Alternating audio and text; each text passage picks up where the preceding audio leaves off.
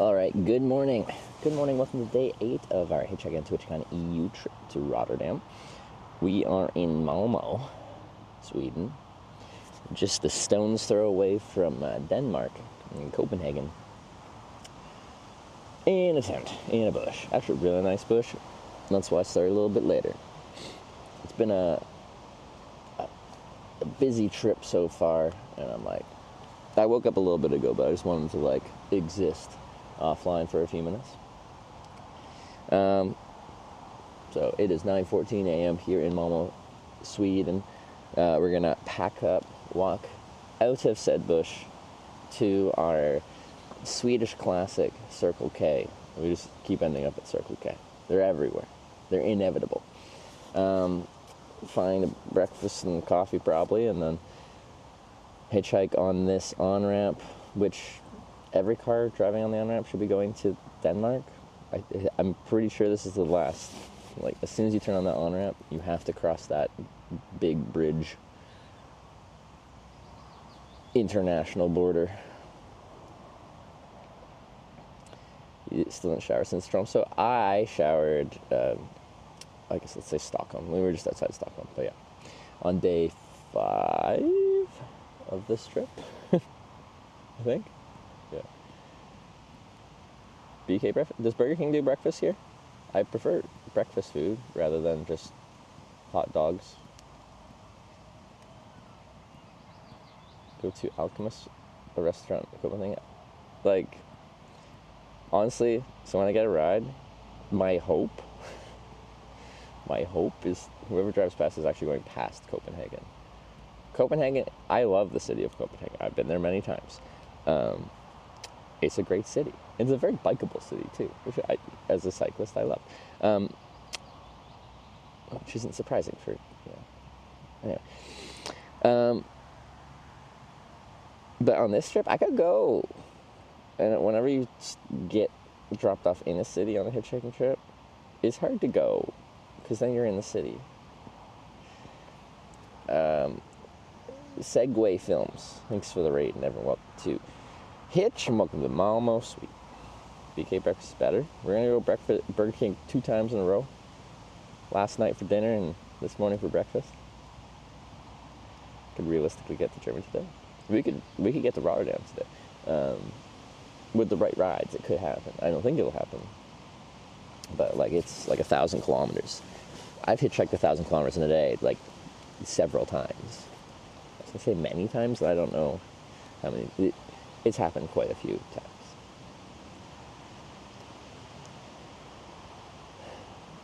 Let the compass decide where we go for breakfast. Every decision is compass-based. I'm going to get some new socks, and we're going to pack everything up. Or maybe I'll put socks on once I've packed up some of the stuff, so I'm not getting my new socks all dirty. When does the hotel restart? I don't have a hotel. Nick_snacks just subscribed Viber. with Twitch Prime. Did you book multiple hotel rooms just so you have hotel options? Be like, tonight I want to sleep in the suite, and then tonight I want to sleep in the presidential suite, and I can have one of those. Nicky Snacks, thanks for the 6-month Prime. Thank you very much. Yeah, some people I know, I don't know if you did, Viber, heard a rumor last year about what days TwitchCon would be this year in Rotterdam, and they immediately booked refundable bookings before they inflated prices to convention prices, and I didn't, and the rumors were correct. Anyway, so could have gotten it. Well, I wouldn't say cheap, but a normal priced hotel room. And now, even when I get one, I gotta pay convention prices. Still room in a hotel. I know, I still see it, but it's for me, I think all in, it's $300 and something Canadian per night.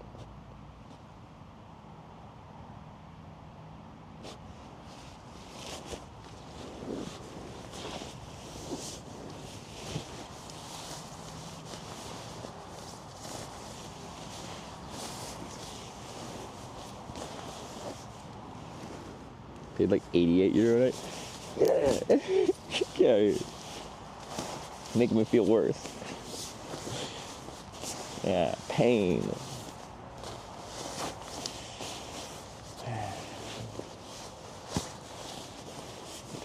In the library's room. So my first TwitchCon at San Jose 2018, I didn't have a hotel. And I'm like, I'm not paying freaking California convention hotel prices.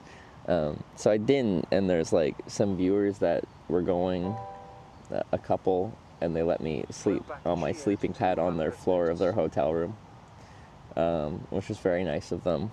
I felt so bad though, because that was my first exposure to like TwitchCon and how fun it can be. And like every night I was just out really, really late, and then I would like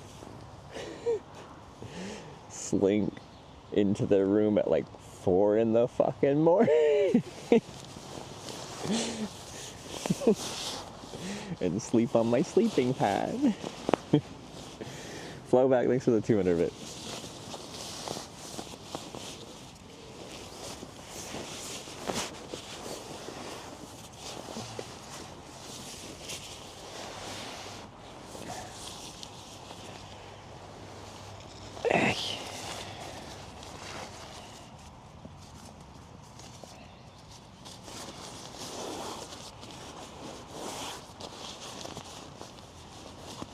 Whoa. Flowback just gifted 5 subs to the community. Flowback with the 5 gifted subs. We're starting the day with some gifted. Thank you very much for the 5 gifted Flowback. If you're gifted a sub, welcome to the Twitch Hikers. Can I get some Hitch hearts for Flowback there?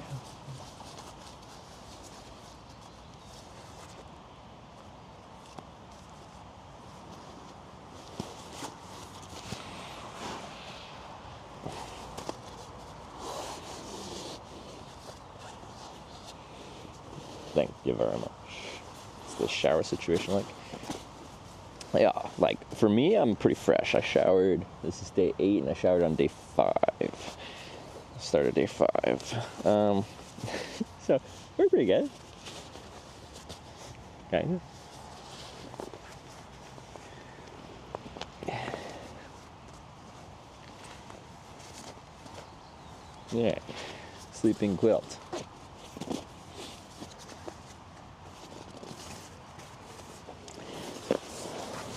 Ready for the psh.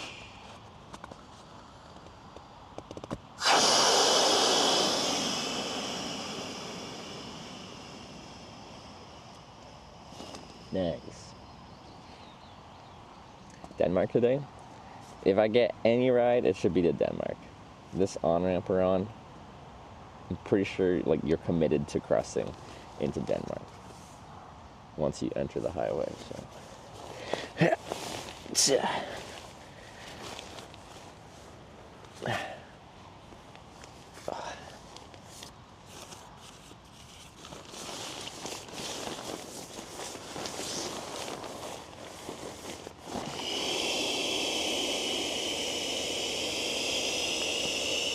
You're not in America? Unless Malmo, Sweden has moved to America, I am not in America. Does your father have a full head of hair? No, he's thin. He has some hair. Wasn't like the genetics for hairline like your grandpa on your mother's side or something weird? I don't know how genetics work. Is your tent good in the rain? Depends how good I pitch it. If I pitch it well, and I choose my location well, then yes. If I set it up poorly and stuff like that, then yeah, less good.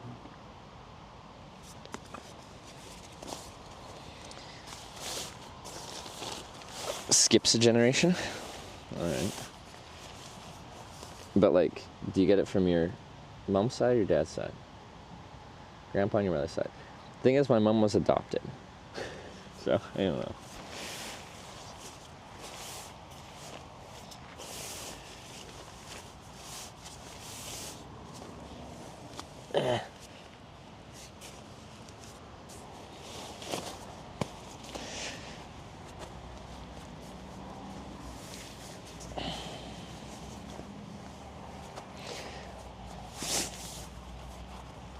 way more complex than that. That's debunked. It would make sense if that's the case.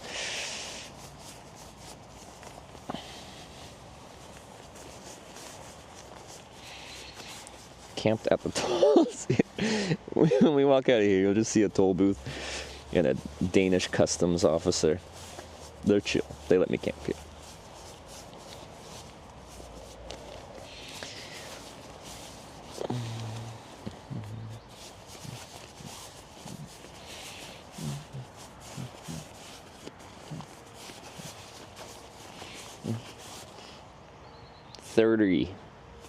Thirty years old.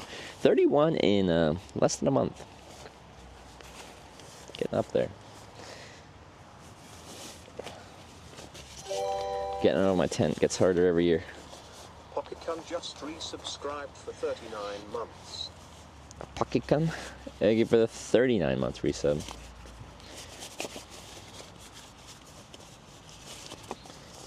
Thank you, thank you.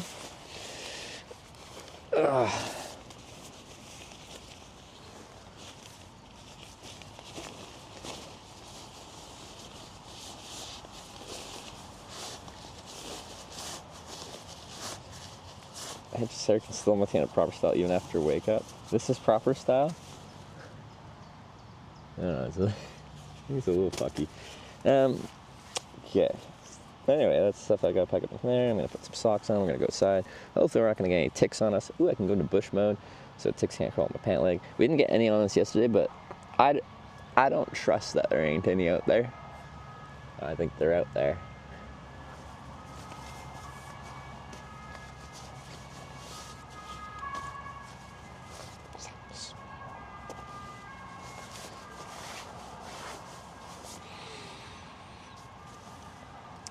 European sirens are so distinctive. Give you a tick check in Rotterdam? Better. It's the only reason I'm hitchhiking there.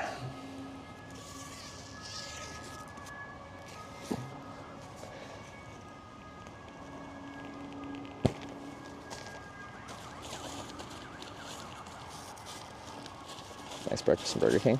So Burger King does do like actual breakfast menu here? If that's the case, then probably yes.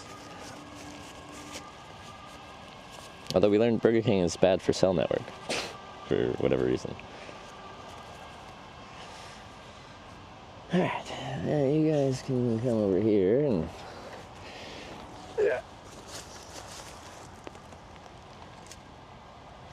over there. Those are old socks, these are new socks. Okay.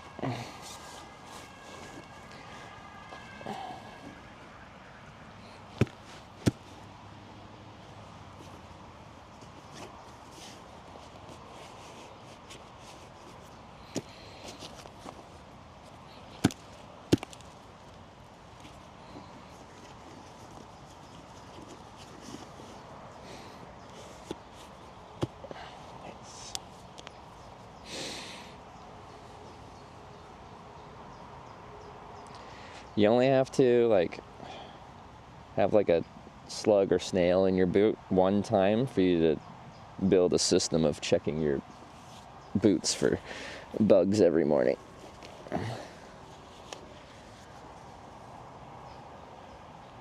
Once is enough.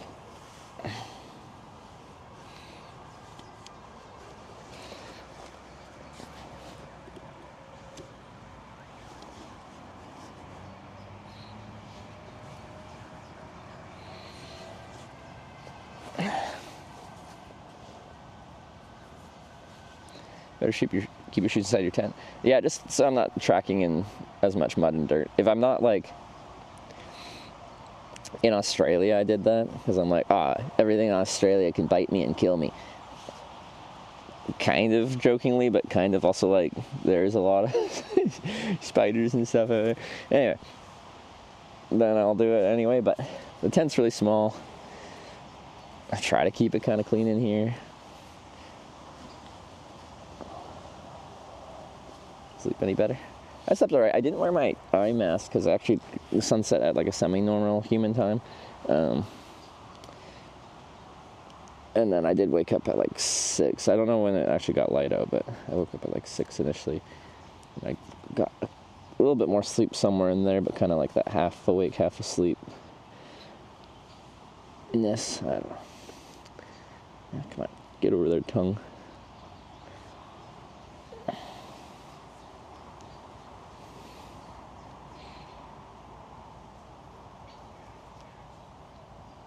You know, plastic bag, something to put them into.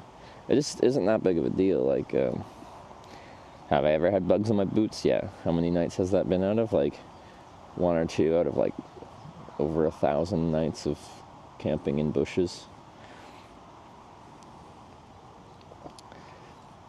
It just isn't so much of a problem that you need to like going like this and dumping your boots out in the morning is fine.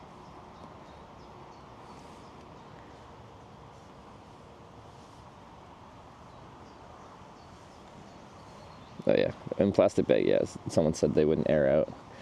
Very much want them to air out in the evening.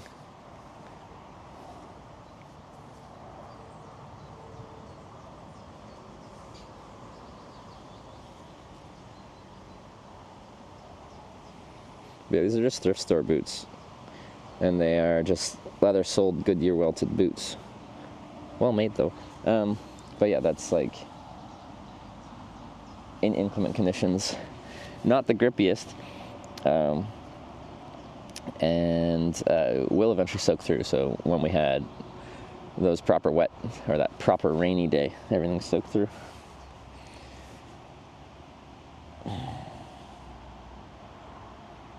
Thumbnails of your foot sticking out of the tent. Beautiful. All right, let's actually get out of said tent.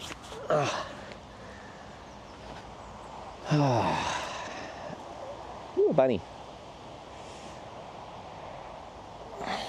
Stretch. Ever woken up to a bear? Yes, I have, in Ontario, in Canada. It stole my cherry strudel.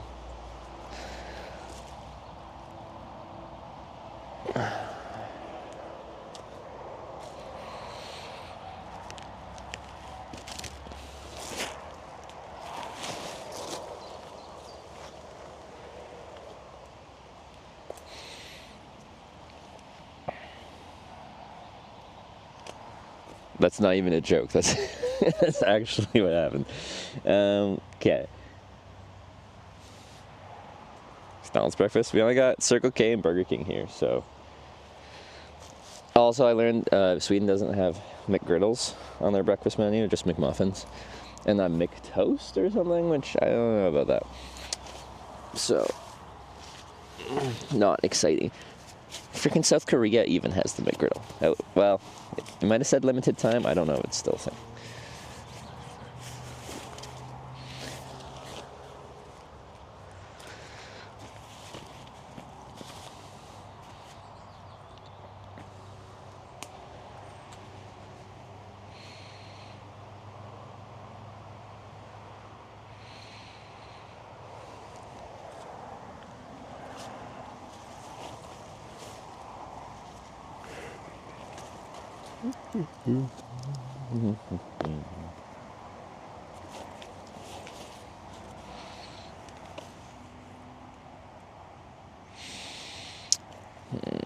Might charge that. We'll see. Gotta brush my teeth.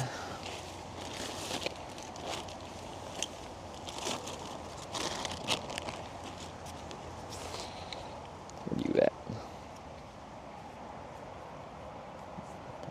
54. Was I charging stuff with you? Maybe.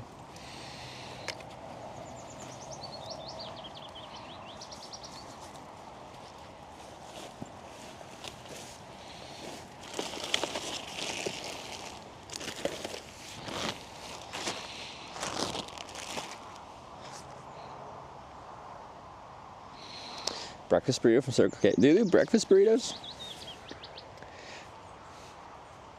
Like, no joke, no meme song.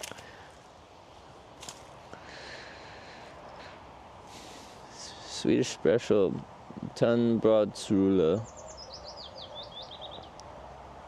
What is it?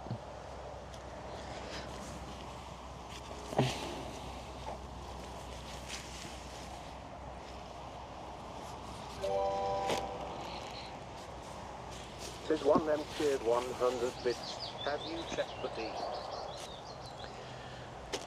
Check the D, like for ticks. I check.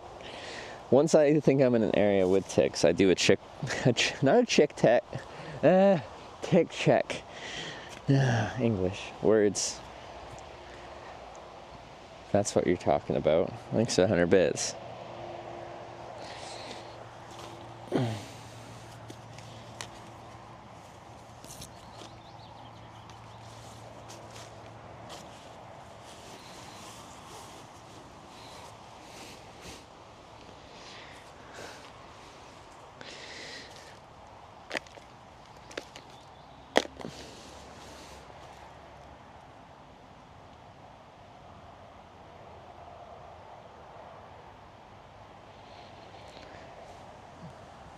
Get glizzy in a wrap. I'm so tired of getting hot dogs for every meal. Breakfast, hot dog. Lunch, hot dog. Dinner, believe it or not, hot dog.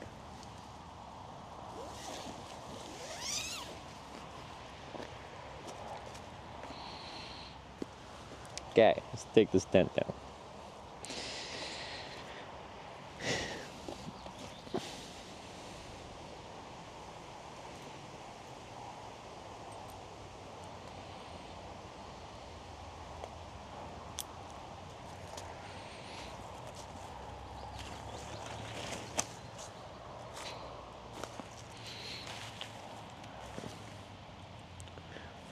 Ooh, this soil grabs a lot of, it's like very clayey or whatever, sticky.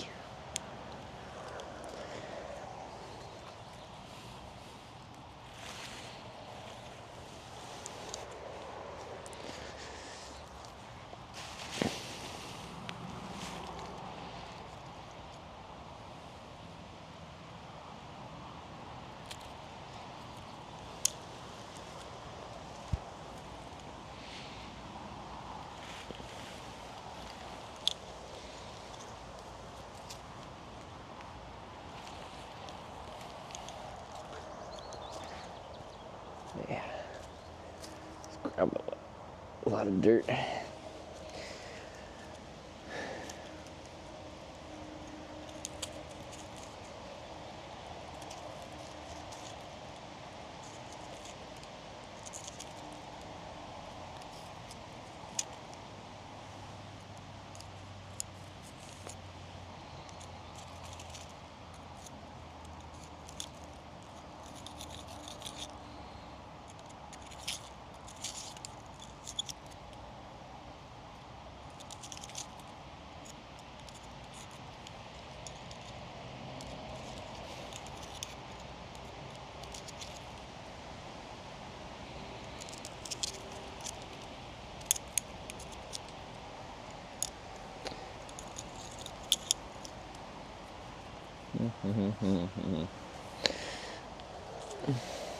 Use the slow way to de-mud your tent stakes? Is there like a adept fast way? Oops, I forgot about this one.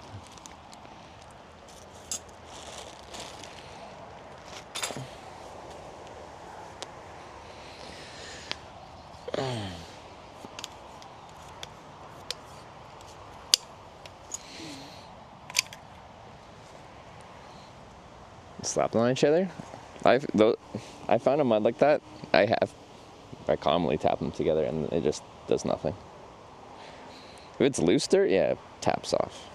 It's like caked on mud. Like even scraping it, there's like good resistance.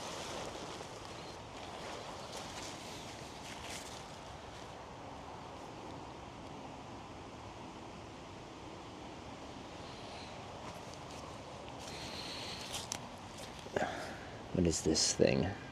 It's like its butt is stuck on it and then its head is... Oh, no, there it goes. Oh, look at it go.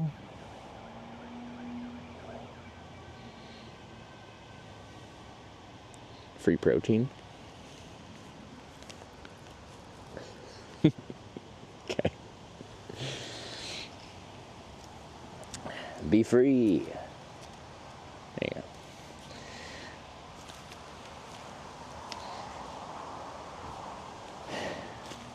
should, yeah, there's some snails on the bottom of my tent. I gotta scrape those off too. Where's a good scraping stick? Right diameter. Inchworm in the larval stage. Okay.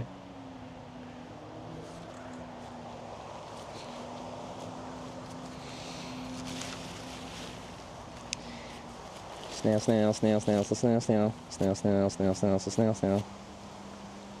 Snail, snail, snail, snail, snail, snail.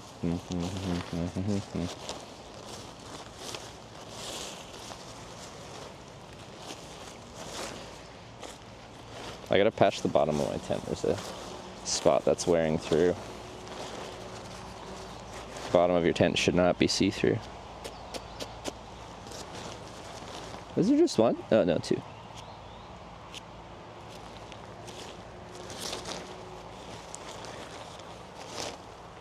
Another thing that's less than ideal is when you you just roll up your tent without looking at it and you got a bunch of crushed up snails in there later on, especially if you pack up your tent for a while and those get to like decompose in an enclosed space.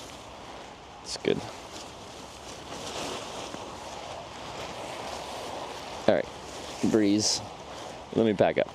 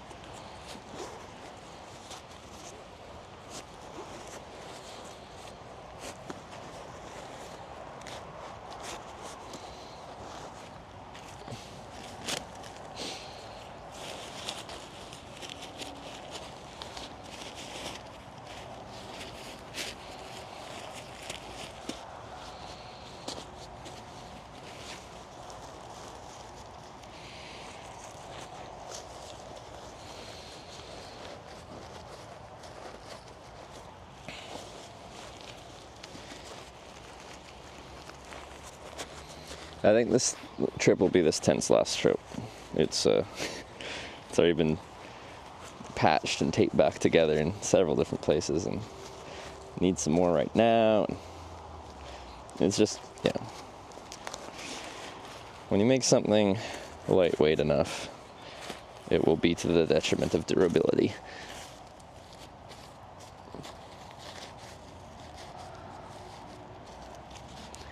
It's a very reasonable place. If you use it like 4 times, it's basically free. That's my mentality on expensive camping gear. Like, I live in this shit, so like, I might as well get stuff that is, well, enjoyable for me to use. Whether that's from like weight and pack space and functionality, just comfort. Because I'm staying here in lieu of spending that money on a hotel, so only takes a few hotel nights to make up for a very expensive camp setup. Like, TwitchCon weekend will be as expensive as my tent and sleeping pad. Probably not a sleeping bag as well. At least those two, plus a little bit more. Oh, forgot. This goes in here too. My trip says this tent had. The first trip was actually TwitchCon EU trip 2020.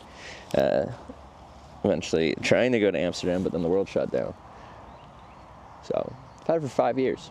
Now, a few of those years I didn't use it that much because the world shut down. But no, it's been on a lot of trips.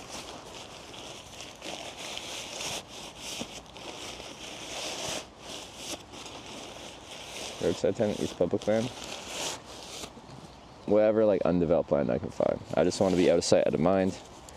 Leave no trace, no trash here, no campfires here. I just needed to sleep. So I found a place I could sleep. And now I'm moving on. How goes it? You sleep good? Yeah, I slept good. Okay.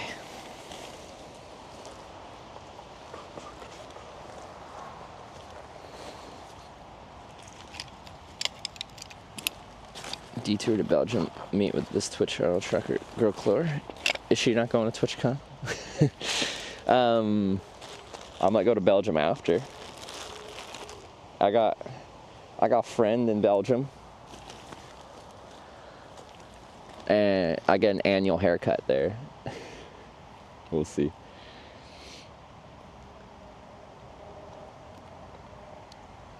And we can all ride bikes together because you're riding your e-bike to TwitchCon, right, Wyver? Dunfeld shared 100 bits. Good morning, Trevor. Hope you slept well. Thank you for being so nice and kind when I met you in Haparanda the other day, and you're even more handsome, my aunt. I wish I had thought of the spam hat, though. Would have been cool to see it live. Oh well, hope I'll be here to see when you enjoy the Tony's chocolate-only chocolate that I gave you. Yeah, I still got it. Ready to go. Trip. It has been a blast for the most part. Ian Popton will be remembered forever. Hitch heart. Dunfeld, thanks for the 100 bits and the very kind message. Had I not pulled out my spam hat on that part of the trip?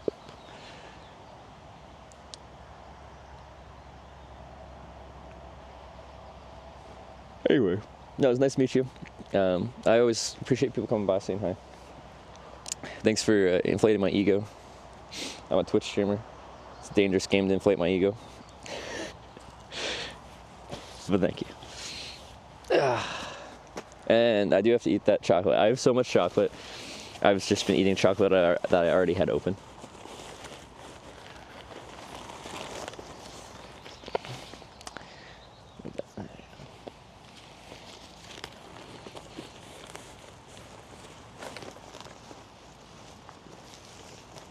Dragging 30 kilos of stuff with me on the e-bike.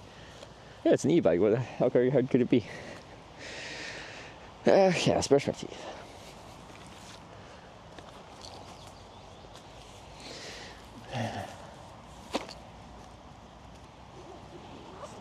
Pants fit you well. Thanks. They used to be a little bit looser, but then my legs got thicker because I had been working out. So now they're a bit more trim fit.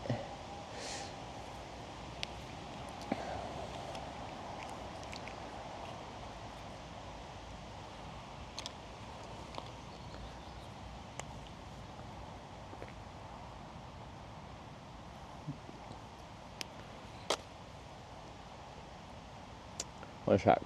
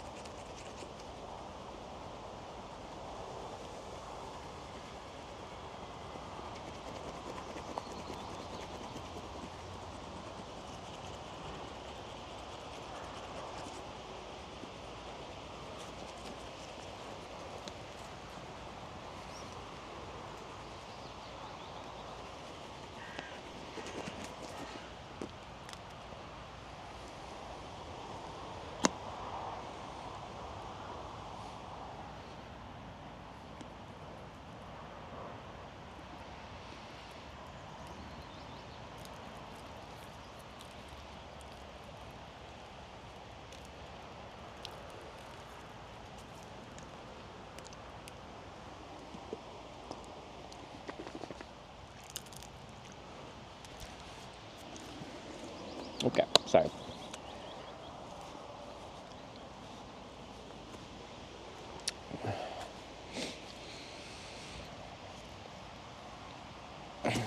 This damn, he's really committed. I've been doing this since I was 19 and I'm 30 now. This might seem like a big departure for you, but like this has been my life. You call this an adventure, I call this a Tuesday. Okay,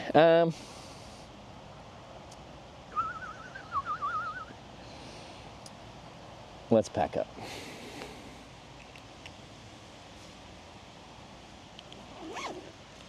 Hungry for breakfast? Me too.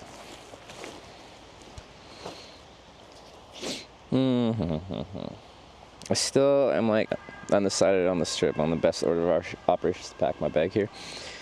It only matters because this bag is unstructured, at least how I've prepared it. It's essentially just a sack with shoulder straps. What that means is if you pack things the wrong way, things will be digging into your back and the weight will be distributed awkwardly. Rain gear on? It's not supposed to rain until the afternoon. So, I don't put rain gear on before you need it. You put it on when you need it.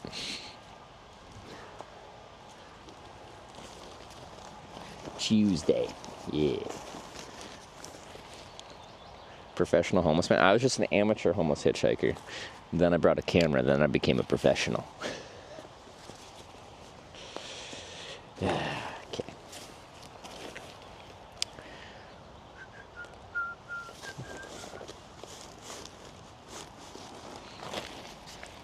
Pack everything flat and vertical. Yeah, so I have lots of like tech stuff, and a lot of that tech stuff is rather pointy and sharp.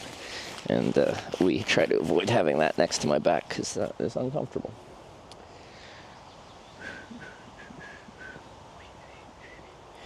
No, actually, yeah, I want it that way.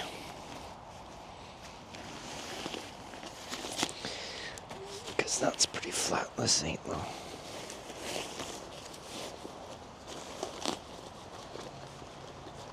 Stream your trip in Russia. Huge W.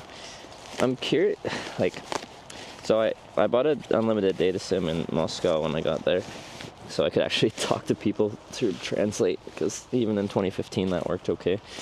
And I'd say like most of the time I had enough internet to translate. But also this was 10 years ago, so more what I'm getting at is I'm curious how much you could actually stream when you're like in Ural Mountains or in Siberia. Like between towns. In towns I'm sure it's fine.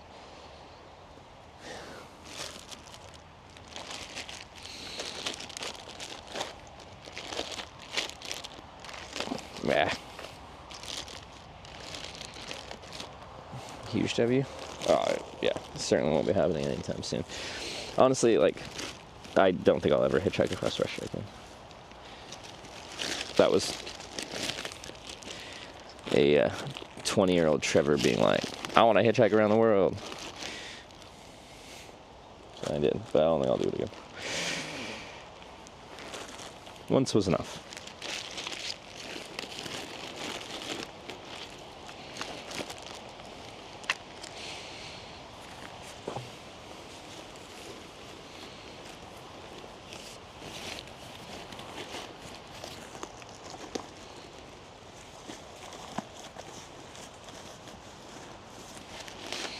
Tick check. Well, Tier 4 subs got the tick check last night. When I'm in tick territory, I strip down and check the whole body every night. But it's only Tier 4 subs. A little too risque for the general Twitch audience.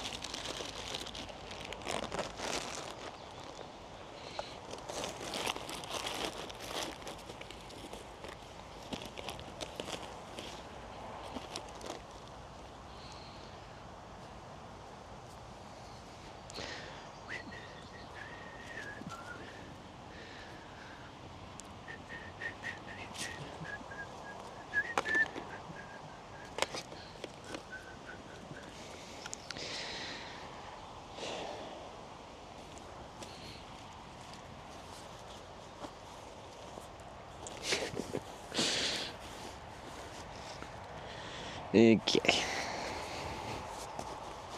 What does Burger King even have for breakfast here? You guys are thinking about my tier 4 sub tier. I'm just thinking about breakfast. I'm hungry.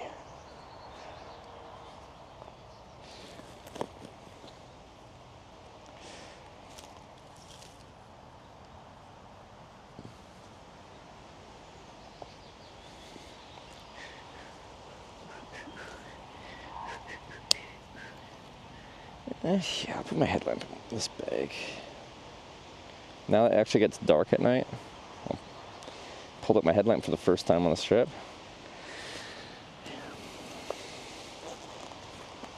It felt weird needing artificial illumination. I thought the sun was just always there for me.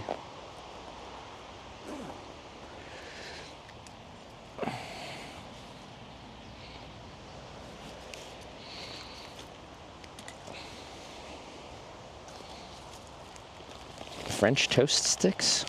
It's interesting. Kind of sounds good. Don't know if it actually is good.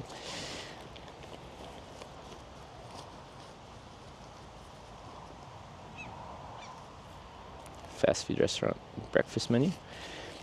Breakfast is my favorite meal of the day. Oh, a mosquito. Yeah. So speedy. So the mosquitoes are out. I didn't really see any last night, which was convenient. We want some in my tent, it's fine, but it's the setup and takedown process, like right this second, where you are exposed in a bit of nature.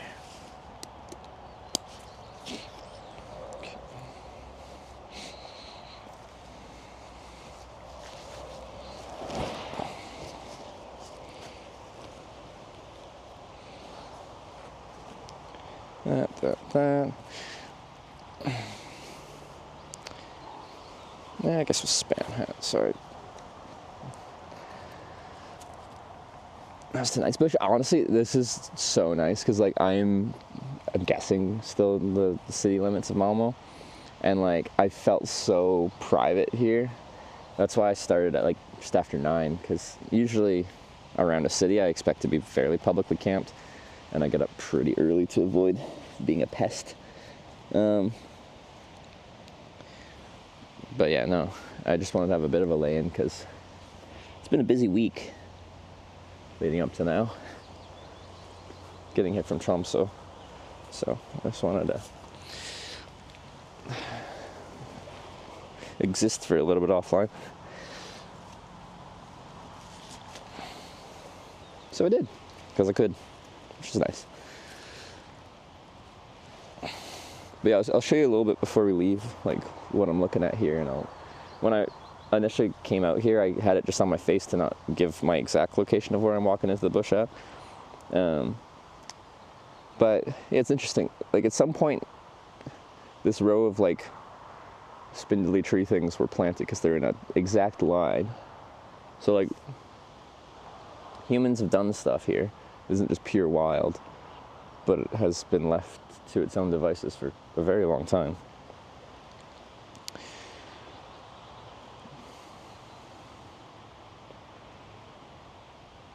Tucking the pants into the boots, into the socks. I don't know what the tick situation is like in this part of Sweden this time of the year, but when I do that, ticks can't like go up your boot and up your pant leg, like next to skin, and start biting you down there.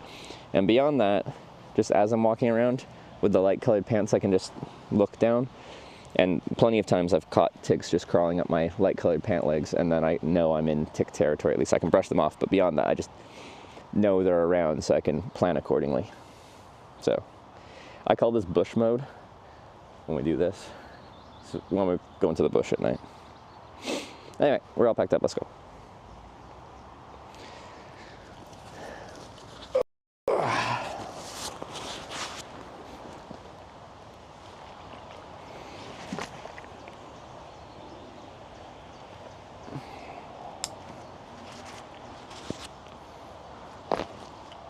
Sounded funky fresh. Okay. Serious case of a tick. I've had ticks on me, but honestly, for how much I spend time in places like this, well, on the US trip last year, I had more ticks on me that I pulled off my body on that trip than I have ever had my body in my like entire life. Because I think I only had like 5 that I had to pull off before that, and I think on that trip I had like 8 of them or something like that. Anyway, so I found this nice, like, very flat, and the ground's really good for staking your tent into. At some point, some people are doing something with, like, pallets or something out here. Anyway, this is like the very straight line of trees that, like, obviously people did at some point. But anyway, I kind of got to duck and get out of here. Swedish cult rituals, like Midsummer. It is a documentary.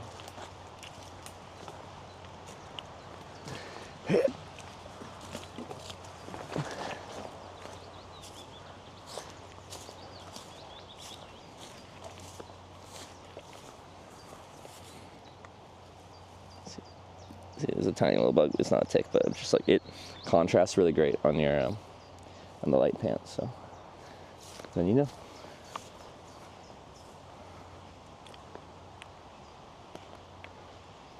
This whole forest is planted by me. Well, yeah, I guess that's not surprising. I just like initially saw this and thought it was a natural space. Well, like you could plant stuff and make it a natural space, but yeah. I just wasn't expecting it to be like in a super straight row, but so overgrown. Ticks normally white? No, they're a darker color.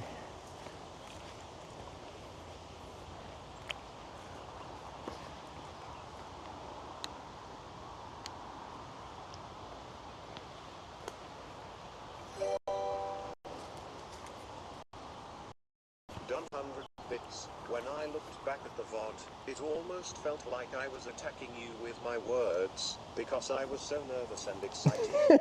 At least I now know better how I come across when I talk with people. It was kind of an eye-opener. No, you did fine, man. And not try to get my point across as quickly as possible. Oh well, at the same time I probably shouldn't be too hard on myself. That since one. I was very nervous and excited and tired at the same time. End of trauma dump Kappa. No, you're good. I didn't have any of those opinions. You're just, and I do the same thing for myself. You're being too critical of yourself.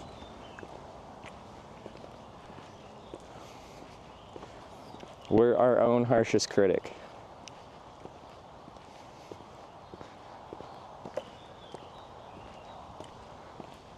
Who left this can?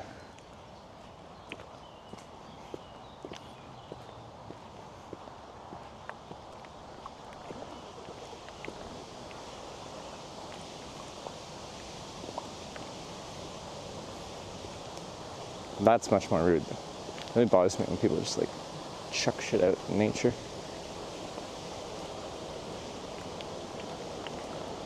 Alright, I don't know if we're going to Circle K or we're going to Burger King. I have not decided yet.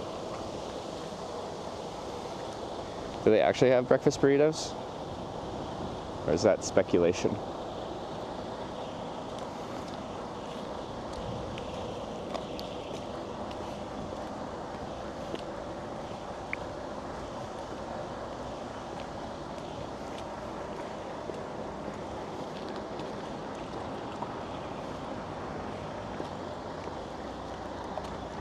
Circle K is worldwide. Mr. Worldwide.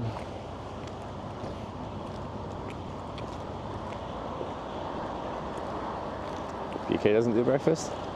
BK best breakfast. Okay, do they do a breakfast? Let's look and see if they have breakfast. So there's seats in there, but they're like high bench seats. And I don't like that comfy. So everyone's been saying Burger King does breakfast.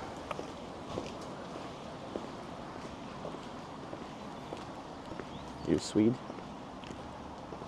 D, the Germans have arrived.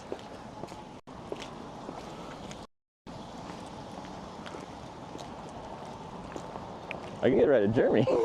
That would be fun.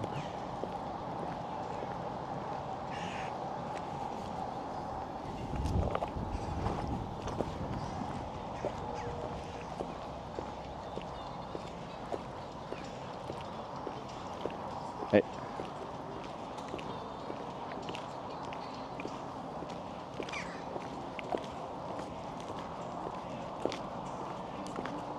Yeah, Burger King's got the jams though. Alright, let's check my legs for ticks again. Okay, looking good. Hey. Talk.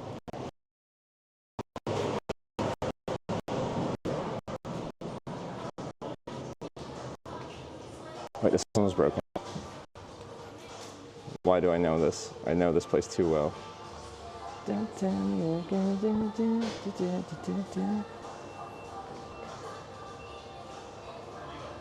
don't see like a breakfast option. I don't see any breakfast. I don't see any breakfast.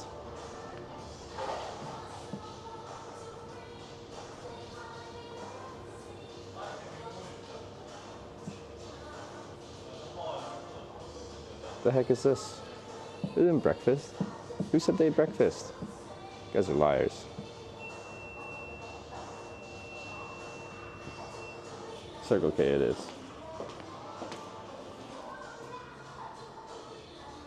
Ends at 10? Is it actually? That's so early. That's rude.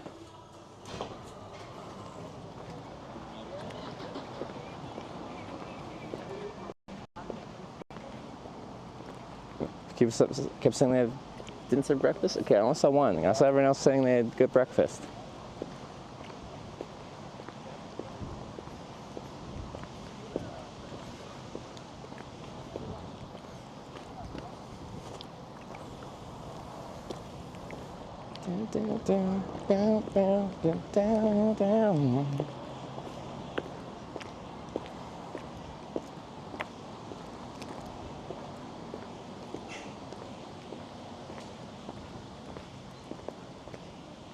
See, Circle K is mostly made of hot dogs.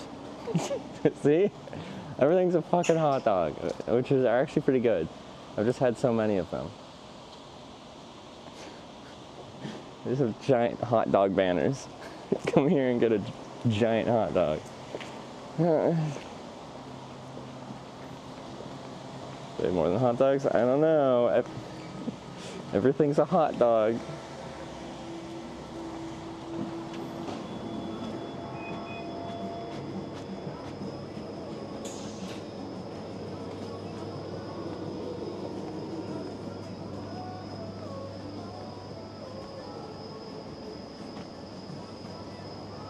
Hey. Do you speak English? From Canada.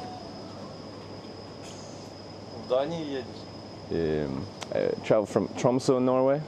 Norwegian. Yeah. To Netherlands. Yeah.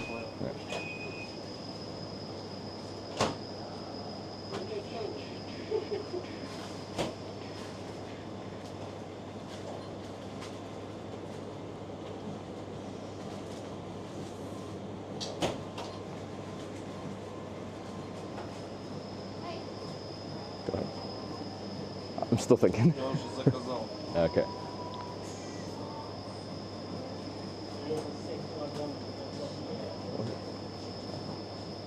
I don't know what I'm looking for.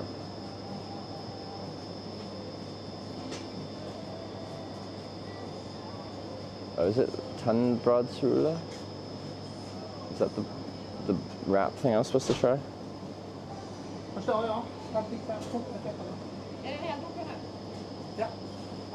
Second monitor from the left. What about it?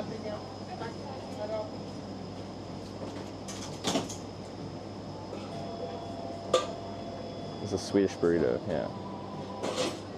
I guess we can try that. Okay.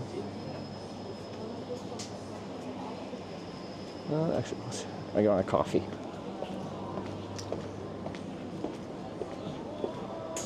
Cool, they got big coffee cups? I get scared with their coffee machines because I don't know how they work. I guess I'll get a store. Oh god.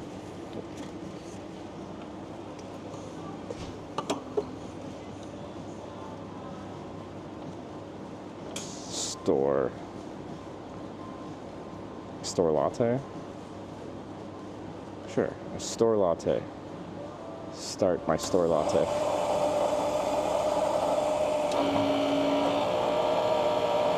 From the Burger King, they didn't have any breakfast, so I bailed. I know it's 10 and apparently that is like dinner time here, but I want breakfasty things. Although it doesn't look like Circle K really has breakfasty looking things for my North American sensibilities of what that means.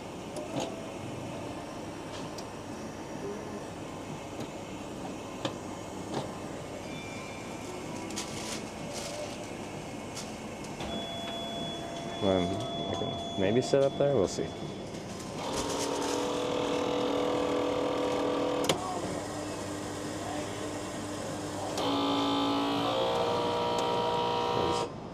I was gonna say, is that an actual like live reading out of the bars of pressure this thing has, or is it fake? They got lids. They got ice drink lids. Those are lids. But I feel like, oh, there we go. Store. Oh, this is a horrible system for getting lids. I can't grab one cleanly. Oh god. I gotta get the American system. Americans do like everything wrong, but they have good lid distribution networks. Okay. Alright. Oh, and a pastry. Oh, look at this guy. I want that.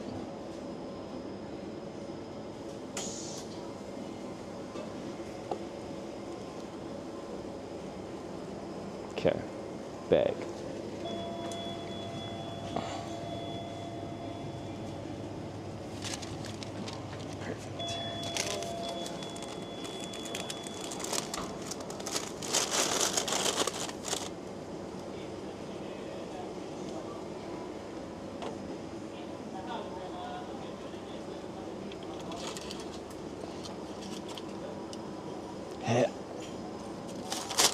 Got it.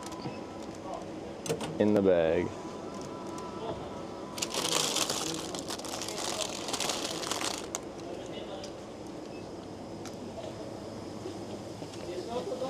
People are paying and stuff, they'll get to look at my face.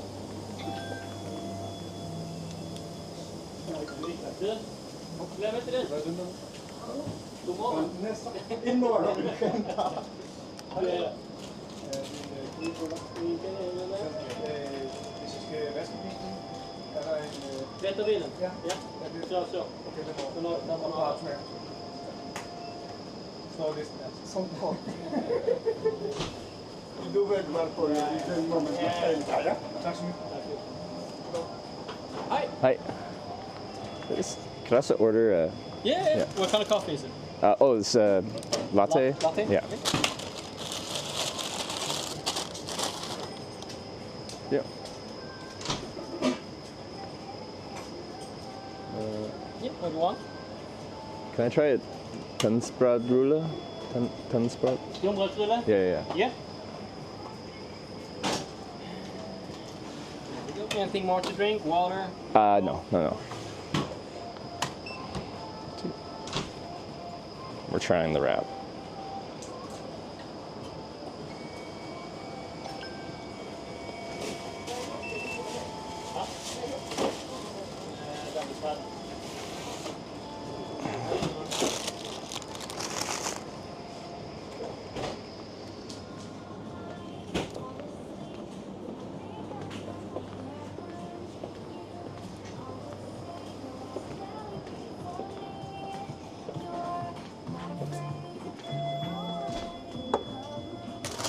Just a flatbread?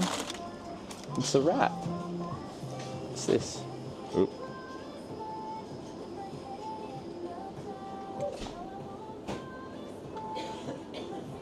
The one in the middle there. Rotensbrotrulle.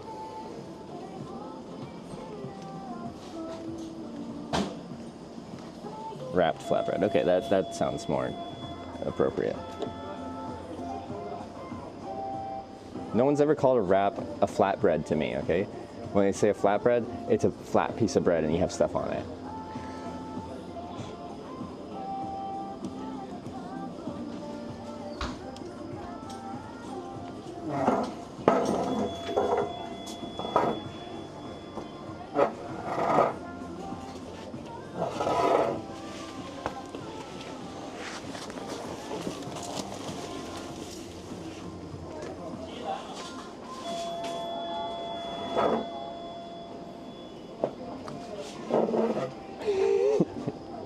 Hitch is a flatbread, or Hitch is a flatbreader, yeah. Tortilla is a flatbread. No one's ever, I've never heard anyone call a tortilla a flatbread. And it is a type of bread and it is rather flat, but like,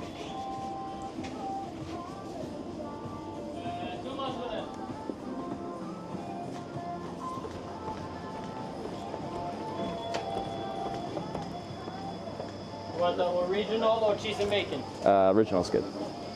Tack.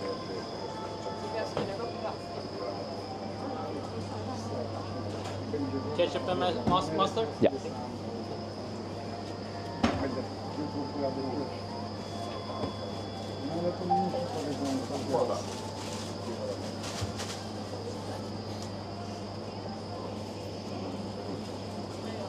Oh, it looks pretty girthy.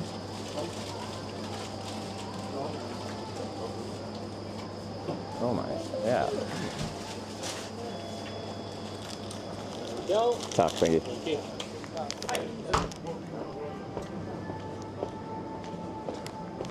Jesus.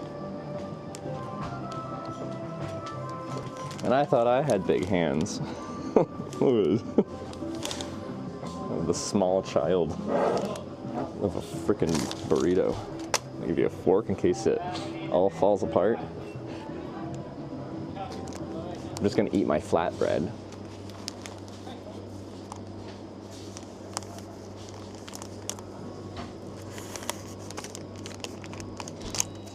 Ooh, big sausage. It's not the size that matters, okay? It's the taste.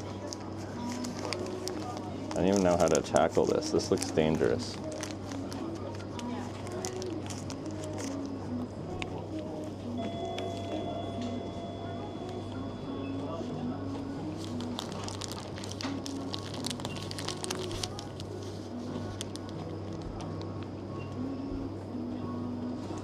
I haven't got to the sausage yet.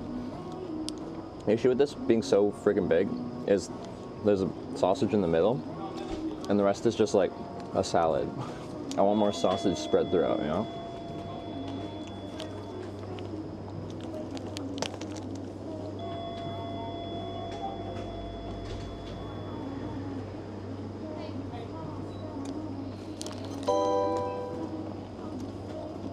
Dumia cheered 200 bits. Wow, that's a Wow. nice looking sausage in the girthy flatbread roll. You've got their chugging on. Yep.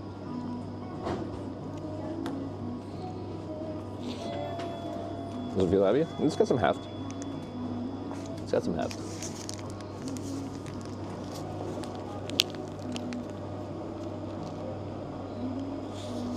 Good.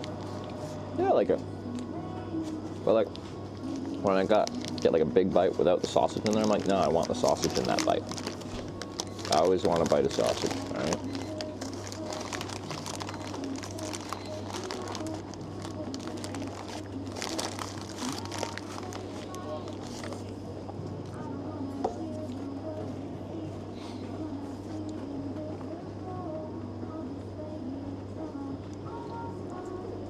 Coffee.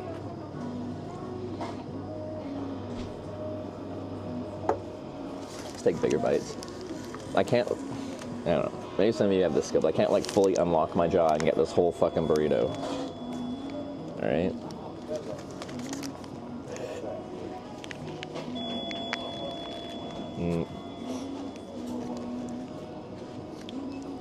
Are you sure it might still be done? It should be.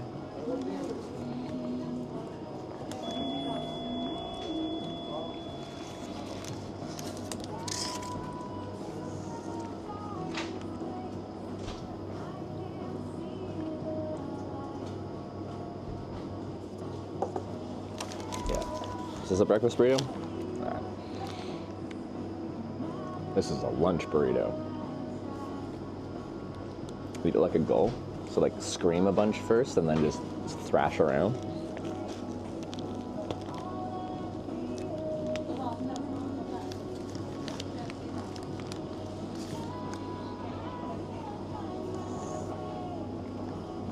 Ja, sausage bites up.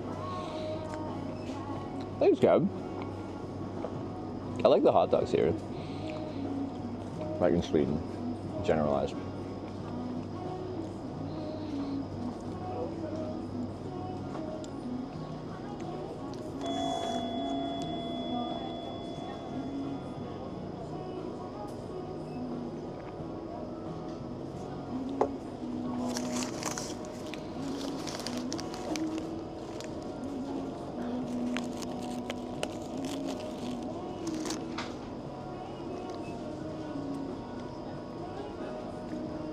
That was a big bird shit, Jesus.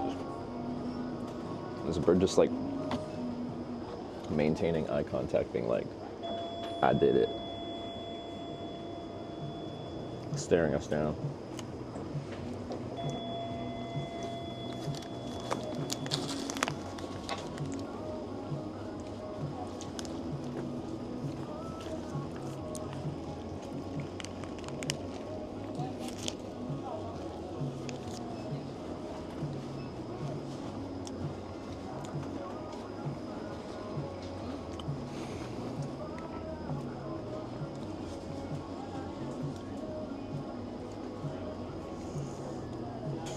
Brad's cross border is typically more tricky. In my opinion, like European borders aren't really that tricky because it's like open borders. Yeah, sometimes they can check you at the border, but the amount of times I've been checked at a Schengen border is like. I remember one time I caught a ride with this Croatian guy, not from Croatia, and he was driving up all the way up to Germany. It was 2015. It was pre-streaming. And when we crossed from Austria into Germany, like a couple kilometers after the border, they were pulling in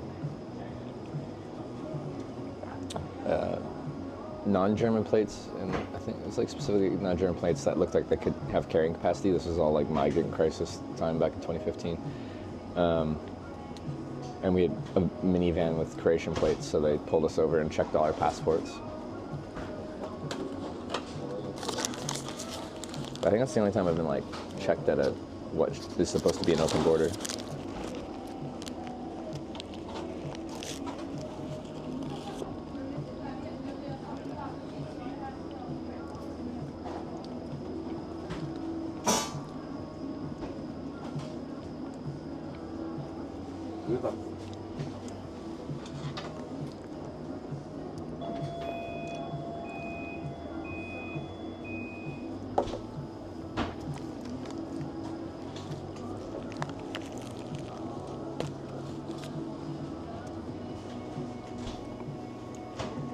People, for whatever reason, aren't stuff having passenger cross borders. And like, no, I get that, but I'm just saying, in Europe, borders mean less. So, again, I'm not European, and I'm not picking up a hitchhiker driving across the border, so I don't know how they feel about it. But my impression of it is borders just mean a lot less.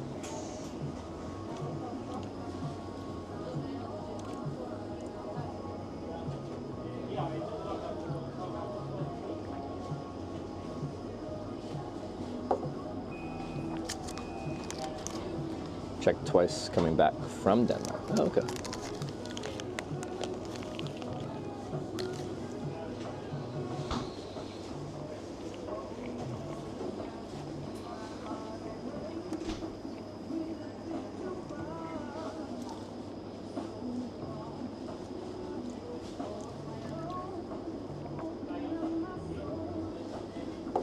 Yeah, like, so, was it a few times ago for my hitchhiking to TwitchCon NA trip, like in America, I would start in Canada and hitchhike. Well, not always, because last year I started from Florida. But anyway, I was hitchhiking Eastern Canada, was crossing into Maine, and in New Brunswick I got picked up by this guy who was driving to Boston, but we were still in Canada at that point.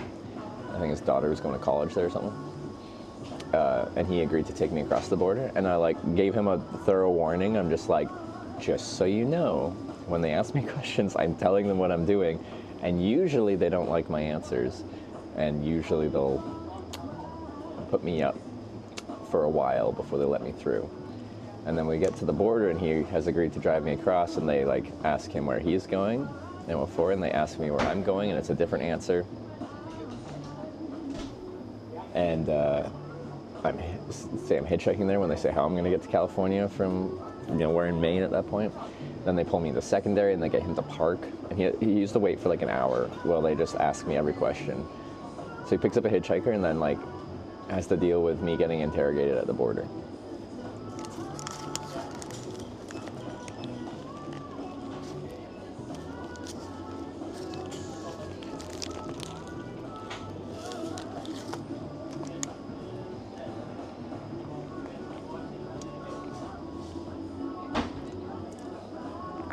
Isn't it Schengen? Between Canada and America?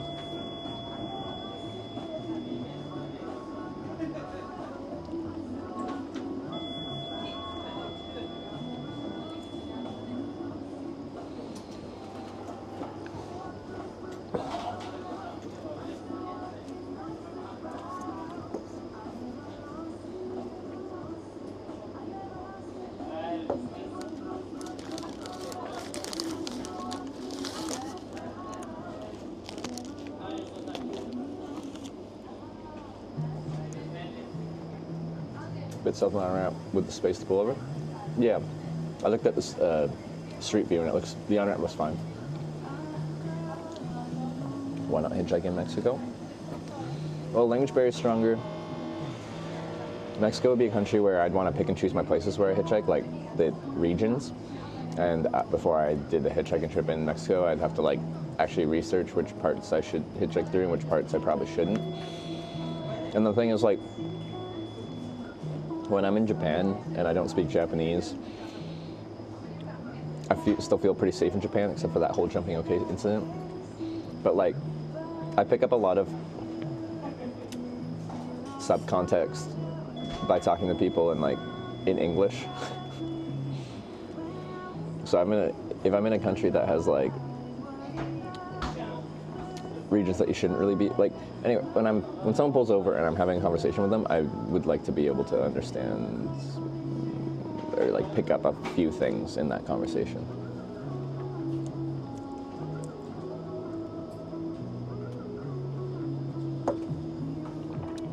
But lots of people have hitchhiked to Mexico, more historically than currently, but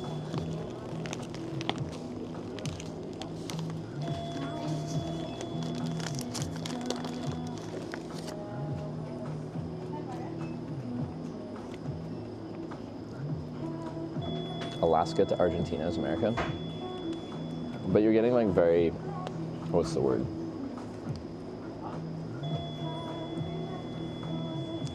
What's the word for this? When people say America, they think United States of America. We don't think North America and South America combined.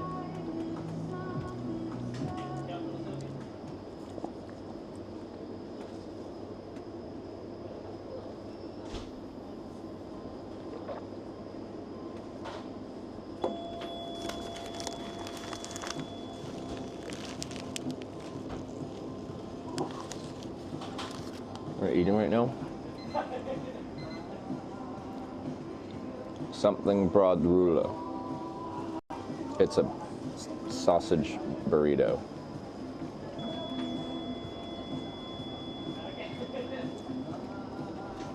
It's a tons brodrula.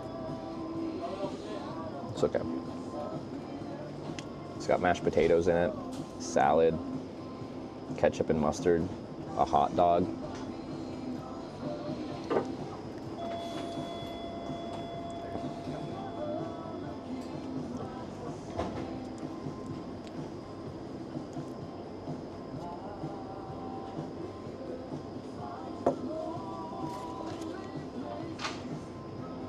Bird hangs out, just staring at us.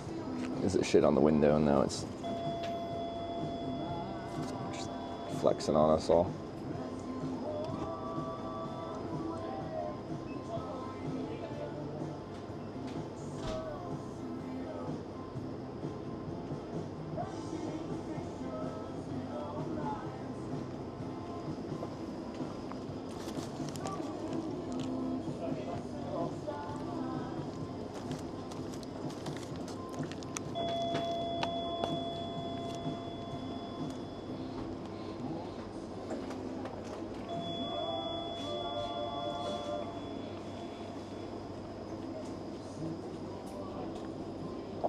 Ketchup, mustard, mashed potatoes shouldn't go there.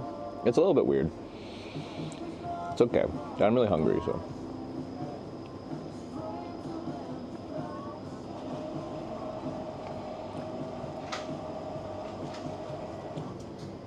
Yeah, where's the chip? Okay, we gotta go here. There you go.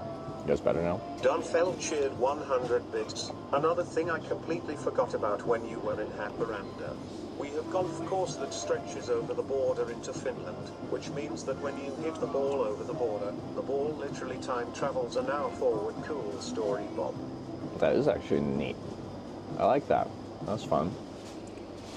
See, but that's like just so European.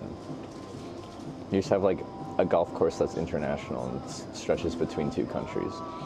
Or like you see pictures between like Belgium and Dutch border, Netherlands border, and they'll just like go right through the middle of town. They'll go right through the middle of houses, and they just have like a little thing on like the sidewalk and stuff that designates which side. Go right through the middle of a business. You can be in a cafe and like half the seats are in Belgium, half the seats are in Netherlands. They're just so chill about it. I'm actually curious how that works for like boring things, like who, if your house is half Belgium, half Netherlands, like who takes taxes? Who do you pay? I assume there's like land tax and stuff like that too. And like all the stuff. Are you Belgian? Are you Dutch? I don't know.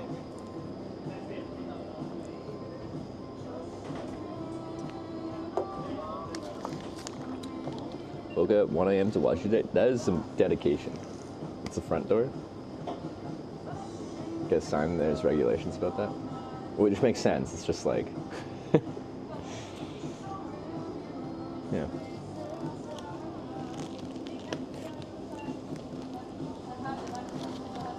The library splits 50-50 on Northeast U.S. Canada border. I think I've heard of that. Yeah. I think you're right. Is it the library? I knew it was something to split U.S. Canada.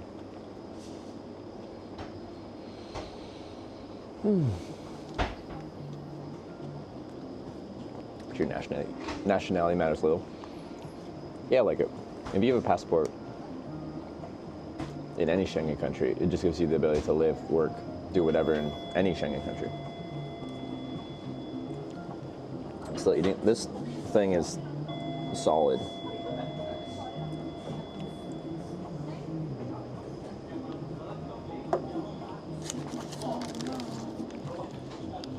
I'm not gonna finish all the wrap. I'm gonna get the sausage out of here.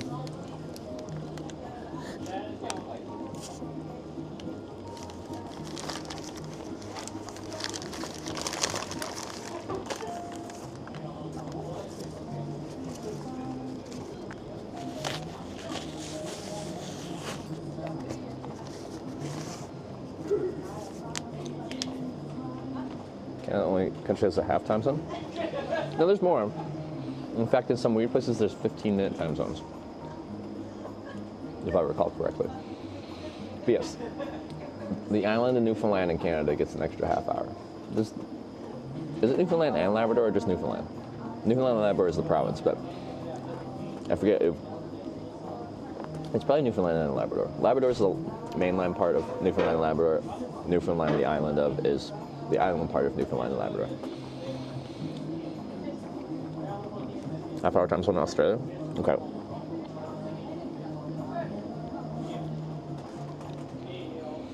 Because I feel like I watched a YouTube video about weird time zones.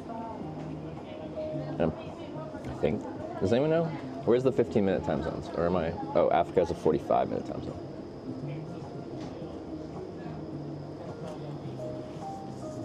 India has nonsensical 15-minute time zones. See, that gets really confusing.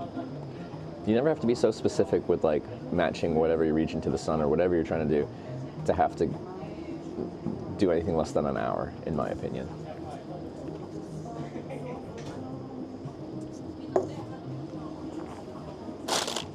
Pastry.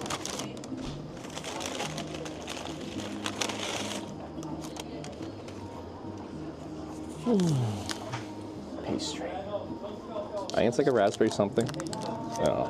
It looked good, so I wanted it. Where are we at? 10:30. I'll probably make a sign. It's actually like CPH. Is that it's the city abbreviation for Copenhagen, right? But I'd actually like to get past Copenhagen.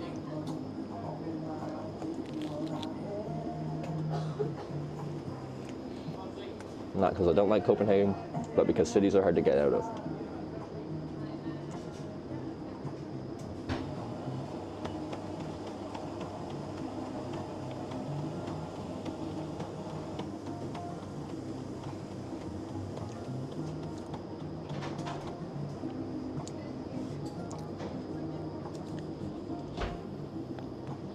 Bird's back on its perch over here, staring into our soul.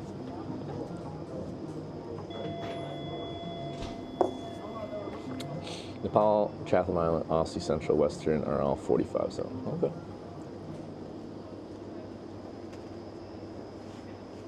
Copenhagen basically walked to Rotterdam, can join Kumla. I heard he was sick and had to take a day off, which like hitchhiking, if I get lucky, I can catch up like after missing a day, or like if I have a bad day or something like that. It's really hard to make up time walking. Like, if I fall behind, I can cross my fingers. If you fall behind walking to TwitchCon or something like that, or to anything with a deadline, like you have to make up that distance with your own physical power. You just go all the way to Odense. It's just whether that is like too much to put on a sign. I feel like there's a very high chance we'll just get a ride into Copenhagen, and I'm not going to turn down a ride into Copenhagen. New country, and I can figure out how to get out of the city. South of Copenhagen, pretty easy to get out of. Are you taking the ferry or all the bridges? We're in Malmo. We'll be taking the bridge in theory. Always have a time go when you go hitchhiking trip? Usually just the TwitchCon trips.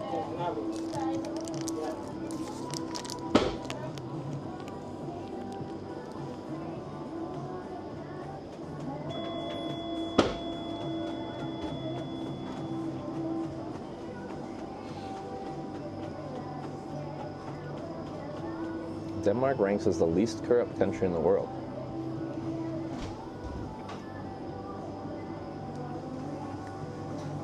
Like, that's a good one to have.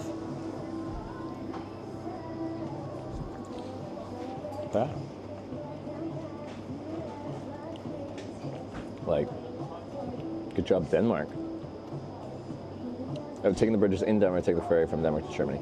It'll depend on the rides, but my plan, like my thought, is I'd rather just do it all by road. Just all the bridges and then south into Germany that way, rather than the ferry.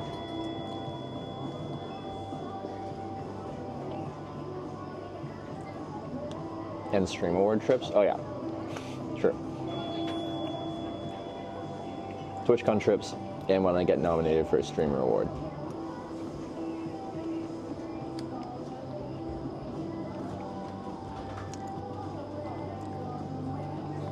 Ever use the city bike or scooter to get around the city? Yeah. I think I used scooters a few times back in like 2019 when I was hanging out like around TwitchCon and stuff like that with friends.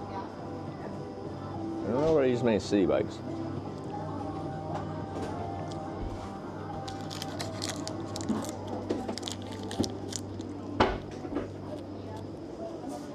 Like, they're convenient. The scooters are pretty dangerous.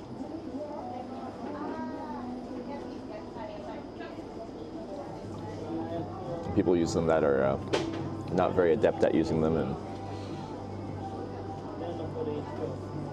use them dangerously. And scooters in general are just like fairly, the center of balance feels off and stuff like that. The bike feels much more stable to me.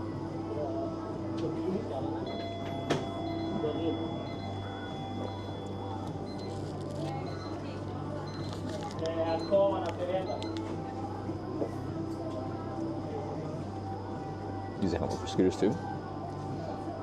But like in Australia, they have just like helmets hanging off like the Lime scooters and stuff like that, the rental scooters. But most countries don't have that.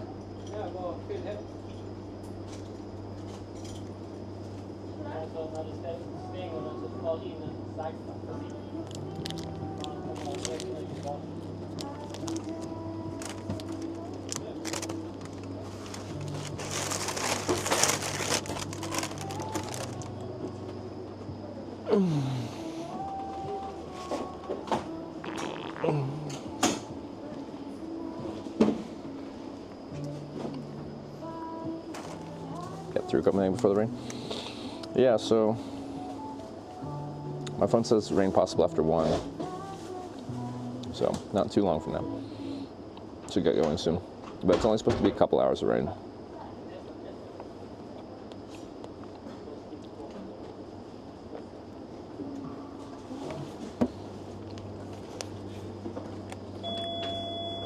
Like Sweden would rather be somewhere else. I'd rather be somewhere else, not because I don't like Sweden, but because I have to get to the Netherlands in, what is it, Tuesday today? Tuesday, Wednesday, Thursday, Friday, 4 days.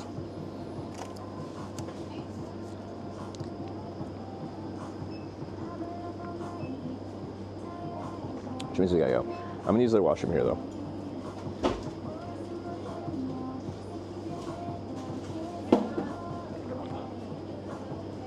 When you arrive in Malmo? Yesterday at like 8 p.m. Then we just got dinner and camped in bushes, pretty much right behind me.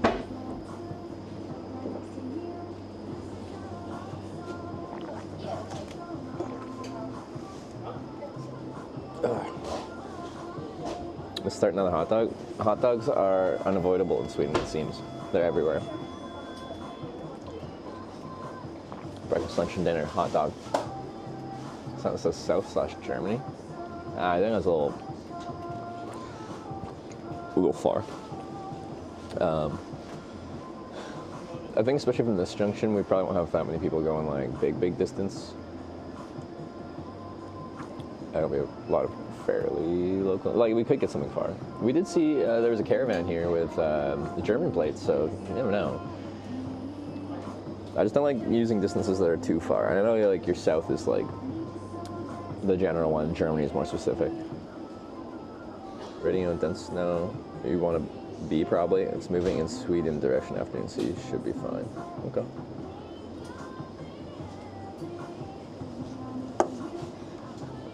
Amsterdam isn't that far from Malmo though, so it should be doable. Kappa. We're going to Rotterdam, not Amsterdam. Are we ahead of schedule? We are kind of on schedule. We started this trip needing to do 300 kilometers every day for 10, 11 days or whatever. Now we're on day 8, and I think I have to average like 250-ish kilometers a day, so we've actually like made up a little bit of time. I wouldn't call it ahead of schedule because 250 kilometers a day is still, like as you've seen on this trip, like very manageable, but not guaranteed. Like any day we can get skunked.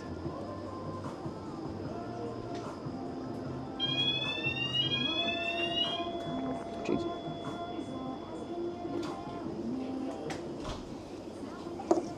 Still good, 800. I think 800 is probably if we take the ferry to Germany from southern Denmark. We're probably going straight west and then straight south rather than going diagonally and taking the ferry. But we'll see. Again, it depends on rides. Like, if I had someone that picked me up here and was going to Germany on that ferry, like, why not?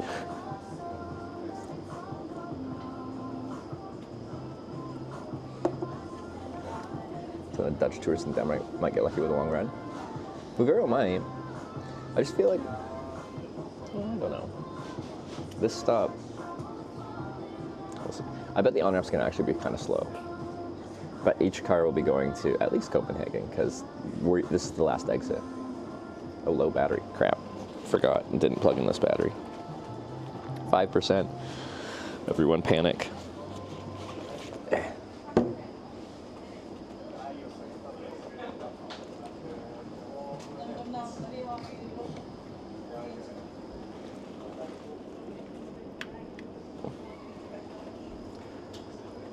All right. Forget to make a sign. Oh yeah, but we have to decide which sign. Because all I have is E4 South, and I have some random like northern Swedish town signs, all made, ready to go. What? South/Germany? I don't like that.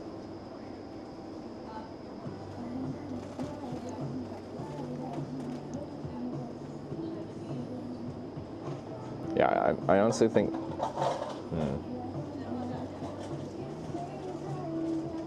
Or Denmark generally. Yeah, you could literally just put Denmark or DK. People know country codes here pretty good because they're on everyone's license plates, I think. Donkey Kong.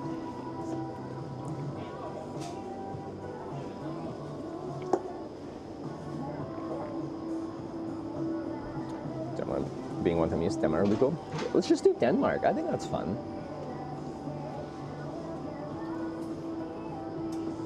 CS. Yeah. Take me to Donkey Kong.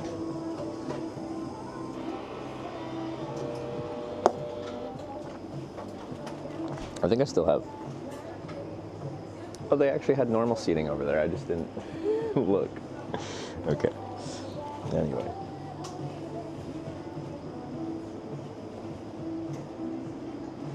Spend a day in Hamburg. I've been to Hamburg.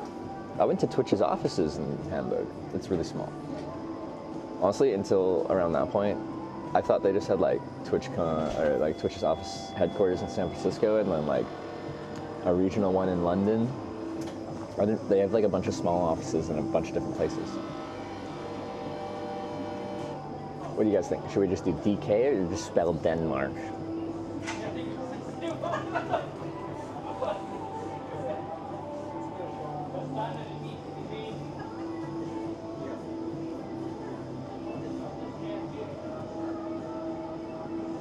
Denmark. Okay. Cardboard. Just getting a little sad. I've had this since Tromsø, and it's honestly, for being in my backpack since Tromsø, like not completely fallen apart. In the local language, Denmark. I spell. If people understand English where I'm traveling through, I usually just write the sign in English because it self-identifies as a tourist, and I'm happy to self-identify as a tourist. Because some people, if they see that, they're like, oh, you know, they're not local and don't speak my language. I don't like that. But some people are just intrigued by that. So, well, where are they from? They're an English-speaking person. What's their story? So, I rock English. But I know that not everyone agrees with that. Oh, jeez. Okay, my backpack nearly pushed my stool over. Oh. Trash right here.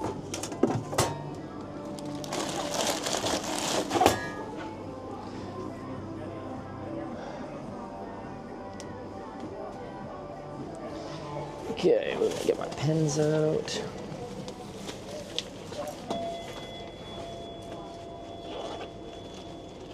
My pants are still in bush mode. Oh god, okay, I hit my head on this light up here, Jesus. Okay, didn't realize that. All of a sudden I feel really tall.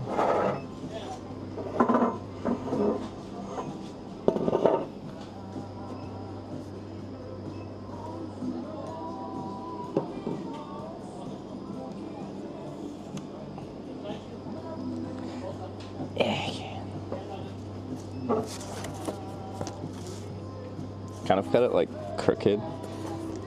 We'll survive.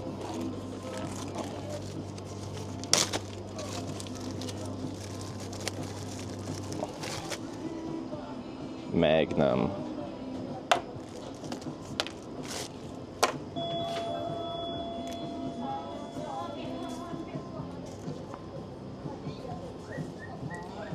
Denmark.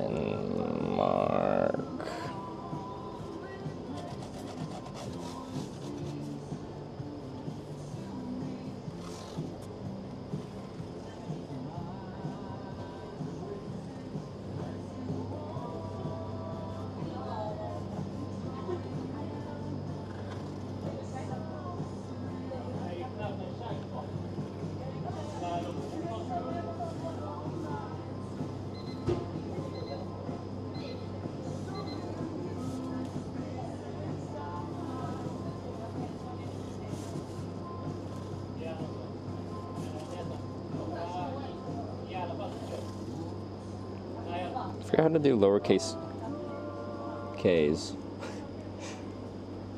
Okay, so that only goes, yeah, halfway up. Okay. Like good looking lowercase k's.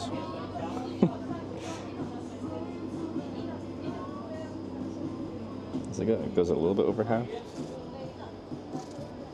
Yeah, anyway. Just have to look up a letter, like how to make it look reasonable. I try to make my signs very like neat.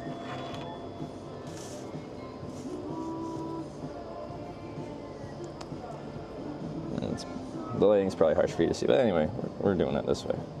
Sorry if you can't see much.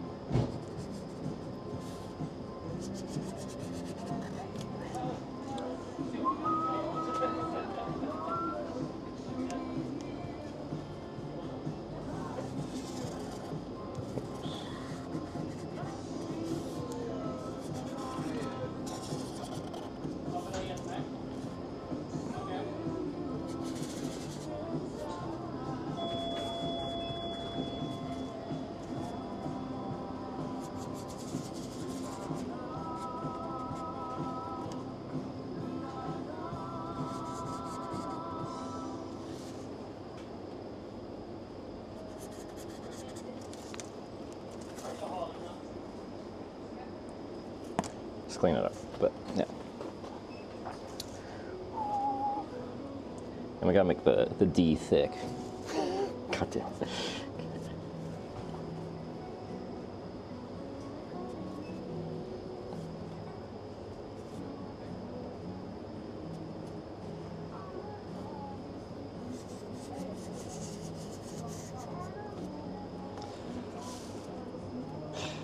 Don't take it out of context.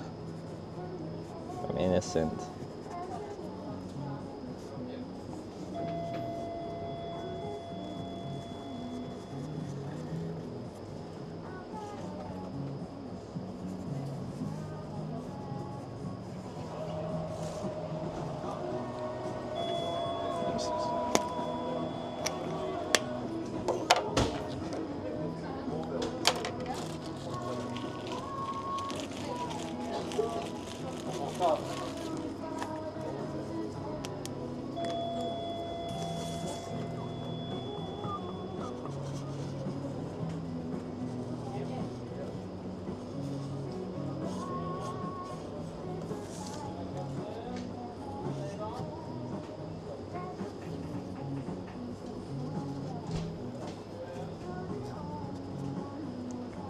Sorry, I like my signs to be very neat and legible.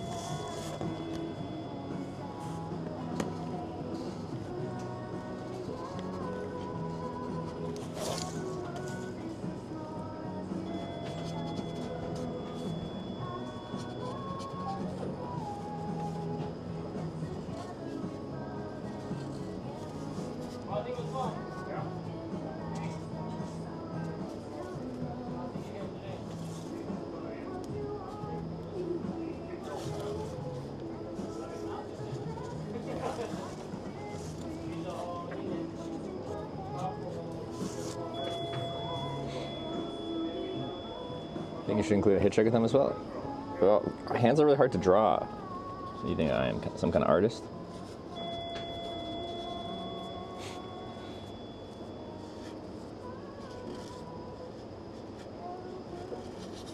I can just use my real thumb. It works fine.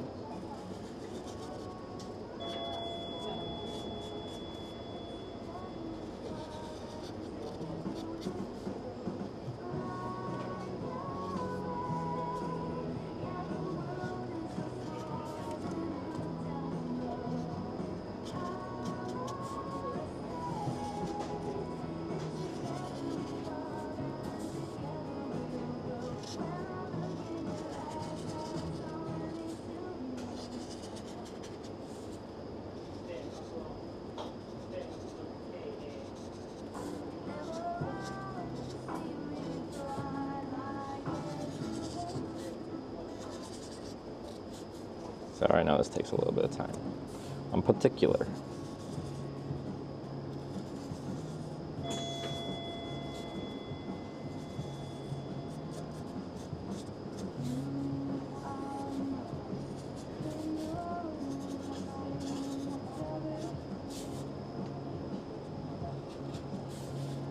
Oops.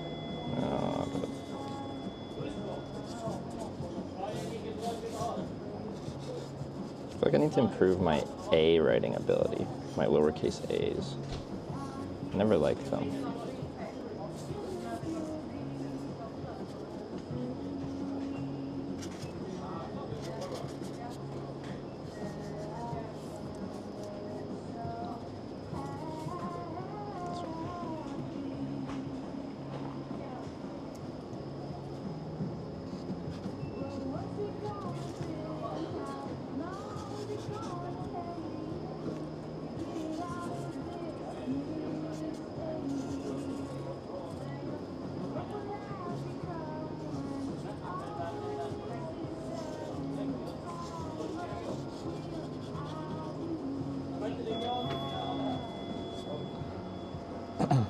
Yeah.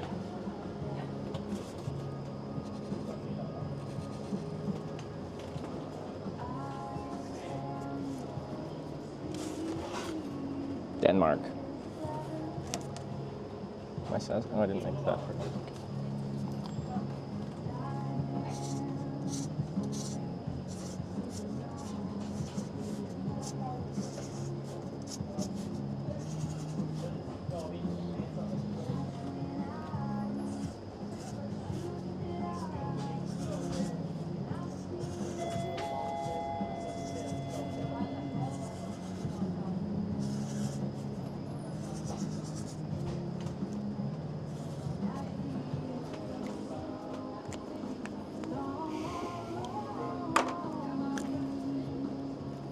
Okay, so that's good. But yeah, the whole sign is crooked. Like I cut it crooked, but I found a straight ripple on here, and that's what that's based upon. Good enough to get on the road. Hey, I like this part of hitchhiking. It's fun to me.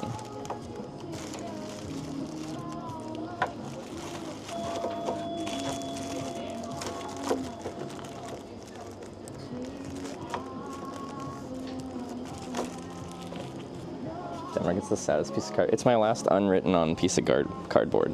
So I need some new cardboard soon. But I have to hit the washroom.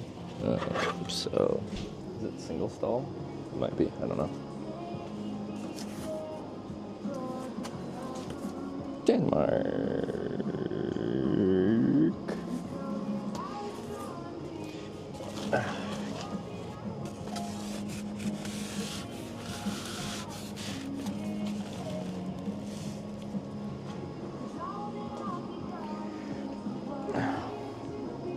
Tiny sign? There's a trade-off with sign size. Like, it's nice to have a giant sign, but like today, wind is like 30-something kilometers an hour. Actually, let me check my windy app.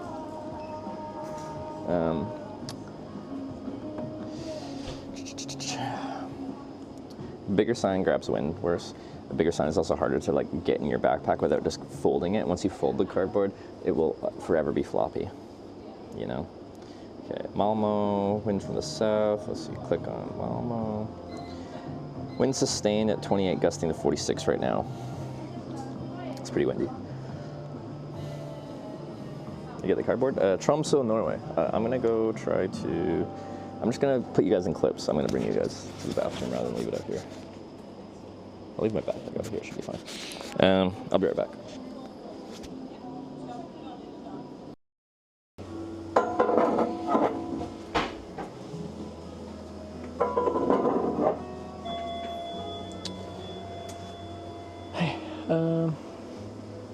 Forgot to take my hair stuff. I don't want to dig through my backpack for it right now, though. Anyway.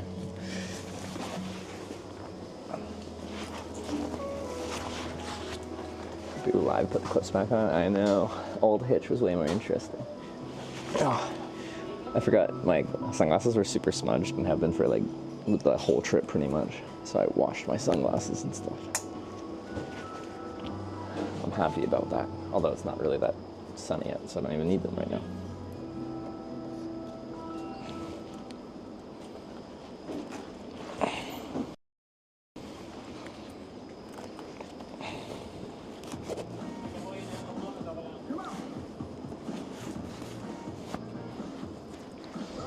Okay.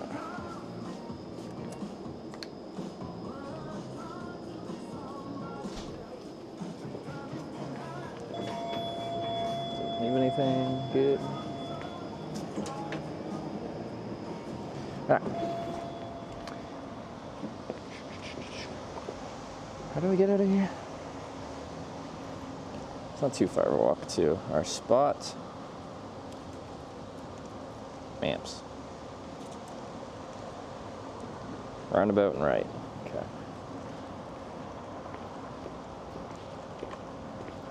To Denmark. Hopefully. Swede. Sorry, I'm looking at all the cars charging, seeing when they're from Sweden. Seeing this. I saw one German plate here earlier. Do you want to know how much the gas was? The 85 is 1204, 95 is 1549. Diesel's 1574.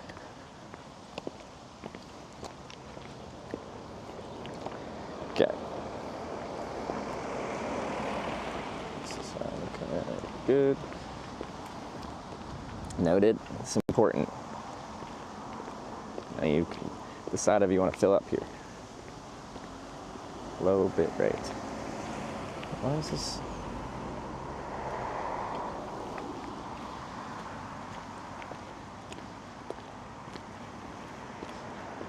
Bike tour this year too? Yeah, after TwitchCon, I will be.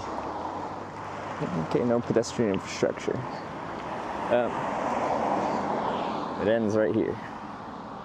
After this point, you're on your own. After TwitchCon Rotterdam, I'll be flying back to Tromsø. My bicycle is stored in Tromsø and my solar panel trailer and all that jazz. I'm Amanda, one of your viewers. Oh, you are? Hi. Hi, nice to meet you. Nice to meet you. do you live in Malmo? No, I'm doing an interrail trip. Oh, which? Interrail. It's a Interrail. Oh, okay, ticket for all of you. Yeah. We like to do that in Canada too. So how'd you end up here? This isn't close to the train station. I watched your stream and I waited for you to leave the bus station. The circle K. Okay. Nice. Where are you from? I'm from Hungary. Hungary. Okay. Wait, let's step just offside the road here because we're actually in the lane of traffic. From Hungary. How long is your trip? Well, my ticket is 3 months long, but it's not a 3 month long trip. I break it into smaller trips. Okay. How far in are you? Like, is this the beginning or middle? It's May, June, July. Oh, okay. So still early. Yeah. Where have you been so far? I was in Germany, Switzerland, Netherlands. Yeah. Any favorites so far? Is it Swiss? Yes. Switzerland's really pretty. Yes, expensive but pretty. Switzerland is very pretty. Yeah. Well, anyway, it's nice to meet you. I gotta start hitchhiking though. But have a great trip. I'm excited for you. May I hitchhike with you? I gotta do it solo. It's for the for the TwitchCon thing. I always just do it by myself. It's my solo travel thing. Okay. Okay. But good luck on your trip. Okay. Have a great day. Bye. All right.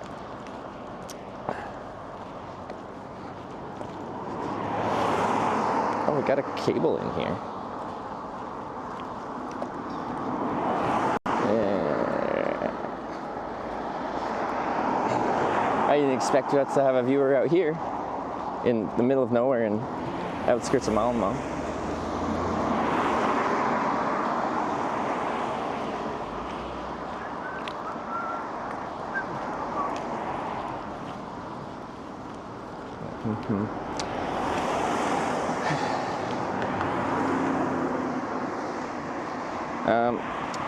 This is our Burger King that we ate at last night.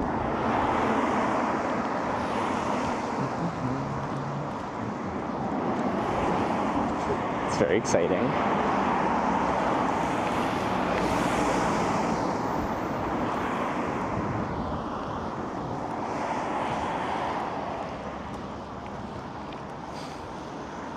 But if anyone knows where we are, so like, I don't know how much traffic we'll get on our westbound on-ramp, but if I read the map correctly, if you take the on-ramp west, you like, there is no exits, you are going to Denmark.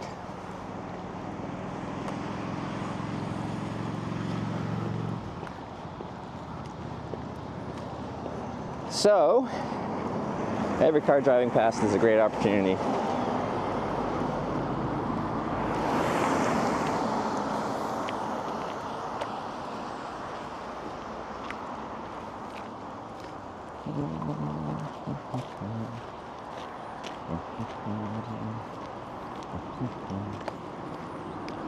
It's nice to meet people from chat. Yeah, I always invite people to come by. Especially if I'm like mid-travel like this, I can only chat for a minute or two and then I gotta keep going. But I always invite people to come by, say hi.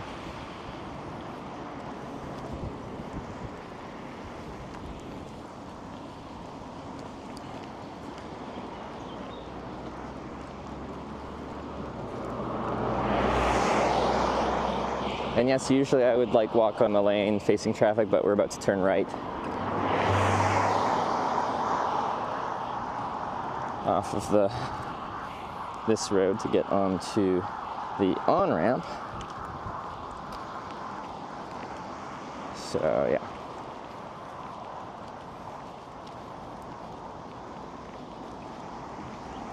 Should hitchhike with viewers? That's not what I do. You can do a stream that does that.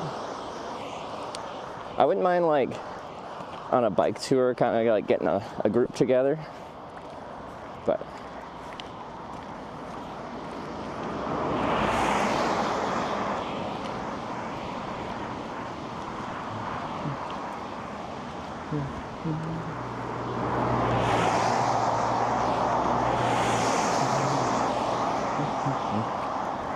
was it Dorifto that came by to say hi? Hitchhiking multiple people has to be harder. Yeah, it is. Getting multiple people, or getting a car to pull over for multiple people gets more difficult. Oftentimes, they can barely fit me in there, let alone groups.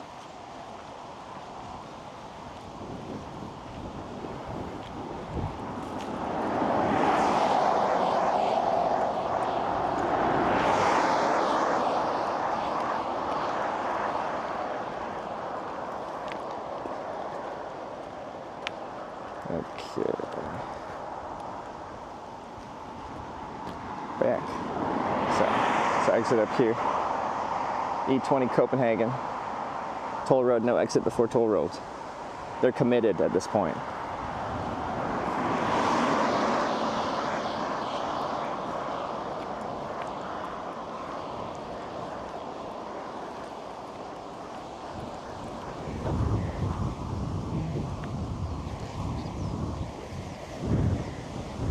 Windy. See, and even my small Denmark sign, depending on the direction the wind's blowing, might just get tossed around, making it kind of unusable.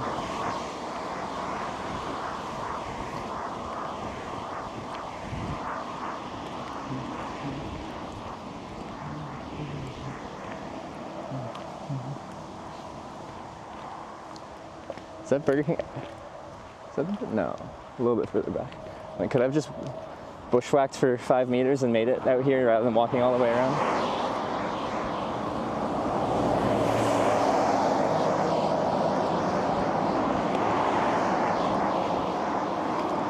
Stumbled across famous person while hitchhiking.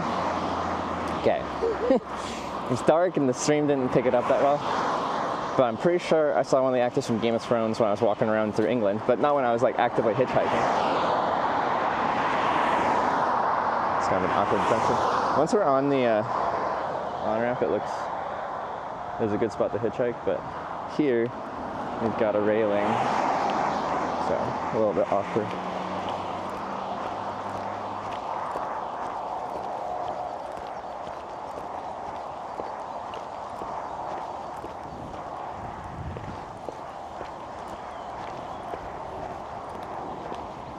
Make VOD this stream. I think we just had one VOD that just didn't work for some reason.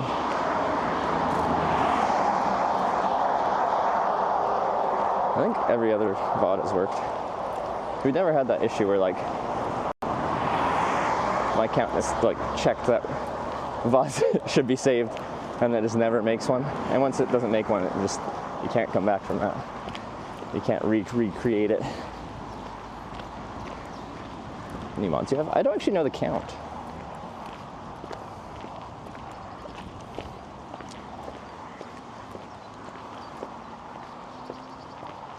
Okay. Oh yeah, it's actually quite nice. Look at that shoulder. Oh, for Sweden, this is like, she's thick. So much room. That is pretty nice. Yeah, cars will come around here and I'll only have like a second to notice them. Like if I'm just like looking at chat, hanging out with you guys. Traffic won't be that busy, but like I've already, since I've been walking, I've seen several cars come up here, so it's not like it will be like that spot in on day one, like where we had like one car every like, anyway, there's a car. That's a Danish plate. One car every 15 minutes or so. It'll be better. Okay. Can the timer start? I haven't started hitchhiking, so once I stick my thumb out, the timer starts. But we haven't done that yet.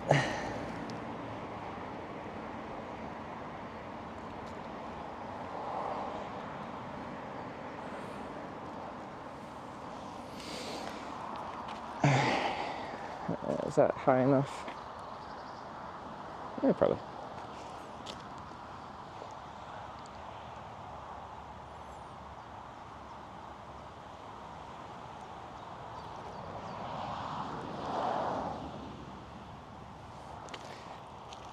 Europeans, whenever I'm on an on-ramp and they see like at the start of the on-ramp it tells you the speed limit, they're like 110 zone, are you even allowed to be there? People passing here are going like 30 because it's the start of the on-ramp. People aren't going fast yet. That's why we use the on-ramps. It's kind of like a worldwide thing. If you're hitchhiking on bigger roads, on-ramps. I'm gonna need my red jacket because it's windy and that is gonna be cold when I'm standing still. So let's get properly kitted out and then we can start.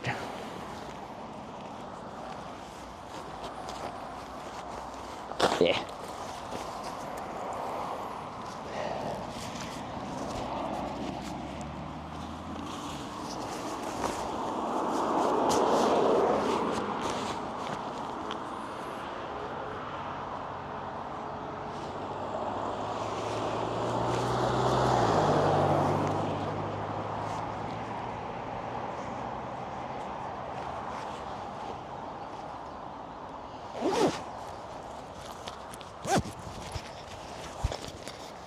I can bush mode my pants now, I guess.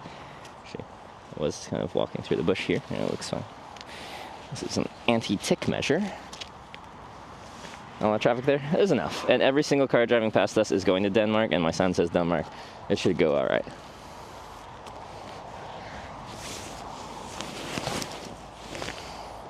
Okay, that. Got chat phone out and charging.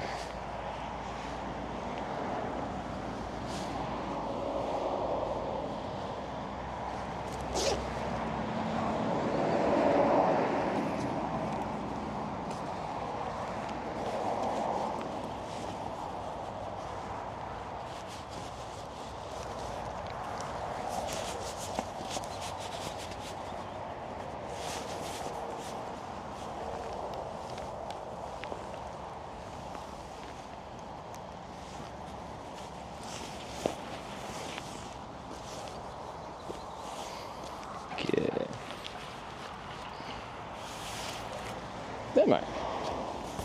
All right, we're good to go. Oh.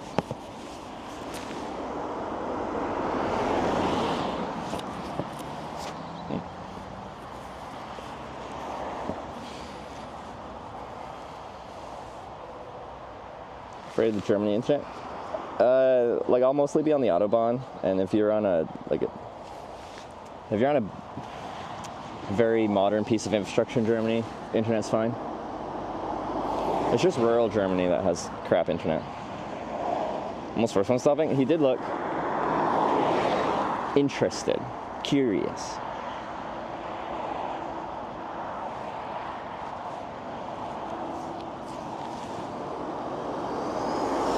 I'm gonna read some license plates just out of curiosity. So that was Sweden.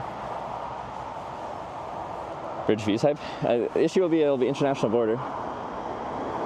Sweden. So at some point, like the Swedish network will stop working. I have to manually tell my devices to switch to the Danish network, and there'll be a gap in there, and it'll kind of suck because it'll be probably at a cool spot.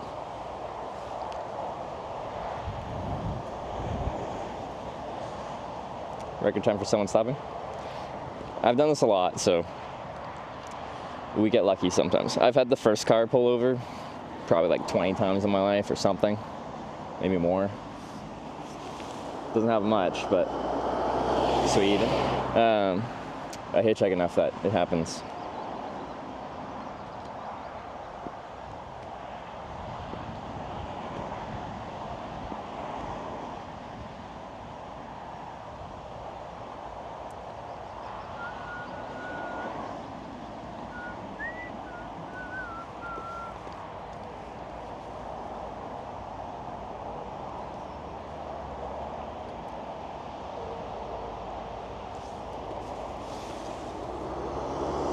Sweden.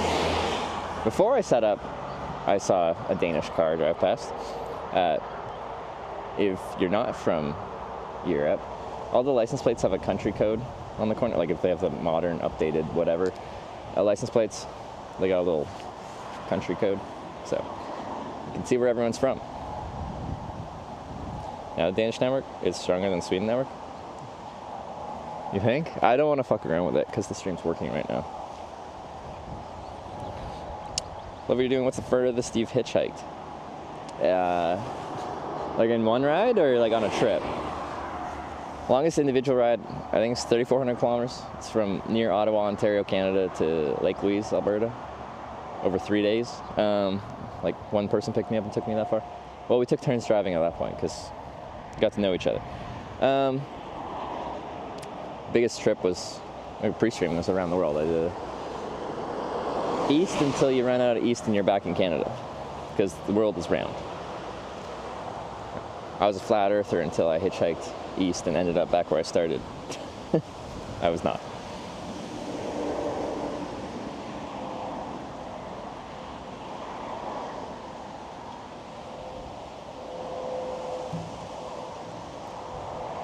Trying there for long. We got a timer running, it's just been a few minutes. We just got started today.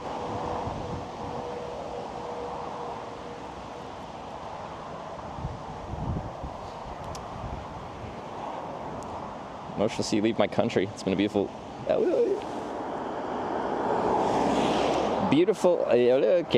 days and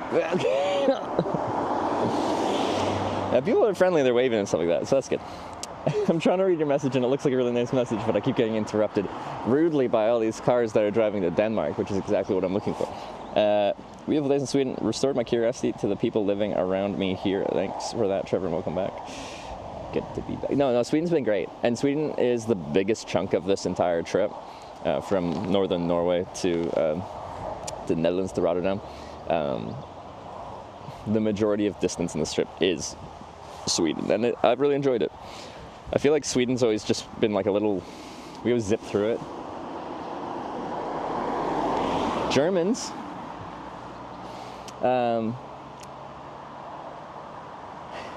but for this hitchhiking trip, like, we spent a long time here. It was nice.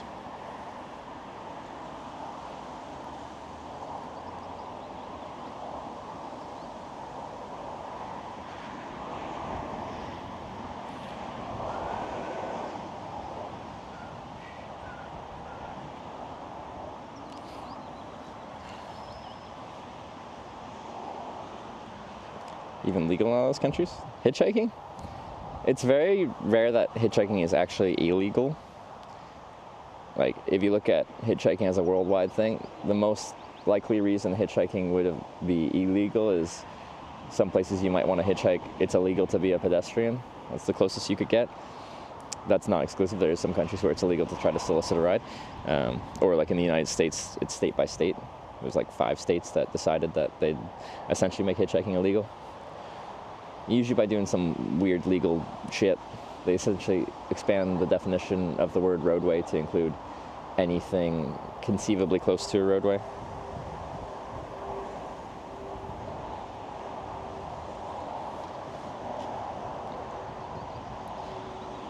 Caravan? Where you at?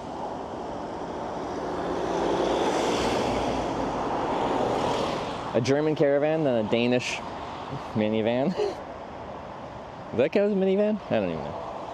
This is international. This is looking good. Like, there's still more Swedes than any other plate driving past here, but we're getting a variety. Record breads in one day. It's like 10 or 11. Haven't picked up. So when you're doing like small town hitchhiking and like the next town's like 20 kilometers away or something like that, and you get dropped off in the next town, then it's a small town, so it's easy to get to the edge of town, stick your thumb out, immediately get a ride to the next town. It's really fun. To me. Think about your next trip? Like, I'm always kind of like passively thinking about trips. I don't have like any big plans for the next trip because we're just getting started on this trip. We're actually in the final 4 days of the hitchhiking part of this trip, but then we're doing like a couple months of bike touring. So I'm still very much have this trip on my mind. Sweden. Like, it's a place people be uncomfortable stopping. It's like the widest shoulder in all of Sweden. And I know it's not saying much, but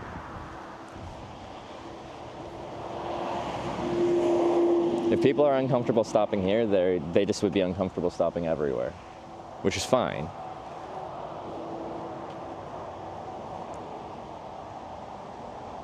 Hard to get a ride when you're about to cross the border. I just think in Europe, borders are so much more chill. But like, I'll have people that hitchhike me a ride across international borders. I was talking about how a guy picked me up in Canada took me across the borders to the United States, much to their like disruption on schedule, because it took me forever to get through the border because the U.S. Customs always interrogate me when I cross by foot.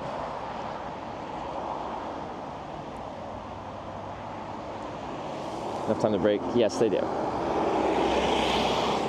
think it's going like this. I don't know. Usually this is local, this is like not going very far. I don't know what this is. Maybe it's just like jamming out.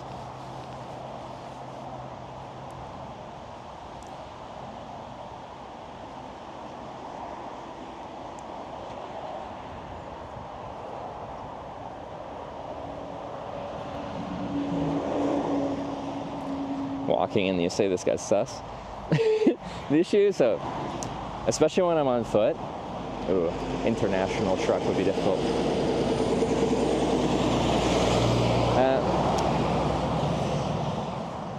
And I come there with my big backpack on, Sweden,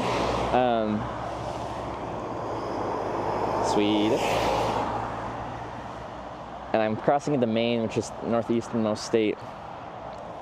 And they're like, where are you going? And I'm like, I'm going to California. And I'm like on foot with my backpack on. I'm like, how are you getting there? And I will never lie to customs anywhere, but especially America. If catch you in a lie, you're fucked. So I tell them I'm hitchhiking, which is legal. Most of the place, just as you go. But as soon as you say hitchhiking, all this stuff happens, and they're like, oh, this guy has no money, he's going to be seeking employment in America, and he doesn't have a work visa, and he's just a degenerate person who's no good, and we don't want him here. Denmark.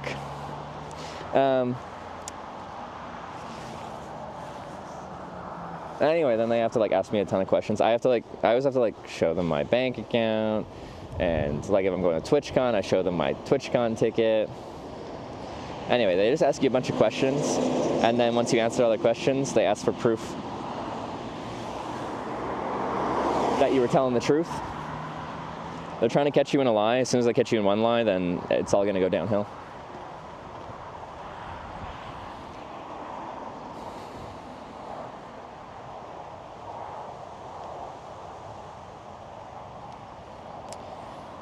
But since I'm honest about everything, they don't catch me in a lie, and everything's fine.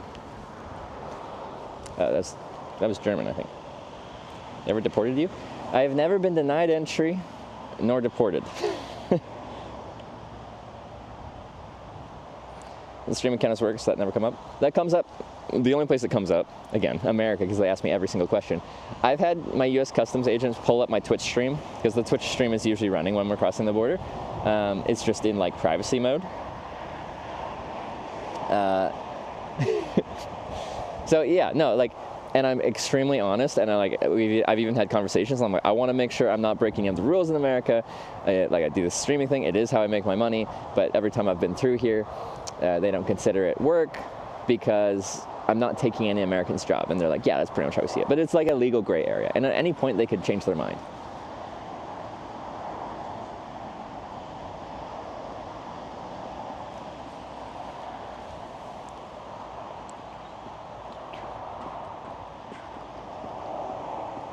All-time favorite country you hitchhiked in? It's really difficult to answer that because I've hitchhiked in a lot of places and I've had a good time in like all of them. Sweden.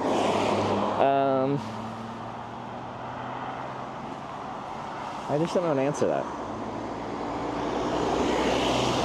Dutch. Imagine a caravan all the way to Rotterdam.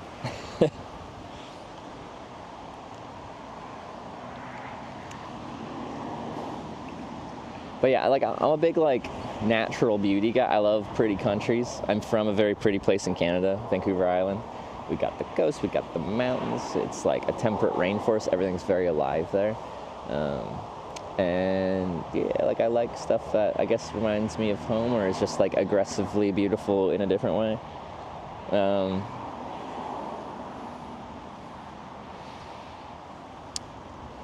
But then, like, one of the big things with hitchhiking is like the cultural side of it, the social side of it. You meet these interesting people. So like our hitchhiking trips in Japan have been so cool because I just feel like I get brought into their world, to their culture so much more than if I'm just like staying in hotels and traveling by train. Sweden.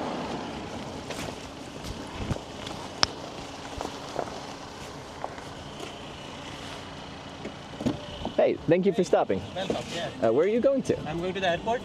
Go to the airport. Yeah. To Copenhagen? Yeah, to Okay. Copenhagen. Can you take me across? Absolutely. Yeah. Sweet. Yeah, sure. Before I hop in, so I make a video about hitchhiking, a live video documentary. I have a camera. I don't have to point at you. Is it okay to have in the car? Absolutely. Okay. Fine, yeah. Cool. Bag in the back seat or the trunk?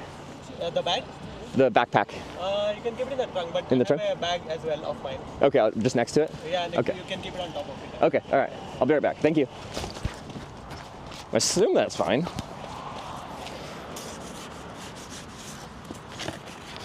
Hey.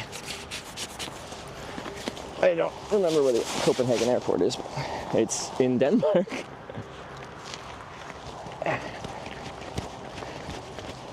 No one can pull over here. Okay. Sorry. It's just, why, guys? Oh, sorry, back. All right.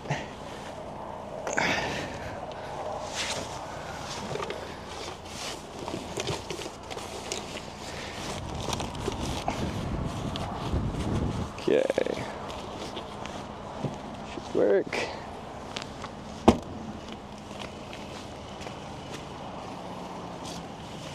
Okay, sweet. Take it back a little, maybe.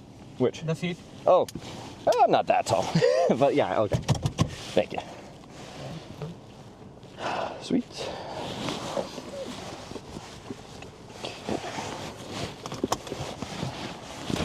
Good to go? Good to go. Let's do it. I really Wait. appreciate the ride. No worries. Where are you heading? I'm going to the Netherlands Oh, okay. eventually. But I'll be going to the airport. Yeah, no, it's fine. Are you going to the airport or? Oh no, I'm gonna continue hitchhiking probably. I need to look at a map here, Okay. but if not, I'll just get dropped off at the airport. Oh, okay.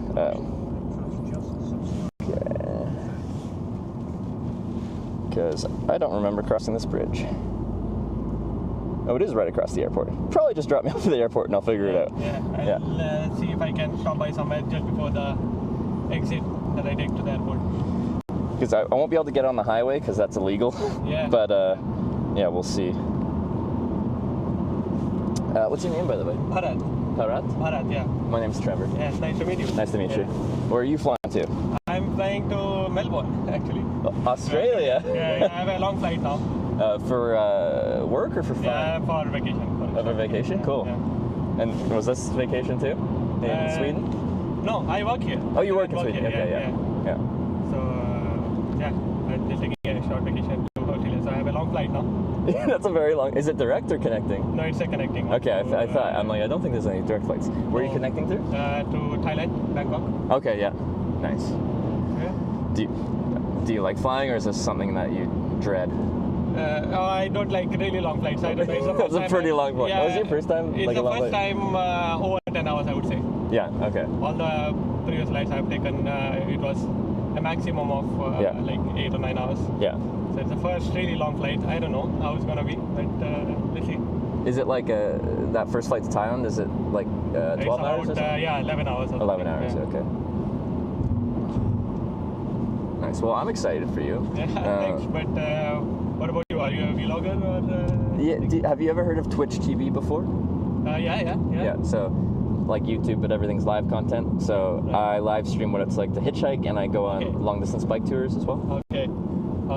Yeah. So I started this trip in Tromsø, Norway, and just slowly been working my way south. Okay.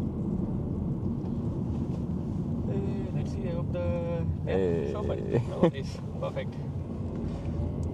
Is it an expensive toll? Yeah, bridge? it is a really expensive Is it? road. I think this is the only toll road in Sweden. Is it really? Yeah, it is. Yeah. Oh, and for what reason did you decide to go to Australia for vacation, or just? I mean, I just like to travel. Okay. I have friends and relatives everywhere. So Yeah. this time it was Australia, but maybe next time the US or somewhere else. Okay. I don't know. Yeah. No, I was just curious. Yeah. I've been to Australia. I like it. You've been to Australia? Yeah. Okay. Okay. All right. Because I've crossed between Denmark and Sweden many times, but I'm usually on a ferry. Yeah. I don't know if I've taken the bridge it's before. From Helsingborg or something. Yeah, Helsingborg, and then I've also done Gothenburg to Yeah. I forgot the Danish. Rotterdam, I think. Yeah, that's the one. I guess I'm not sure about that part. Yeah. Whoa, look at that bridge. That is some infrastructure.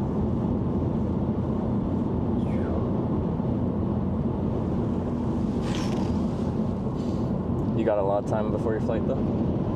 Not really. I mean, I start flying at 2:30. Okay, that's not too bad. Yeah. Because I'm just like, Yeah, I think- if you're cut short for a flight, I'm like, and you still picked up a hitchhiker. That's fine. I mean, I can drop by.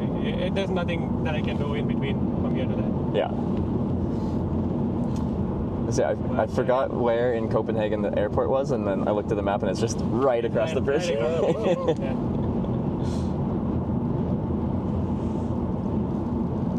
Cool. And how long's this trip for? 2 weeks.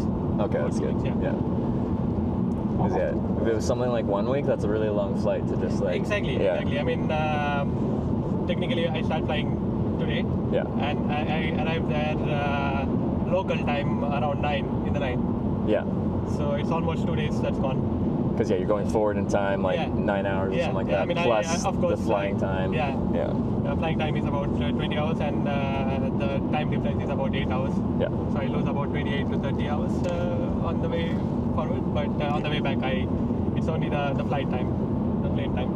Yeah. And then you And then go I back get in back time. in- yeah, The exactly. 9 hours. Yeah, I you come get the back, time back. go Yeah. back, Have you traveled to many other places? You said you enjoy traveling, so Yeah, in the past. mainly Europe. I mean, because I work here, and then It's across easy Europe, to it's travel easier. Europe. Yeah, Exactly. the first time in to Australia, of course. Yeah. So I don't know. Let's see how it's gonna be. And did you say Melbourne or? Yeah, Melbourne and Sydney. Yeah. And I Sydney. fly to Melbourne, but then I also go to Sydney with my friends. Do you have any things planned there, or like you said, you have friends, so? Yeah, I mean they have probably planned. Yeah. Okay. Stop and pick me up, but because it's just a big country. Yeah. And it's I think the main cities are just five or six main cities. Yeah, no, and they're dotted on the coast, and like in the middle there's pretty much nothing. Pretty much nothing, yeah. Yeah. I don't know. I've just heard about or read about those stories, so let's see how it's gonna be. I mean, of course, I don't intend to go to the desert or anything. Yeah. So, but I've heard, that there's nothing else. But no, like Melbourne, Sydney, they're great cities. Yeah. They're quite pretty. It's a good place. Yeah. Expensive country, but you live in Sweden, so Yeah, also Sweden is expensive. country. Of course, yeah. I mean, Sweden is expensive, but Denmark and Norway are more expensive. That's my feeling. Yeah. Yeah. And even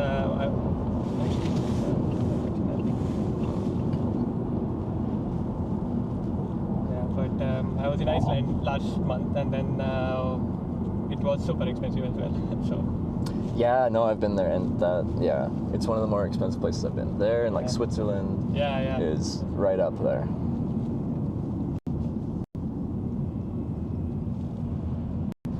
Yeah, no, it's just my normal life, but I still do it because, well, when I started hitchhiking, I was just looking for like the pure adventure of it. Like I like not knowing where I was going to go, where I was going to end up. Yeah. But the more I do it, the more I've started to do it for like the social aspect. I get to meet so many people that have lived so many different lives. Yeah.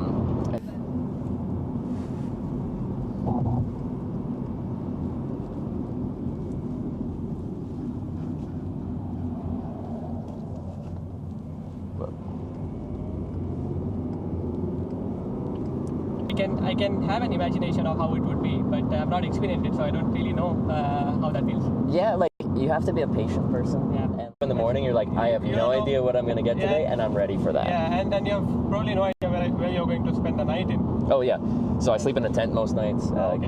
Where you picked me up, just at that junction, I got dropped off last night, and I just camped in some woods there and continued. When I was heading back the other way, I was going to because it's a last stop before the bridge. You cannot. There's no other stop. Yeah.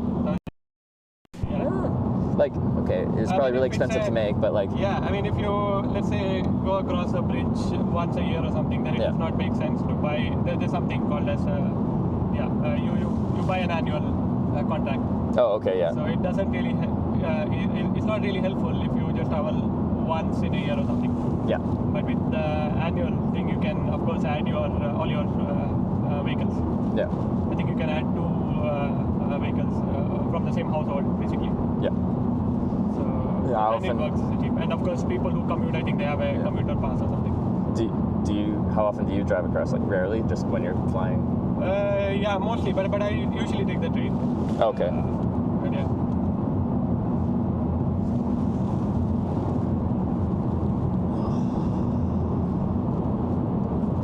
And do you live in Malmo, or are you further into No, Sweden? further north, a little north. I mean, not further north. It's still in the southern part of Sweden.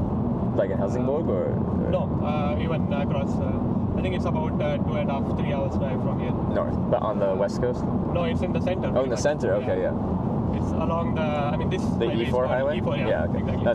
I was 2 days ago. I was in Stockholm, so I went the E4 the whole way across. So after Stockholm, you get cities like Linköping, Jönköping.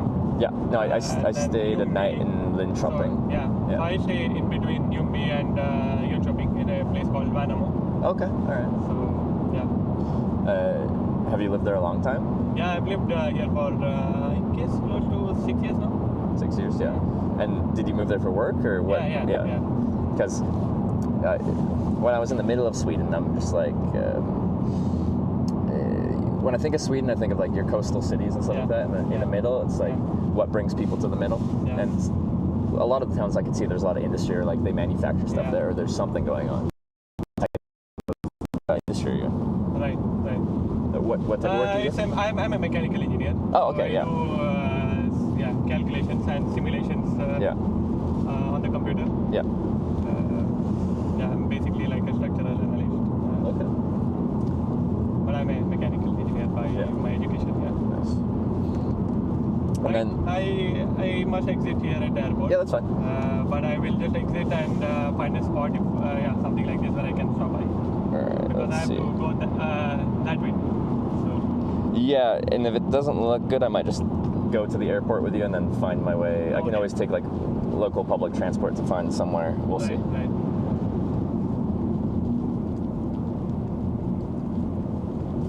Because that's the on ramp. Continuing.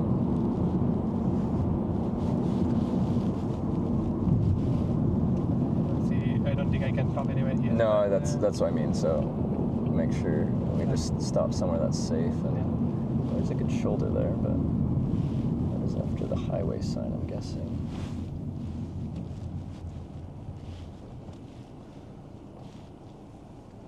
Oh, there's a McDonald's. We could McDonald's.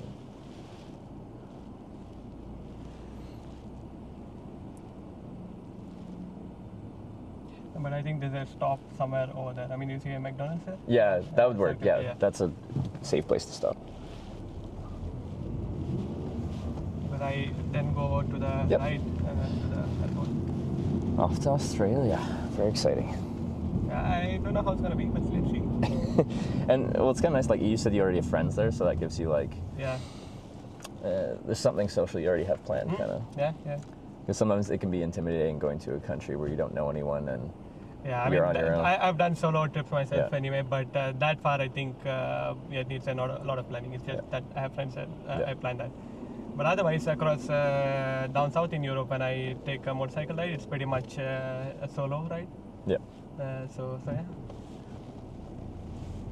When you do your motorcycle trips, do you camp as well, or is that, Yeah. Just last Monday, I camped with a coworker. Yeah. Yeah. Because the weather was really nice back then. So, I've missed most of the nice weather. Like when I started in Tromsø, that's when this cold snap kind of happened, and it was snowing, and good times. Although I'm from Canada, so it's fine. right.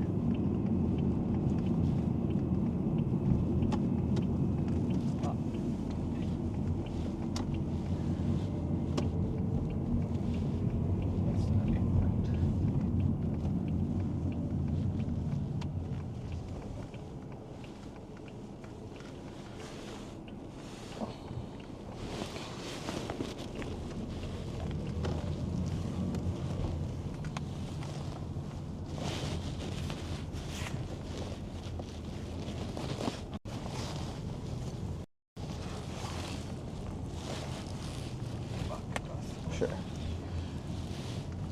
It's quite the gas station.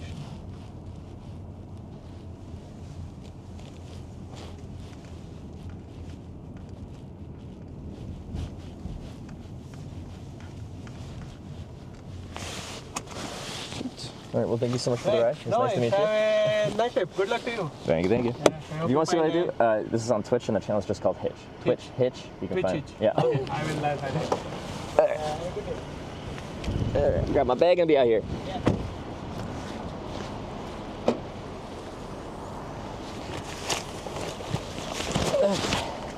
All right, thanks again, man. See ya.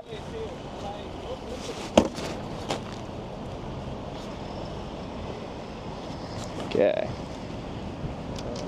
First spot to sit.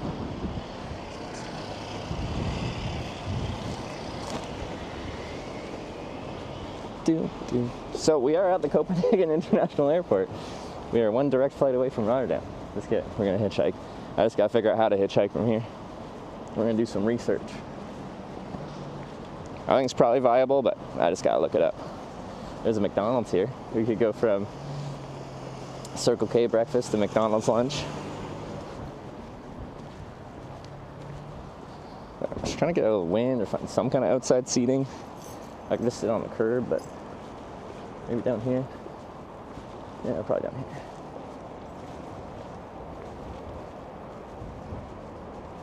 Want to be right at the metro stop close by? Well, yeah, I assumed from the airport I could get anywhere in Copenhagen pretty easily with just local transit.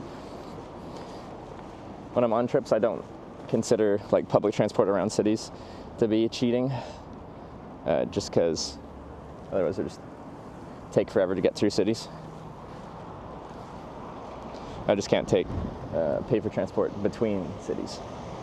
So,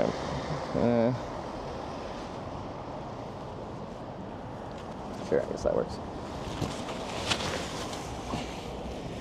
But yeah, we lost network for, well, a good percentage of that. I can only get my networks to switch onto 3 Denmark. Honestly, the other ones weren't even really showing up as an option. Sometimes they show up as an option that won't connect, but right here, the other Danish network options weren't even showing up at all. They might now, but on the bridge, it seemed like 3 was the option.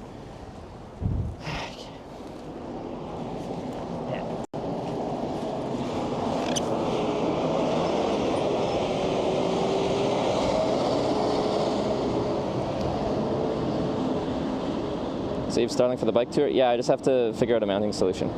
And some people have suggested a variety of things. I just have to actually like get the stuff, put it together. I can't put it together until I'm back in Tromsø, but I should order the stuff if I need to, because it'll probably take a while to get shipped to Tromsø, or even I could get shipped to Rotterdam because I'm flying to Tromsø. Anyway, we'll see. I need to look at hitchhiking spots. One moment, please. Oh, anyway, that seemed pretty easy to get a ride from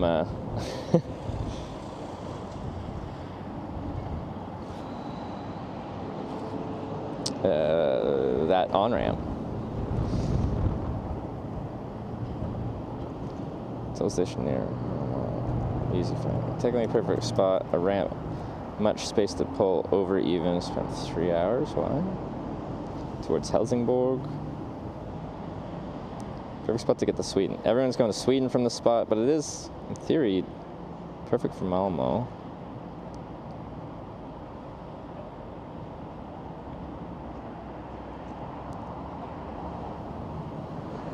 Vigo, Gothenburg.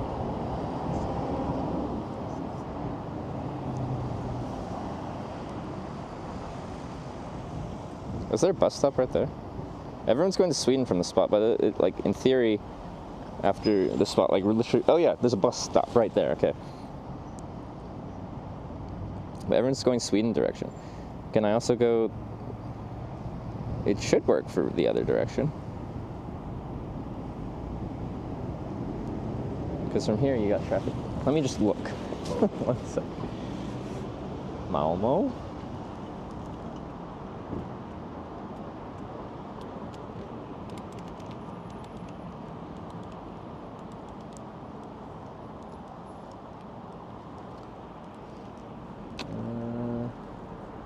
Wait, how does this work?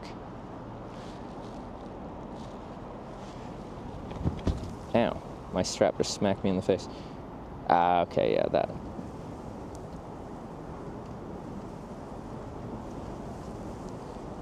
Oh, trains going to the main stations too? I know, but we're trying to, like, if we can avoid going to Copenhagen, we will. Not because I don't like Copenhagen, but cities slow this whole hitchhiking thing down a lot.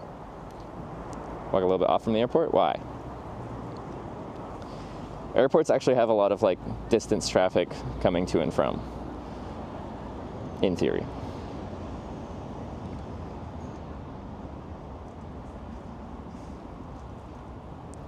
Everyone going around Copenhagen, we were lucky found someone from Perific. Okay. What are you doing? Hitch towards the south from Lufthaven 5 is almost we go into the city though. Stopping space isn't so great. Going north to go to the bay.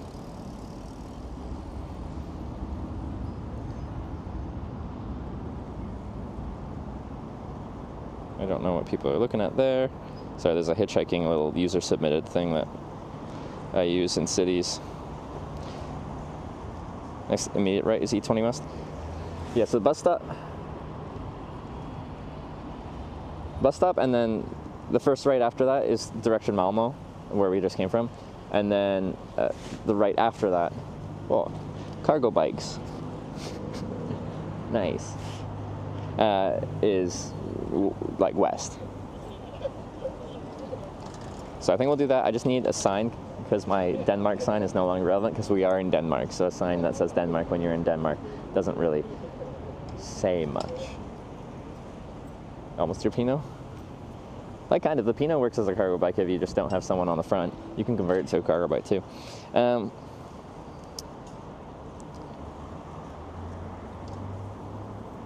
Odense. Next major place west of here. How far is it? 2 hours? Maybe that? Rather than just west.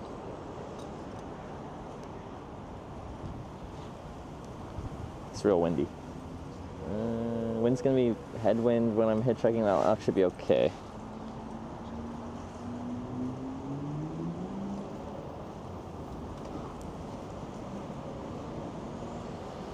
I think Odense, however you pronounce it, is probably an okay option. Finn Jelland on the sign.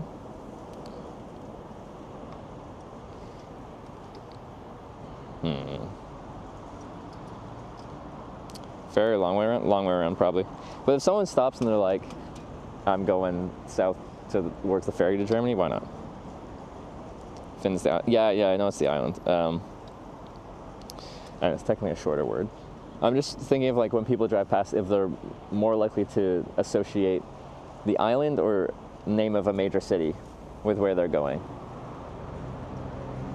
I think we're gonna make an Odense sign, a location rather than an island, but I could be wrong.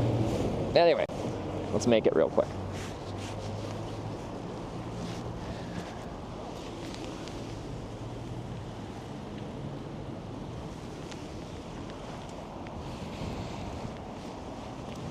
Or just west. I could, but I'm gonna need new cardboard soon. We're running low.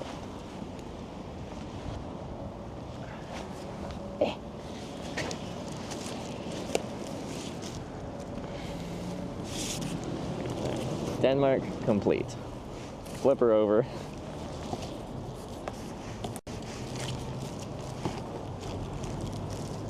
Also have to kind of decide you're going to take the ferry to Germany.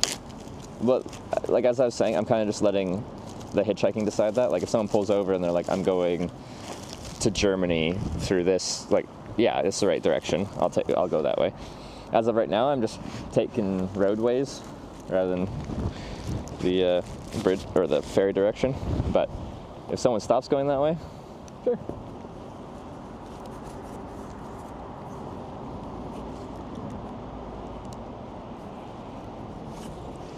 It's on the sign could miss Reds going over Finn and then southwest on the sign, miss South Reds going. It doesn't.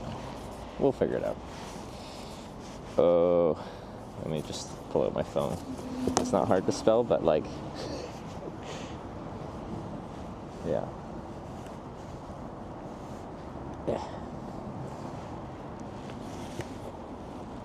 Why not just write Germany? It's far.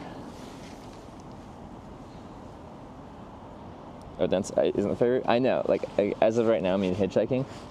I'm going road route. But if someone pulls over and they're like, I'm not going there, but I'm going the south route. Do you want to go that way? The answer is yes.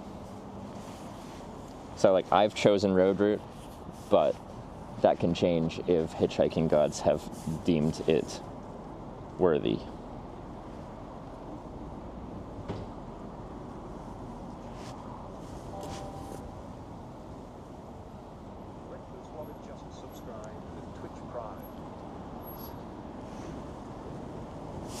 Windy. So write Germany. But I just said I don't want to write Germany because it's too far. No one listens to me. Dense.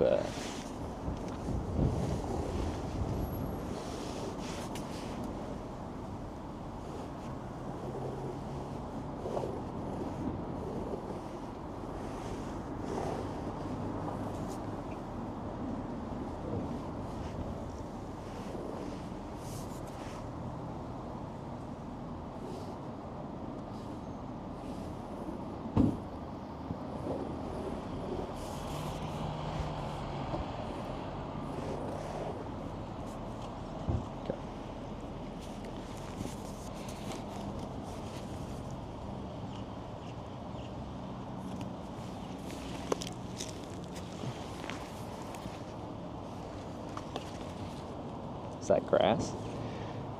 Ass, grass, or cash? No one rides for free. Guess.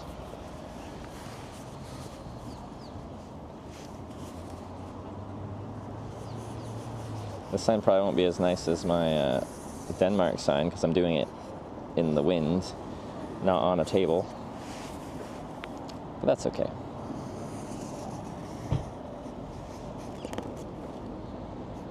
Oh yeah, also, it might rain on us for a while coming up here, not too long. Oh yeah, you can't really see what I'm doing. See if I can angle this.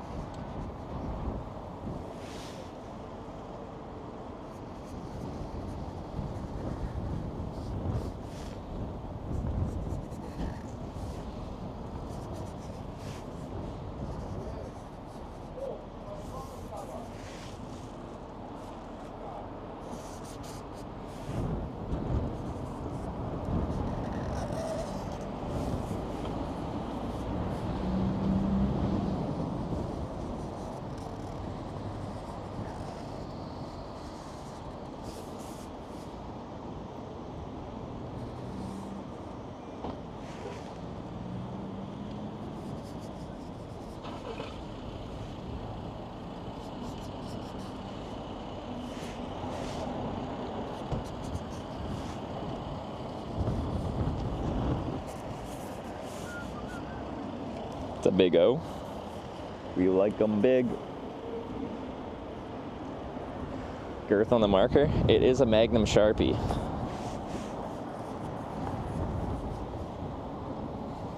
Like I like marketing at companies, just like, we want to make a big version of something. What do we call it? And they're all just like, Magnum! Magnum! Magnums are big.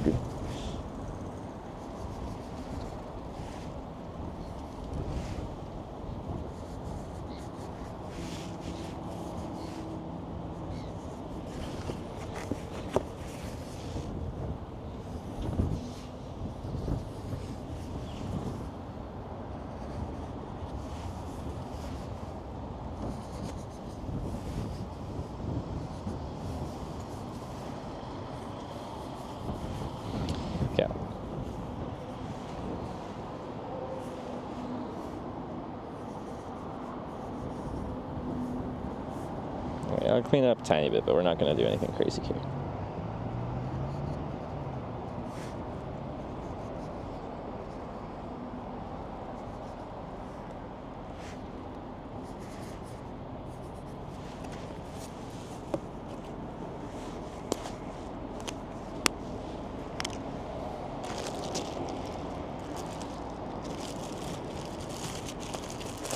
We'll have to schedule a time short detour at Corning, Denmark.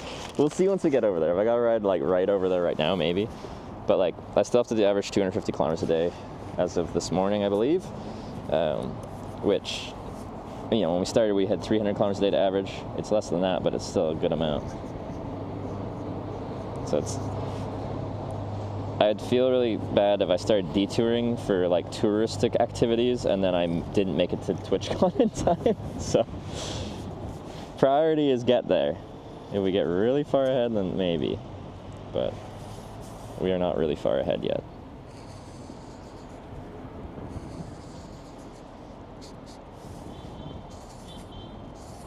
Oops.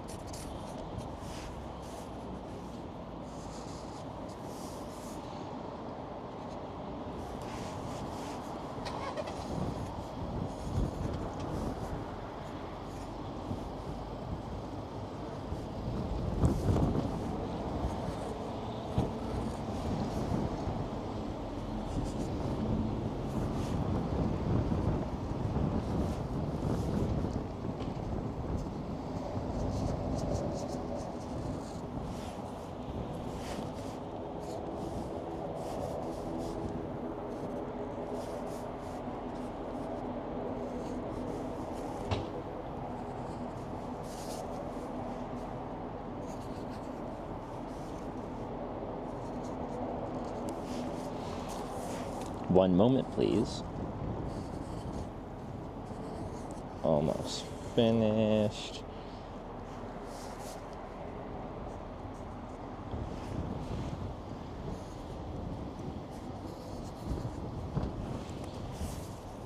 is fine enough.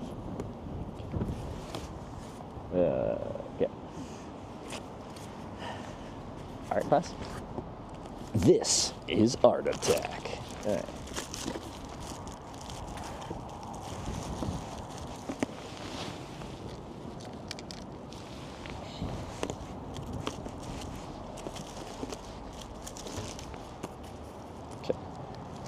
I'm gonna put it just down back here, but I'm like, it's too windy to just have the cardboard doing its own thing.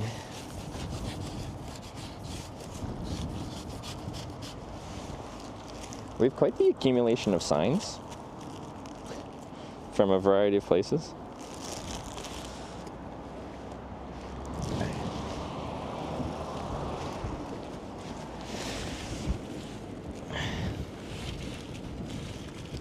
Well, mostly northern Swedish town names.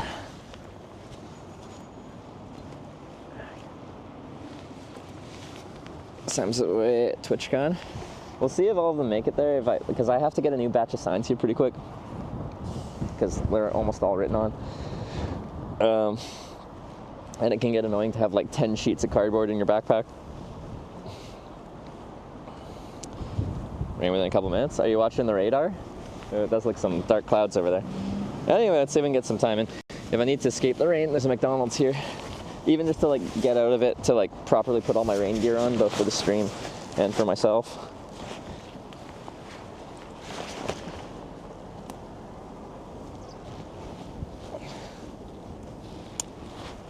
It's a windy day though.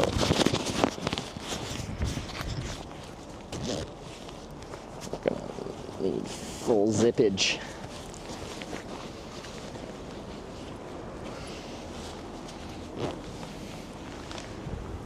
Okay, let's go look at this spot. It's like literally right here.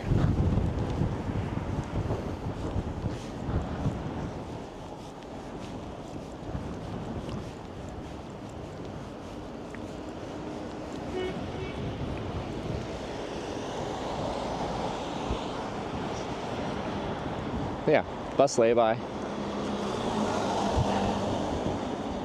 Belgian. Oh, sorry. That's a good sign. Oh, they're going to Sweden though. That makes sense. So yeah, right lane is still straight, and if you're going, so where they're turning right, and that goes to Malmo. If you go straight to this light, you go over the highway, and then you take it right there, and you do a swoopy doopy on ramp, and you go that way. Yeah, that looks like rain.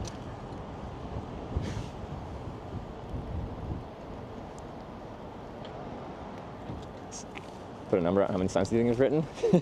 A lot. Hundreds and hundreds and hundreds. Okay, and then this is what we're looking at.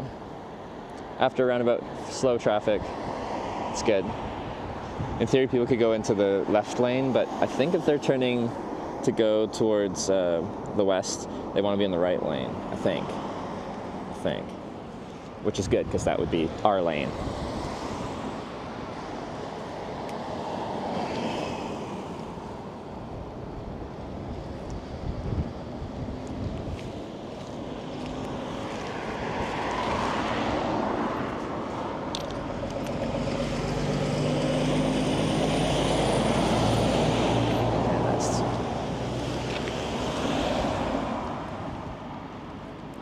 Big exit towards the west from the airport, but like, why is that one better? It could be.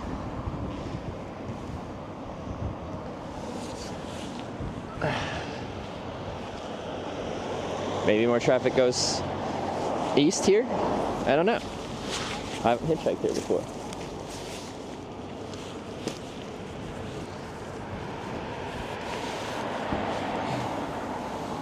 How are you feeling today, backpack? You feeling tippy?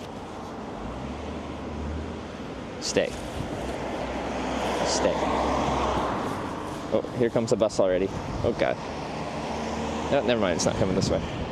Okay. Yeah. Keep sign on chest. Strong headwind. Sign is very important here. There's different directions people can go.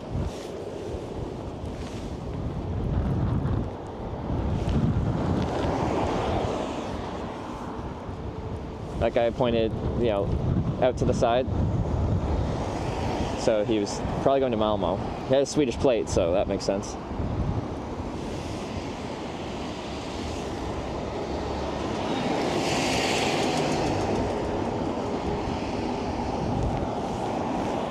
Again, pointing. Probably turning to Malmo.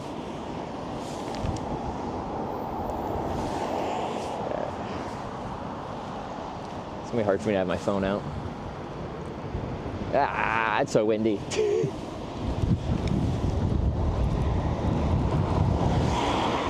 Germans. Oh, are you going right? Yeah, they are. They're going to Sweden.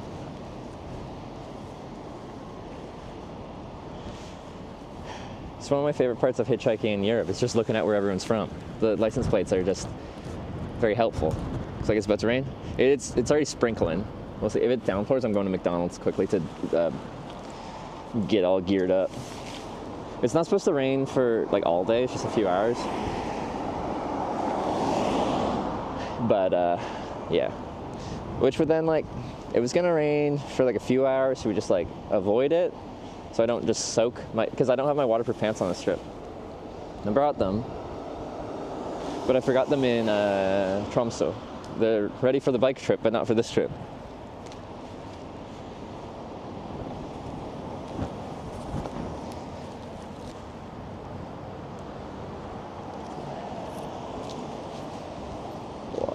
Okay, random gaps in traffic.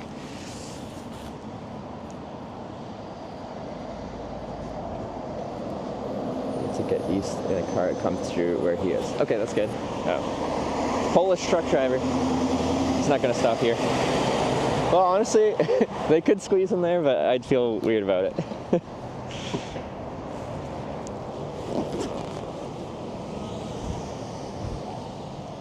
But yeah, when I do get picked up by a truck driver in Europe, the most common demographic is Polish.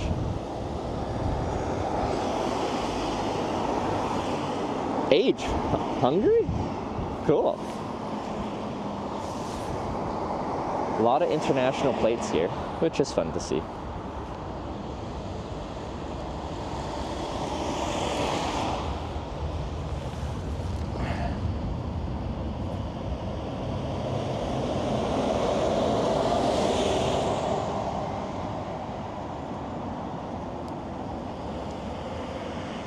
Oops, one better south Germany. I don't know, this is what I wrote. It'll work. Or it won't, we'll find out. We can speculate on things all day long. If I wrote South Germany, people would be like, people don't know they're driving south. Which is the common response when when I have just a direction like northeast, southwest on my sign. People are like, when I'm driving a car, I don't even know which direction I'm driving. And then if I had Germany, then people say, Germany's too far.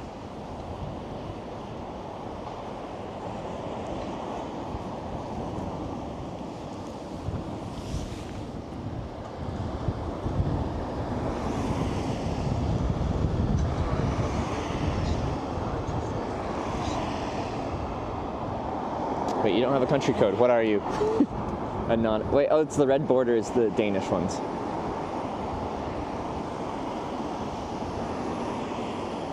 All these people are getting in the left lane, which isn't my lane, in theory.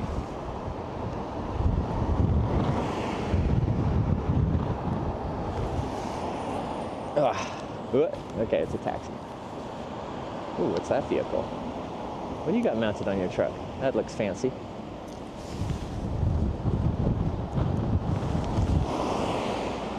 It's so breezy.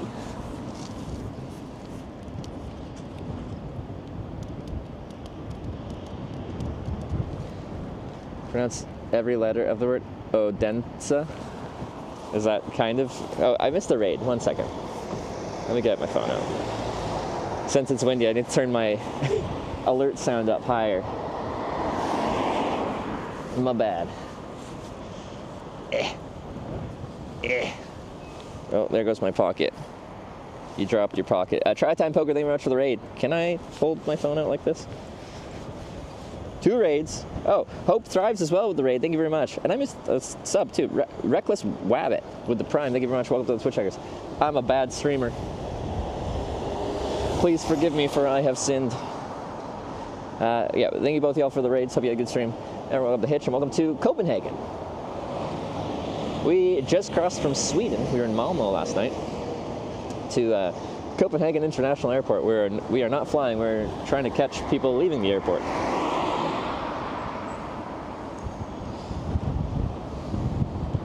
So we'll see how it works. We are at after a roundabout, just leaving the airport, right behind me at this intersection, if people turn right, they go towards Sweden. That's where we just came from. If they go straight to the next roundabout and turn right, then they go in the direction of west towards Odense. Okay.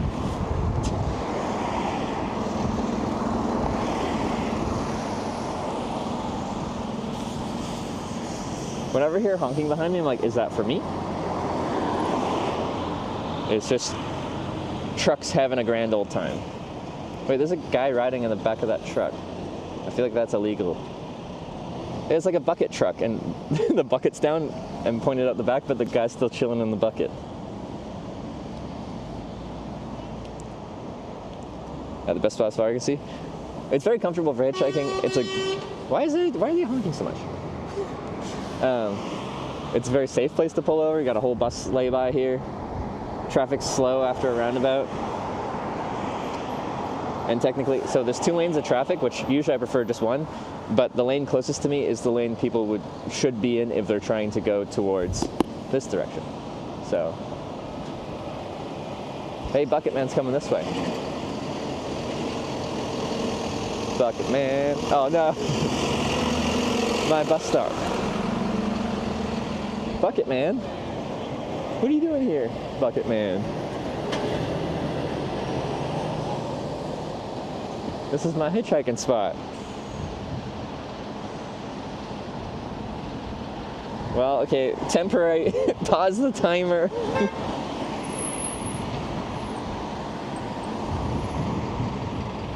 What's going on? They're fixing a light? Ah, okay. Anyway. Hitchhiking is on pause. There's also a truck that's blocking this entire lane right here, so. Alright, you guys gotta, I'll let you watch.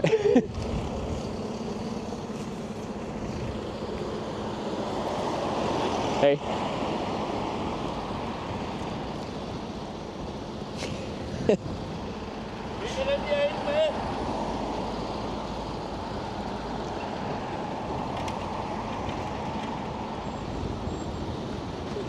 Yeah, I didn't expect this. Was anyone here when I was hitchhiking across Canada and they came by and painted the road lines next to me, and like I'm on the shoulder and then they paint the shoulder line and now there's just wet paint. So then I just sat there on the side of the road stopping hitchhiking to watch paint dry. Now, the paint they use for road on the road dries quite quickly, but still I thought it was funny. Yeah.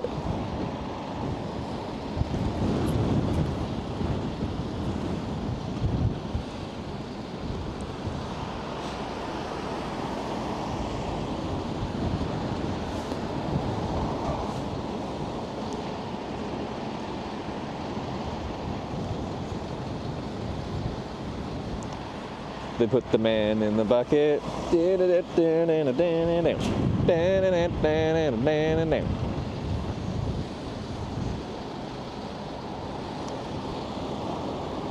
Whoa.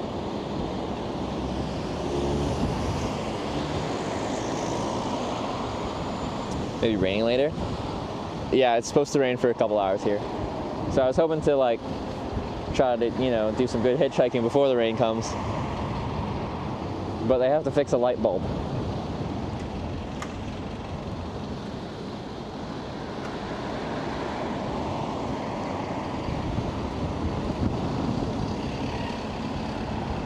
Speed!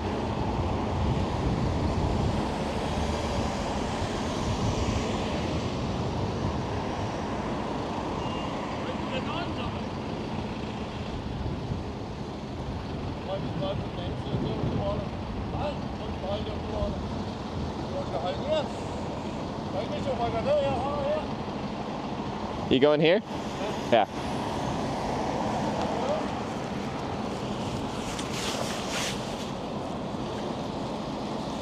I think they're fixing this light too. What's that?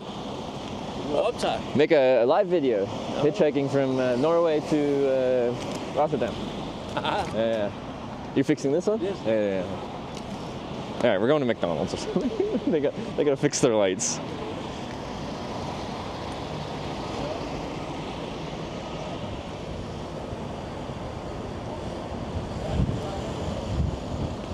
Kids these days and their hitchhiking and their live videos. Anyway, there they go, doing the thing. You're here first, don't let them. Let the men do their job. What's the band? Men at Work? Hitch the bucket. Well, yeah, they were just cruising around with the man in the bucket, like lowered, like how it is right now. But just driving around like that. I'm like, I feel like in Europe they'd be like, no, that's not safe. Doesn't have a seatbelt, and like that bucket is not crash rated.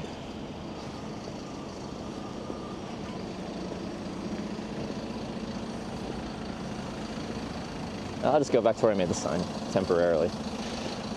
I don't want to go inside because then I'll get lazy. Low speed bucket driving. Bucket man.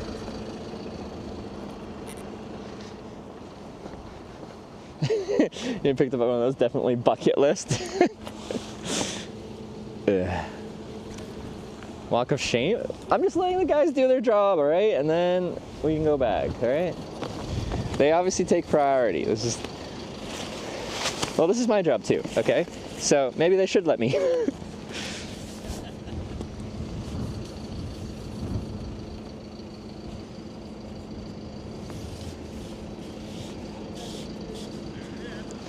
Got evicted temporarily. It's just a temporary eviction. All right, we'll be back.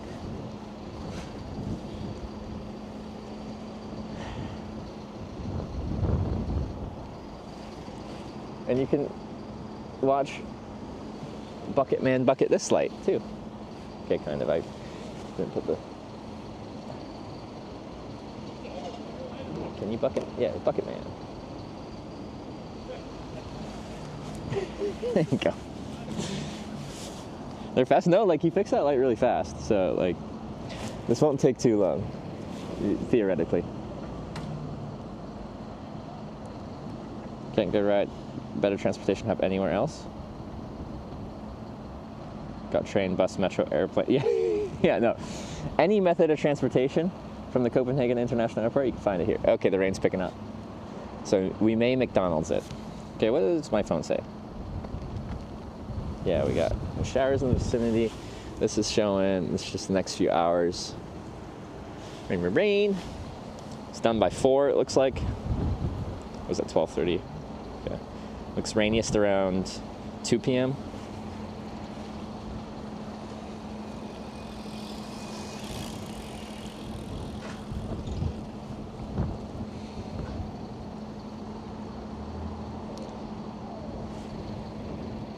Trying to not block the pedestrian thing.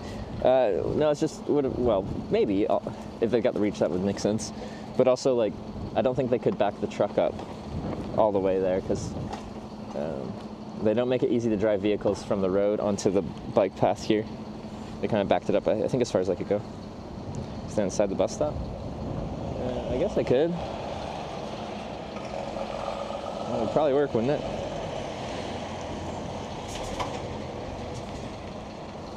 Yeah, we can go there. And then,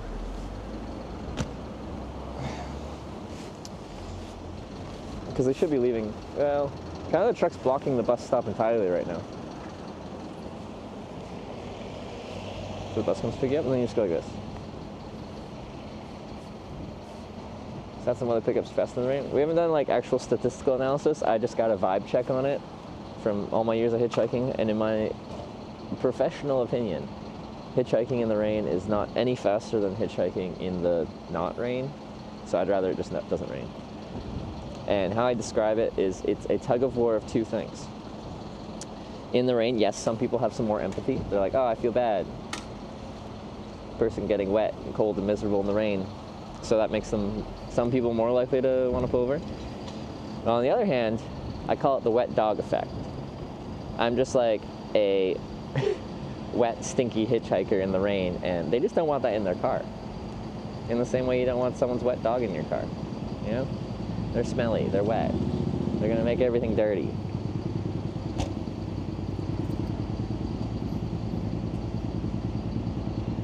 And I think they offset each other like entirely to make it just the same, just more uncomfortable.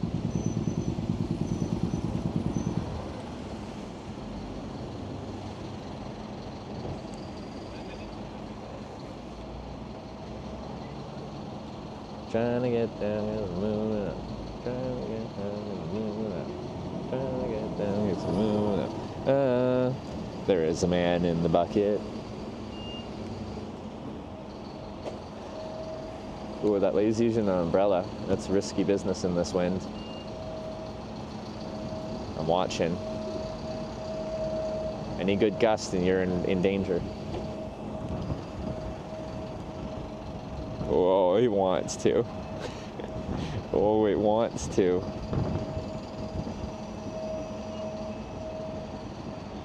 Oh, there it goes. It's inside out. Okay. So, okay, they're gone. Let's go hitchhike.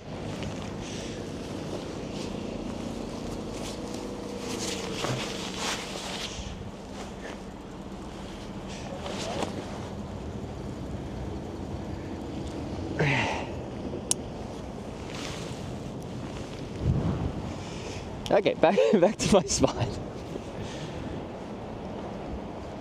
Oh, they're fixing another light there, but I do have my bus spot is at least open.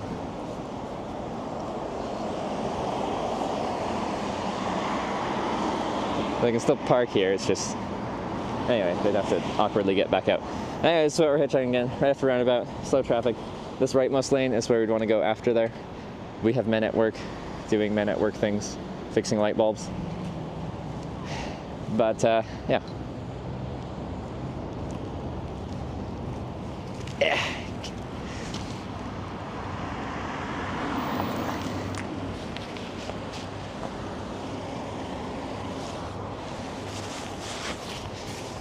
Doesn't seem to be a very popular bus stop, which is good. Makes my life a little easier. Hey, backpack was good today. It's unstructured, so it doesn't really stand up if I don't pack it perfectly. And dense. My cardboard's just flapping about. Okay.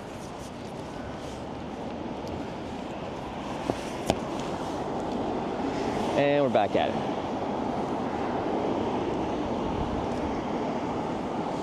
So everyone's going to be in the left lane now, for at least the time being, while they fix this here light bulb. But there's still room.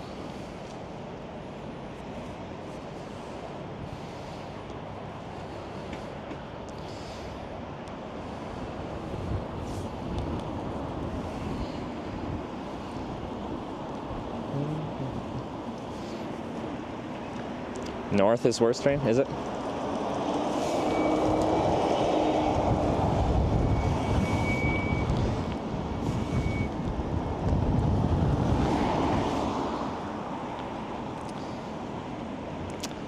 I happen to be here, standing here when it gets dark, at least to have proper lighting now. Yeah. Wait, lighting? Oh, for these lights, yeah. I wouldn't hitchhike at night, but, okay, we're at the Copenhagen International Airport. Well, hitchhiking away from it. There's a website called Sleeping in Airports. And I could probably just, like, sleep in the Copenhagen International Airport for a night if I didn't get a ride.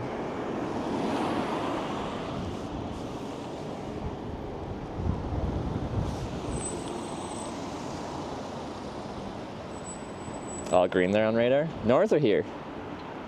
It looks like a bit of a lighter patch here. It rained.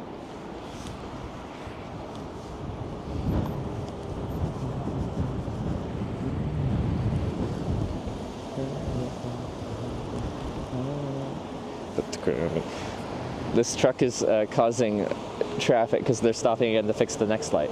I wonder if they're actually broken or they're just like are on a every X number of months or something. They swap out light bulbs before they break, just on a schedule.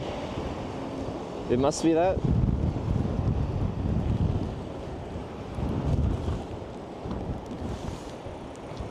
Switching to LED. Oh, it might be. Maybe they're upgrading. Pants look stretchy and comfy. Yeah, they're actually quite nice. They got a little bit of stretch to them. This is my hitchhiking pants color. Always have something light on my. If you wear like black pants, then I do feel like people just like if you're wearing all dark colors, they're just like slightly more scary. Like it's a subconscious thing. And then for in the bush, I can check out if ticks are crawling up my leg much easierly. Hope you make it, bro. We've done good so far, but hitchhiking is, a lot of it is out of my control.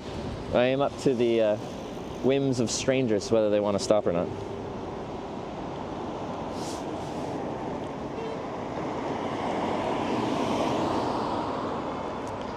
Easierly? That's a word. Don't judge me. I speak one language and I speak it poorly.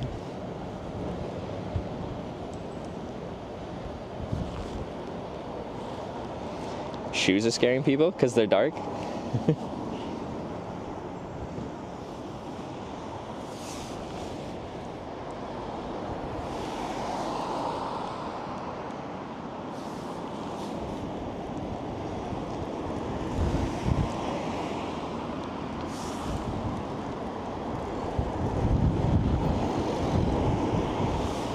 Is that France? Yeah, it is. Nice. We're seeing lots of international plates here. Of course, majority Denmark. We're in Denmark.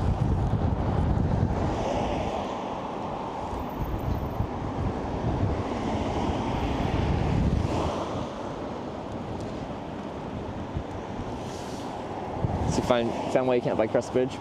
Oh, the bike in the tunnel? Yeah, that wouldn't be that fun.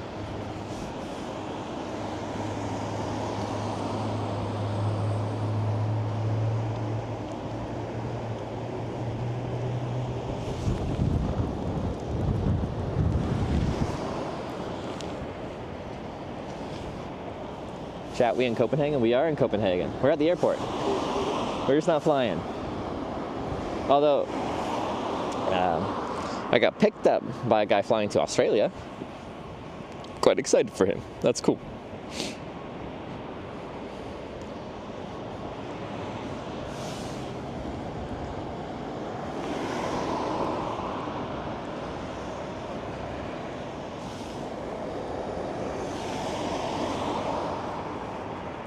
Country's now set to Denmark. Ah, nice. Commands.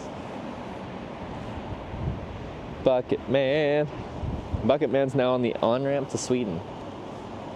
He's going to bucket his way all the way to Malmo, probably. Oh yeah, so yeah, we're doing the statistics for this trip at least are now finished for Sweden. What's our average wait time for Sweden? We are now doing average wait time statistical analysis for Denmark. Seen many wrecks or been in any wrecks while hitchhiking? I've seen the aftermath, but I haven't seen much actively happen.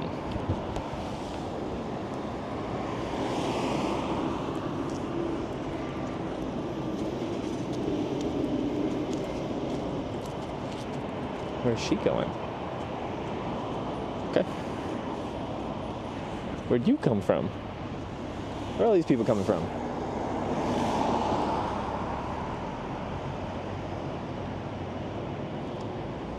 Age were you when you started defying parents' advice never talk to strangers? When I first hitchhiked when I was 19, just in British Columbia, my mom cried and begged me not to. So 19 is the answer.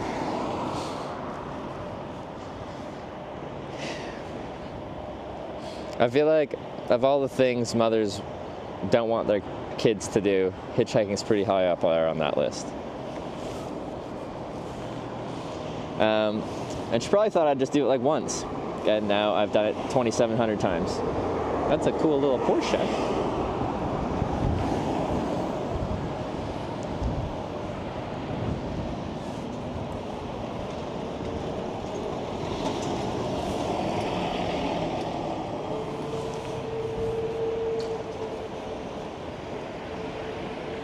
Ever fear of hitchhiking? When I started, ooh, a Norwegian too. Sure. But like, I'm 30, I started at 19, it's been 11 years of hitchhiking. This is very normal to me. In fact, I just enjoy it. That's why I've done it for 11 years. Oh, it's a taxi.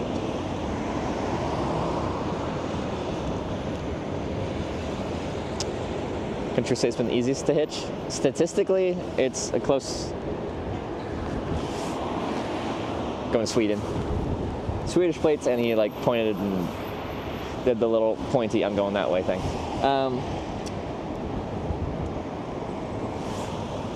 Fiji and Ireland, that's 7 or 8 minute average wait time.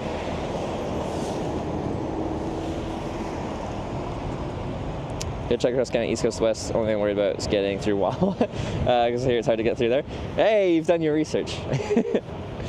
So, like Wawa in Northern Ontario there, I've never gotten dropped off in Wawa because I've always gotten a ride straight through that section.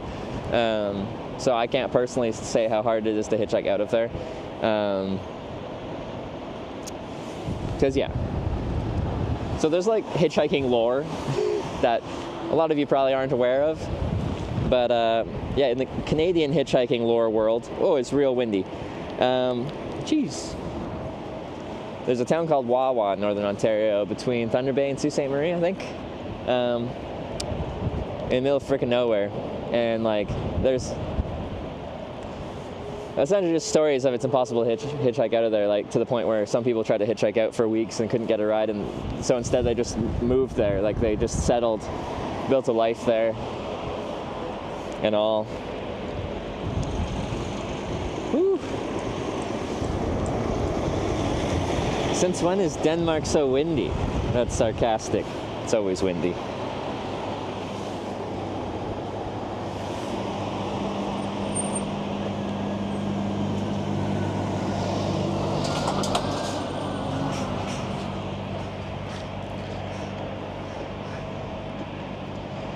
Trying to take a train to Winnipeg so I get stuck in between. Well, but likely you'd get to like Sault Ste. Marie and you get a ride to like Thunder Bay. Because the thing with hitchhiking is like most of the time people are going somewhere and not many people live in Wawa. So you're more likely to get a ride straight through that section than not. If you're that concerned, you could just stay in like Sault Ste. Marie or whatever until you get a ride all the way to Thunder Bay.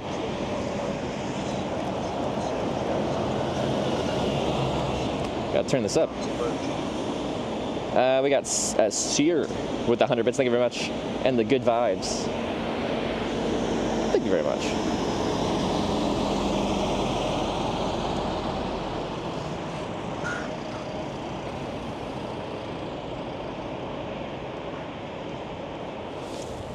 Is my speaker covered? No, it's not. It was just on quiet. Cool experience you've come across since hitchhiking? Like, often the coolest experiences I think while hitchhiking are like when I'm in a country quite foreign to me and I get picked up by someone and they're excited that a foreigner is there in their country that's interested in their country or the region, and they get excited to show me what that area, what that country has to offer, and they want to like show you around, or quite often they like bring you home, place to stay, like home cooked meal. To me, I think if I look at hitchhiking as a whole, experiences like that, I know it's a very general answer, not specific, are the ones that kind of stand out as like being some of the best. Because as I've hitchhiked more, I've come to the conclusion like the social part of hitchhiking is the part that keeps bringing me back. Like I like the lifestyle and stuff like that as well, but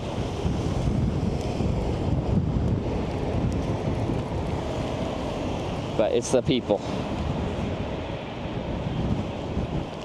so windy. Taxi.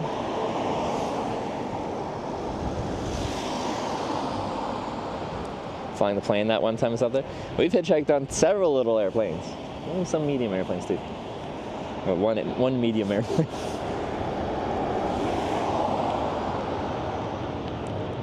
Time to go. I'm going to stop and try somewhere else. Usually that doesn't exist. The limit does not exist.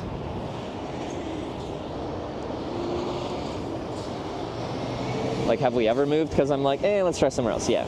Is that normal? Does that happen regularly? No. We wait until we get picked up. Sometimes that's a few minutes, sometimes that's a few hours, sometimes that's over 10 hours. How do you become a hitchhiker? You just hitchhike. Hitchhiking is just a method of transportation. So,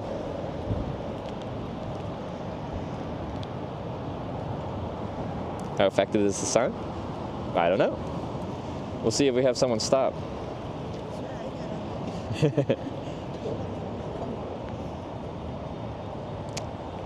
I don't know what she's saying, but something. Being high time till pickup because of low car volume. Like this spot, we haven't waited very long here. But like how I see car volume is like, it is hard to get picked up hitchhiking if no cars are driving past you. So you want some cars. But also like if I'm in a city and it's just like gridlock cars, that's almost like too much cars. And a lot of those cars, especially if it's like that volume of traffic is likely like local city traffic. And usually I'm not looking for local city traffic. I'm looking for someone going beyond the city. Because we're trying to travel distance. So somewhere in the middle is honestly where my preference is. I don't know if that was the question or the statement, but it's like raindrops. It is raining a little bit here right now. Oh. Wind, please.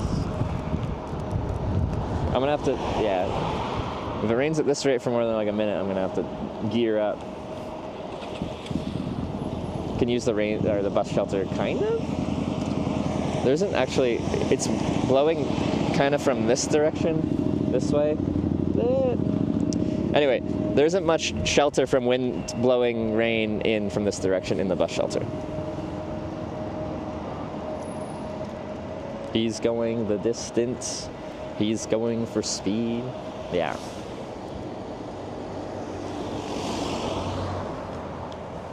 Ever hitched on a boat? So, common topic, because our route on this trip, common topic on this trip so far, I should say. Because on this trip, there's several different ways we can go, and many of them include ferries. In Europe, some ferries are hitchhikeable, which would be like hitchhiking on a boat. So we have done that. And I've hitchhiked in a car in Ireland, and then they're like, hey, we're going on a boat, and we can take you across the lake on said boat. And that takes you further in the direction you want to go. Do you want to go on our boat? Answer is, of course, yes. I do want to go on your boat. I went on their boat. We went. But that wasn't really, yeah, it was in a car and then it was a boat. Anyway, ferries, yes. I will describe a hitchhikeable ferry for those of you that don't know. There's different payment schemes ferries can have. The one I'm used to in Canada is not hitchhikeable. You pay for the car is one unit, and then every passenger in the car is a separate purchase. So $100 for the car, $10 per passenger. With one person in the car, that's $110. With 5 people in the car, that's $150. A lot of them in Europe here, you just pay for the car.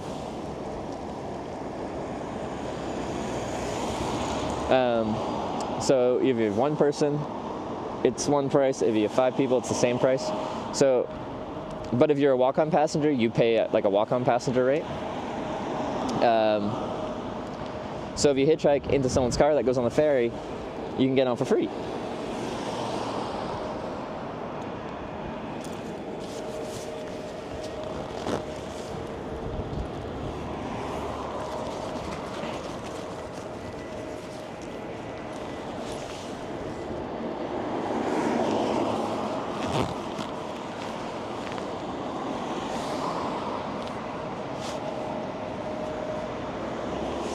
I hear Airbus taxiing. Like, you know the tone of airplanes well enough to differentiate between a Boeing and an Airbus? Lots of traffic? Yeah, no, it's good. Now, What we don't have here is, I don't even know if it's a real word, I say directionality. Just behind me, the parking, this parking agent person is like on it. They're like always in this parking lot doing stuff. She's taking a picture of this SUV now. Yeah, the front and back are both getting it. Sorry, just walk away from bus.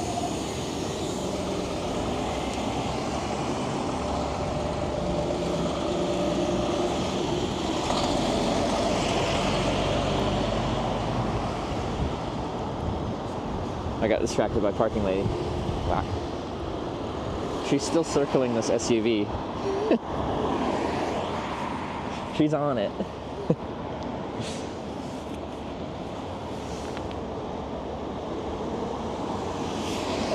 Oh, SUV person's getting in the SUV.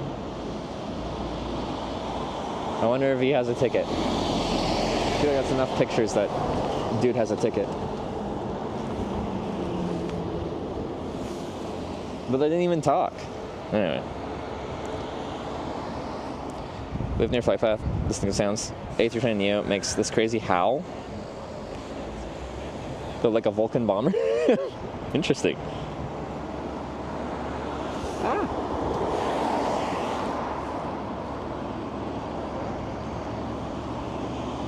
Okay.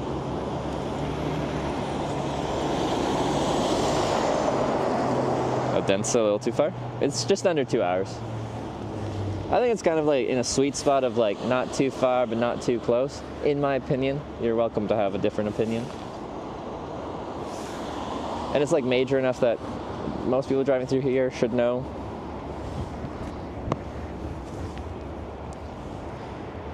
Oh, we got Soic here.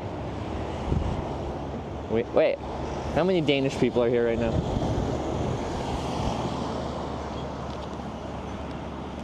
So generally when I end up in a country like hitchhiking or biking through there, a lot of people from that country come out.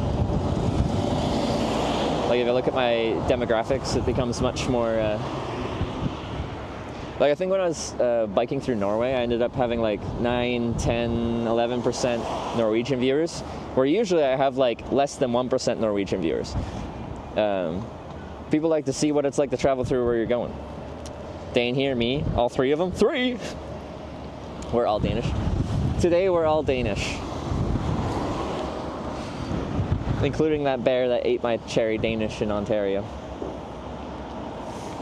I say strudel. Honestly, I don't know how to differentiate pastries like that. Going to Odense. That's pretty close to me. Weather sucks. Are you still on your scooter tour? Are you even home? Windy.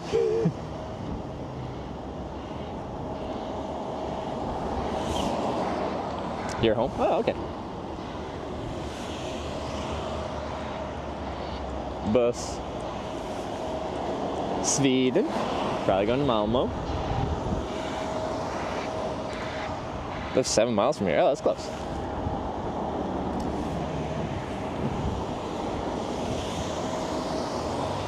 More bucket men? Are the buckets back? I can't even see the bucket men anymore.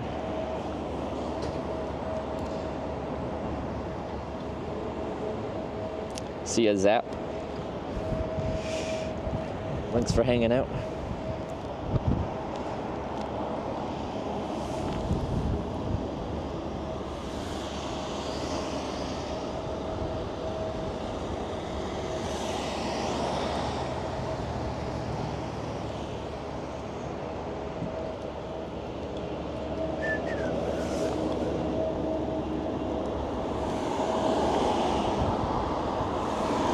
I feel like if we got like a right timed ride to Odense, we're supposed to get like just a couple hours of rain this afternoon here. But like I feel like if we went that far west, we'd like blow past the rain, maybe, possibly, maybe not. I don't know. I'm just being optimistic.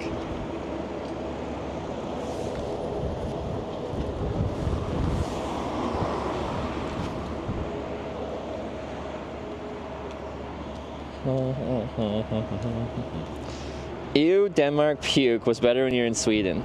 There's that Nordic sibling rivalry coming out.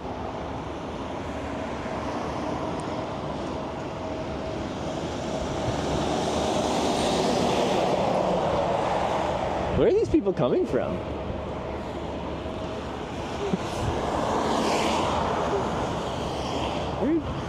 How did you come from back there? Did they cross the street from the other side? Oh, like that guy, probably.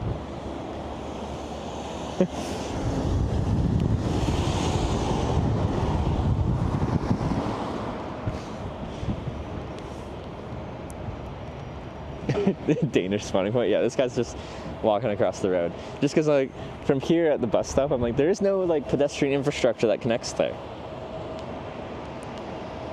Have hitchhiker turf wars? Okay, so, like, a few times I've been in America hitchhiking, and there's, like, one prime spot to hitchhike on every on-ramp. Because once you go too far down, it, like, becomes the interstate, and you can get in trouble. And then also, you don't want to, like, take someone's on-ramp. If they were there first, it's kind of their on-ramp.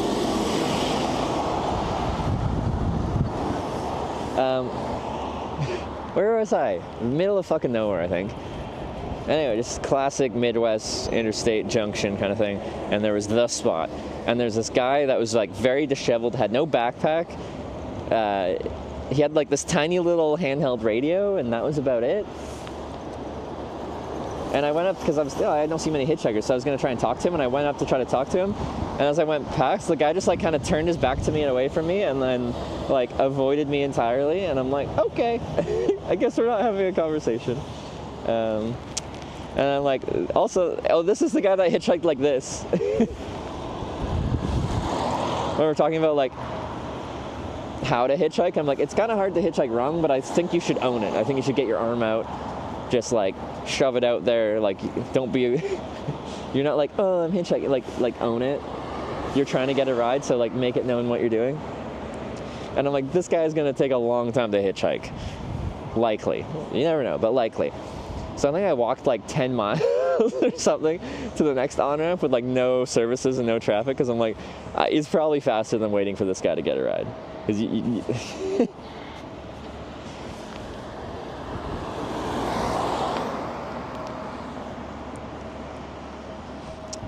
I shared an on-ramp with the big Swede, that like 60-something, 70-year-old hitchhiker that I was telling you about. Because when people are like, oh, you must have like hitchhiked the most out of anyone in the world, I'm like, not even close, most likely. Because there's people like that guy who's like pushing 70 and has been hitchhiking his whole life.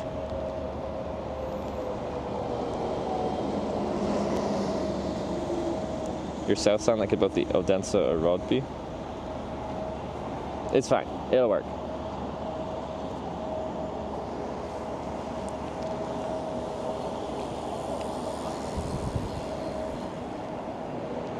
Person who paid to move? Yeah, they came and started hitchhiking right next to me, and I'm like, okay, you stepped on my my on-ramp. I got stepped on once. So yeah, then I paid him $50 to fuck off. In Corning, California. Politely fuck off.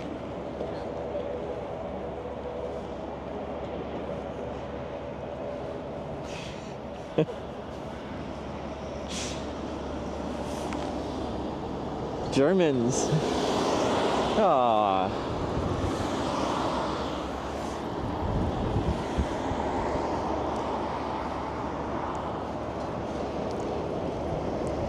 Face of your first ride you got hitchhiking, a male, female? Yeah, my first ride was with a guy in a gray Chevy Silverado pickup truck, and he worked, did he live up there? Anyway, he worked like building power lines in rural Saskatchewan, and he was on holiday, and he was I was hitchhiking from Kelowna to Victoria on Vancouver Island. This is BC, Canada, with a sign that said Vancouver, expecting to get a ride to hopefully Vancouver, then take transit to the ferry, get on the ferry, get the ferry to Victoria, and then just take like the city bus into the city. But this guy pulled over, and he just happened to be going to Victoria as well. But he was stopping in Vancouver because he was picking up a girl he met on a European vacation who's from Sweden, who was in Vancouver at the time, and then he was going to pick her up, and they were going to go on, have a little Victoria getaway for a few days. And yeah, it was a good time. Missing rides going south to the ferry. Well, we kind of said we're trying to do the road route, but if someone happens to be going to the ferry, then that's fine. But yes, we might miss someone going the ferry route. That's fine. I feel like south is too general. And having two signs, like together right now, it's too windy to have two signs.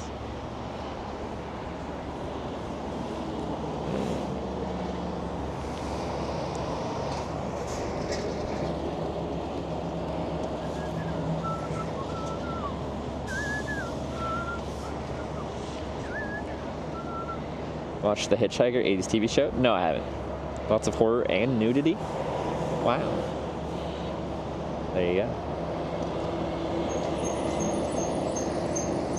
Ever hitched a motorcycle? One motorcycle and a lot of scooters. Motorcycle was in Ireland. I don't speak.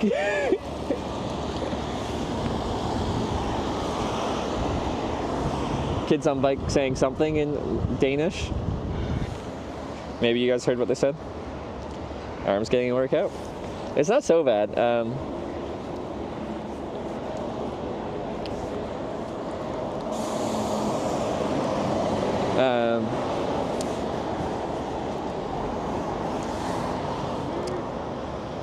Because my arm actually goes down a lot.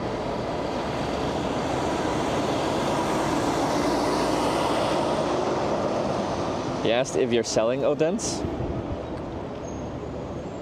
Why are you standing there? Yeah, kids don't understand hitchhiking. Odents want to... Oh, on his bike. Okay. Oh, okay, I would do the same thing.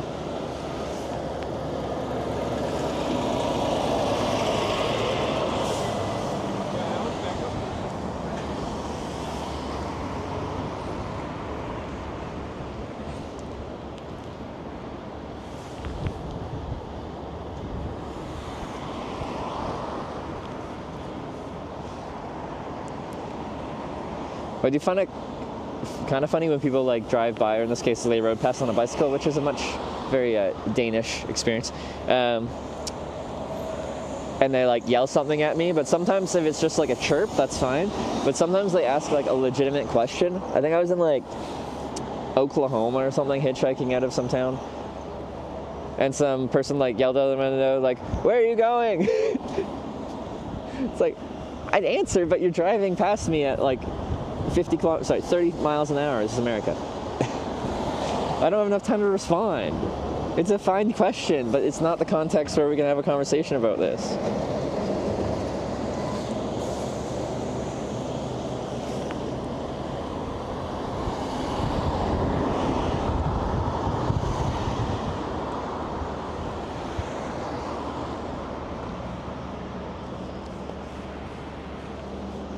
Taxi. Bornholm Expressen.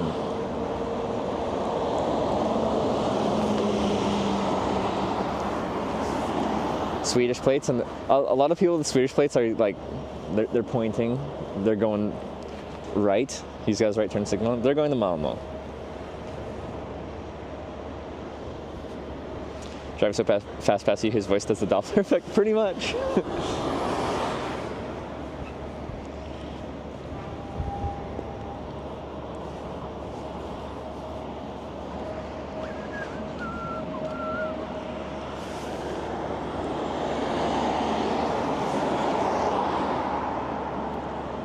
I think it'd be really easy to get a ride to Sweden from here. Like, really easy.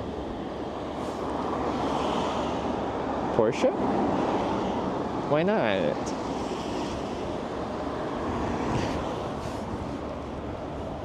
That lady in the Kia gave me a very big shrug, like a kind one.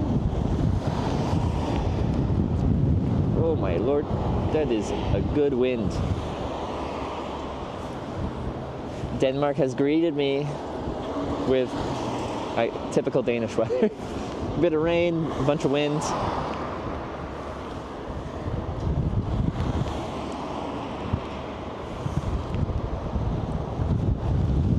Ugh.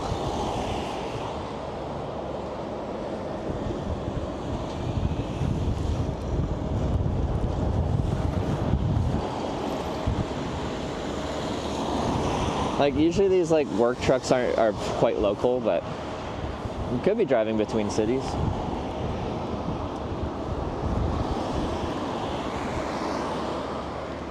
Somebody on the way home back over the bridge? Yeah, it seems to be. But yeah, I'd be curious to just like, I don't know, have statistics on how many cars driving past here are actually going westbound at the, once they cross over the highway.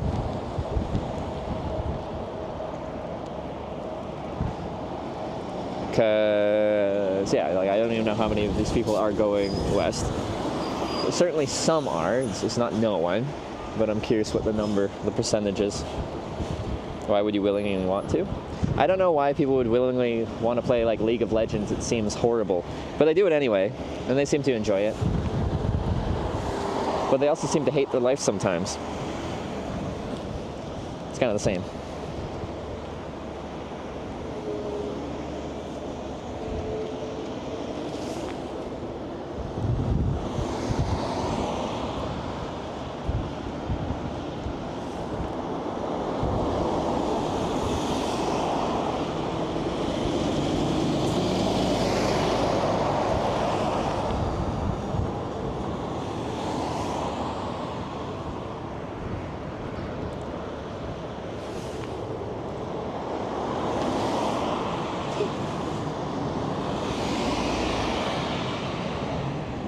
Romania.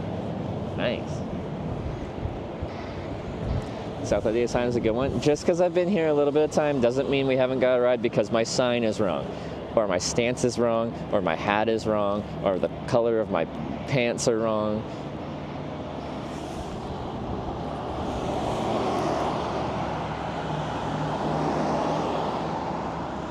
But when you hitchhike here, you can use whatever sign you want.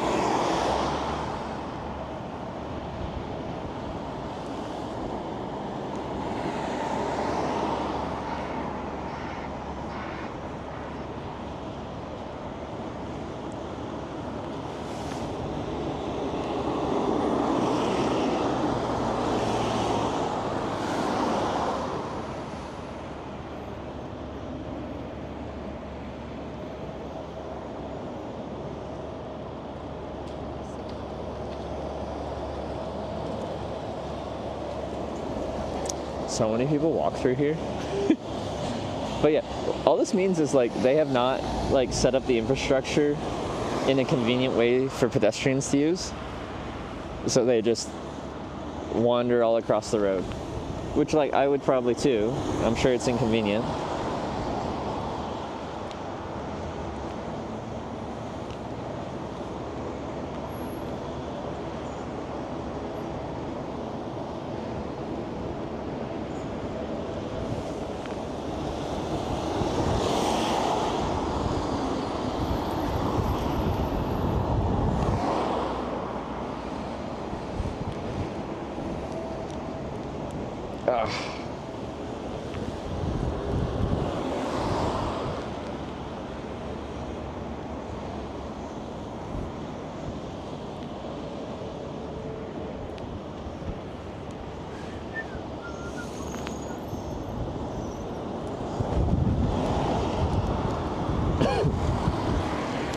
Pointed that way. I don't know if they had Swedish plates, but they're going somewhere else. The classic hand signals for I'm not going in that direction are one side. Like point left, right, or down. They went like this. How do you feel today? Pretty good. Had a good sleep. I had a really nice place to camp last night. I was pretty stoked about that. And like it was pretty breezy, but I was like well isolated in some pretty dense foliage, which cut all the wind. So I was very comfy. And then we got a pretty fast pickup from Malmo to the Copenhagen airport here, which was good. The guy was super nice. He's going to Australia for vacation for 2 weeks.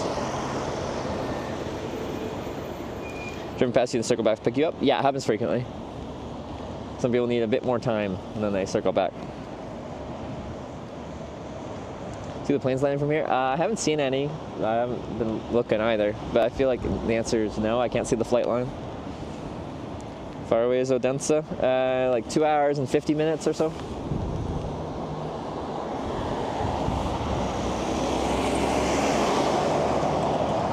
Might reach Australia before you ride. I hope not, jeez.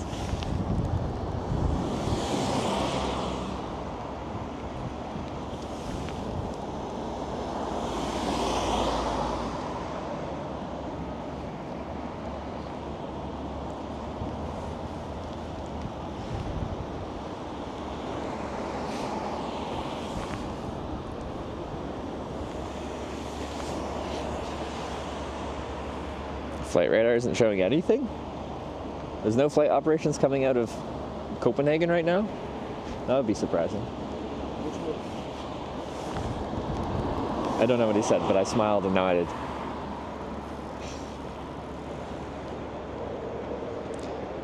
President, low-key dedication. I've just been hitchhiking for 11 years. I just like it. A lot of people will see this and they'll think I'm just doing like some big thing for social media. Like, I'm doing something outside my comfort zone for the first time to get to TwitchCon because I'm doing it for the internets. Go viral or something. I just like hitchhiking. Done it 7 years with a camera, 4 years before that. 2,700 rides, give or take. I just do it.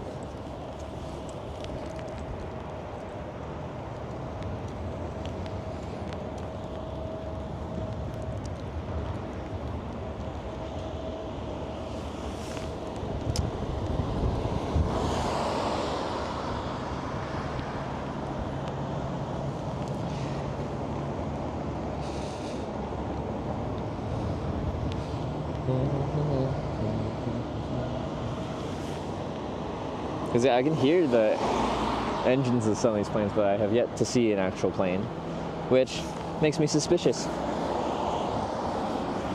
I'm at an airport and I haven't seen any planes. Probably isn't even a real airport.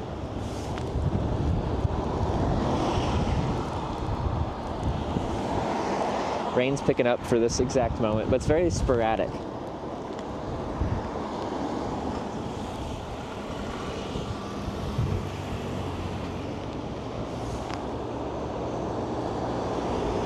Sir, your door is open? I don't think you're supposed to have that door open.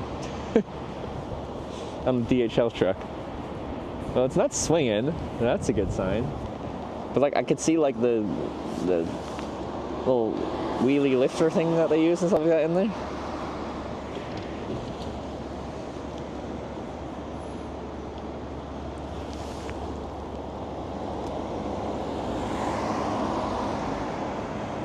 Hand truck, is that what you call it?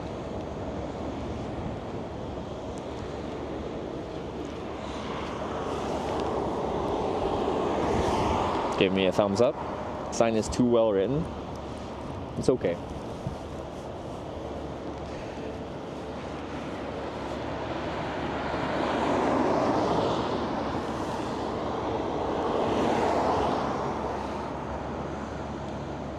Have a good breakfast today. I went to Circle K and I had a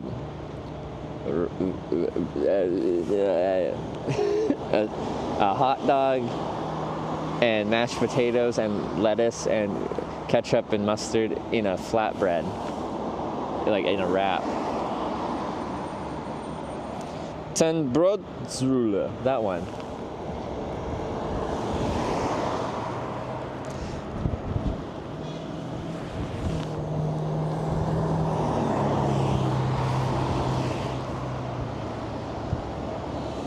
I'm not changing the sign. Everyone keeps saying, change the sign. You should use South. You should use Germany. You should use, however you pronounce that. It's fine.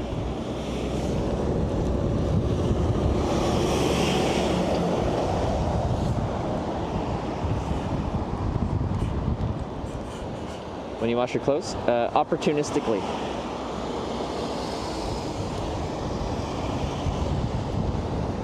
I was offered a place to stay by a lady that picked me up and took me to essentially Stockholm.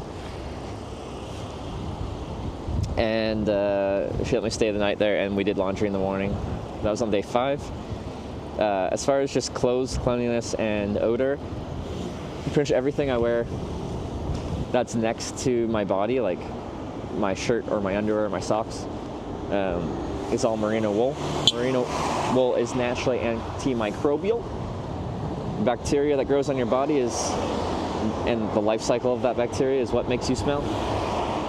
So I can start to smell, but my clothes don't hold an odor as much. Merino wool mentions, yeah, my baby. I'm just gonna plug this in for a little bit, my mic, so when it dies, because it will die not too long, I don't have to reach into my backpack and grab it. If I can, okay.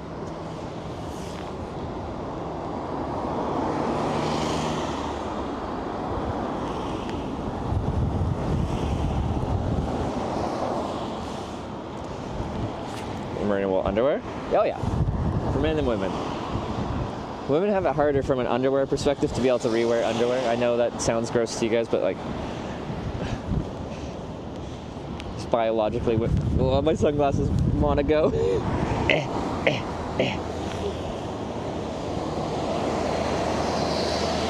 See a plane landing now? No.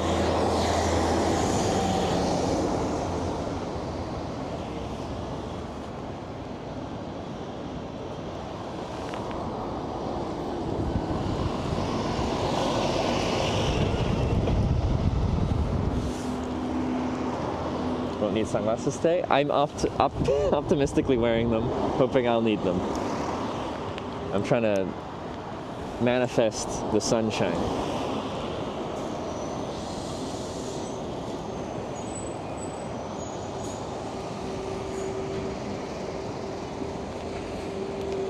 But I've seen hitchhikers talking to themselves. Yeah, generally I try to stop talking like at the critical moment when they get close enough to like be making the decision.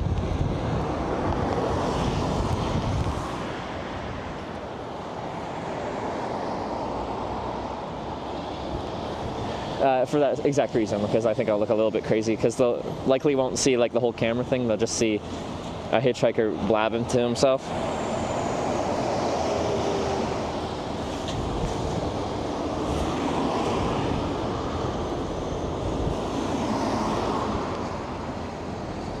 Crossing is asked for pedestrians. Well, it isn't a crossing for pedestrians, but it really just means they didn't set up this bit of infrastructure well for how pedestrians want to get around.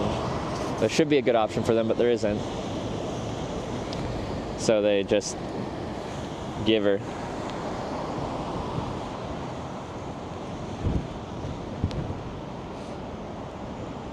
Path under the bridge? Yeah, okay, this is just a desire path. This is faster, so you go this way. Oh yeah, I'm trying to get my mic plugged in. Okay, never mind. One day. I feel like it's busier than it was when I first got here. Because when I first got here, I was like able to like squat down and chat to you guys as a break. Be gaps in traffic. Yeah. Okay.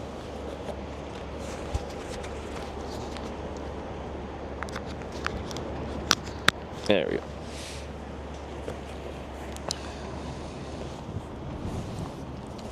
Dense. Hitchhiked next to airport before? How's the wait usually?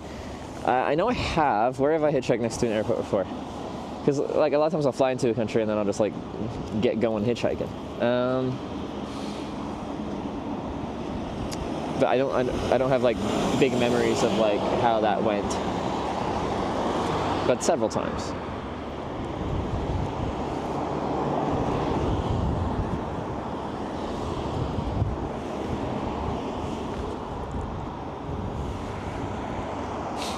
Windy in Denmark? Perpetually. I think this is every day in Denmark. Japan started that way first time? Yeah, no, I think I flew... Where did I fly into? Nagasaki? And I just walked from the airport. Did I start the stream at the airport? I might have. And then we just went from there.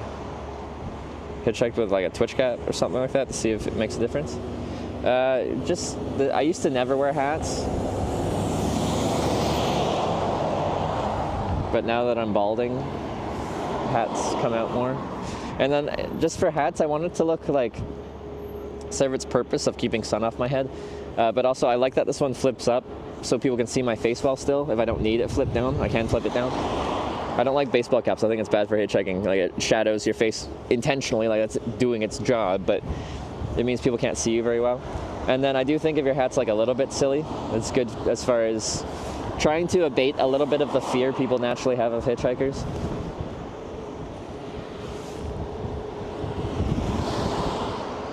Fiji and Newfoundland started airports too. Yeah, that sounds about right. Fiji, Newfoundland. Okay.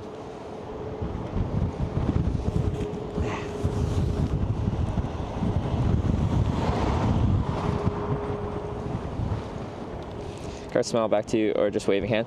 A lot of people are like nodding back, waving back. A lot of people are like, they're going to Malmo, like that car. She went like this. And if you see me do like a bigger, like full hand kind of wave thing, that means they've like gave some kind of gesture to me of something. Usually like a not going in the direction you're going. Oh, taxi.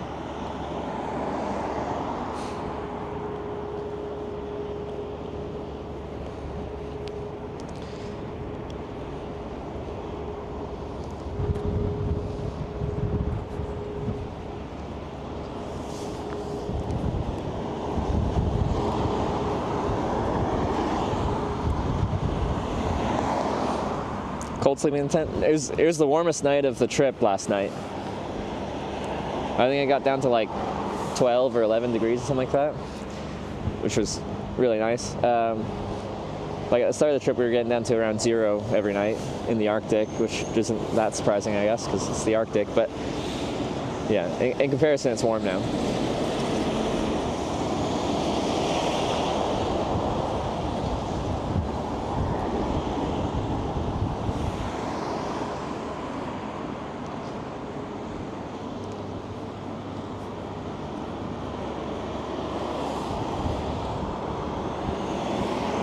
German. Going to Sweden.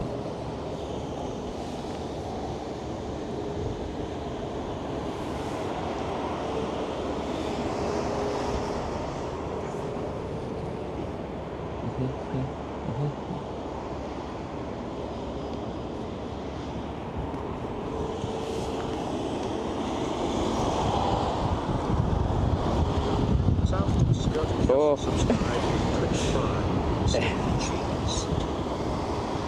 I probably should just put my sunglasses away. They haven't blown up, but I feel them wobbling up there when I get a good gust of wind, and yeah. It's like sharing a legal stop, bus lane, that being a factor. Lots of people have hitchhiked here, I know that, because there's a whole website where people put user-submitted hitchhiking spots, and a lot of people have. All through Sweden, I hitchhiked at bus stops. Probably at least half of the time I was hitchhiking at a bus stop. People stop at bus stops. It's a good spot to stop because they can actually get a lane of traffic and not block a whole lane of traffic and potentially have distracted drivers rear end you.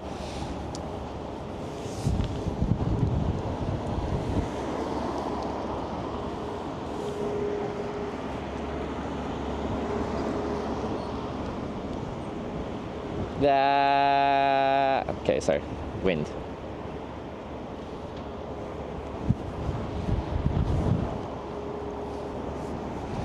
Do do do do do do do do do do do do do do do.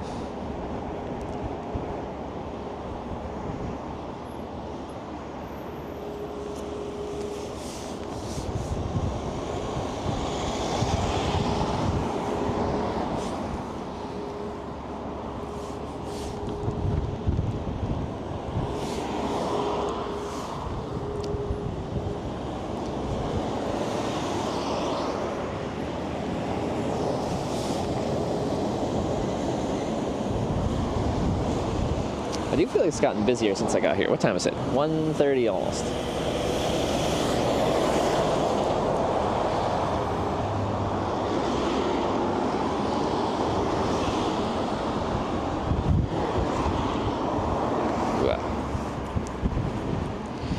Bus stop doesn't look busy at all. Yeah, a few buses come by here, and I don't even know if they stop here or not.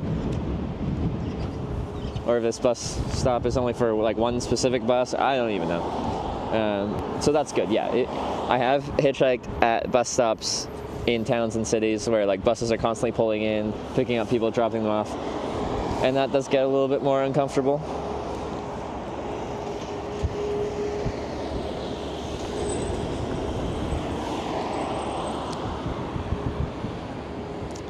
Right here in Roskilde, and that is 30-minute drive from Copenhagen. It looks very, what direction is that, west? Looks very dark to my west, I think. Some dark clouds. Right now it's like, it's kind of light out, like the sun's trying to break through even.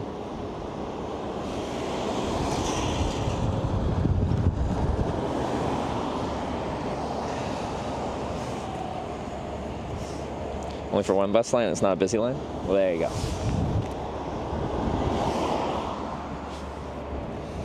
Ride a motorcycle including helmet, would you jump on it? Jump on it. Right now, we'd probably be going into the rain and my stuff wouldn't be weather protected. It seems like a bad idea. Like, huge part of me wants to say yes, and I've done that before, and it was quite fun, and scooters and stuff like that in Malaysia. But it seems like a bad idea.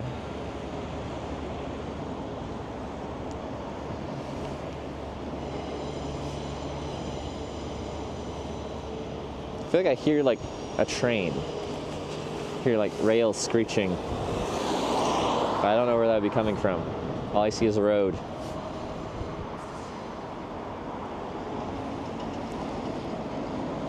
Been in a motorcycle sidecar? I have not. That'd be a fun. I'd take, but again, we'd probably get really wet, but I couldn't turn that down. Hitchhiking the toughest till now? I think in country that's the longest on average wait times now is America.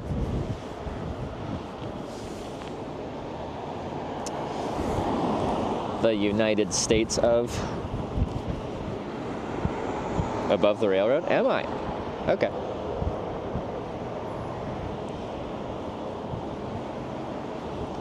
Oh.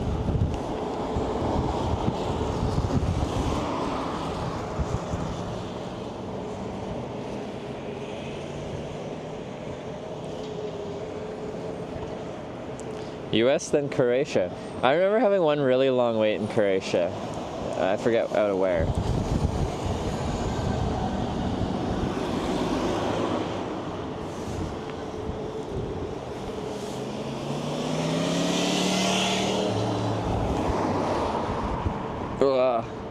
Exit from the whole airport? Yeah. So the downside of this spot is I say we do not have directionality. Some people are going, a lot of people are, anyone turning right at this lights, if you can see that, they're going to Sweden.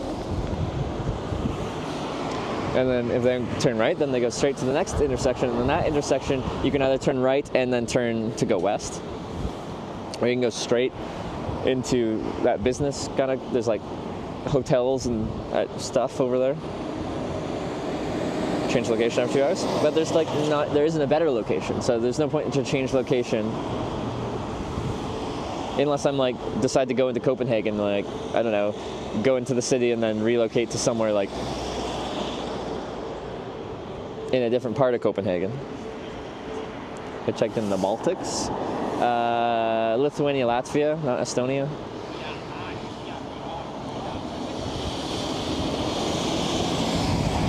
Oh my god. The freaking wind. Oh yeah, just train mesh to the other side. Yeah, it's likely our best other option, so we'll be here a while. If we get like some proper rain, I'll probably wait it out in McDonald's or something like that. But this will work eventually.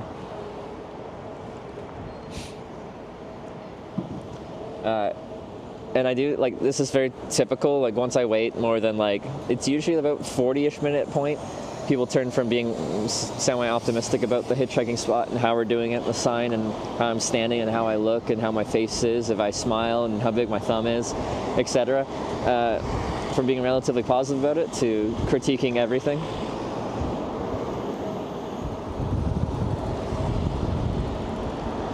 And since we're over an hour, that will probably happen. So I've been trying to hitch ride, usually just boring, tedious. No, I like the process. But like when I'm actively hitchhiking and it's like bad weather and it's taking a long time, am I like actively like being like, woo, this is fun, I love this. Ah. No.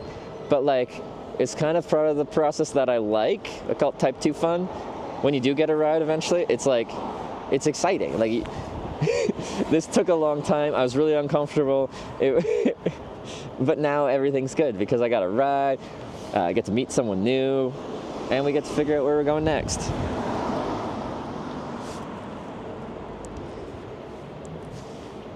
Another more south-oriented on-ramp. But I don't think there's a good spot. We gotta have a place where people pull over. Yeah.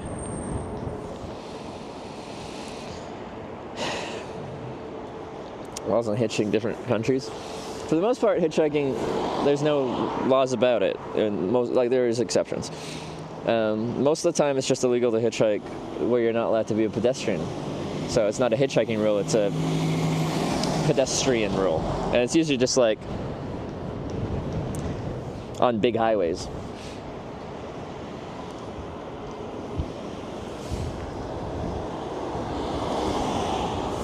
Taxis.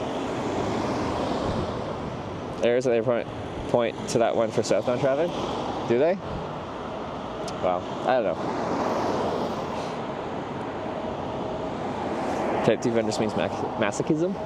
But like, if someone enjoys running marathons, if you ask them like 30 kilometers into the run if they're having a good time, probably, honestly, I don't know, I've never run a marathon. My guess would be like they're uncomfortable.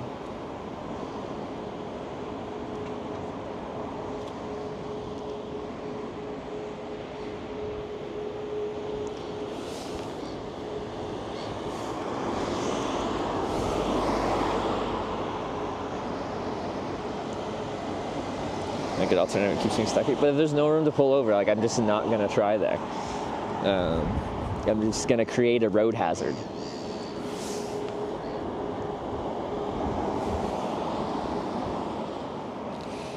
Other ramp has no hitchhiking spots. Yeah, this is the issue.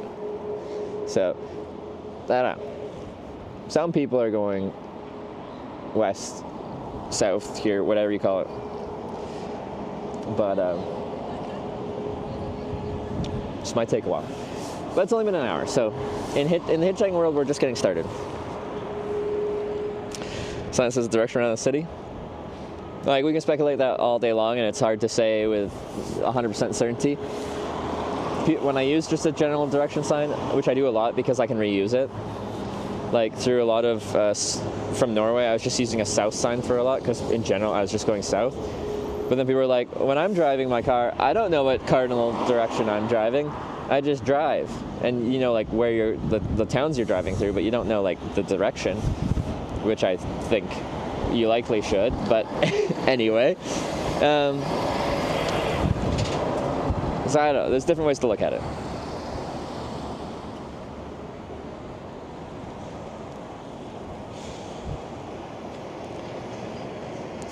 Driving cross country but cannot move on to pick up a hitchhiker. The thing is, there are no hitchhikers, or there's very few hitchhikers. Like, I live in Canada and I rarely ever see a hitchhiker. So your trip would just be driving around a city aimlessly for days, weeks, potentially months, trying to find someone hitchhiking. It ain't great content.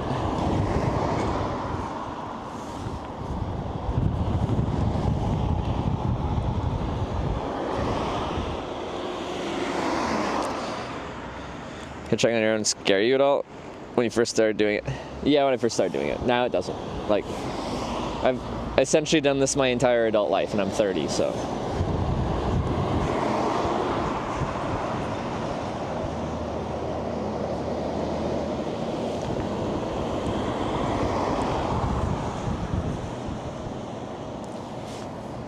Two better locations within 1 kilometer. Everyone next on ramp towards Copenhagen are all going south. But they aren't. Because I can see them not all going south. People in the right lane with the right turn signal on are going south. Oh wait, south, west, okay, east. Everyone on the next on ramp towards Copenhagen are all going south. Why are they all going south? Oh, the next on ramps, but there's no spot to pull over. In front of the hotel and metro is a bus stop. We can look. But I doubt it.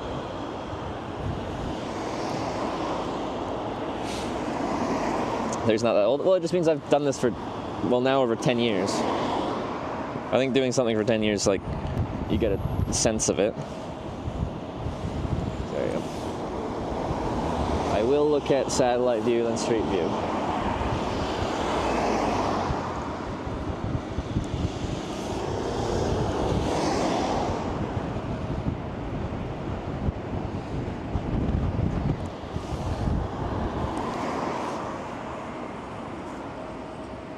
Satellite.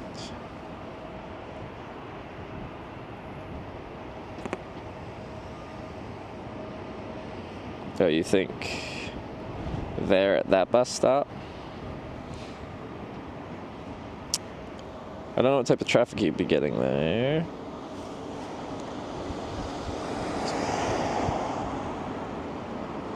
Let me look.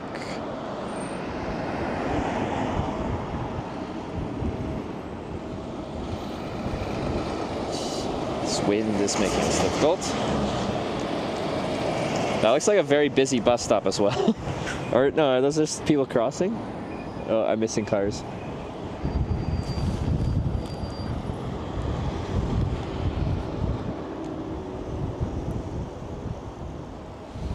Like, if I get rained out or something like that, I can always check and try when I come back, but...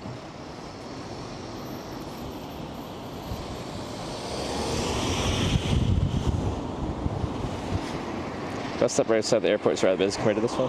Yeah. Which does make for awkward hitchhiking when there's constantly buses coming in and out and people waiting for buses.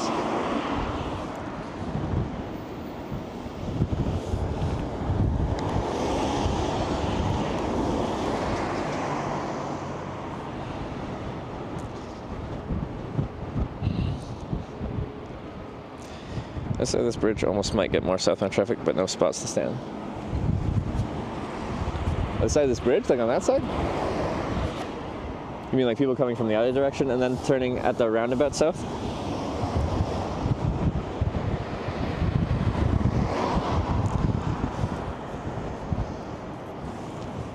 Yeah, no, it's unfortunate that I don't have L traffic right now. Well, I'm just curious how many people are actually going on that on-ramp. South. Is it considered south? In my head, I'm like, it's west, but... With Twitch Prime. Huge thumbs up. Gekekkel. Thanks for the 2-month Prime.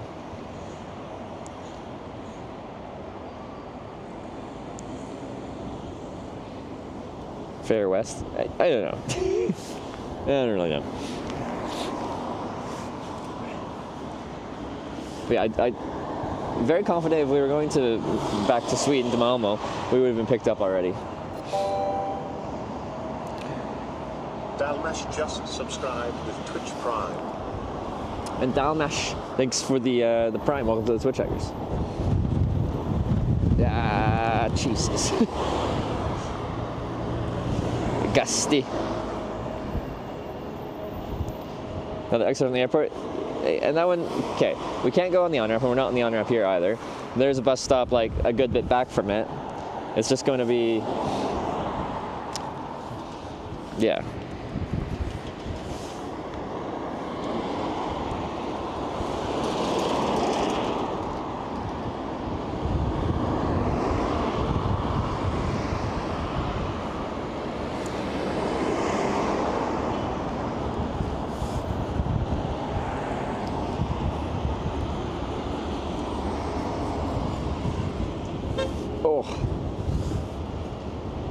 Some people are very bad at driving.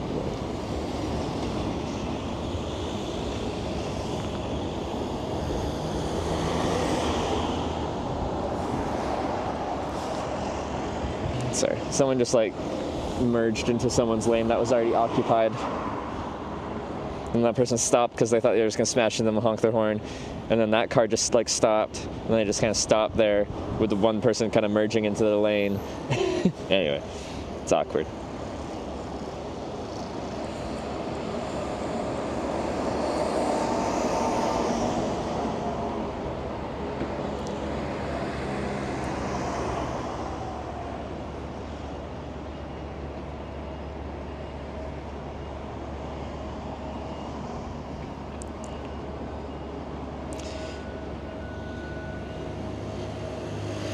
Like,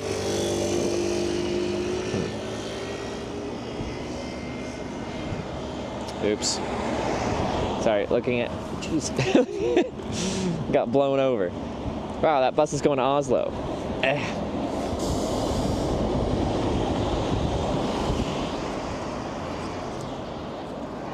Map.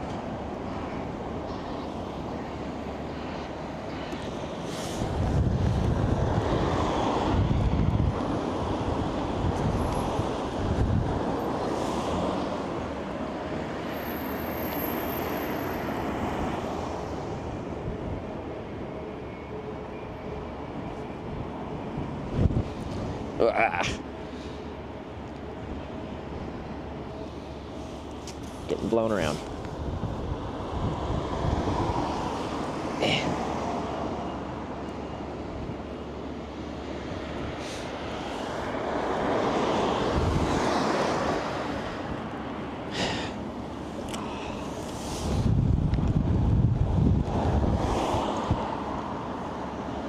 Wind is just like, so I do bike tours as well on stream, and like I don't mind mountains, I don't mind hills and fjords and all that stuff like that, but when you're just like out in the wind all day, especially on the bike because you're pushing against it, but even just standing in the wind,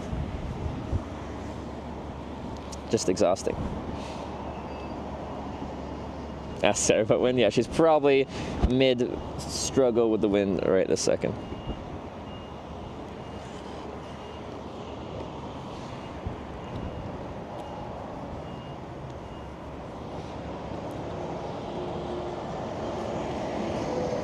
Wind is the worst. It is. UPS is a no-go. I don't know. Ugh.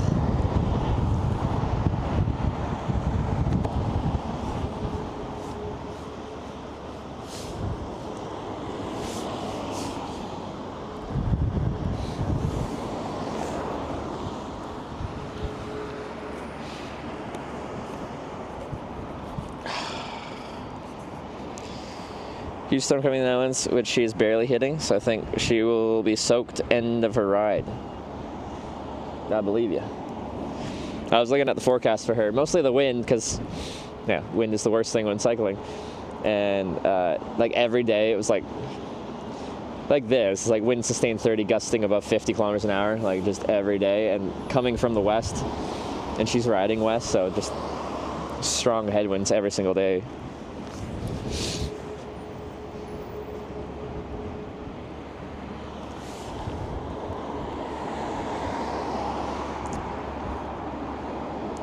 Go to the roundabout, go west for like 100 meters?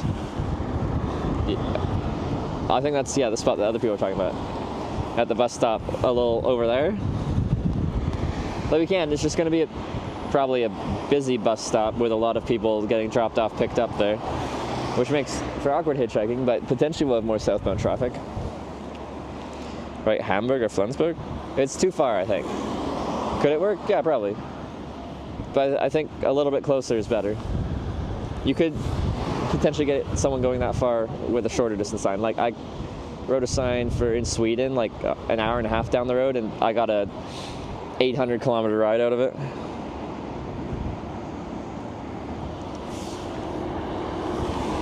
Swedish plates.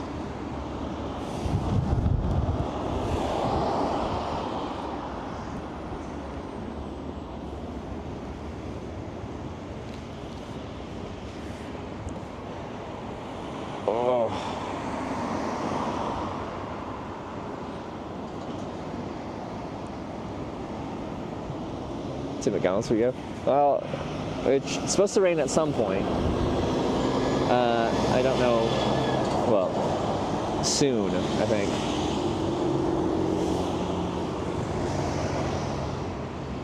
What's my thing saying? Showers in the vicinity. It says at 2 p.m. there's a 67% precipitation. Ugh.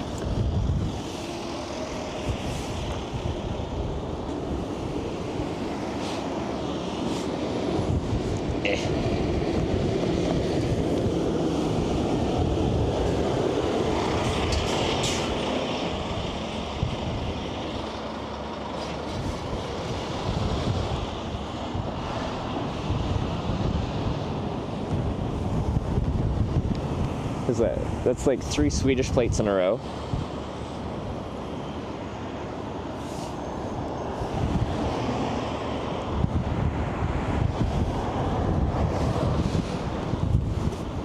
Oh, the other. So, okay, it's really freaking windy, but of all the directions the wind can be blowing when I'm standing here, coming straight on, head on like that is the best for hitchhiking. It just blows my sign towards me, but we can manage that. And if it's folding the sign in, you just rest it on your chest. It can work. But if it's coming from behind you, it just like rips the sign away from you.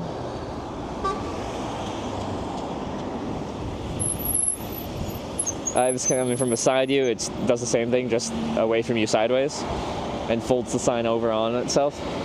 So if we go to that spot, which maybe we will, I don't know, we'll be facing that way, towards the McDonald's we just came from, which will mean we'll get the side wind blast. Busy.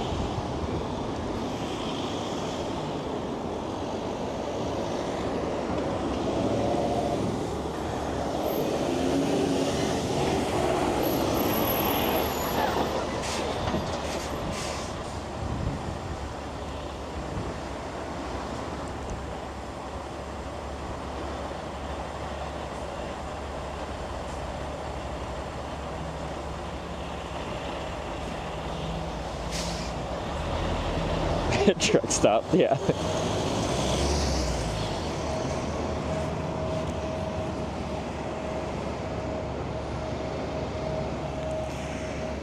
No one wants to take that route? Well, yeah, that's what I was just talking about. For if we do switch to that spot, we will have an annoyance with being able to use a sign at all, as it'll go this way, and then the wind comes from this way.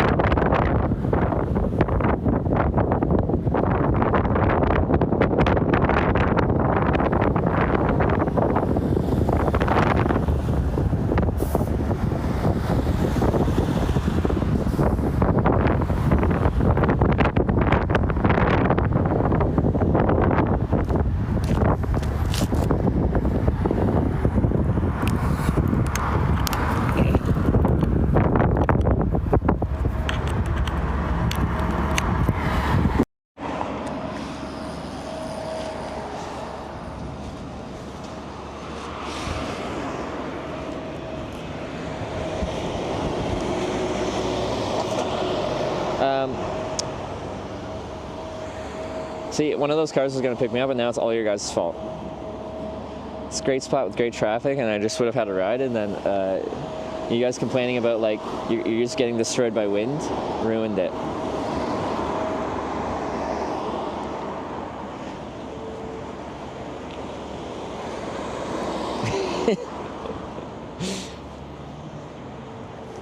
How dare you?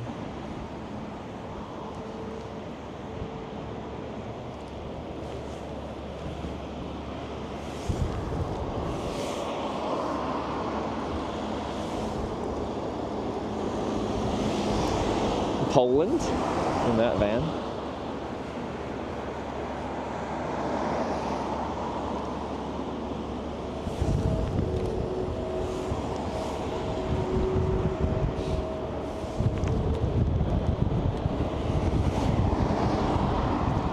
Been any semi trucks to strip? We had one.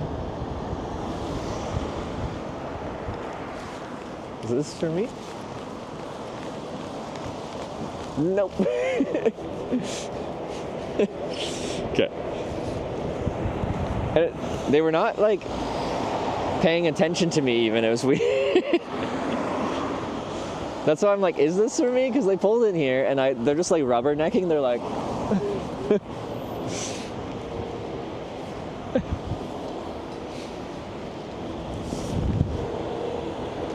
Usually it's easy to tell when someone like, because I can see the drivers as they come through here as long as the lighting's okay.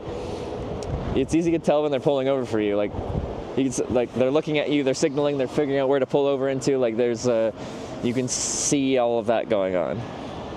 And I didn't see that going on. So I'm like, I don't know about that.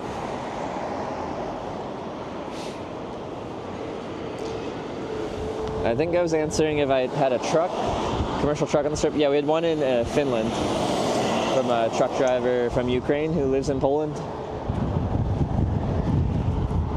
Ah. Okay.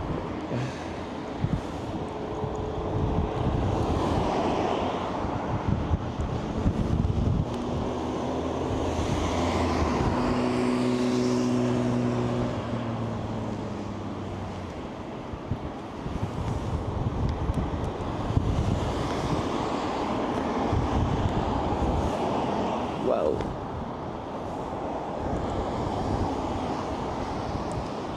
Longest way this trip so far? No, we did like 2 hours out of Norway because there was no traffic.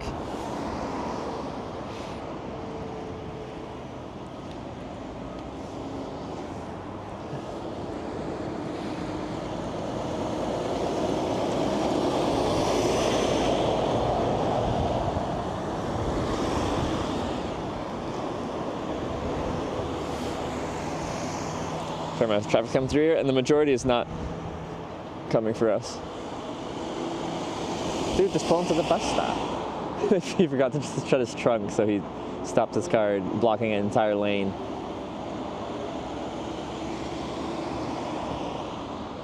To close his trunk. Coolest car I've hitched in an opinion? A King Air 250 airplane. It's like a car, but with wings. And twin turboprop engines.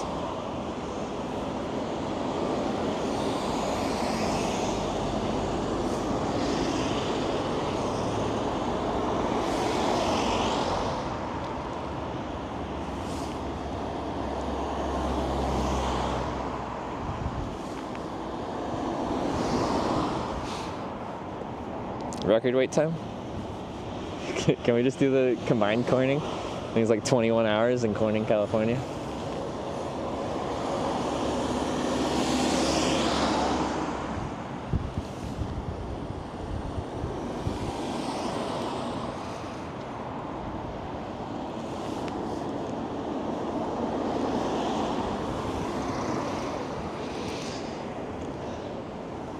Oh, what is that bike? It's got a small front wheel, big rear wheel. What is that thing? Why is that? I guess, okay, little wheel means you can put a big basket of stuff on front. Never seen that before. I don't think you guys can see it.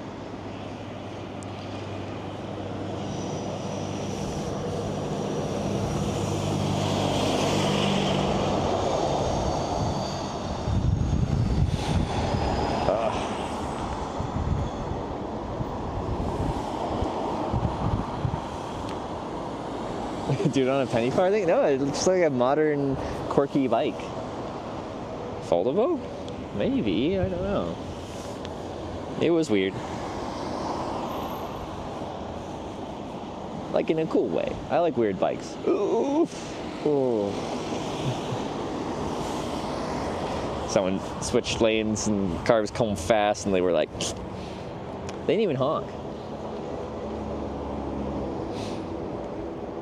Turned down a ride because got bad vibe? Yeah, I've turned down a ride for bad vibes. I've turned down a lot more rides because of logistical, like we're not going the same direction kind of thing. Like here, if someone didn't read the sign and they're like, I'm going to Malmo, Sweden. Does that help you? And I'd be like, no, it doesn't. More polite, way more polite than that. But rain's picking up. So we're getting into like, I think the rainy part of the day, which might be where I'll just take lunch and then we'll reconsider our options. Either coming back here or going to the other one.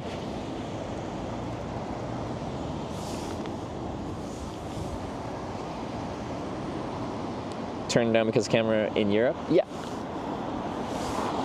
I don't know the last one. We haven't had any on this trip. Usually I say it's like 1 in 20, 5% of people are camera adverse. But yeah. You noted you'll just subscribe with Twitch Prime. Rudo Tingle with the Prime. Thank you very much. Welcome to the Twitch Hikers.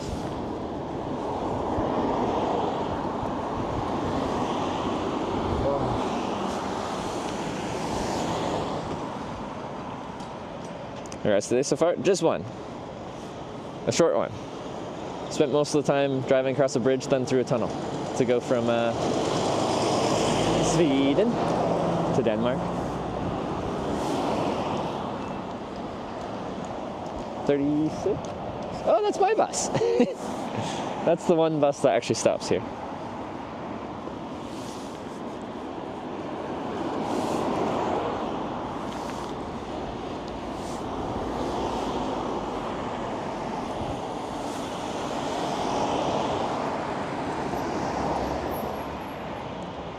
You on schedule for TwitchCon? Yeah, we're doing all right.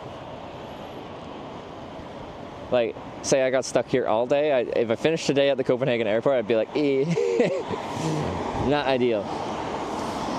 But as of the start of today, we've been doing quite good. 3:23, we end here today. Okay, let's get some distance down. We're at 2 o'clock.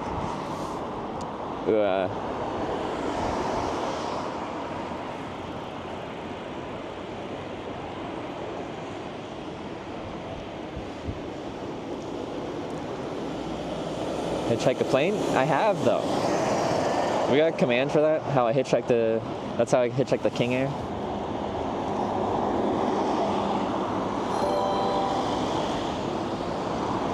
GG_works just subscribed with Twitch Prime.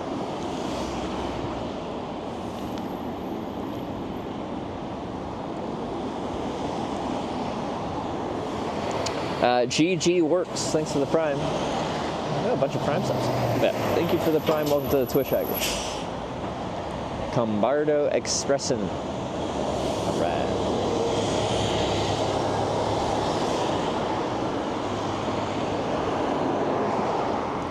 That's Overland 278 average of taking that ferry. Okay.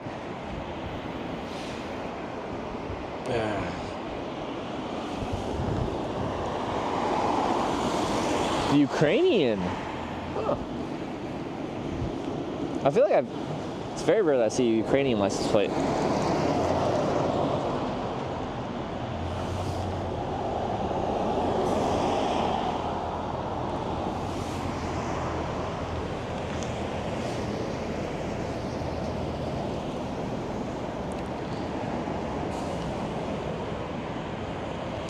Cinnamon bun, I think I've had the cinnamon bun rolly thing. They're very sticky.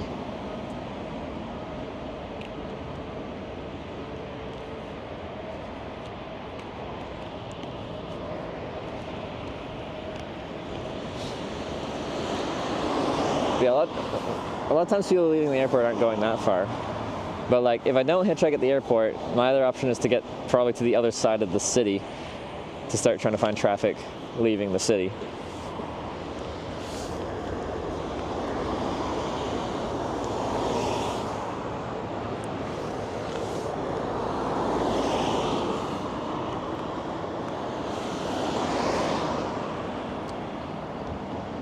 Because I am curious if there's I've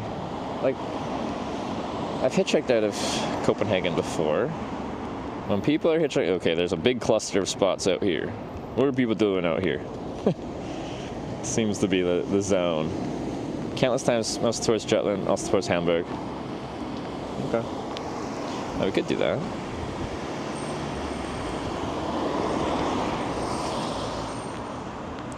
I would take you somewhere along the way, so be flexible. Okay. Sorry, horns make me curious.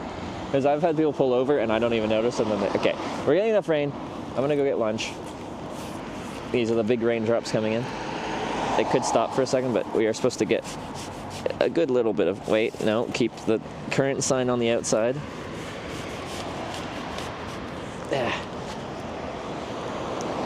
And then we'll see. But yeah, the issue is like, even if I reposition into the city to hitchhike somewhere,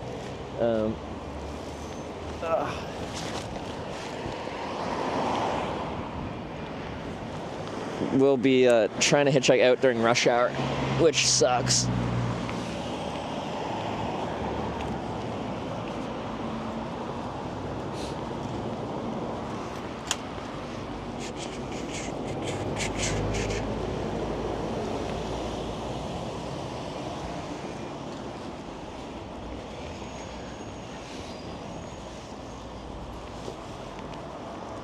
We moving just for lunch. I'm a little hungry, not that hungry. I don't know. We're getting out of the rain temporarily in here. Giant golden arches. Oh, we're zoomed in. Yeah. It's up the front.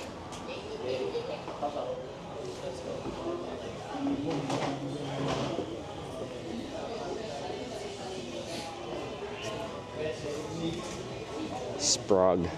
English. Order now. Find some McDonald's. I went there for breakfast yesterday. Was it yesterday? Day before? Yesterday? Something. No thanks. We'll eat in quickly.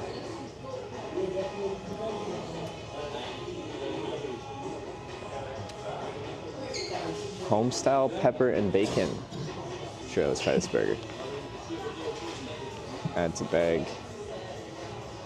Add to bag. I do think I do want some caffeine. Hot drink, because it's kind of chilly out. Oh yeah, they have cortados here. I like those.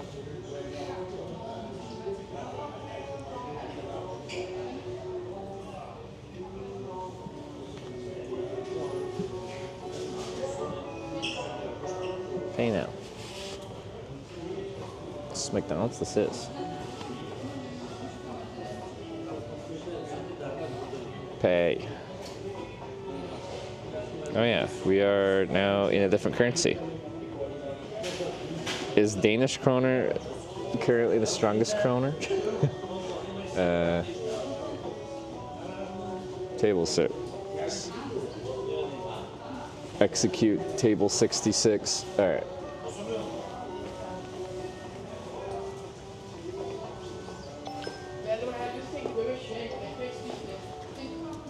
Someone said the specific McDonald's was bad? Maybe.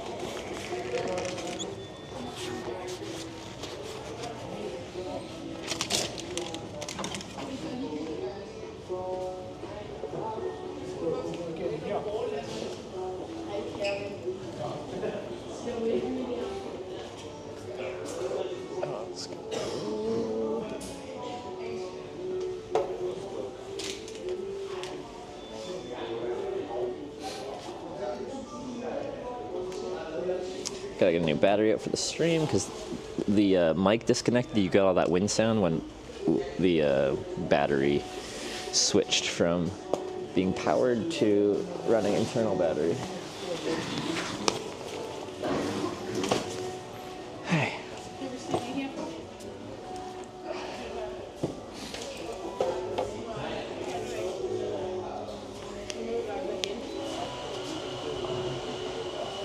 See?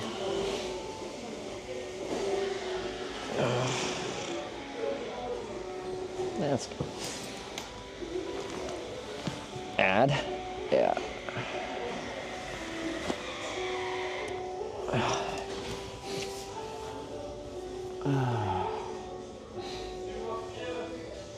It's tiring standing out in the freaking wind. I know I'm just like standing still and Sarah's like battling the wind.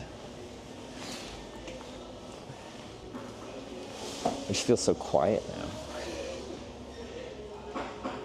So still.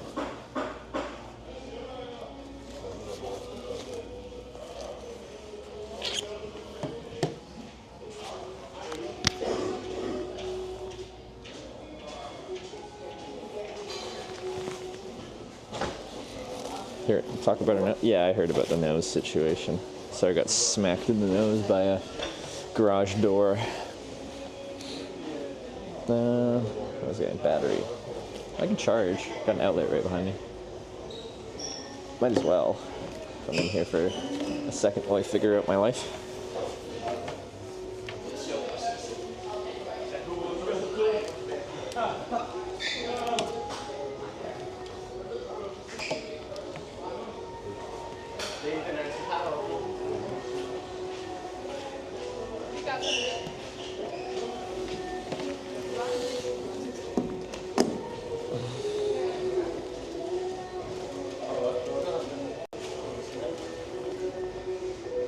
We are tangled.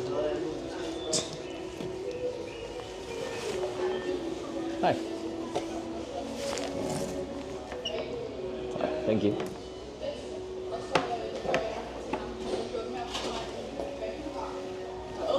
Does it still talk? We're still talking away.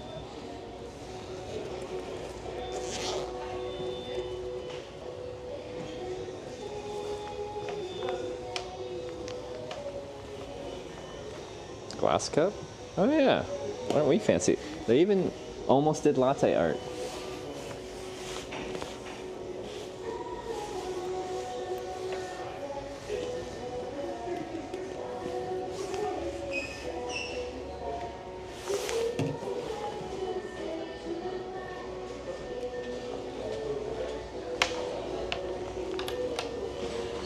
Okay, let's not knock that over as I'm mucking about with cables and batteries.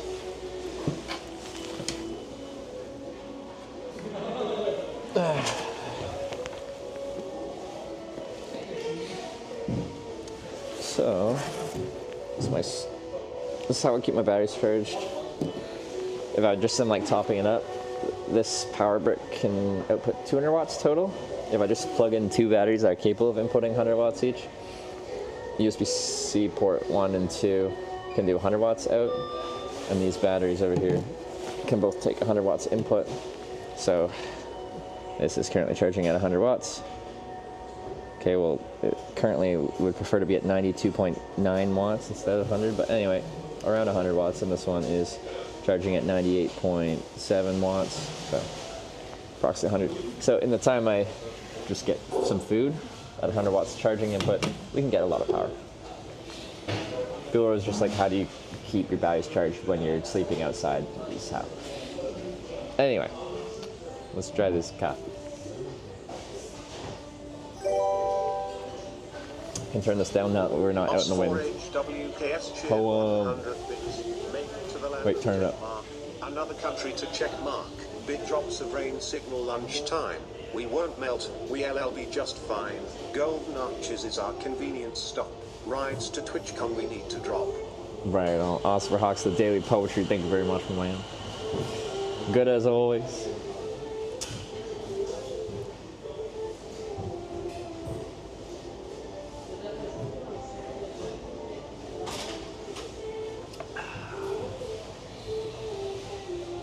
Ah, nice. Actually, I should keep you guys on charge in case we're out in the rain when we leave here. It's much easier to keep my electronics protected if I'm not actively recharging the broadcast phone at the same time.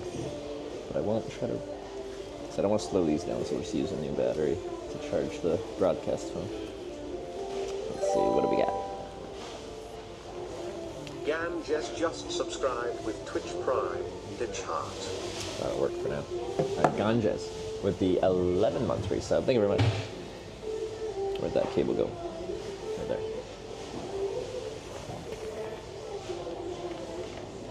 Fast charging these days compared to what was before. When I first started streaming hitchhiking, I had batteries about the same size, but they just... In 2018, a lot of those batteries... I think all my batteries back then were charged via micro USB cables, like the older ones, and most of them could only take like 5, 10, at most 15 watts input. And when you have a 100 watt hour battery and you can only charge it, let's say at the lowest range at 5 watts, that is now 20 hours to charge that fucker. So like, for the most part, I had to like do a whole overnight charge to get my batteries like really topped up, and sometimes some of them still wouldn't be fully charged in the morning, and I'm like, what are we doing? Why? Okay. This shouldn't F up the audio, but you never know. Sometimes things happen. Leave me lamp hours? Watt hours are the superior unit of charge. Unit of capacity, I guess. If it's a 100 watt hour battery, it's approximately 27,000 milliamp hours.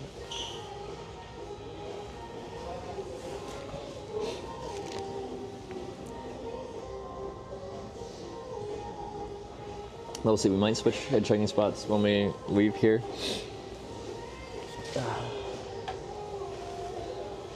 So while I'm here, I'll still be chatting with you, but I'll be perusing my hitchhiking options here.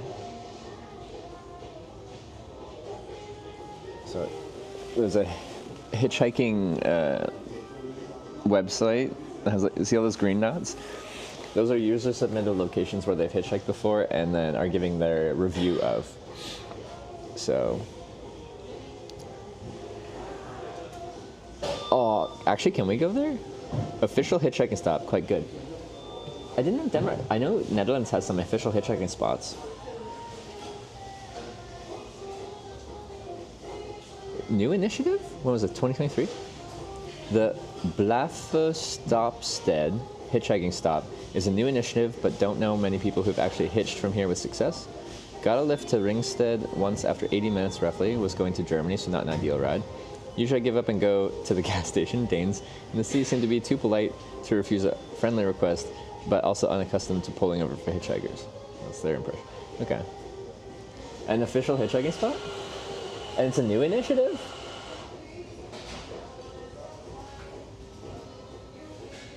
If I can go to like the official hitchhiking spot, that sounds cool. Huh. How do I get there? Can I get there like efficiently? And not spend like 30 freaking years? Where am I? Here. So it's there. Okay. I've only hitchhiked at one official hitchhiking spot from Nijmegen, Netherlands to Rotterdam, actually. This was 2015 before stream. But I think I heard Netherlands is getting rid of a lot of their official hitchhiking spots, because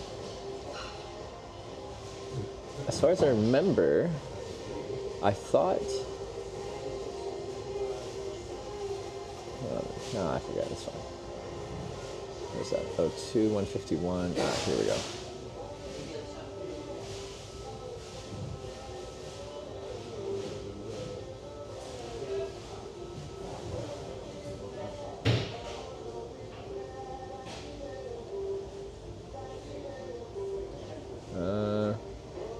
What designates it official? Also, one was a street view from 8 months ago. That should be modern.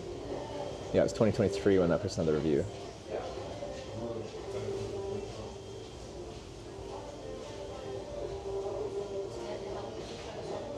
We're just trying to see what that looks like. Should we Burgerman? Yeah, I should eat my burger. Sorry, I got distracted.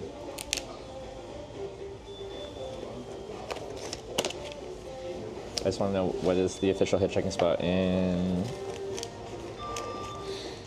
Copenhagen even look like? Great taste in every bite. This is I got a something. Homestyle pepper and bacon.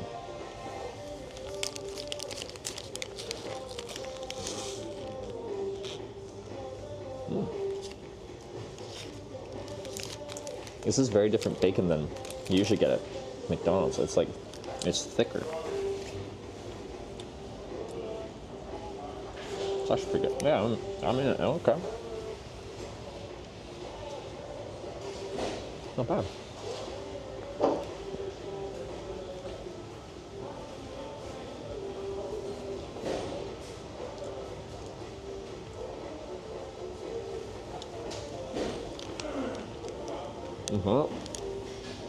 Just a patty, a different kind of cheese. I think that might be where the pepper comes from. It's like a, you can see the peppery bits in the cheesy bit. Some kind of sauce. Bacon, patty, pepper jack cheese.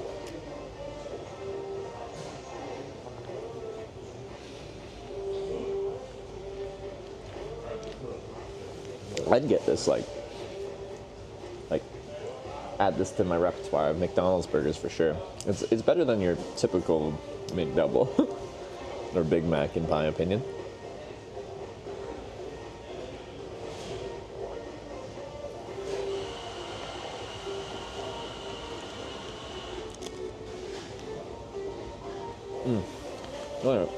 How do I get here?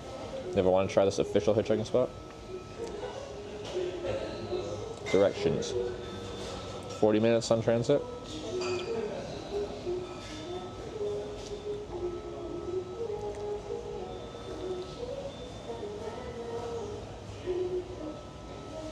That includes a 10-minute walk to get to the light rail in the first place.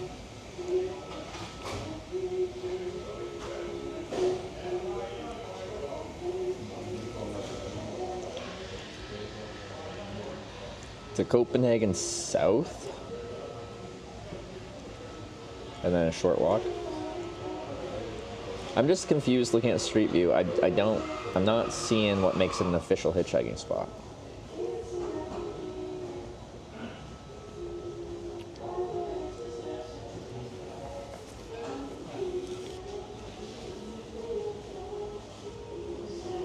Got to Denmark? Yeah.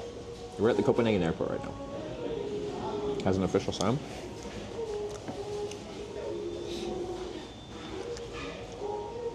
I'm just trying to see the official sign, and I'm like, where's that? It's just on that post. That just looks like a bus stop sign.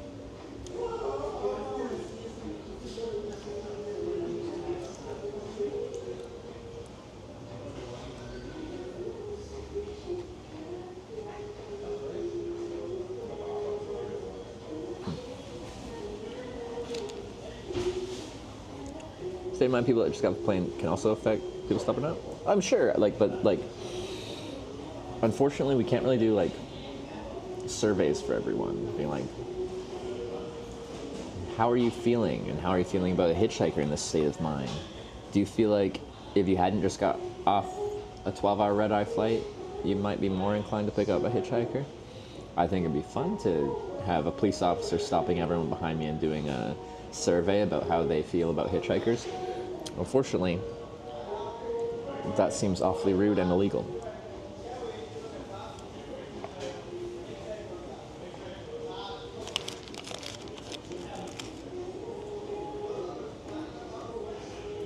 Ever take local advice even not clear as experienced hitchhiking as you? Depends on the local advice. Because the most common local advice I get is, no one picks up hitchhikers in this country, no one's going to pick you up. Which isn't really advice, but that's the most common local anecdote I get. Which doesn't really help. But no, I've gotten very useful local assistance before. It's also not true. But yeah, like, a lot of people are giving local advice from a local's perspective that hasn't done the thing I'm doing in that area. So it's tough. Because a lot of people, local people are seeing me do this, they've never seen anyone do this. So because their assumption is, people don't do it because it doesn't work, therefore it won't work for you kind of thing. And that's the kind of mentality that comes in to a lot of local advice. That's not all, but it's a very common one.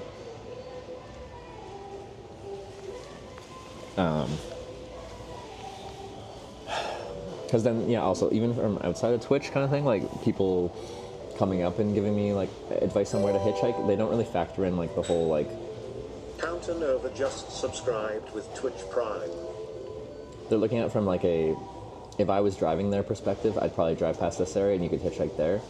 But a lot of times they don't take into account that I need to actually have a safe place to stand and a safe place to hitchhike and a safe place for cars to pull over.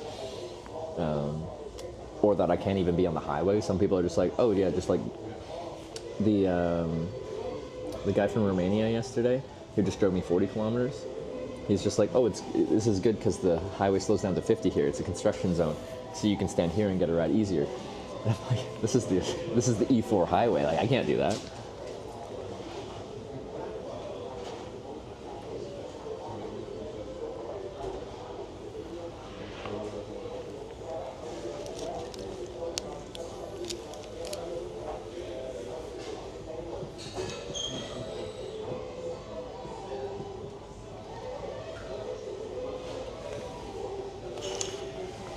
Good way to get picked up by the cops.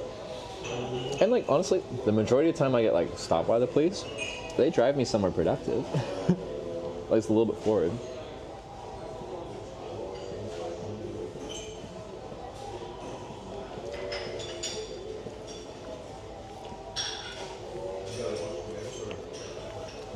All the people pick you up are snipers pretending to be locals. Hold up. How many people are watching right now? 2.8K viewers. I am between 2.7 and 2.8 thousand rides, so 2,700 and 2,800. We have about the same amount of viewers. I'm pretty sure that is just like each and every one of you is one of the people that picked me up hitchhiking throughout my life.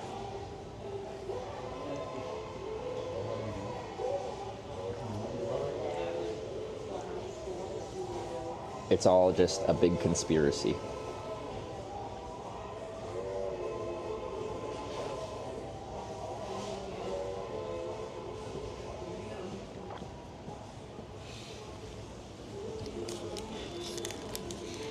I mean, they don't have a car? That's not the only type of picking up you can do of a person. I'll never forget our night together. Wait, where are you? What's your name? Clearly I forget our night together. I lost your message. Sorry.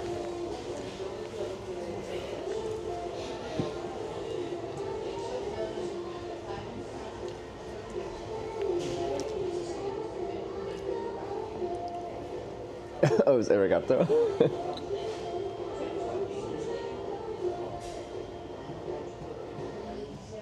Walk a bit and try another spot. No, it will still be hitchhiking. I'm just considering whether to try the same spot, the other spot at the airport that we've talked about, or going to there isn't an official hitchhiking spot in Copenhagen. And I'm tempted by that because like it's an uncommon thing. I'm on Street View and I'm trying to look at this official spot and I don't see where it says official spot. There should be a sign, apparently.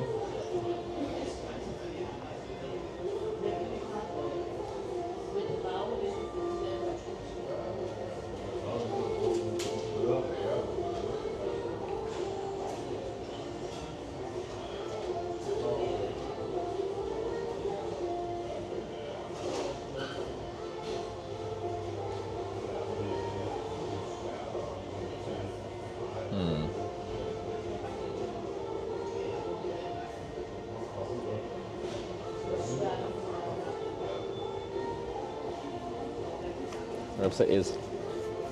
There's a website for it? Oh, okay, we gotta go to their website. That's your few image from? Just 8 months ago. Why are their words so long? Okay, it's not that long. Blaffernationen. Blaffernationen.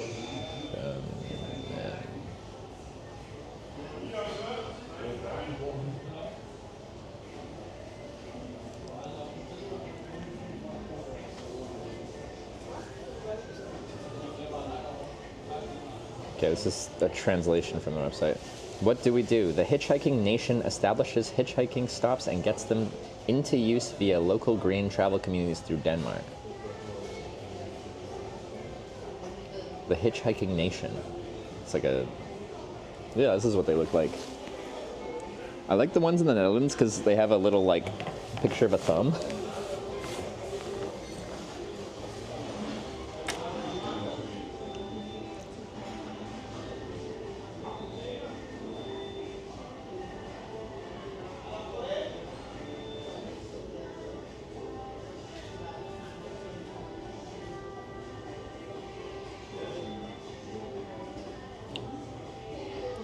Do you have...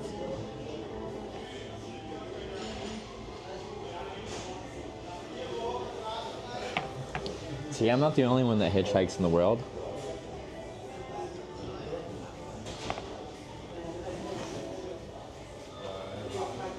I exist, live in Denmark all my life, never seen it. Well, apparently it's a new initiative. There are 57 hitchhiking spots in 7 municipalities in February 2024. Do you have a map? Where are they? For municipalities, for schools, for festivals, events, contact. Why would you not have like a map of all, like, you're promoting how you got all these spots, but like, where are they? Like, apparently one's there. I just didn't see on the street view. Your Blaffer stops did.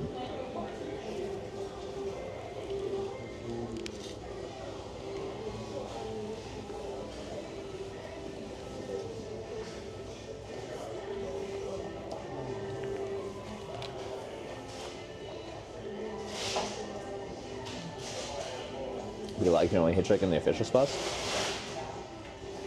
Then it's gonna be old school. Like when you're at the hitchhiking spot, there'll be like a hitchhiker, you know, like 10-20 meters, then hitchhiker, then 10-20 meters, then hitchhiker, and they line up. But then you have a very awkward situation of people will choose which hitchhiker they want to pull over for, and for often bad reasons, but maybe they just feel safer with it. If there's a girl hitchhiking, they will be picked up first, even if they got there later. They all line up in order, but people will pick and choose their demographics.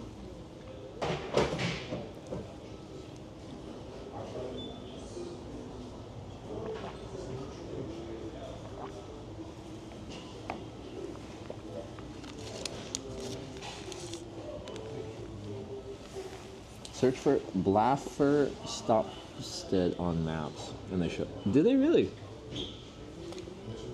Gotta try that. Blaffer. Oh god.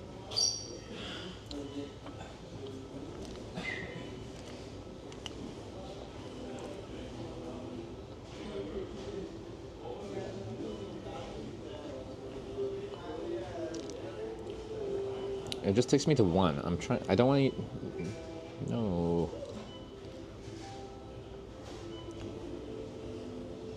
There's a bunch of. You search for spell corrected? No.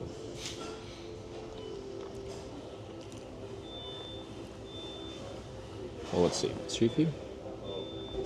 That's just someone's house.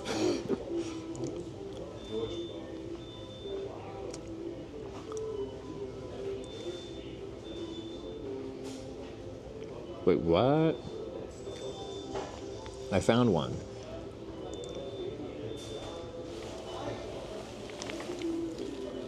That is not a very large, like, spot to pull over.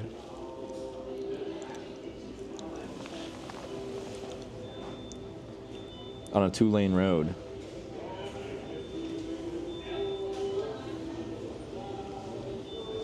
Like, you can pull in there, but you have to be, like, committed before you even pass said hitchhiker. Know what I'm saying?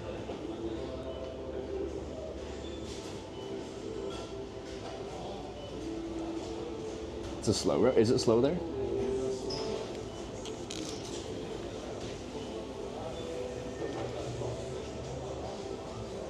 I still kind of want to try.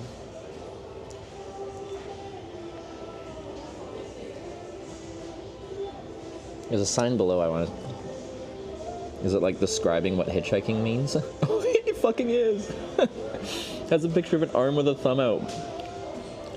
Well, it's gonna be really hard to show because it's super blurry. Mr. Trevor? You came at the wrong moment.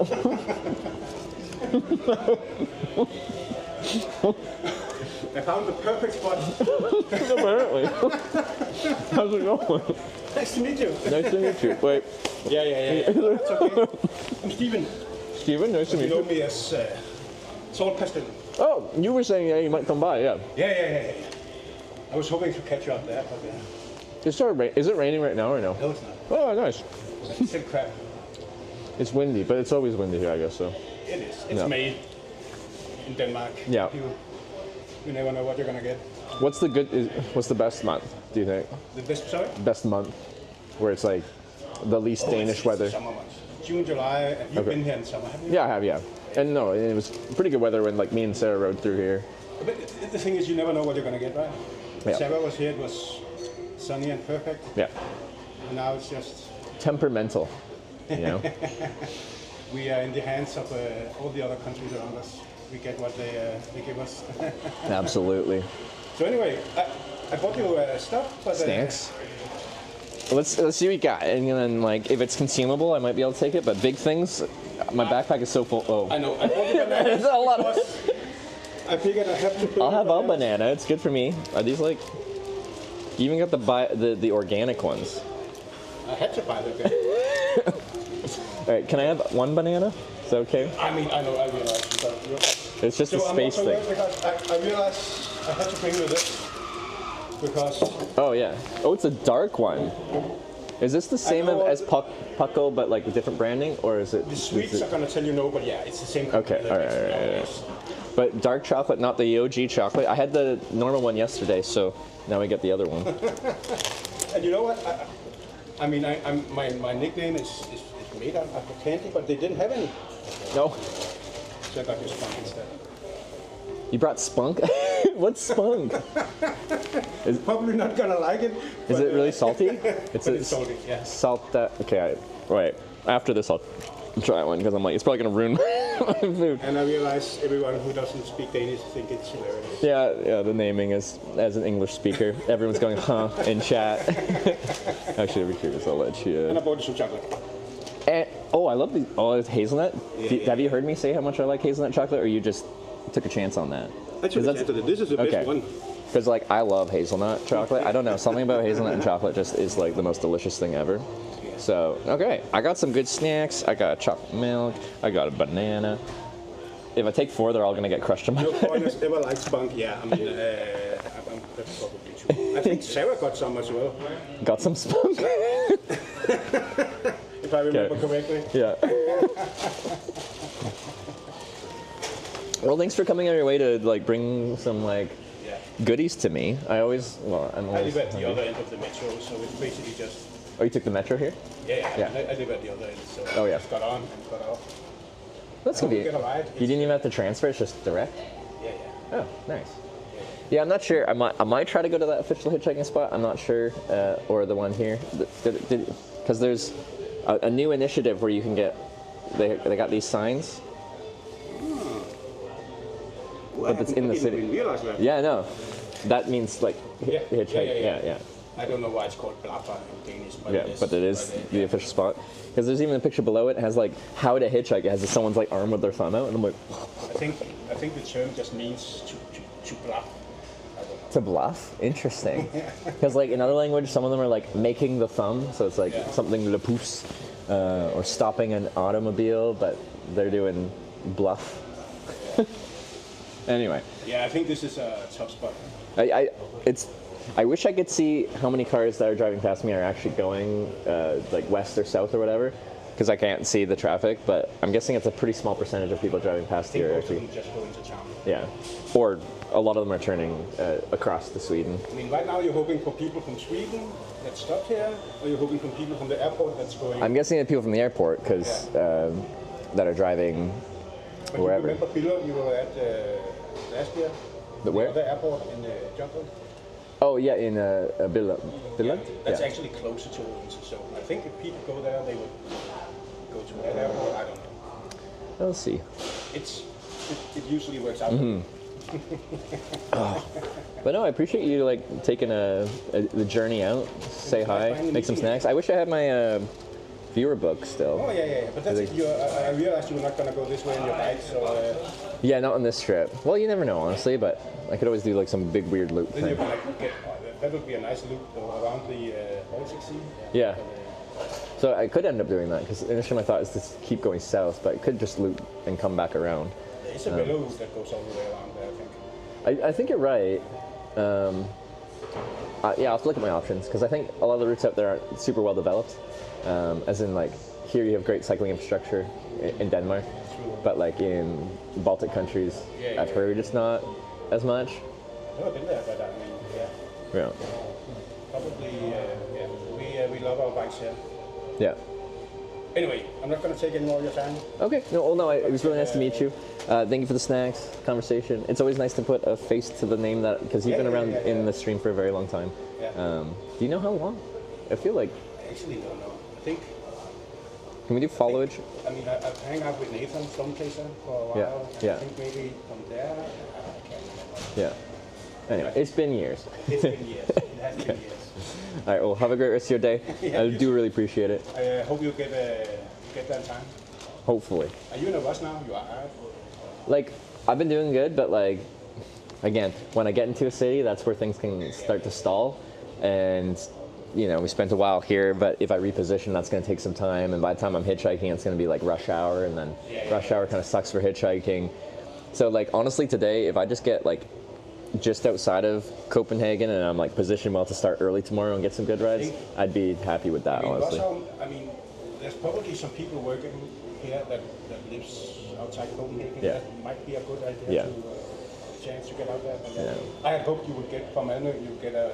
I know, me too, when you said airport, and then I'm like, it's Copenhagen. I said I wouldn't turn down a ride to Copenhagen, and I'm like, even though it's going to be annoying to get out of Copenhagen, and then I looked at where the airport was, and it's literally the first thing you hit in the city. I'm like, well, okay. I mean, if you go that way, you're going to Sweden. Yeah, no, like, this is the first exit. Yeah, no. Can't be avoided. Yeah. I know there's a lot of people that accidentally go down that way, and it's just like, okay. Now they're committed to going to Sweden and pay for the toll, yeah. And then some people try to turn around. And, which is, not good. not gonna happen. All right. You need a bag? No, I should be okay. Hey, wait. Don't waste these. Oh, yeah. I only need one banana. You only want one? Yeah, because the rest will get crushed. What? Pretty, It's pretty full right now. it is. All right, take care. Have a good one, man. See ya. Well, that's nice. I got more chocolate. I got so much chocolate right now. If I don't eat all this, when I get to Rotterdam, Sarah loves chocolate. If like you could like live off of it, she would eat only chocolate, I think. We're spending followage. I was curious. We were talking about how long he's been following the channel. I'm like, I know it's been years, but I don't know how long. And then everyone started doing the thing. Ugh, I fucked that up. I still got the tail off.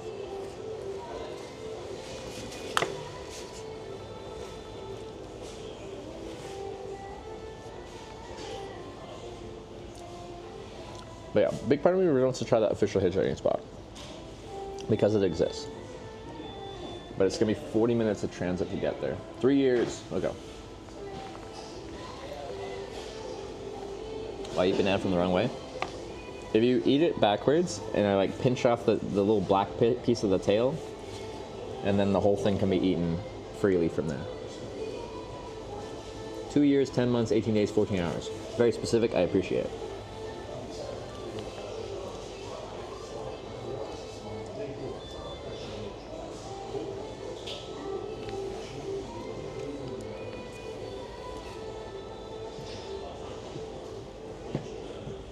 What's the sign spot looking like? I'll show you it again. So here in Denmark, there's apparently a new initiative where they have official hitchhiking spots. And since it's there, like, I kind of want to try it. Okay, sorry, I know this is horrible camera work. It's hard for me to reach. That Blaffer Stopsted means hitchhiking spot. So I'd like to try it.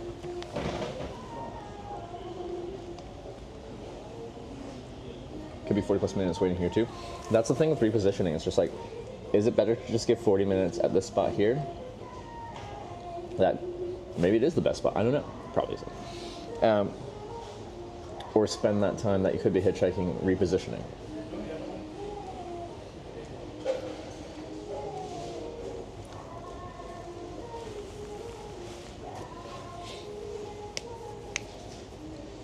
Now make that sign into Danish or into English.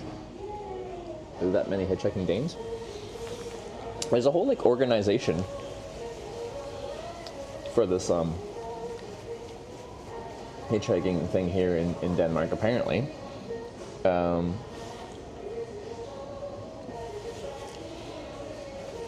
it's specifically a Danish hitchhiking organization, so they put in Danish.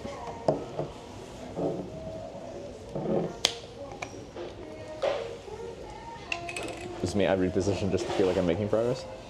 Yeah, we'll see. I don't know what we'll do for voting and timing. I think if we switch positions like that, we'd have to refund everyone's points and then start a new timer. But then that doesn't seem fair because like we legitimately hitchhiked here and that wouldn't get added to our average wait timer. But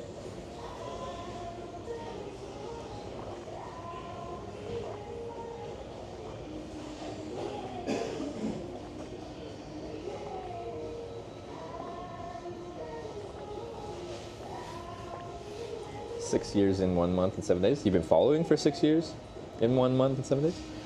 It's impressive. I've only been streaming for 7 years, so early on then. I'm curious. I know you guys have already done your followage. You've been spamming it. Tism's got to go in 5 years, 8 months. I'm curious who here has the most. My mother does, because my mom followed me before. That is gonna freeze the thing. My mom's username, it's Mama Bear 70, but I forget if it's like, if there's anything in that.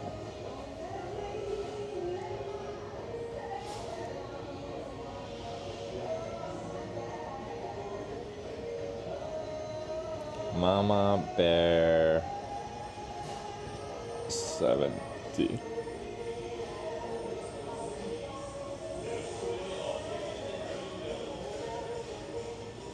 don't need the command? How do I do it? How do... Stream Elements is struggling. Why do we talk? She followed you since before you were born? Yeah, she followed my stream before it was live too. That seems like cheating. Mom's first reaction, heard you're going to decide to be a Twitch streamer, what did she say? Well, I didn't approach it as like, this is, I'm trying to do this for work. I'm doing it as like, this thing that I've been doing for years, because at this point I've been hitchhiking for 4 years all around the world. Like, I want to share it. As soon as I decided to start doing something with hitchhiking more than just fucking around myself, she was more supportive of it. Because she didn't like the hitchhiking when I started doing it. Username must not be Mama Bear 70. Is it like Mama _ Bear 70? There used to be a website where you can go to like a Twitch's page and it shows you the first like 50 followers or something like that. Did my alerts stop working? Maybe Stream Elements is just swamped right now. Dakinev, thank you for the Prime. Welcome to the Twitch Hackers.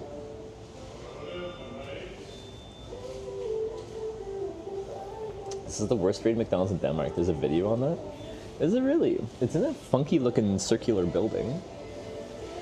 It looks very modern. I wonder what the issue is. Well, let me pull up their Google temporary close. Sure, it's a spot right now. I'm guessing it's like the organization. Like, I don't know. There's, like it's a some kind of. I was gonna say charity, but maybe not charity. It's like an eco-friendly Danish initiative to try to get people to car share.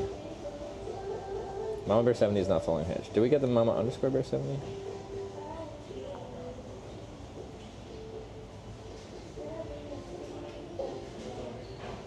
Why did my mom unfollow me? Mama Bear 70 following since April 2nd, 2018. And I started streaming on the 10th? April 10th, 2018? Mama Bear 70 is first batch. Yeah. Actually, Mama Bear 70, I think, I don't know if they've changed it, but I think you're able to give it like 3 lifetime tier 3 subs as the owner of the channel. And my mom has one of them, so she should be a tier 3 sub.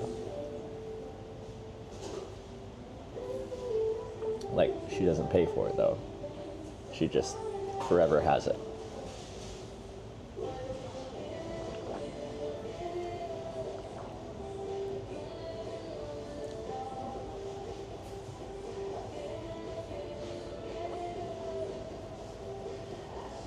That's 85 months? Is that what that is? Or you're 85 months? Our biggest resub that I've seen was 80 months, I think? 80 or 81?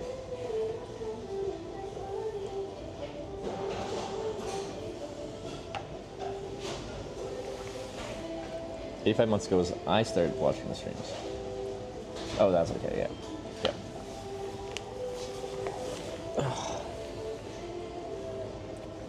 I'm just farming chat interaction. Not that that really changes anything for streaming.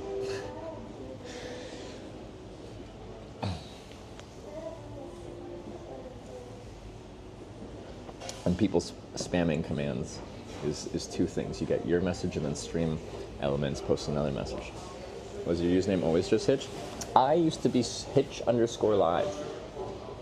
And then I pulled some strings, and someone had this name but had never used it, never done anything it, didn't use it anymore, didn't watch with it, didn't stream with it. And I pulled some strings.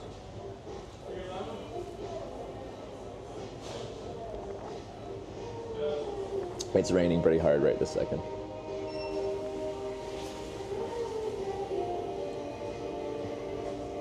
First interest Sarah in Canada, she messaged her Twitch, I opened a tab and went to follow. I think I still wasn't first. I wasn't even Sarah's first subscriber, and the thing was, we were on a trip together when she started streaming a little bit. How that happened is we were on a tandem bike tour, and I think in Denmark or something, after TwitchCon.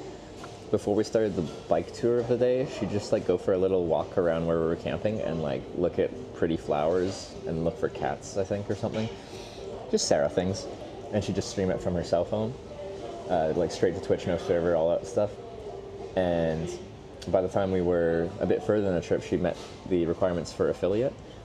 And then she filled all the stuff to get affiliate, where you can actually have subscribers and stuff like that. And that takes, well, a random amount of time. Twitch can be fast or slow with that. And like we were literally camping, and she's like, "Oh, I got the email that I'm affiliated now." And I'm like, "Oh, I gotta subscribe. I gotta be your first subscriber." And someone like sniped it. Someone was like, I don't know, refreshing her page, saw that she had the sub button, and stole the first sub from me.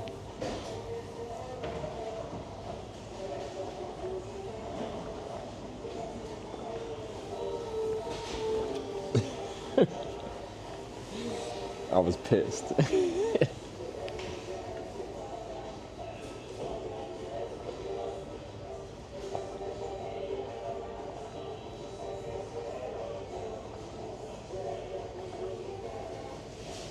I guess one thing, taking transit to the other side of Copenhagen to hitchhike at the official hitchhiking spot would be is it would get me out of the rain for a little bit.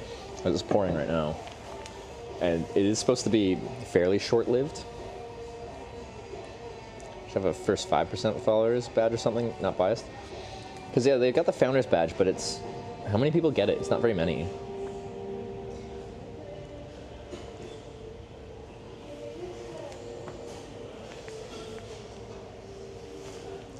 Remove the founders badge now from users. Yeah, I think you can go through and like if someone doesn't follow anymore and you don't want that spot to be parked by someone that doesn't watch anymore. Is it 25? Maybe I should go through. In case someone's like deleted their account or something like that.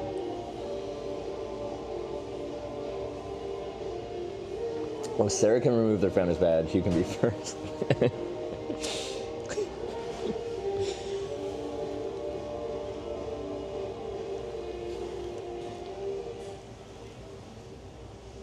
So we'll be leaving here soon regardless. It is pouring rain and it's super freaking windy.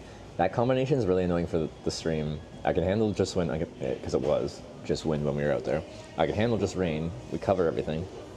Rain and wind means rain comes sideways, but beyond that, like how I try to protect the broadcast phone and all the accessories from rain is like I have a little custom hat I put on you guys. And it's kind of like a little mini umbrella. But umbrellas plus wind are freaking Mary Poppins.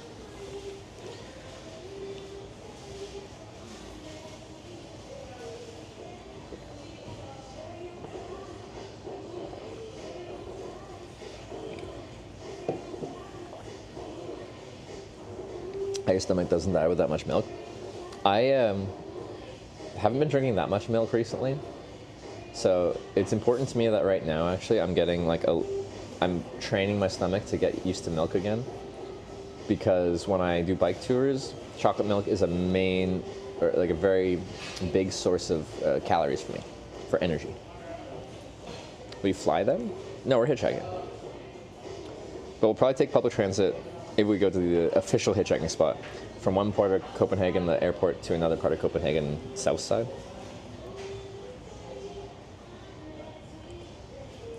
Text in the hamburger box is Finnish? How dare they?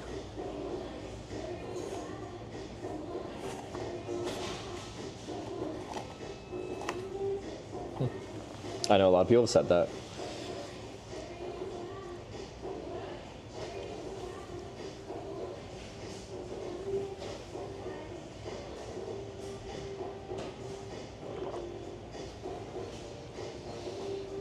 Okay, so if I do go to that hitchhiking spot, it's like 40 minutes. Directions.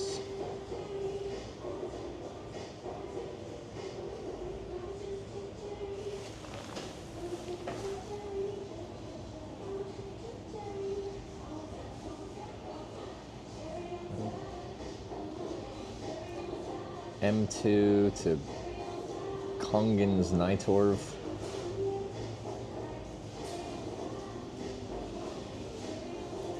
Then M4 to Copenhagen Sid, south.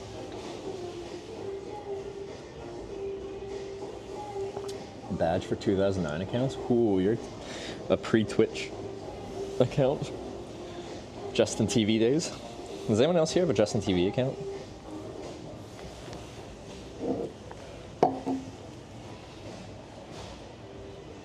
How do I even get to the train, though? I hate taking public transport with a live stream going. I find it just awkward. Well, if we walk to the metro to get to reposition, I think we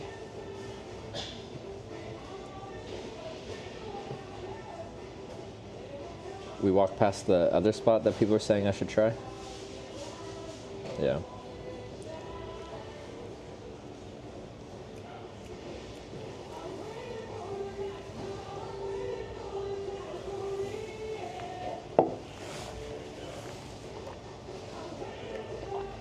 From 2007. I feel like a 2007 account, you could have had like a really clean single name. Like Hitch. You could have probably got Hitch back then. Real glass of McDonald's? We had a viewer come by who's back in chat. Salt Pastillion. Should I come back? Wait, for what?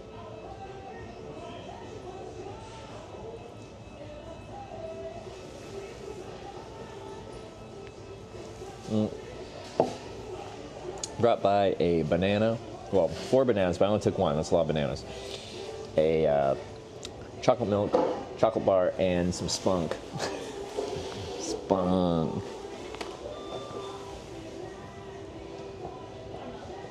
Rides across cities of yours is loud, right? It is, actually. So, however I get around the city, I don't really care. If I can get dropped off right at a hitchhiking spot or like walk to it, that's fine. But like taking public transit around the city just expedites everything. What I refuse to do is do anything other than hitchhike to get between cities. Oh, glass on the tray. Oh, sorry. Yes, I said for here, and I got a medium cortado. I feel like cortados are a single size and they're quite small, but anyway. I got a coffee and came out in glass. 17-year Justin TV account here. Whew, getting up there.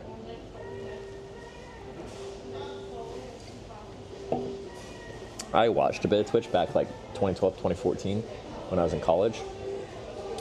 I kind of stopped playing video games at that point when I went from high school to college, but I still kind of kept up with video games, and when a new game came out, I'd like watch someone do a playthrough kind of thing, or I'd watch Hearthstone to fall asleep because it's dry and easy to fall asleep to.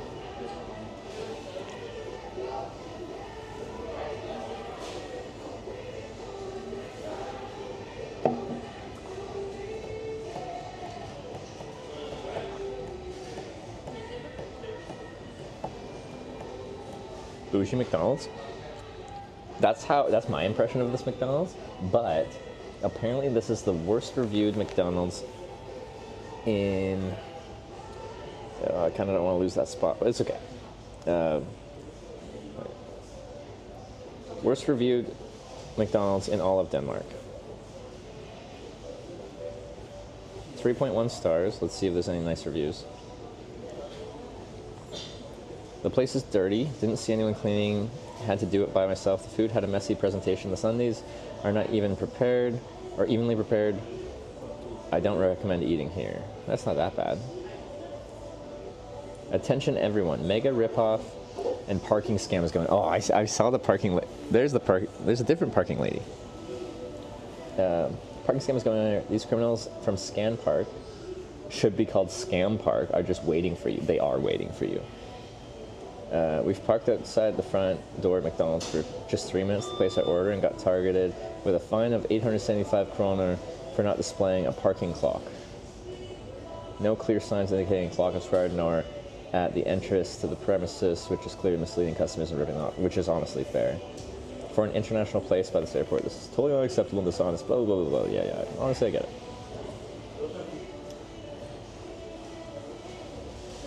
Have to pay to park? Yeah, that's weird, because, like,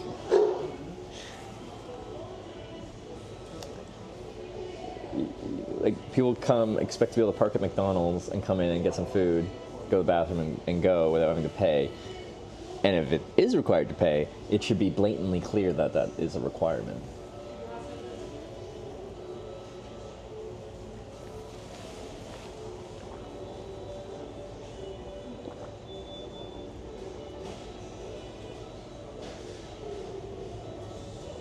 Oh yeah, but when I watched Twitch back in 2012 to 2014, I never said a single word. Last night I ended my my stream and I rated Virtual, a Norwegian Trackmania streamer that apparently moved to Sweden. But anyway, I watch him a lot on YouTube and sometimes I watch his streams, so I find it really relaxing, and he's a good broadcaster. I've met him in person, he's really nice.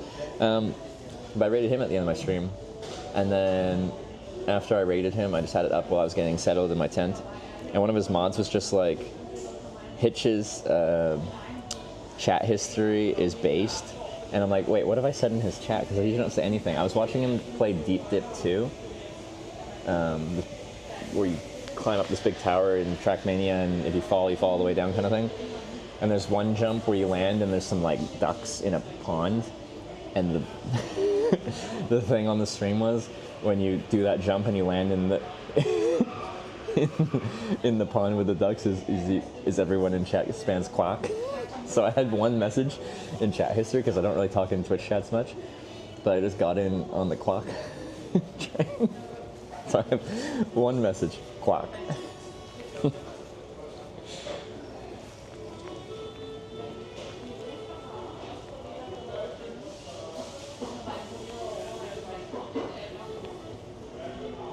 I know you just say quack, but like, I don't know. They always said it quack, so.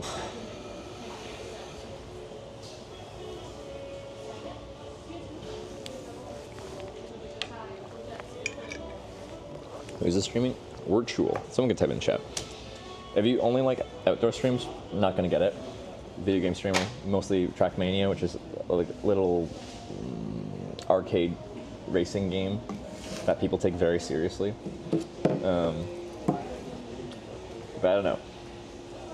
To me, it's just impressive how you can take this little arcade racing game and make it feel like a big thing.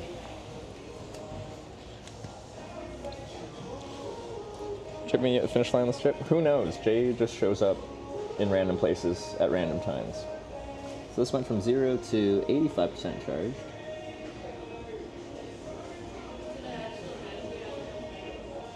Ooh, what is it doing? It's going from 60 watts and then it dropped down to 0 watts. Ooh, what's that doing? Is this doing it too? This is going down to 75 watts charging, but it's at 94%, so that makes sense. I wonder why that one's doing that. That's weird.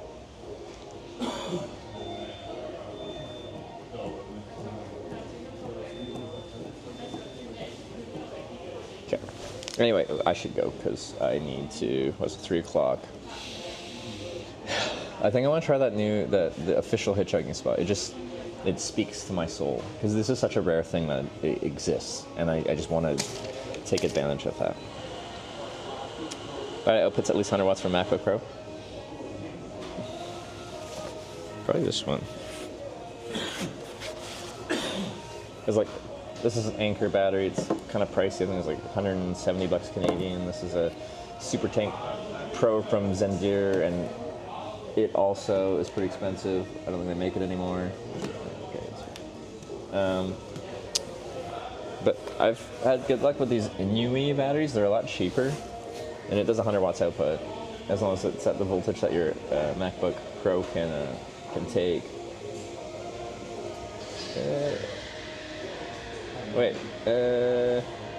Actually, max output's 140 watts. 100 watts max input. What am I in here? Yeah, like, and this was like 70 bucks Canadian or something like that. Like, these are like twice or more than twice the price, these other batteries. And this one just, also, very convenient. It has a proper display, and when it's charging, it actually says how many watts are being charged in, or if you're charging something, it says how many watts it's outputting. And I really like that because I like to see if everything's charging at the rate it should be charging at. Because I know what my devices can handle as far as input-output charging is concerned. So, like, I like to see if something's not going the way it's supposed to be.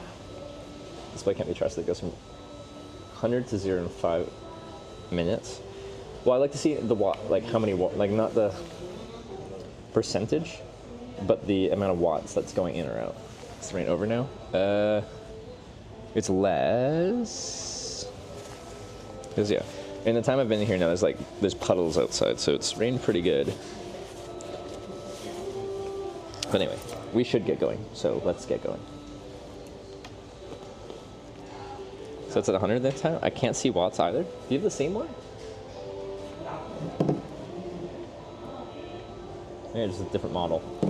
That's fine for now. What's this at actually? 48, that's fine. You're stopping 15 minutes? Yeah, we're gonna take mass transit to another part of Copenhagen. No, mine is bigger. Okay.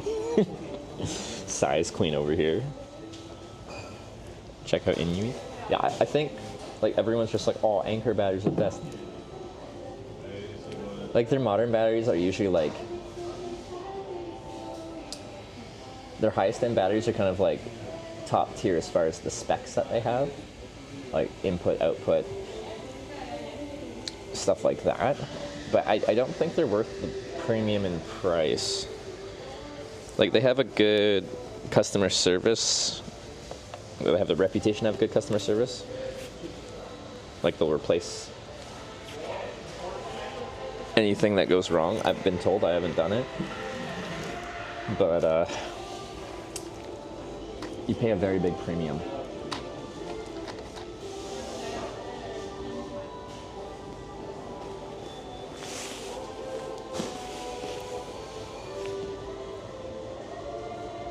Anker trustworthy?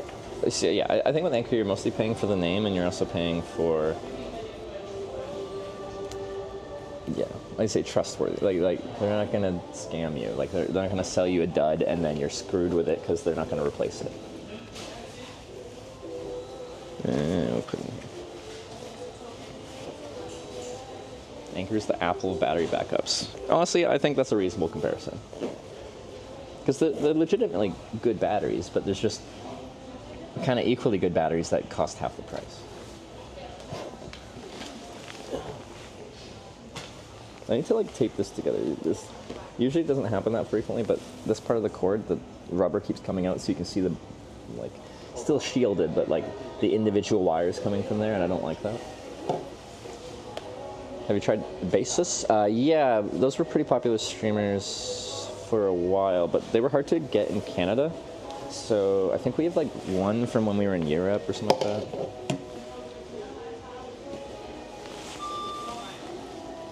But they were quite popular, like quite a few people I know used them.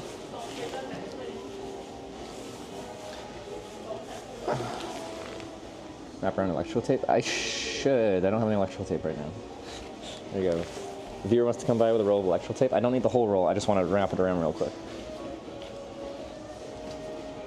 Which, like, if you've watched this stream, I'm a big tape guy.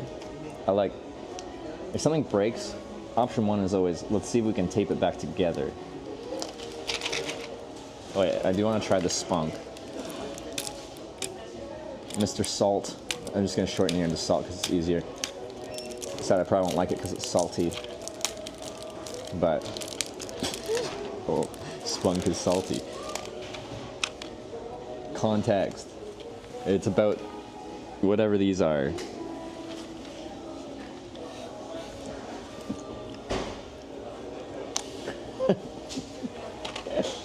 You're salty.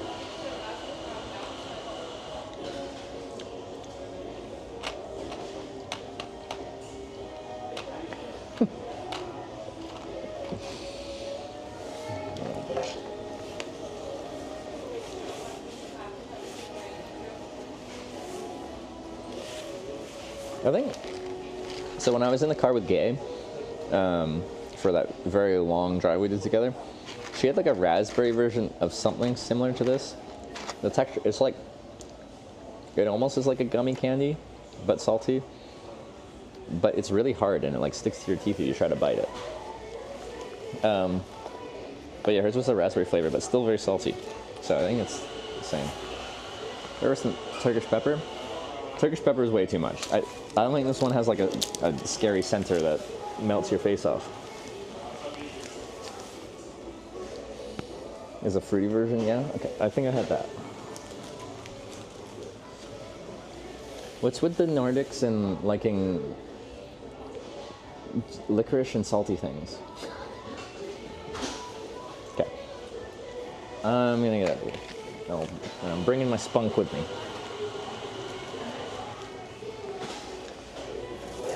I'm gonna dispose of all this, and then we'll get out of here.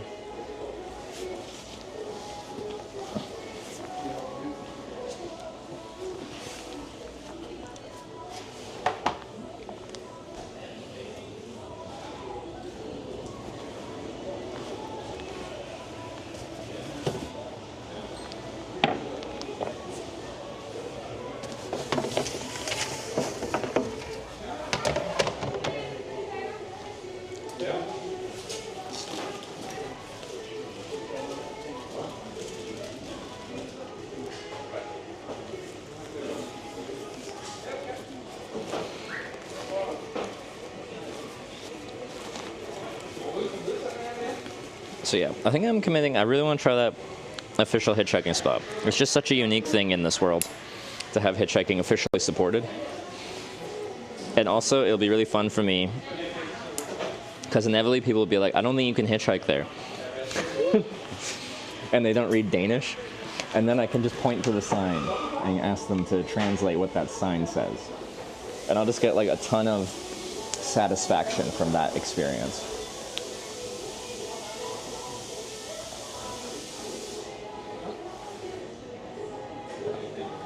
So we go that way, cross under the official way. Oh fuck, it's gonna be raining though, ain't it? Yeah, she's got a hood on and looks uncomfortable. I can't, can I see drops?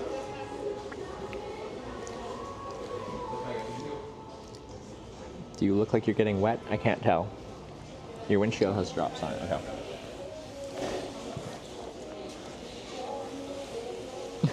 Must be the water. Freaking Ferrari. I'm gonna put your hat on.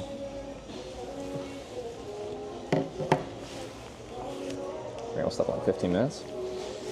I just want to get going. I could wait it out, but I'm taking like the light rail to another part of Copenhagen to the official hitchhiking spot.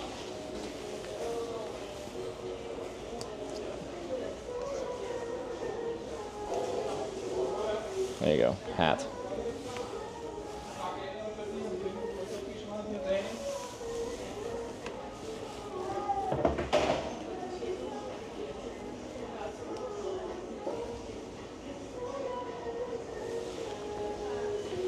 transport. I will use mass transit around the city just to like make it so I don't have to walk for 3 days to get out of town. Do you have for us? Yeah, no, it's just my anti-rain defense.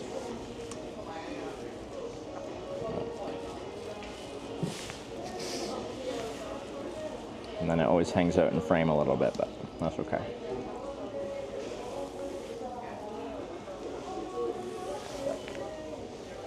Could be alright. I think I want to put this in there and switch these around. Yeah.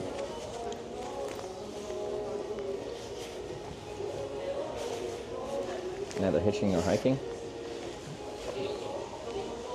So we didn't really have to do that when I had my Brompton. So say like I got dropped off in Minnesota. Actually, I took a day off in Minneapolis, and then I was looking like where to hitchhike out of Minneapolis, and pretty much nothing in the city was good. So I just rode my Brompton like 20-30 kilometers south to get to the first like decent hitchhiking spot south. If I was on foot, I'm not going to walk 20-30 kilometers. I'm going to take like a local city bus.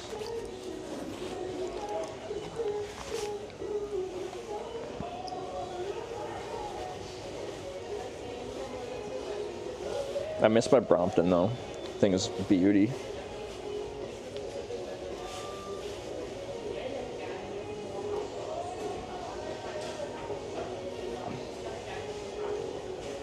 How many kilometers each day? We've done like 20, maybe.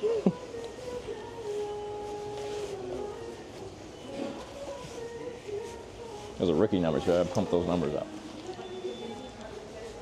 Oh, I'm about to pick up all my stuff. That's gonna knock my camera off.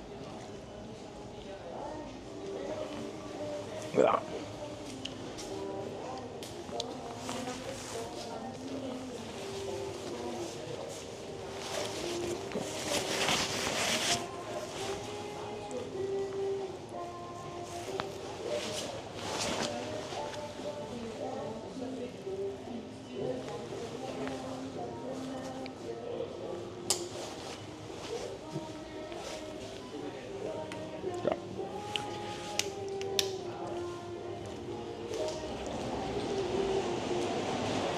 Let's see how rainy it is. Just a little sprinkle right now. Still have the hats on because it's probably very variable. We'll get rain and not rain.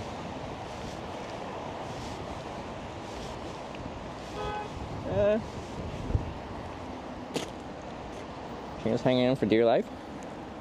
They're all right. What are you talking about? They're looking like they're rough. They're actually Arc'teryx, which is a good outdoor brand. But these are kind of they're kind of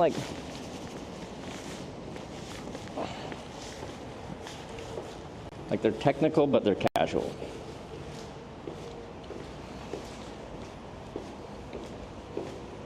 Purple eye on the camera? Yeah, it's a rain hat.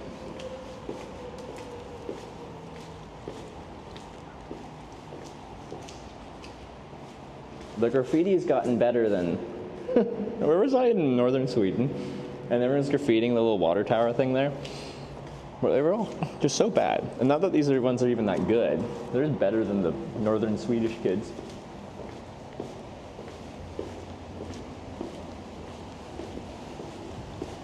That salty thing stuck to my molars. I can't. Stop it. Get out of my teeth. Anyway, I'll show you where we're at. Straight ahead is the airport.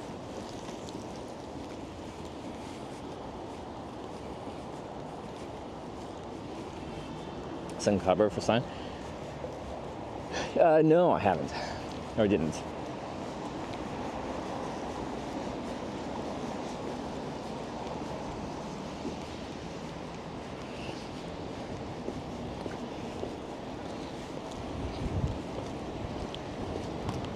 Okay. Near the swimming spot in front of you, near the aquarium. Nudists. Okay, who in chat has gone skinny dipping? Only the adult question. I don't think it should be. I don't think nudity should inherently be dramatized, sexualized things. I'm from Vancouver Island, so who hasn't? A lot of people. I like it. I think it's fun.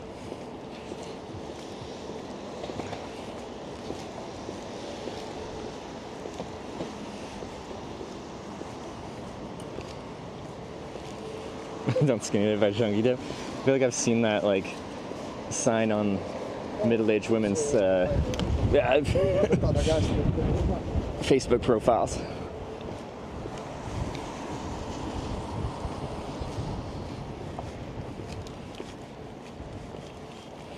Okay, my mic receiver is kind of just floating freely.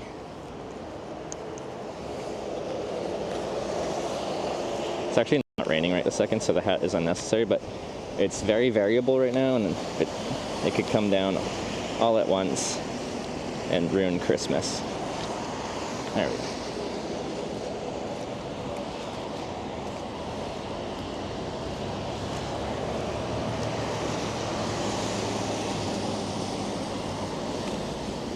So we got a hat for a while.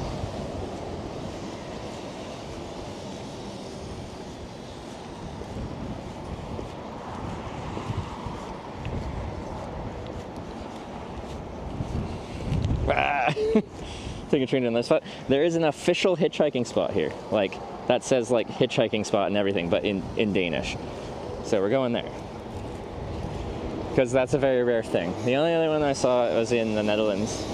I used one out of Nijmegen. I actually caught a ride to Rotterdam. This was pre-streaming, so it wasn't for a TwitchCon trip or anything, but okay. Time to restart when you get a new spot. We have to consider, or we have to talk about this, I don't know. As we do statistical analysis, we also do gambling on guessing hitchhiking waiting times. I feel like for the gambling, we'll just refund the, oh, it's so windy. We'll refund the points and start again. But for the average wait time for Denmark, I don't know what to do for that.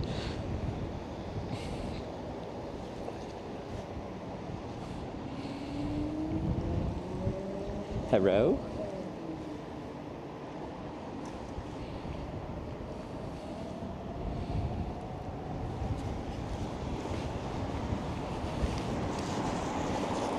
We'll just add them together? Okay.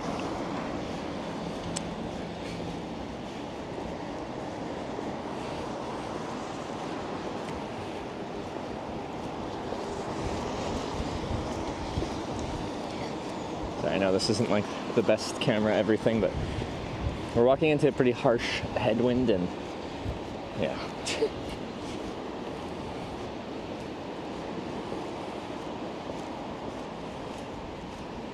Flixbuster Rotterdam? That would be a great stream.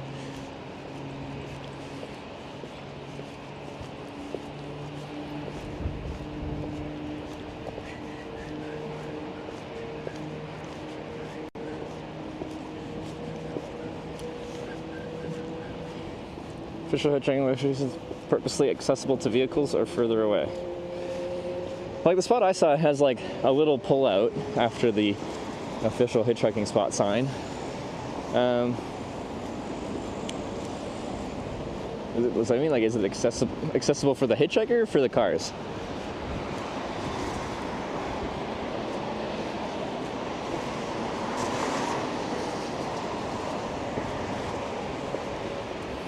Like in theory, they should choose their spot based on both. Like, it should be not impossible to get to as a hitchhiker, and it should be very easy for a car to pull over in.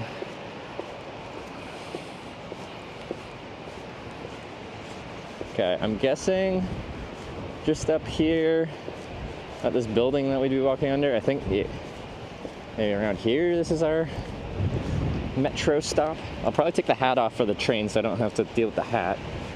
It is probably getting closer to a busy time of the day, which is annoying on metro. One, with the stream, and two, just with a big backpack.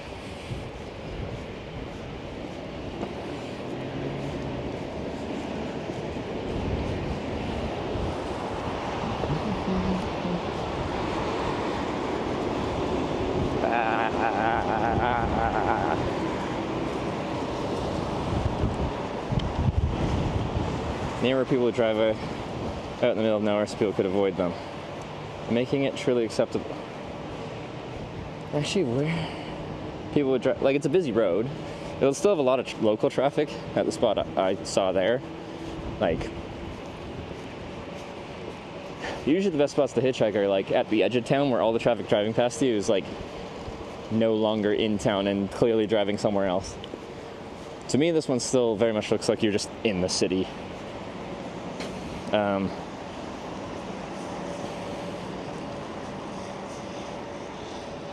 don't know. But apparently there's, how many? 40-something official hitchhiking spots in Denmark. This is just one of them, so. And of course the website doesn't even have a map of where. So this is the bus that people said I should hitchhike at. And the awkward part about this is, well, this. This is the awkward part.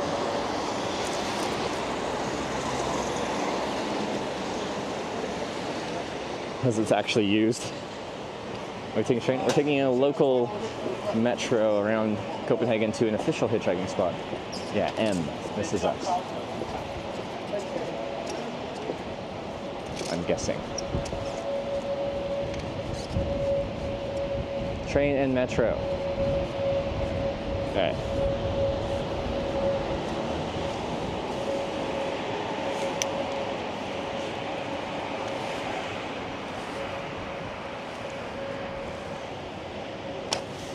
Yeah.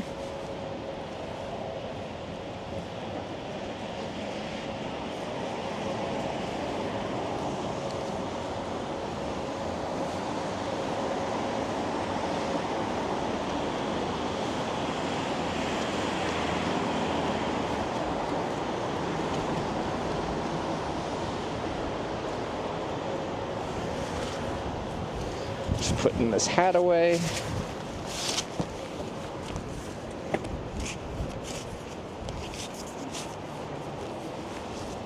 See, like when I'm in like public in big cities and I just got my hitchhiking backpack on, I feel very hitchhiking-y.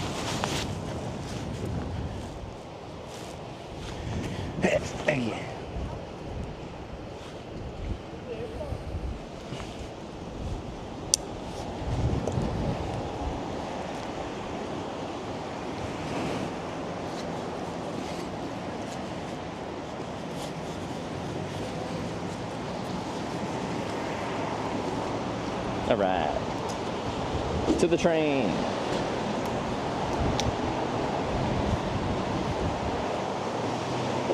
Metro.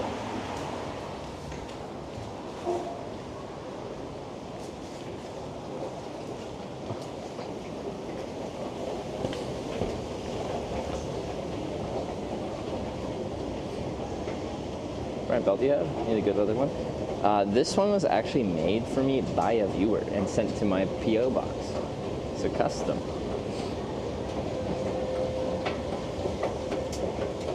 Metro.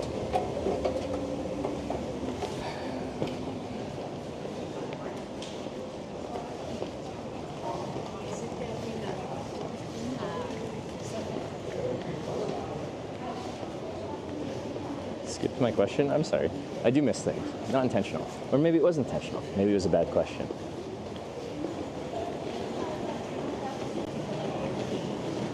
People are paying around here, so let's not be obnoxious. What is everyone lining up for? What are you guys doing? Tickets. Oh, back. Oh, we're in English. I need to look at where I'm going. Crap. Did these kind of things in trips? If I can avoid taking public transportation, I do, but around a city has always been fine. If you've been watching long enough, that's always been the same rule. Alright.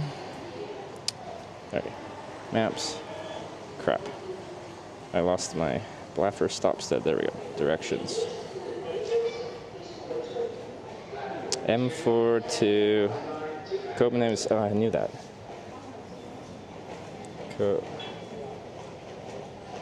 I just go back? I just want Copenhagen South.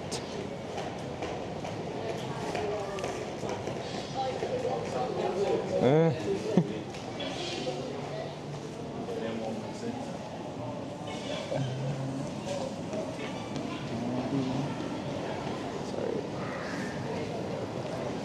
There's so many. I don't know how to find it. None of them say Copenhagen South. It's with a K. I know I put K. I've tried C, I've tried K. It only lets you put one letter in.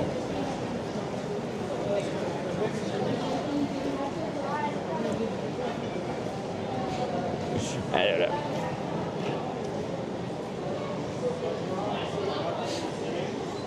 Are you waiting?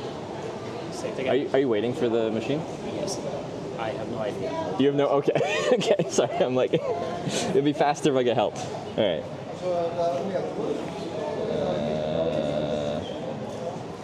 Copenhagen. Oh, here we go. 2 zone.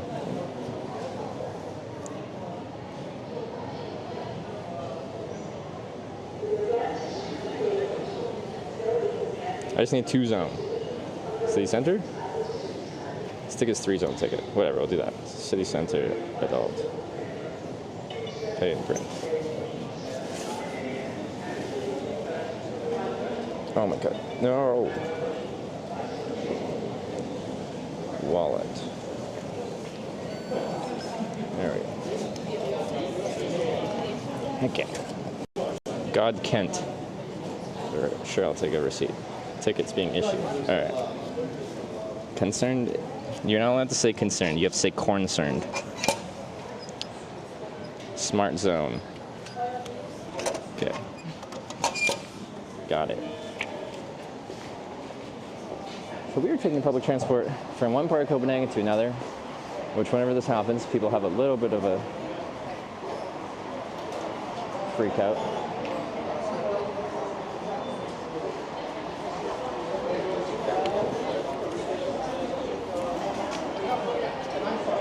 Van Loos M2. Is that what we need? Probably. So I need, yeah, Venlos Metro, 8 stops, 13 minutes to Kongens Nytorv. Nailed it.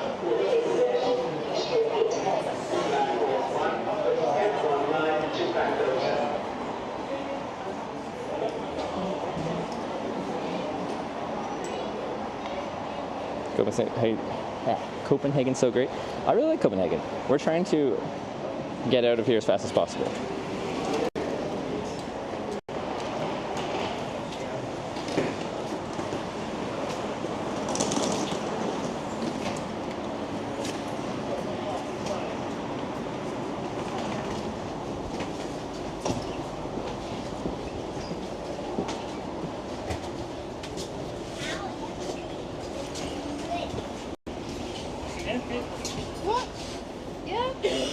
I like it, but when I get out ASAP, like, I'm on a deadline. I gotta go 260 kilometers a day, every day, till Friday.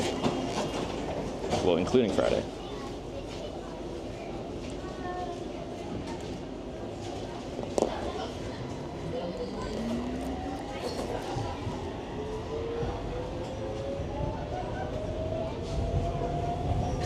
Off we go.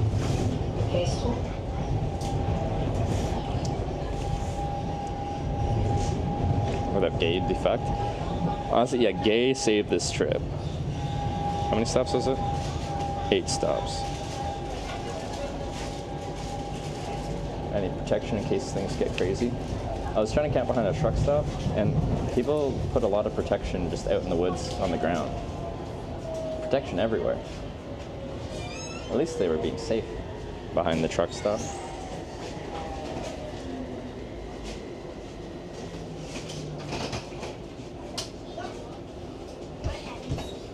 Okay, Kongens Nytorv. Yeah. Are you filming? Myself. Okay. Yeah.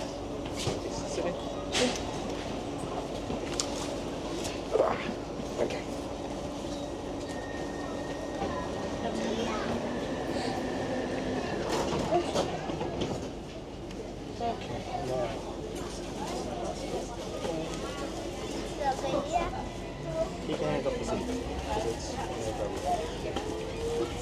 Where did you get it?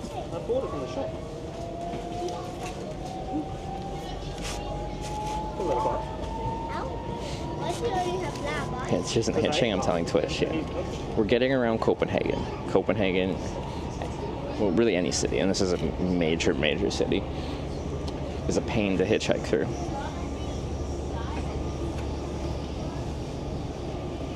So we're going to apparently the official hitchhiking spot, because that exists.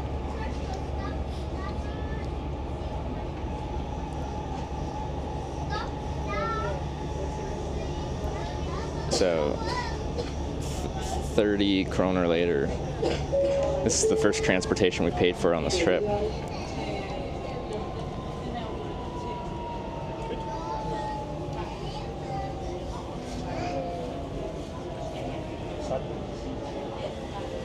Uh-oh. Oh yeah, did my alerts break anyway? Oh, my chat crashed. Official place to hitchhike, makes a great start. Yeah, like, the only place I've ever seen an official hitchhiking spot is in the Netherlands. It was like Lifter's Halt, and it had a picture of a thumb and stuff like that. That's pretty cool. But apparently this is a recent initiative in Denmark. Like, they've put these signs in. Could sit in front and enjoy the view. I'm at the back.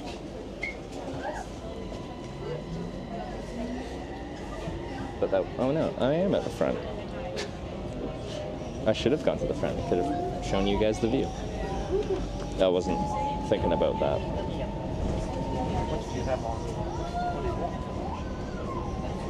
Sorry, Tuesday, you gotta do what you gotta do. Like, this exact thing has always been a rule with hitchhiking. When in a city, sometimes you gotta go, like, you'd have to walk like 30, 40 kilometers to get to the edge of the city to find effective hitchhiking. I'm not gonna spend 2 days walking to get to the edge of the city. We're gonna take local public transport. What, no driver? Yeah, this just looks like the Vancouver SkyTrain. There's no driver up front. I feel like the signs look similar. Like the LED signs. Is this the same light rail manufacturer as the SkyTrain in Vancouver? It sounds the same. 40 kilometers equals 2 days of walking? Like, 20 kilometers a day? Like okay. It's hard to walk 40 kilometers a day. Like, there's that, the march through the Netherlands we were talking about the other day. Was it 40 kilometers a day or 50 kilometers a day you have to walk for like 4 days straight or something? That's hard to do. Like, doing it one day would just wipe me out, and then my feet and legs and everything would be just gone. And then having to do it multiple days in a row. Oh, nice. How far is it? Someone will know what I'm talking about.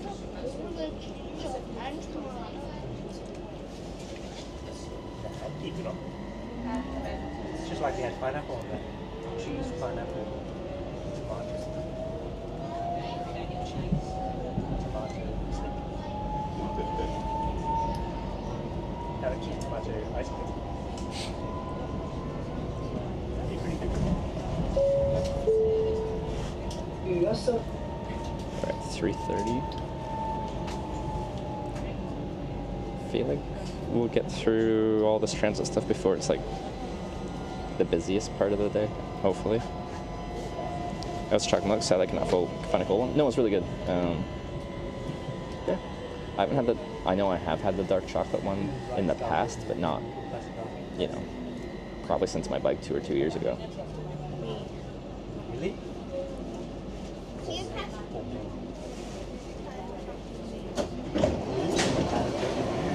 That was more than me. I don't know if you did. Yeah, which one? The Lego one. I think you didn't remember the weekend. That there's the Royal Run, and the city is kind of locked down. What's the Royal Run? It's like a marathon?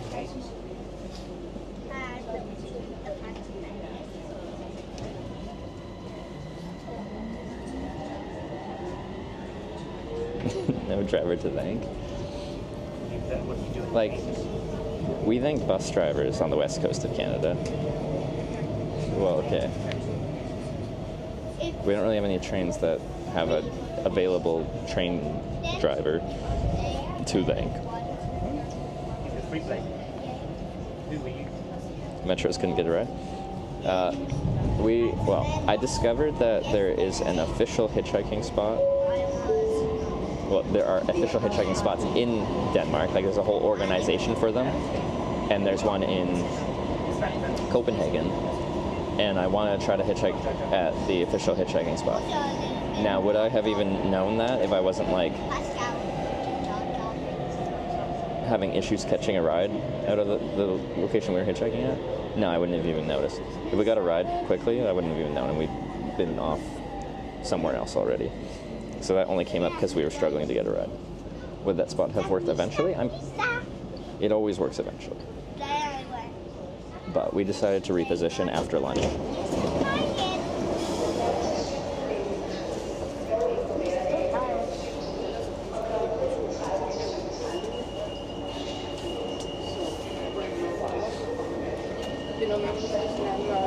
Other countries think the bus driver when getting off? I can't think of anywhere where I've heard people thanking the bus driver.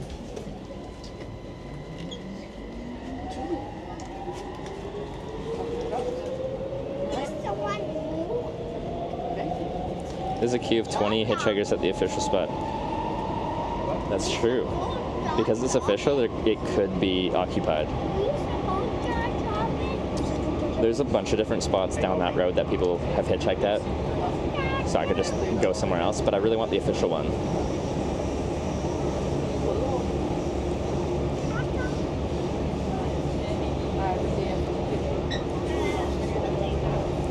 I think the driver in the US, I like it. It's nice. First impression was his face absolutely stuffed with burger. Yeah, I was taking normal sized bites, the whole entire burger, till the final one. And I'm like, let's just get it in me. And I take this huge bite, and then bite, and then you show up, and I'm just like, it's perfect.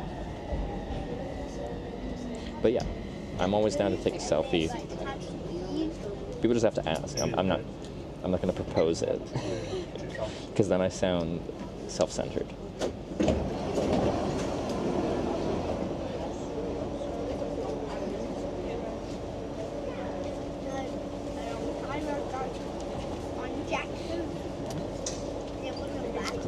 Official hitchhiking spot seems like an oxymoron. Hitchhiking seems like an intentionally unofficial activity. Like, I think it happened.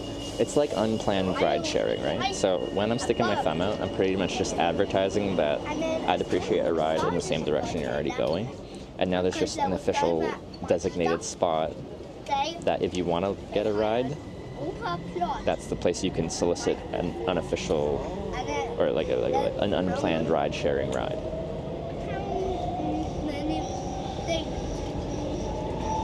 Stationary right now? Oh yeah, I should pay attention, shouldn't I?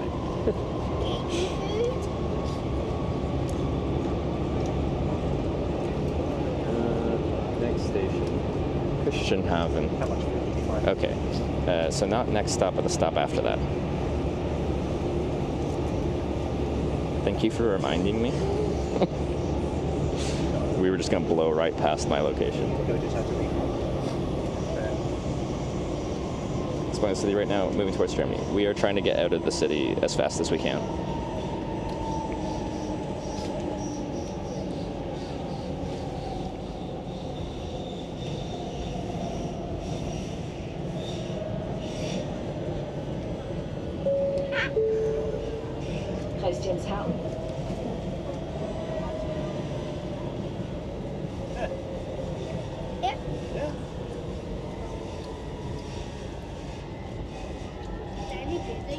That's where I got off the train. Yeah, good recovery.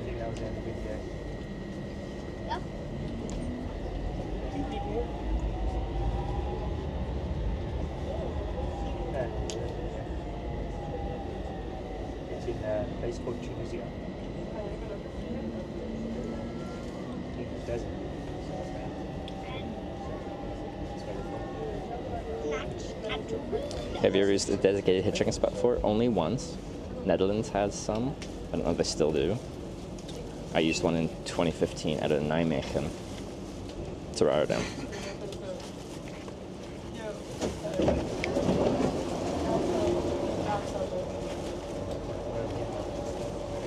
The Netherlands one had a cute picture of a thumb though. I like that. I feel like there should be a little thumb at the official Danish ones here, but they just have the word for hitchhiking.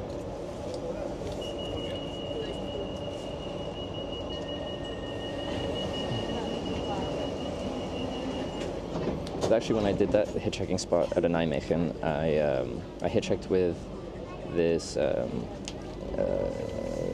this woman from the Netherlands that I met in Newfoundland on that trip. This is back in 2015. We did a hike and stayed at a hostel in, where is it? Trinity, Newfoundland? And then we stayed in contact, and when I was going to the Netherlands, I was just like, hey, I'm passing through your area. And we met up, and then we hitchhiked together to Rotterdam. Oh shit, yeah, my stop. Thank you. I keep forgetting. Okay, let's get ready.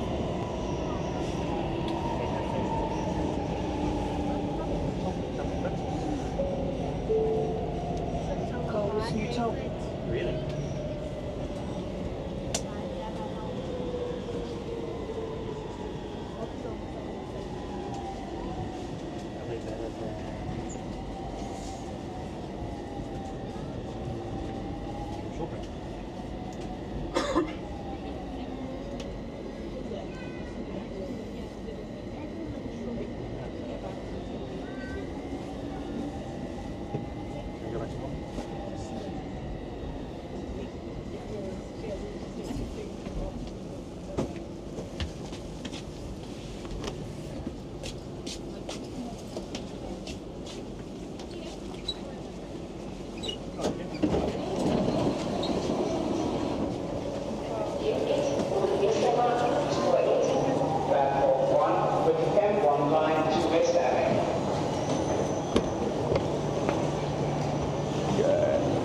So I need to switch from M2 to M4, I think?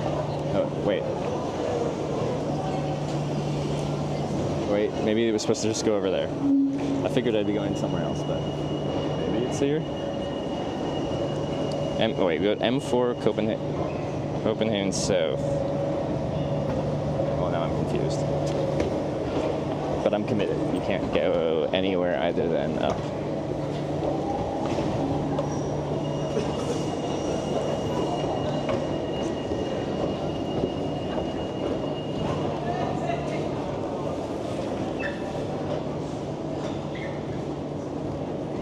Hour and a bus stop, now in a subway.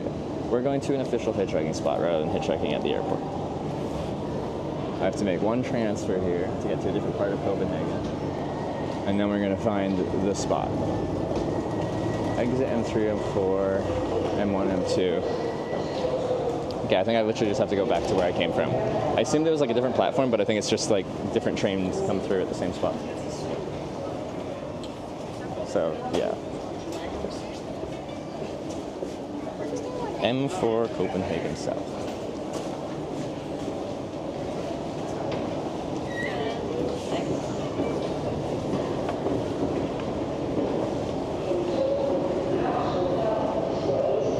It's a different platform? Are you sure? It's M...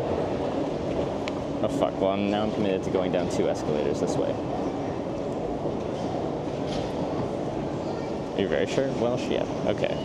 I thought it said M4 down here too. I'm almost certainly wrong. Well, now we're gonna have to go down both of these and then up them again. I just like escalators, okay? Okay, M1, M2, M1, M2, and I need M4. Okay, you guys are right.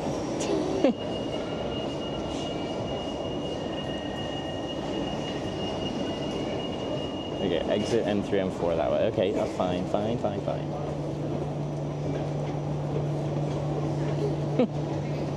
Escalator streamer? Don't judge me. The town I'm from, we didn't really have escalators, so these are still novel to me. is for it. Platform 1 for the M2 line to Copenhagen Airport. In it, is for 2. Platform 2 for the M1 line to Mendoza. If you're on an escalator, I'm just gonna do escalator laps. I'm gonna go up and down these, like 4 escalators. So 2 in each direction. The rest of the day. Now I just missed this train. It's Copenhagen. I'm guessing a train comes every like 2 seconds. That's a slight exaggeration.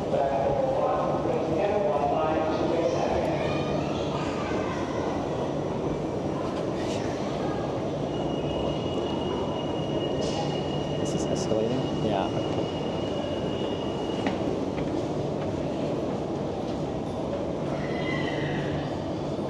Okay, M3, M4. Okay, I got it.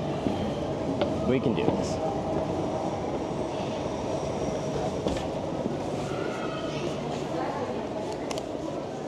2 to 5 minutes apart, especially this time of day. See, that's perfect.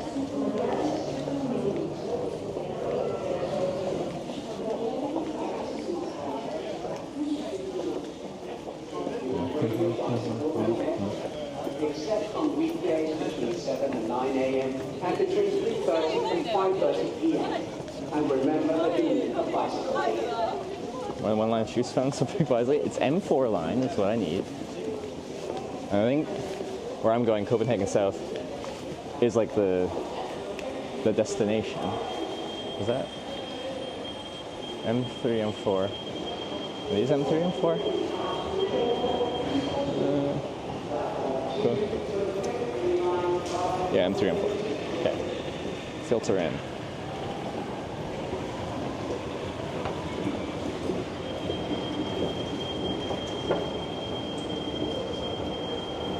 Rush hour. I know I would rather not be doing this at this time.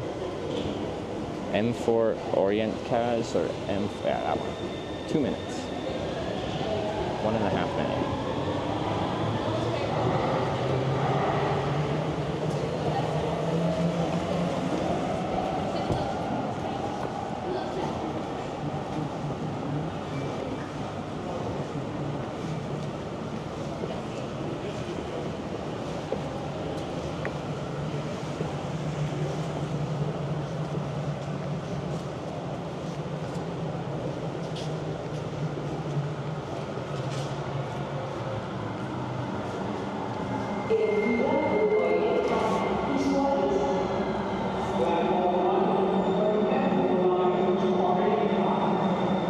Any Mario Kart players?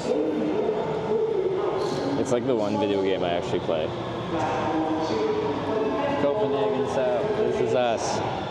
Hopefully it's not crazy fucking busy. Might be. Okay, that's fine.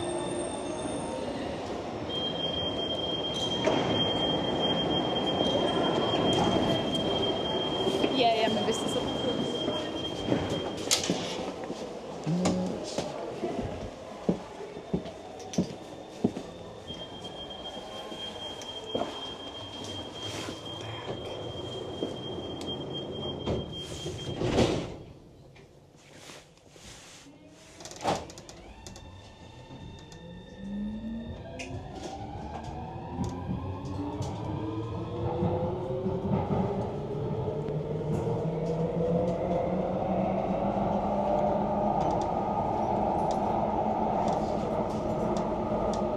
Strand.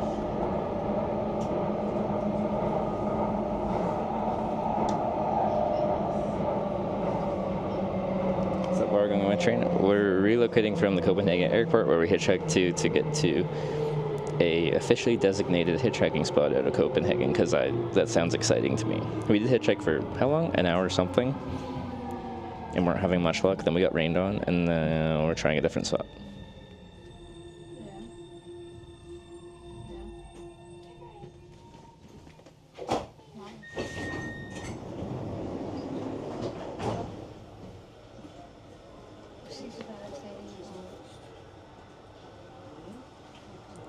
But yeah, ever since I started streaming hitchhiking in 2018, if we're like in a city rather than walking for like a day to get to another part of the city, because these are big, public transportation has always been something we do when it seems necessary.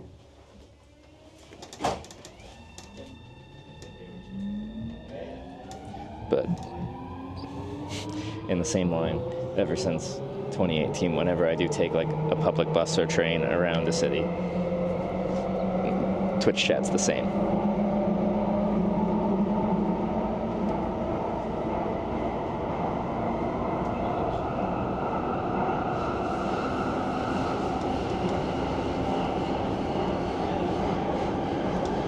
Rådhuspladsen.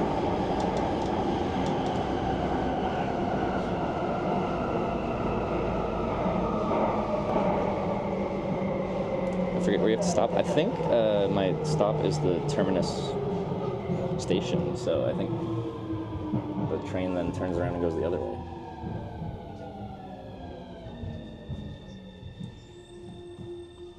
Does it look and feel the same as the SkyTrain? No, I feel like it's the same manufacturer.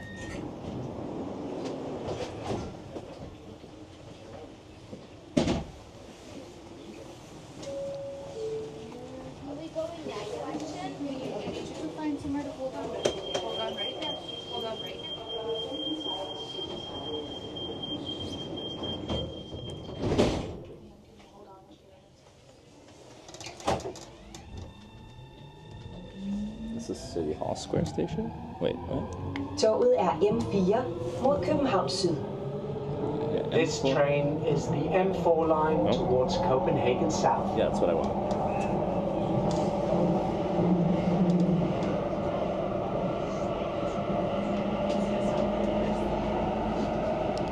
It says I have 8 stops. So we've done 2 or something already. Københavns Hovedbanegård. Copenhagen Central Station. Let's see if this is På a busy stop. Københavns Hovedbanegård kan du skifte til M3, regionaltog og S-tog. Change at Copenhagen Central Station for the M3 line, regional trains and S-trains.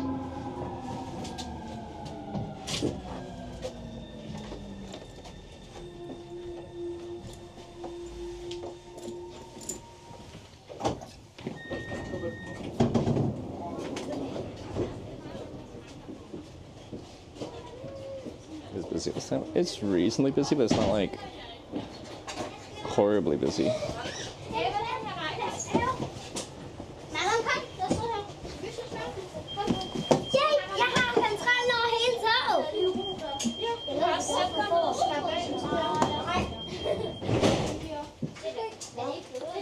You've connection underground? Some cities invest in infrastructure.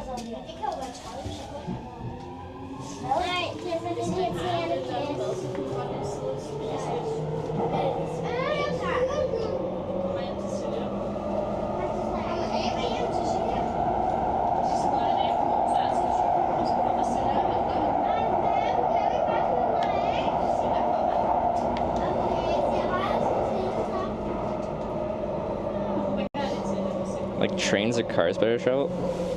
Okay, if I wasn't hitchhiking, and I just wanted to get around, I like traveling by train. I actually think it's an enjoyable method of transportation. I just like hitchhiking for the social aspect and the adventure aspect of it. What is your streaming setup? Mostly Jane.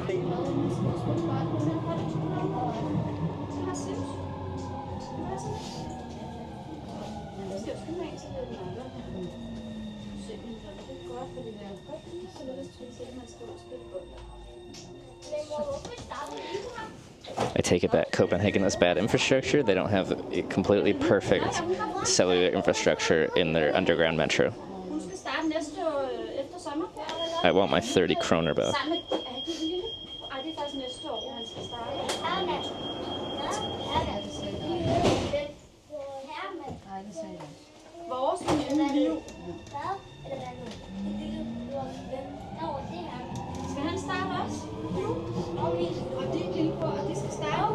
I was explaining my setup. I can, well, right now is a good time because you can kind of see it.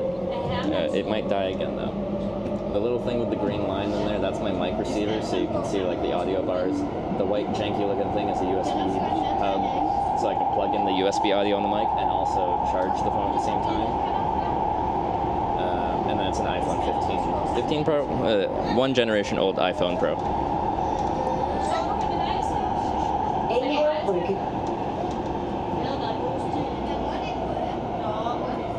I think iPhones might have overtaken Androids as the superior IRL streaming phone because the app they developed for it, Moblin, is pretty good.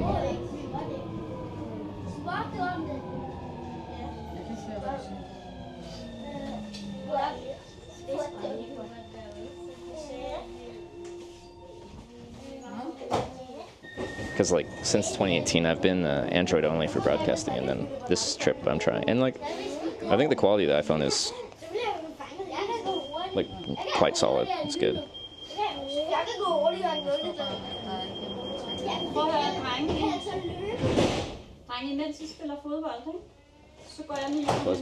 Does it look better than the Samsung? I haven't compared them, like I haven't looked at the VODs. But like for the whole time I've been broadcasting, iPhones always have some of the best video, potentially the best video of all phones. Like it isn't an opinion, it's like objective fact. The issue with iPhones for broadcasting has always been the app support.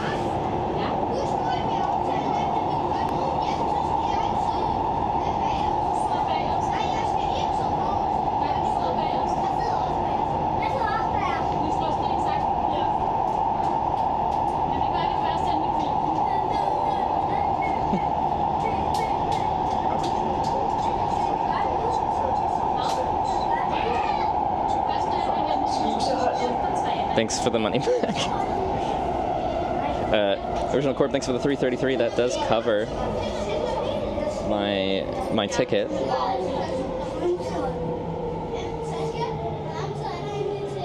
Streaming at 1080 max, 6000 bitrate max. Is there much of a difference to gain? Like still.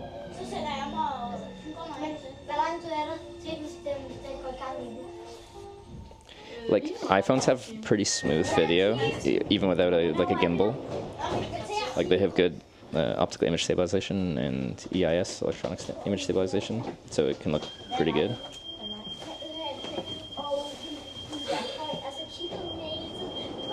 Oh, you got on the same fucking train. That's impressive. How do you time that? I ran. You ran? Okay, yeah, you ran a marathon. Yeah, I ran. Did you just get here? Like, you just made it in time? Yeah. That is so impressive. All right. How far do you have to come to time this? 300 meters or so. Okay, all right. So not that much, but... Okay. I was getting to a point where you were ahead or were behind. Oh, okay. Yeah. If I didn't do the escalatory thing, would you have made it in time? Yeah. Okay, you would. Okay. I would. I first started moving after you were on this train. Oh, okay. Like very last minute. Like this is like go. Let's go. Go. That's really impressive. No one's done that one before. Well, I'm thundering. Okay. We sat in a shelter for like an hour or so. Oh, okay. Now I remember. Yeah. Doing a thunderstorm. Yeah. Okay. No, I remember that now because the shelter in the thunder. And Out of nowhere. Yeah. Because a lot of times I just need like some key moment to remember a day. Yeah. So I have met him before at a shelter 2 years ago with Sarah on the tandem in a thunderstorm. Yeah. I couldn't have placed that on a map again, like after that, because it was kind of in the middle of nowhere, right? It was kind of in the middle of nowhere. Is this how much? I don't know what stop we're at. Is this us? This would be. I think this is us. Yeah. Okay. This is. Well, everyone stopped because it's the last station. Yeah. The two-time sniper. Yeah, he hung out with us in a shelter for a while because it was just miserable. Yeah. It started raining like 10 minutes after or something. Copenhagen South. And then from here we got... At Copenhagen South for the regional trains and S trains. I don't know how far, probably like a 15-minute walk or something. Yeah. Have you seen... I don't know. Do you know this part of Copenhagen? Not at all. Okay, never mind. Please leave the I have no idea. and remember to take all your personal No idea. belongings with you. Okay. Alright, off the train time. sniped on the train. No, it's actually that's really impressive. Like it's hard to do that. It's better when I sniped Sarah when she was in Copenhagen. Oh, you did? Yeah. Like just recently when she was coming through? Yeah. On the trip right now. Yeah. But not on the train. No, not on the train, no. A person on a bicycle is easier to predict. Like, because like usually... She's also faster. She's fast? Oh, like then on foot, yeah. I ended up going, catching her, taking my car and catching her. Yeah. And then the day after I also catched her another place she was. Oh, you double? Yeah, I forgot to take a picture of her the first time. Okay. Are we getting a picture? If you want. Well, if you want is the thing. You wanted a picture with Sarah, but I don't know if you want a picture with me. Maybe you're a team Sarah. No, it doesn't matter. I started watching you, and then Sarah started streaming afterwards. Well, you started watching us, right? You said the first trip was the tandem, but it was my stream, I guess, only at that point. Yeah. But I've followed Sarah basically since. Who's your favorite streamer now? It's okay. You won't hurt my feelings if you say Sarah. Sarah do stream a lot more than you. That's true. That's a fair answer. Just for actually being live makes her a better streamer than me.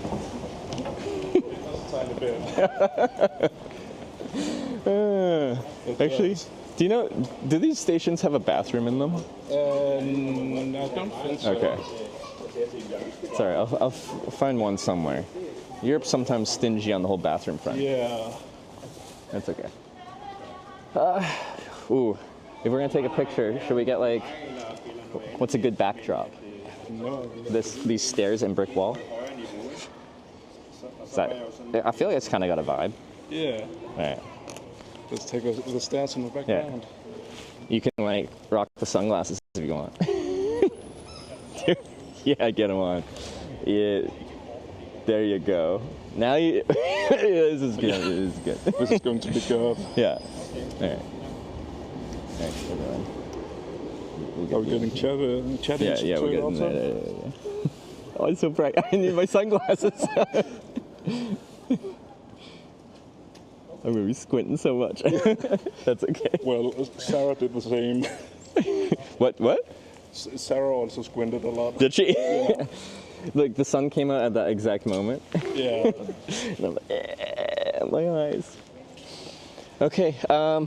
Are you just going right back to where you're coming from, or like what are you doing? Basically. Okay. Well, I appreciate the effort. Yeah. Unless you want the company to where you're going. Sorry, I'm just power walking to try and get a ride. Fair enough. But I really appreciate you coming by. That was a real cool snipe. Yeah. Like the catching the train. And just slink it. And there was a seat beside me too. It worked out like really well. All right, well, it was really nice to meet you. What's your name in chat again? Jadika. Jadika. Like, how do you... Jaedk. Okay, I just want to visualize it so I keep a memory in my head. Anyway, that was really cool. Nice to meet you again. Likewise. And until next time. Until next time. Okay, see you, man. See you. Have a nice trip. Yeah, thanks, man. See ya. You get something without it being too long. Yeah, hopefully, we'll see. Cross fingers. Let's do it. Have a nice trip. See ya. All right. Well, that was pretty cool.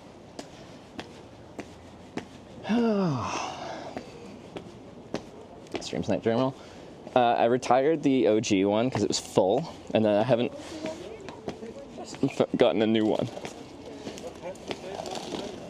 Is our issue. I need to figure out where I'm going. See what the hitchhiking spot is? Pretty easy to get? Yeah, no, it should be fine. Directions, walking, 24 minutes. Can I? Oh. Oh wait, what do you got? What is this? It's more spunk? More spunk. But Danish people love spunk. This is, what is it? This is not licorice. It's not the salty one? No, it's more like gummies. Oh, okay. Are they the really hard ones? They always get stuck in my teeth. Yeah. Okay, that's fine. But like what flavor? Like sweet? Like fruity? Sweet. Okay. Fruity. Gummies. Okay, I mean for fruit. If you want them. Because everything here is salty, and I'm like, I like salt, but like, why is everything so salty? Because licorice. Yeah. Danes and their spunk. They love the shit. Okay. All right. I'm in.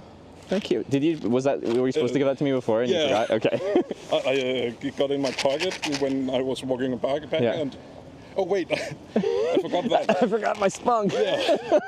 Well, now you got the black licorice one. So yeah. And now we got the green one. And now I got the green one. Nice. And these are good because they're really small, so I can actually fit them in. When people give me big stuff, I'm like, I gotta eat this right now or drink this right now because I can't carry this. Okay. I gotta figure out where I'm going. Anyway, thanks for the spunk. Power walking time. Getting direction at least. Okay, we're going. We are there. And that would be... This way? I think that way. I think it's this way. A tiny bit. Yeah. Okay. This way. When you cross over. Yeah. All right. Yeah. Again. Well, this was until next time, and then until next time. Next time. See ya. Okay. All right. Oh, now the sun's gone. I can put my sunglasses up. These sunglasses feel so excessive if you don't like need them. Because like a lot of times on like high overcast days, I'll just wear sunglasses because it's comfortable. Got sensitive eyeballs. But like, they're aggressive. Heck. I'm gonna put my phone away. And just put it in here. Maybe, if you'll fit. Get on there. 20 seconds gonna spawn again with more spunk. Danes and your weird candy. Okay, yeah, get in my pocket. It's windy, as per usual. Ugh. We got like the bike highways. I love the cycling infrastructure in Copenhagen.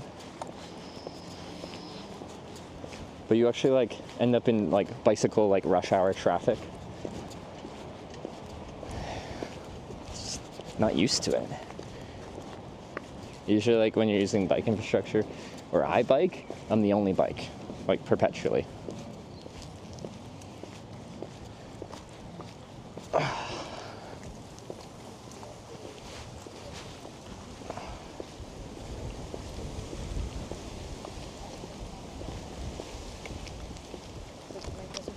Copenhagen people, those commuting to Copenhagen hate it. All the cycling infrastructure. Car brain people. Like behind you. More spunk? Maybe.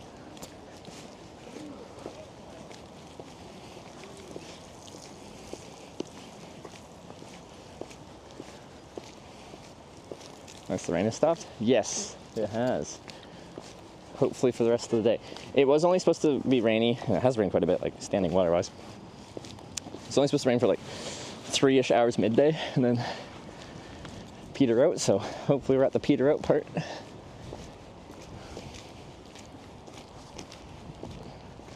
Seems very clean. From my experience in Copenhagen, that's a good description of the city.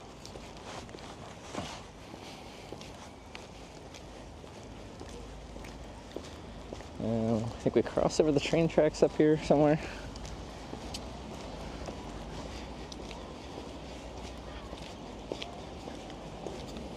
Doesn't mean by car? Like people on bikes don't like that they have bike highways? Probably do, or they don't like that there's traffic. Maybe that one. Get her up on the bridge. Alright.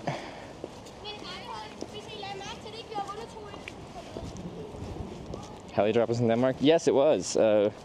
We took a ferry from one part of Denmark to another. And then, as we were riding away from the little peninsula the ferry was at, there was a plastic bag with Hitch written on it on the side of the road, and or like on the bike path. And I almost missed it. I'm like, why is there a random bag of garbage there? And I looked at it, and it had my channel name on it, so I'm like, well, that must be for me. YouTube cut mid-streaming. YouTube only says 12 hours of VOD, so yesterday's stream was like 14, 15 hours or something. 14 hours, I think. Oh, how do I get up there? I think I probably went the wrong way. Do I have to go back and around? Hopefully not. Maybe under then up?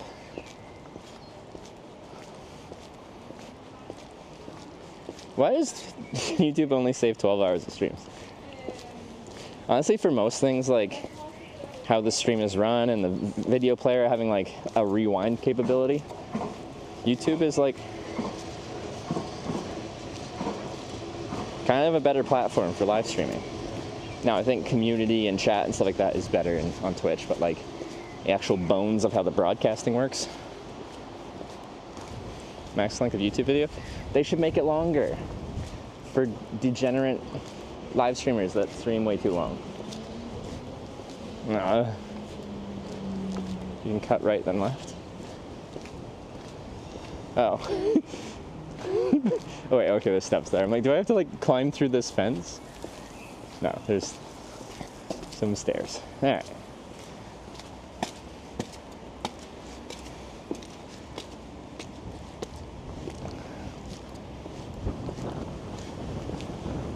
See, I would not trust a bike. See, like, in Canada, someone just pick that up and ride away. Like, the back wheel's gonna be locked. They have one of those, like, rear wheel locks.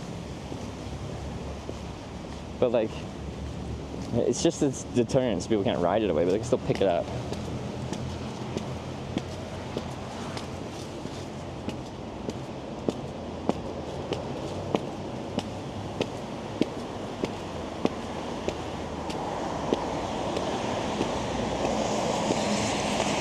Okay, let me just double check, make sure I'm going correctly.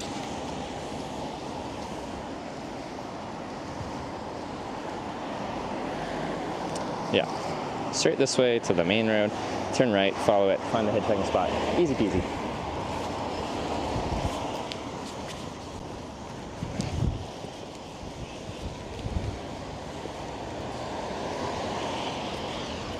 At the thrift, find boots to the spreadsheet. For gear, the thing is, like, they're like anonymous, probably vintage, made in Canada boots, potentially from a manufacturer that doesn't even exist anymore. We don't know what to add because we don't know what they are.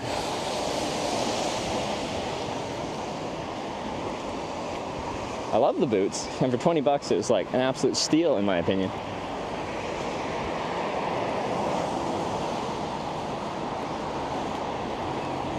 Just leave their bikes unlocked there. Let me show you very strangely how this works generally. Okay, that's not to say that none of these bikes have it. This, you lock this and it puts a metal thing through the back wheel so people can't ride their bike away. So it's a very quick release lock, but all it does is stop the bike from being ridden. It doesn't actually lock it to anything. A lot of these are actually locked to the railing here though.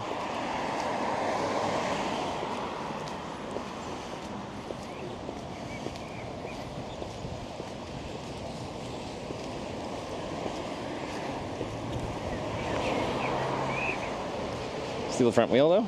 Well, if it's not locked to anything, you just pick the bike up. Like you could drive around in a car and just, well, they probably brought their seat with them. No, maybe not. Hi. Hey.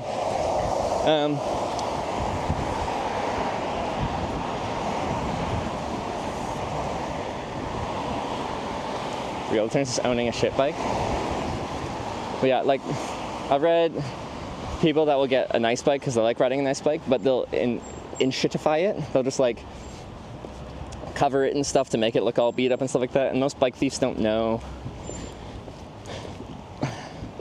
that well, like what a good bike is versus what a bad bike is. So this is gonna be such a busy time to be hitchhiking. Yeah.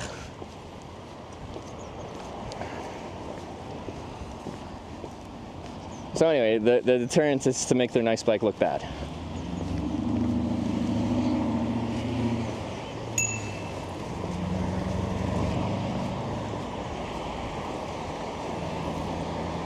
Sarah did with the stickers. Well, her new bike doesn't really have any stickers.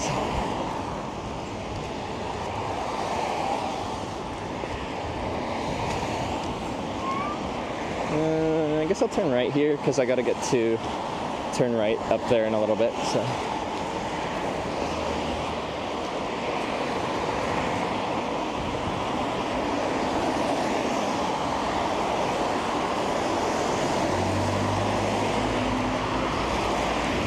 Want your nice bike look like crap?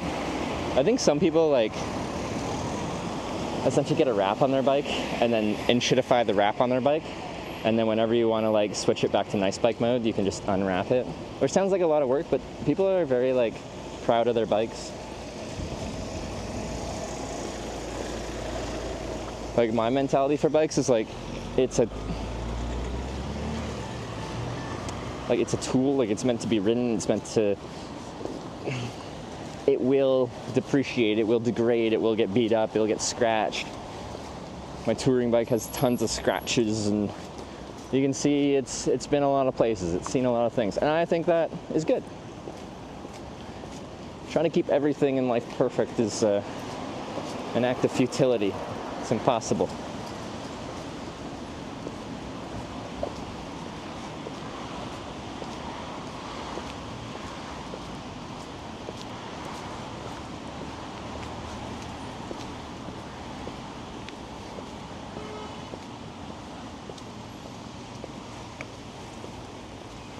Like, there's no difference between an expensive and cheap bike. Maybe a well-researched one, but like, I feel like a lot of thieves are not like well-studied on what they're stealing. It's opportunistic.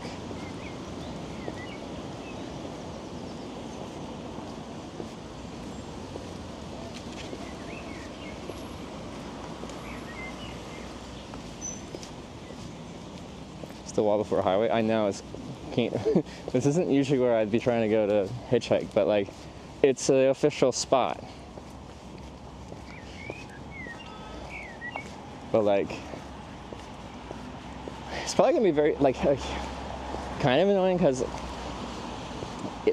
I'm guessing I'll never get a break in traffic right now this time of the day. I'm a little bit concerned that this is gonna be really difficult for rush hour. Well, rush hour leaving the city, maybe.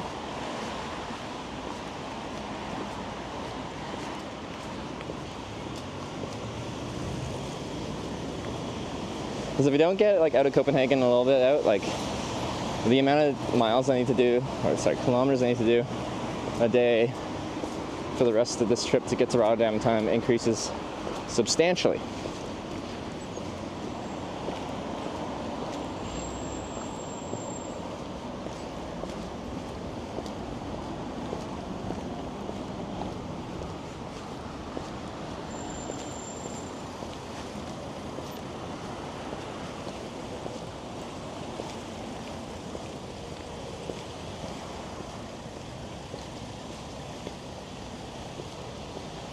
You want to be there in 72 hours? Yeah. Like in theory, I think it's like a 10-hour drive from here. So we only have to be like in motion 1/7 of the time, if that's the correct amount of time when I want to get to Rotterdam. But we're hitchhiking.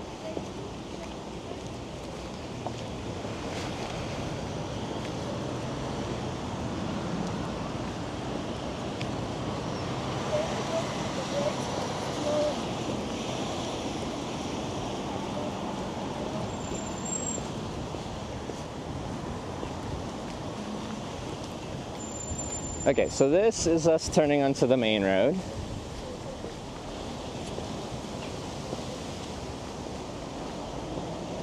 Twitch around San Diego. I don't think I'll be going to the United States this year, specifically because I'm Canadian. And this doesn't feel like the year to go to America. So this is one spot people hitchhike just at this bus stop right at this intersection, which as far as being on this road is concerned, seems like a decent spot because generally right after a light is good, you get traffic that's stopped and then slowly accelerating. But for whatever reason, the official spot is further down here.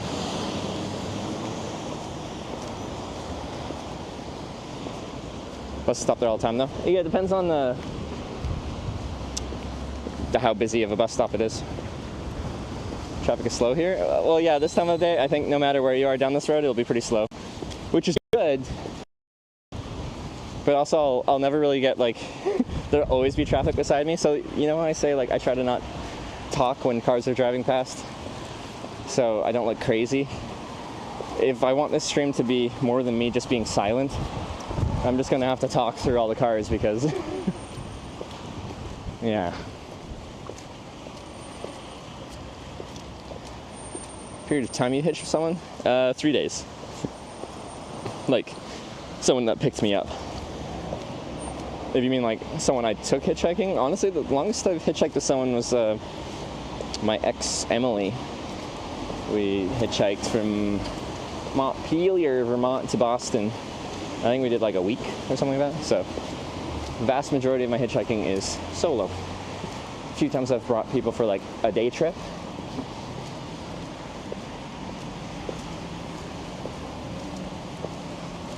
But yeah, that was on stream, so some of you might have been here for that. It was a good trip.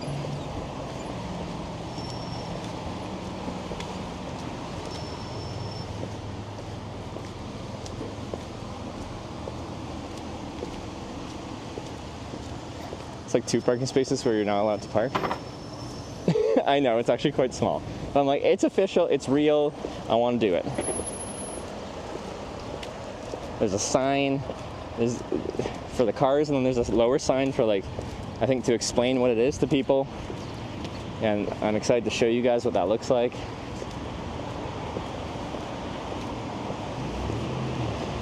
Storm Chaser. Oh, your day with Storm Chaser was really fun. That was a lot of fun. I'd love to storm chase again.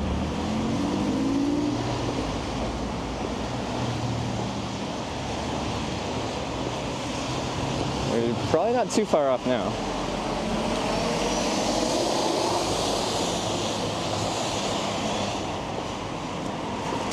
See, now that I'm like hitchhiking within the city limits for people leaving, I'm like, I feel like my Odense sign is like a little opportunistic. Most of these people will be going like, probably at most to like the outer suburbs.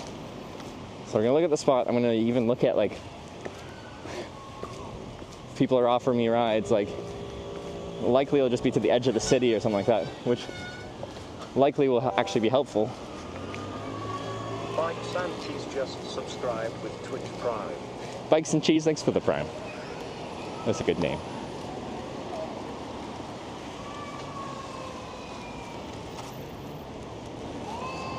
Never missed the hitchhiking spot. Apparently it's fairly recent. I don't know how recent. Well, at least 2023 it existed, as I saw a review about it. Who's crying? It's the Twitch chatters that tell me that I can't hitchhike everywhere I hitchhike because I'm not allowed to be there, cars can't stop there, because I'm about to go to the official hitchhiking spot.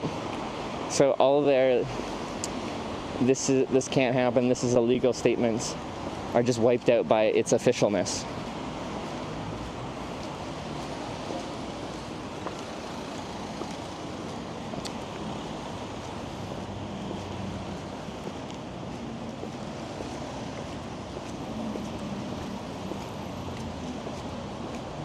Ooh, the bagel store.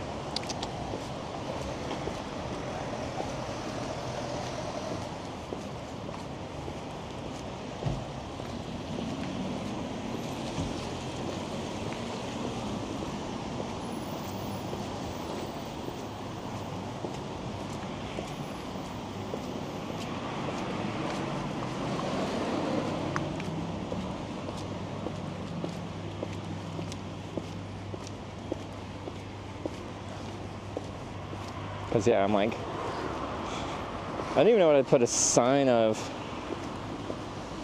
if, because Odense is like almost a 2-hour drive from here.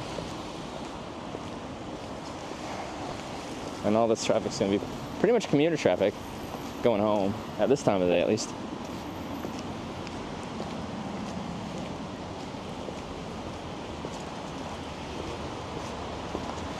Like the other day, nobody would stop on this on-ramp. Car stops less than 5 minutes. You have no idea how many times that's happened in the 7 years of streaming this that I've done. So if I just like very sarcastically respond to people's messages like that, it's because I've been here before. Like the same line of conversation has happened so many times. It's always the same outcome. Albeit like today, like we didn't get picked up from that airport spot. I'm sure given enough time, it would have. As soon as I saw there's like official hitchhiking, like an entire organization about like developing these hitchhiking spots and promoting it, I'm like, okay, I gotta try it.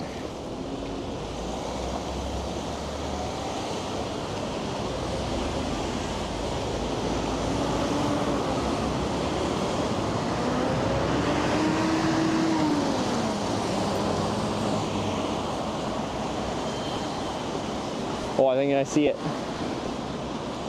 Right after a bus stop.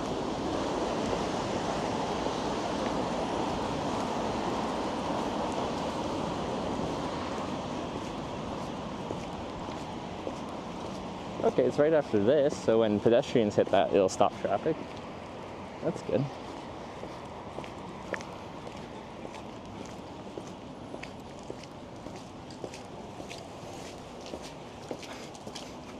Here we go, guys. This is the official hitchhiking stop. Blaffer Stoppisted. And this is my spot where they can pull out. Look! This is the first one. Welcome to the first of our official hitchhiking pickup points in Copenhagen. Many more are on the way in the rest of Denmark. Find them on Blaffen National. I went to your website. There is no, I can't find them. There's no map. This is how you do it. You just stick your thumb out, and then someone pulls over in a car, and then you shake hands, and then you get a ride. Blaffer, stop it. I'm gonna blaffer the heck out of this spot. Blaffer time. Oh yeah, well yeah. This is what I'm looking at. Like, with traffic stopping here, that's pretty good. 2 lanes of traffic, people on the left lane can't really pull over. The spot's like a little bit small, but this is like, they had to get like official approval from the city. So it's like, this is what the city could offer them, I'm guessing.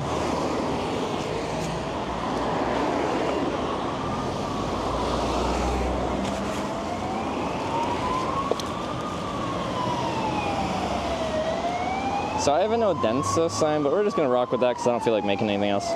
It means west. Hey, okay, they're pulling over for the ambulance. So that's how cars would pull over, kind of, but hopefully they pull over more.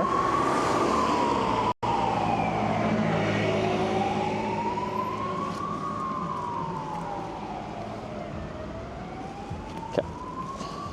Getting arrested kind of hitchhiking. I've only been detained by the police once while hitchhiking. I got threatened to be arrested in Massachusetts.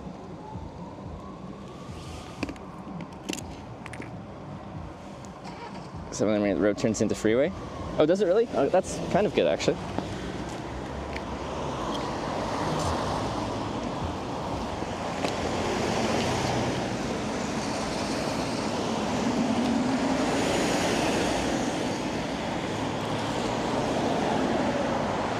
Swallow a drink of water. Thirsty.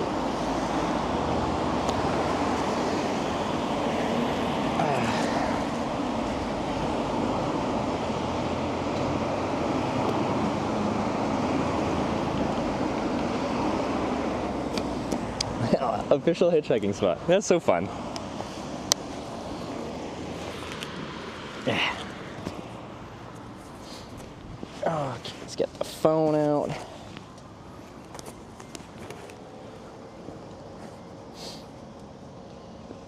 I know the sign, like this city's kind of far away, but it's okay. Wait, I want to be over here so you can see the sign.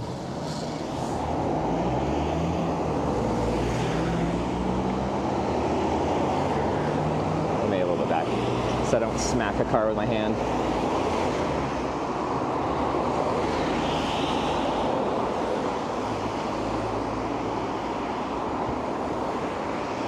Taxi.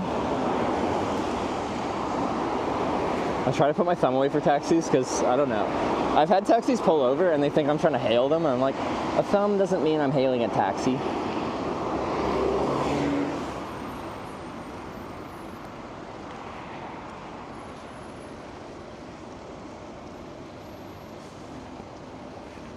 This is busy. Yeah, well, it's nice because there's actually a pedestrian crosswalk that's quite busy here, so it stops traffic like right now, and then we get a bit of a gap, and then we go again.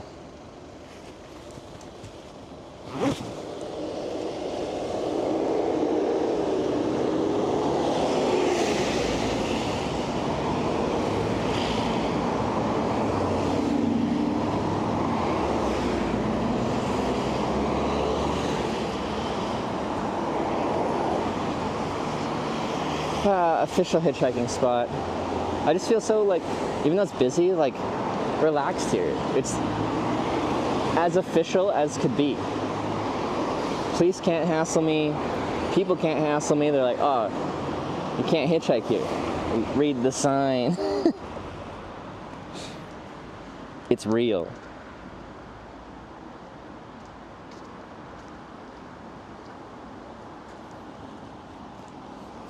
Because I always kind of say, like, hitchhiking is, like, slowly just dying as a method of transportation since its heydays in, like, the 60s and stuff like that. But, like, it seems in Denmark, because this is a new initiative, like, this is, like, they're promoting it now, it seems. It's kind of cool. I think they're doing it as, like, an eco-friendly kind of ride-sharing thing.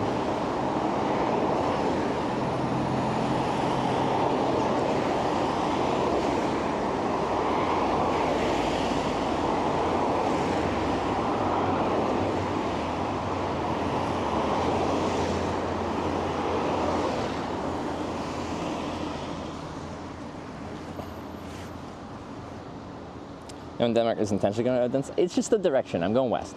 And we could go south as well, but I don't know.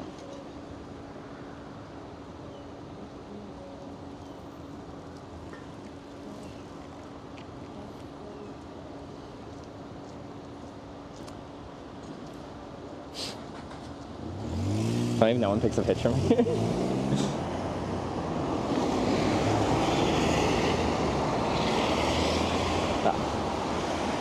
They're pulling into this complex, I think. Oh, they're picking up this guy.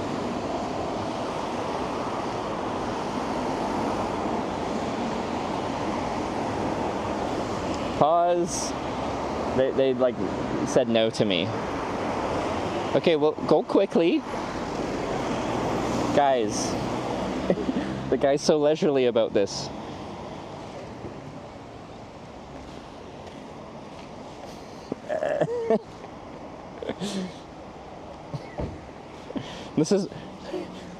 I'm like a bus driver right now, when, like, if a car pulls into the bus thing, I'm like, get out of my bus spot.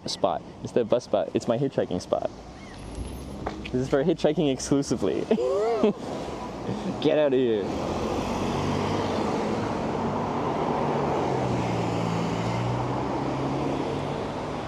Is this for me?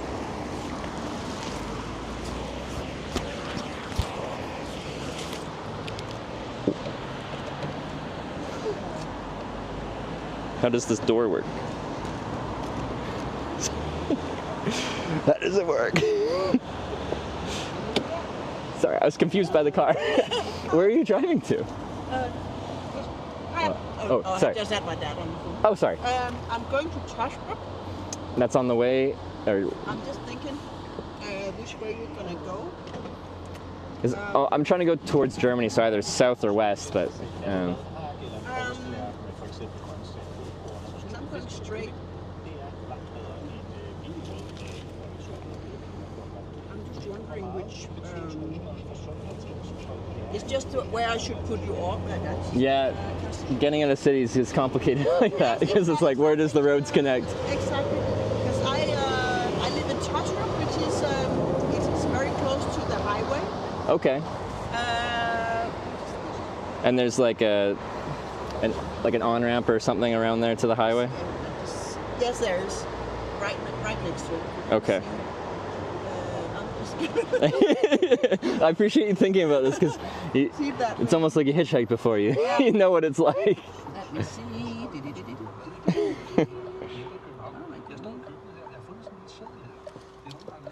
Is this the highway up here? Yeah. So try to stay here, but yeah, let me see.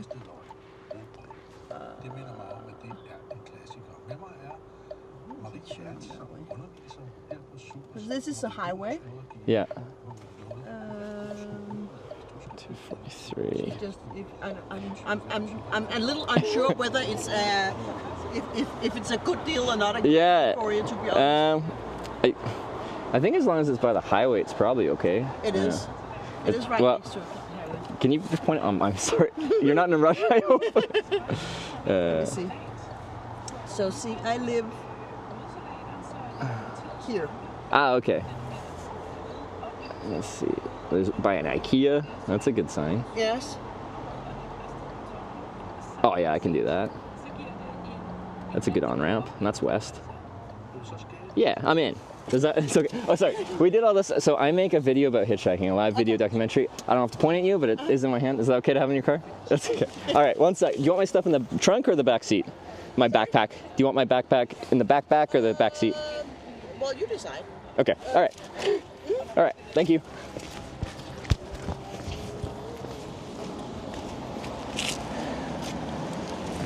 All right, I think it's good. Oh, she was so friendly and like nice and helped me look. Gave me time to actually consider if it's a good spot because getting out of cities can be a pain. All right.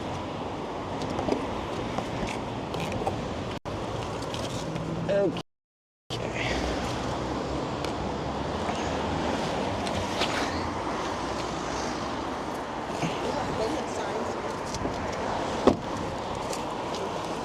Sweet.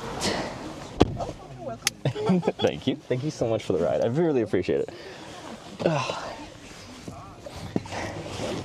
So you're going to Germany?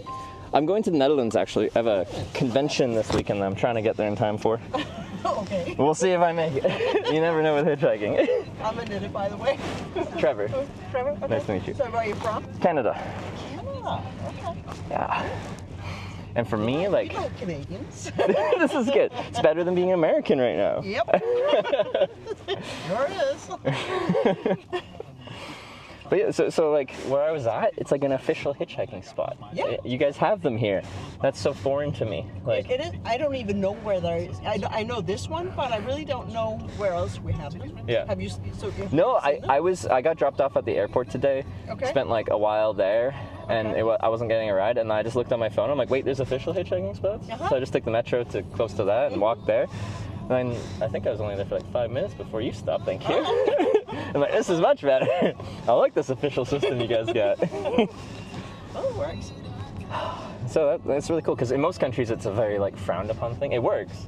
But like the police are like, you're up to no good. Yeah. Well, I guess we basically trust people. Which is good, because I don't know, like I feel like humans are like inherently kind and like are giving to each other, and then when we get scared of something, then that trust, that kindness goes away because the fear leads to anger and everything. Exactly. Yeah. I think we believe in the best in people, basically. Yeah. Have you picked up anyone before? Not really. It's that's many years ago, actually. So you have, but it's been like... Yeah, but there's never been anyone here when I've passed. Really? No. They got the official only when infrastructure? I passed the other way, I've seen people, but never when I... People are hitchhiking into Copenhagen from here? That's interesting. No. Sorry, I was on my way into Copenhagen that way, and then they would stand over here. Yeah. So. Okay, yeah. Go that way. Because for hitchhiking, like getting into a city is usually really easy. Lots of traffic flows in from outside. But getting out can be difficult, only because like where do you go in the city to find traffic actually leaving? Because everyone's just driving around the city, and that's the challenge. Is like. Yeah. I say they're like a black hole for hitchhiking. They like suck you in with their gravity, and then you can't escape. Not all cities. I think Copenhagen will be fine. So but you've been hitchhiking all the way from where? This trip started in Tromsø, Norway. Okay. So this is day 8 from Tromsø. Yeah. Started in the Arctic Circle and. Wow. Seen, For how long have you been? you travel? So 8 days, Okay. and then I think it's been like 2,000 kilometers or so. Wow. No, it's been really fun. Like I started in the Arctic and it was like snowing and still very much winter, and now it's It's really bad weather here. It used to have. It's been really nice and dry for a very, very, very long time, and now, then of course, the last couple but this of days is like it's been, typical Danish weather, right? Isn't it? This is what you're known for. Wind and like a little bit on and off rain. but this is worse than it usually is. And For this time of the day? Yeah, okay. It's usually warmer than this. Okay. And actually, it's been very, very dry for many months. Okay. But like in Canada, like when we have a really dry spring, we're like, we kind of need the rain because we get like forest fires and stuff like that out there. I don't know if the same mentality here. Is it? Ask Okay. the farmers here. Oh, the farmers, yeah, okay. That it finally started to. But just a week ago, Yeah. say it was so dry here that all the fields were dry. Oh, okay, yeah. And things like that. So where's your goal? Is that Holland or? Rotterdam. Rotterdam. Yeah. Okay. So hopefully, if I can swing it, I want to get there on Friday. The convention starts Saturday, but we'll see. But again, like we said with hitchhiking, it's not really up to me. It's up to nice people like you to be willing to help me out along the way. Great. So you're just hitchhiking all the way. That's the plan. Yep. So when I brought up the video and all that, so for 7 years I've live broadcast what's like the hitchhike and go on bike tours in different countries. So this is a hitchhiking trip to the convention, and then I stored my bike in Tromsø, but I'm flying back to Tromsø and riding south through Finland to as part 2 of this trip. So I hadn't been until like a day and a half on this trip hitchhiking south from Tromsø, but like that's why I'm riding all the way south. I've been to Norway a ton of times, I've been to Sweden a ton of times, I've been to Denmark many times. I never end up in Finland, so I'm like, it's time. And I want to do it thoroughly because on the bike you go slow, so you get to really feel the country. It's supposed to be really beautiful. Yeah. And land of 1,000 lakes, or whatever they call it. Yeah, which means it's gonna be a bunch of mosquitoes. Fine. So you travel a lot? Yeah, it's weird. This is my job. Has been for 7 years. I traveled for years before without a camera, and then I just enjoyed it. Hitchhiking, like the social aspect of like people I meet, and I like the adventure of it, like not knowing where you're gonna go each day, what the story's gonna be, kind of thing. Then after 4 years doing it without, I brought a camera. It became my job, and here we go. And you're just driving home from work right now? Yeah. A lot later than I'm supposed to. Ooh, I'm thankful for that.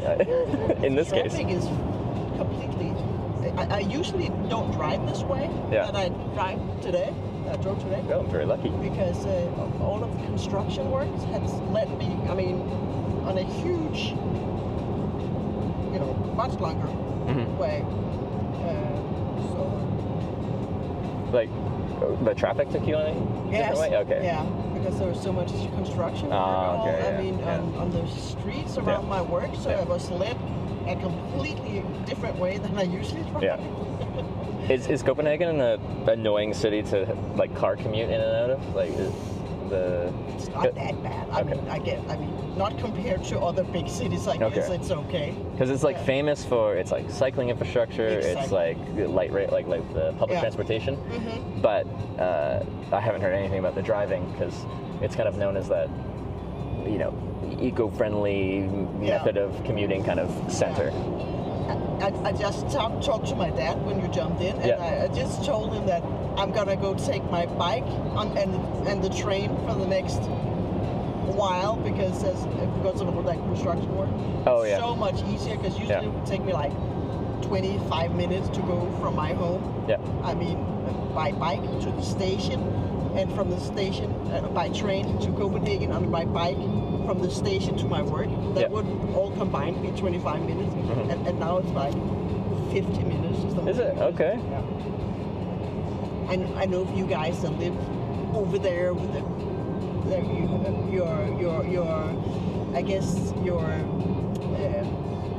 your distances are so much longer than they're here. In Canada? Oh yeah. I guess. Also the US, So when I say, oh, I think that 50 minutes by car is a really long time, they'll probably laugh at me. No, like I know people that drive 2 hours to work, 2 hours home, and I'm like, how do you find time to live outside of that? Like, you work 8-9 hours, and then you have 4 hours of driving a day? The heck? I would hate that.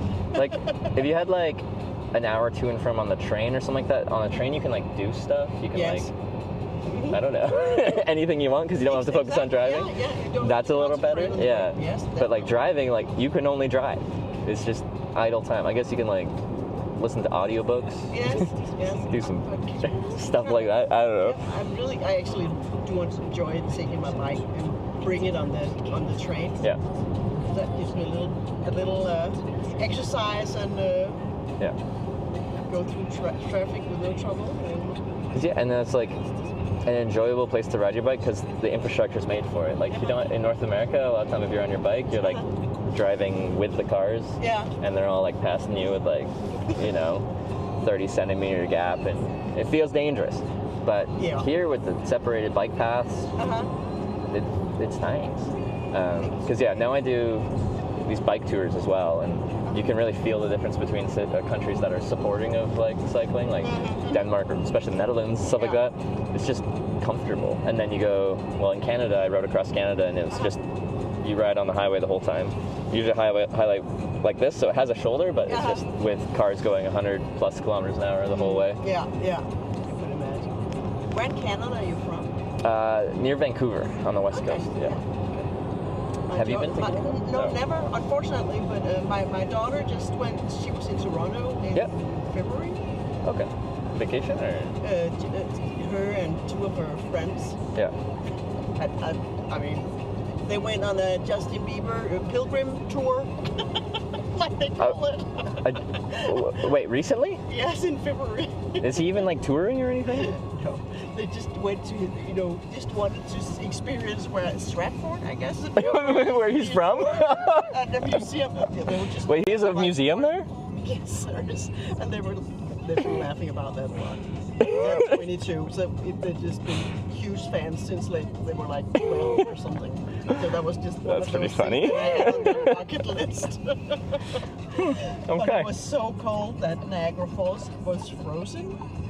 Oh, that would look really cool. Since 1800 or something.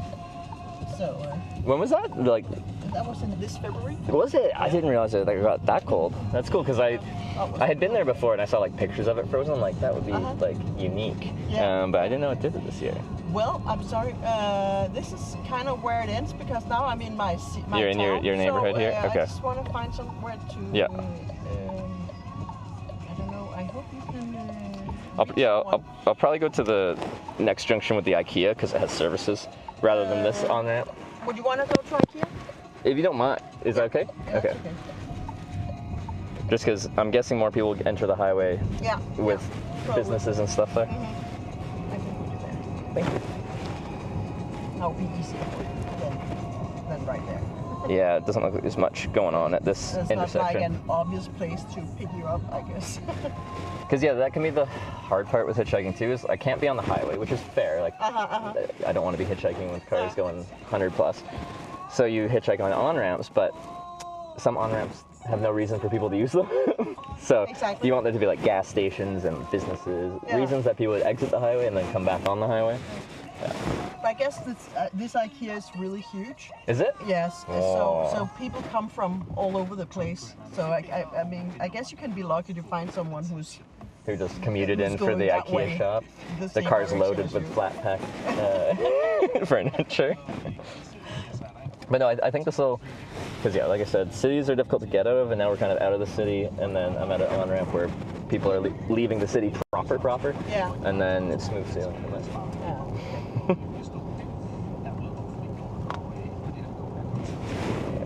Back to the rain. So did you have, did you spend any time in Copenhagen this time? Not this time, because I have a deadline on this trip. Oh. If I wasn't in a rush, I would have spent time, because I've been here before. I like the city a lot. Okay. Yeah, no time this time. Can I ask what happens in Rotterdam? Like a convention. So this is broadcast on a website called Twitch TV, and every year in well, spring, early summer, they do one in Europe. This year in Rotterdam. Every fall they do one in the United States, and I always build a trip out of going to them. I'm not going to the US this year for the one in the US, but yeah, so it's Twitch is like YouTube, but everything's live broadcasting, and I think for the English language, it's the biggest or the most popular one in the world. But that's kind of where I hang out and do all my filming. So it's fun. It's like technically a business convention, but I just go there for fun and to meet some friends that I've met from the industry, and it's fun to build a trip out of going there. Contribute to you. No, you're helping me out a ton. I do appreciate it. Yeah. So, question is where you want me to drop you off. So the idea is here, and honestly, like anywhere that's convenient for you, and then I'll just get my bearings, probably have a snack, and walk to the. I can drive in here because it'll be easier for you to just go in the back way, just because then I can drive around. Okay, perfect. Because yeah, at this point it's just whatever's easiest for you. I'm positioned in a good spot, so. Because then I'll come out right up there. Okay, perfect.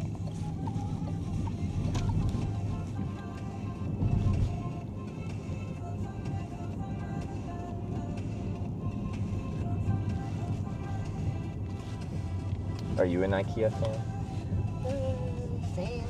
Or like, I don't know. Do you have furniture in your house from IKEA? Yeah. Okay. I have some, not too much, but my kids do.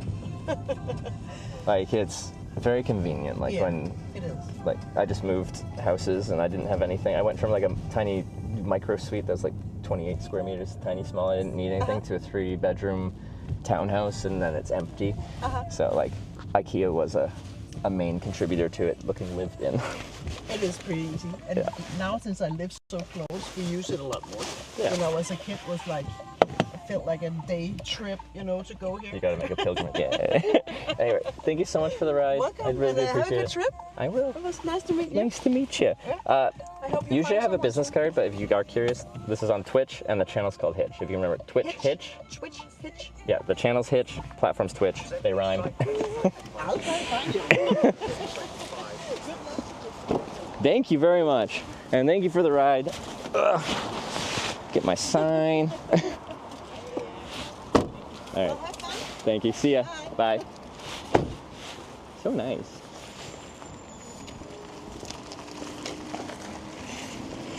IKEA. All right. That works so much better than the airport. Oh, that was worth it. That was worth it. This is a bench here. I'm just gonna. This is the last zone.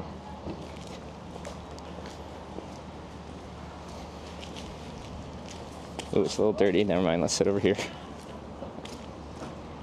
Good place to stock up on cardboard. Yeah. There's a lot of cardboard in that building.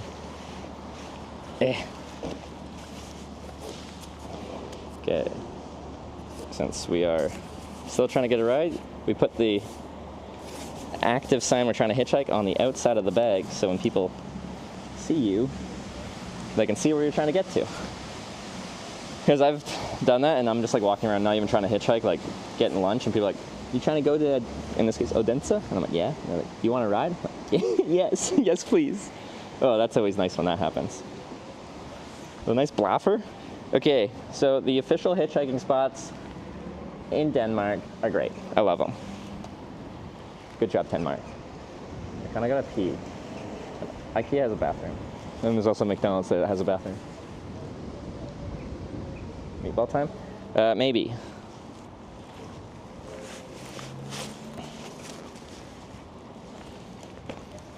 Let's sit down here for a second. Let's have to make an app. Well, their website should actually have the locations of their hitchhiking spots. Pee in both, like a dog. This is my territory, this is my territory. Let me just look again. So I'll show you the on-ramp that we're working with here.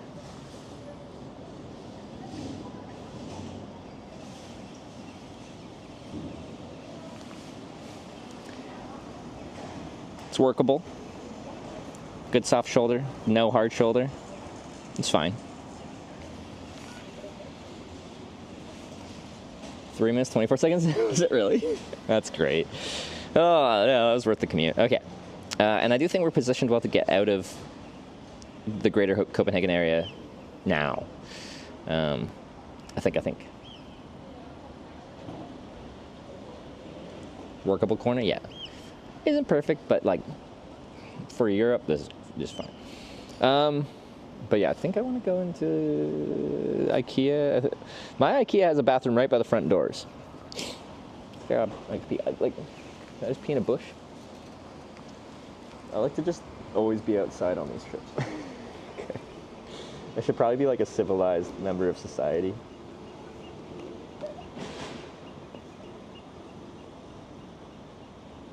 Am I going 80 on on-ramps like that? You are not. Okay. So like, okay. It's like he has a bathroom at the entrance. Okay, you are familiar with this IKEA. We are right at the start of the on-ramp. These people are making the left-hand turn right now. And then I'm literally right at the start of this dirt section. You were not going 80 by that point. Unless you're that guy that picked me up, you driving the Corvette C7, like that's customized to be like a track edition with like 700 horsepower. Are you that person? Why is my throat ticklish? Okay. Yeah, Shepard. I'm from the island all the way down south where the ferry goes on. And you drive up here for this IKEA? Maybe I should have both signs. Although, if someone's going south, would they be going to that on-ramp? Drink. Best way to get onto E20 ASAP? Is that the on-ramp that I'm looking at right there? I just have to pee. I just want to click drink and I want to pee and then walk to the on-ramp and then we're going to go.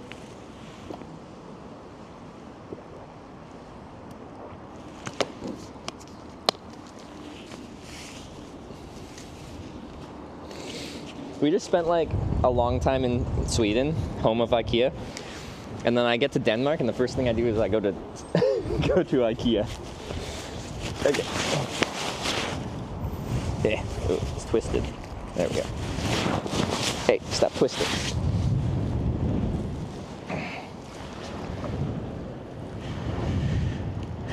IKEA hot tub, you already there? I want to go.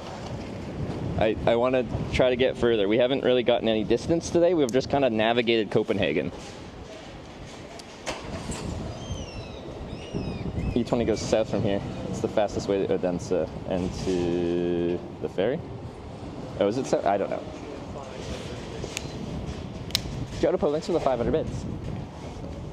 Much appreciated. You're in an 18 average a day now. Like, we started this trip needing 300 a day, so we finished today here.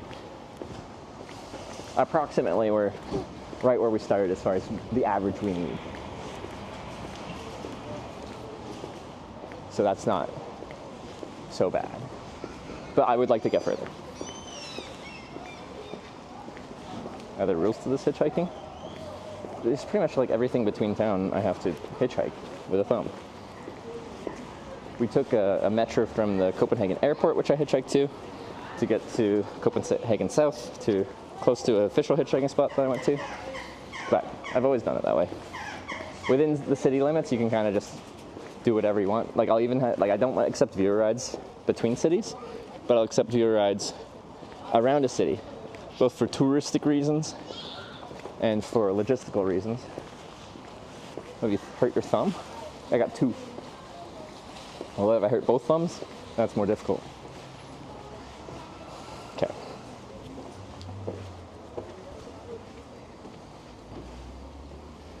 So I'm going to go into be right back mode because I'm going pee.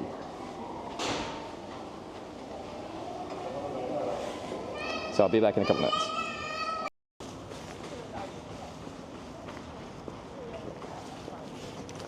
Womanizer! What was I doing? What was going on in that clip? I like seeing like chat's reaction when they're watching clips to guess what. I saw the vampire clip got played. That's a classic.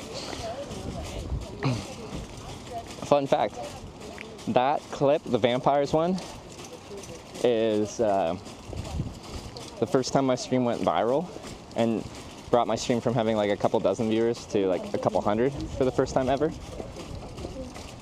And kind of like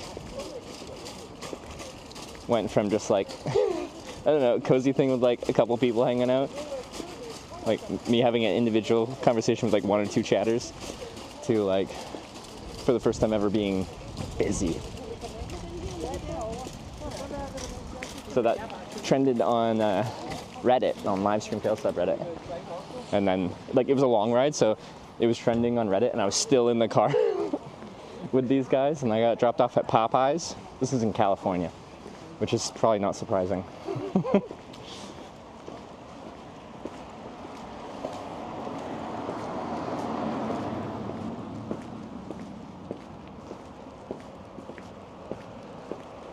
Anyway, let's go to the on-ramp and try to go further. We have against California. No, I like California. I think there's just a lot of crazy people in California. Okay, that's not fair. I shouldn't call those guys crazy. They just believe that there's a alien brain parasite that attaches itself to the back of your brain and forces you to suck blood as like a parasitic kind of relationship to you and your body. And they've both been abducted by aliens. One of them 7 times, the other time 1 time. But the guy that got abducted 1 time by aliens, the aliens fixed his knee. Which was really nice of the aliens, because like if I had a sore knee and I'm trying to hitchhike, like I need my knees. They're critical to this whole walking thing.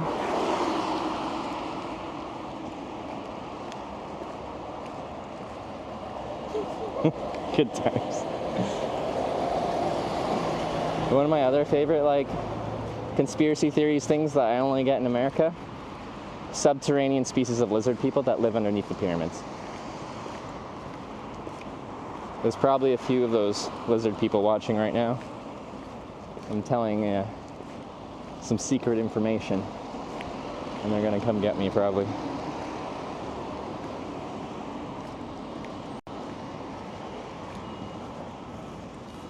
Anyway, that's what you get in America.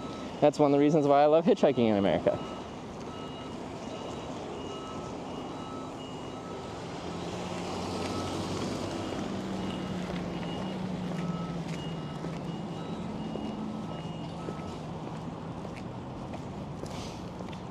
Okay, so we found the Great Flags of IKEA.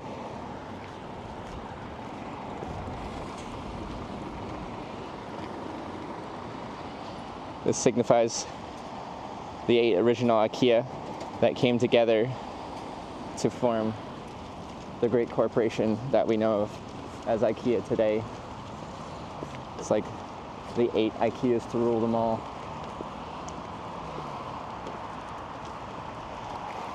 I don't know. Maybe there's a reason there's... What?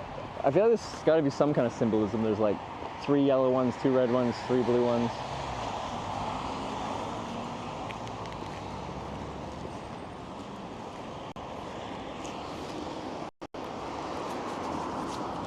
The IKEAs in Canada? Yeah, I go to one sometimes to take Sarah on dates.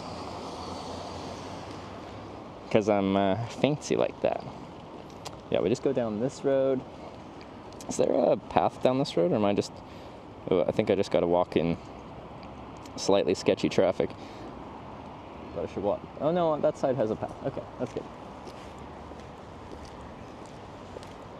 Other side of the road. You guys are right.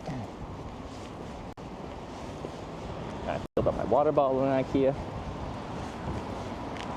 I don't know if I need to push these here, if they're automatic. I don't know.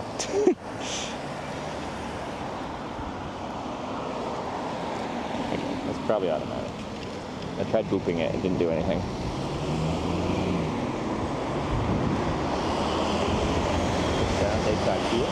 I like meatballs, and they got plant balls and veggie balls. So we can all have balls together.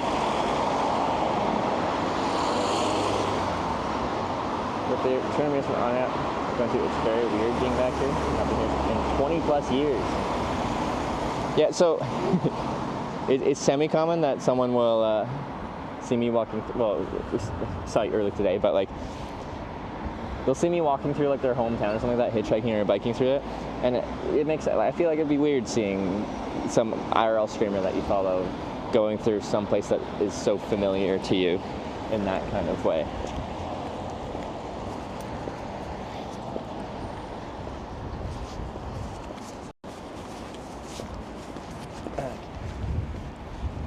I only made it this far.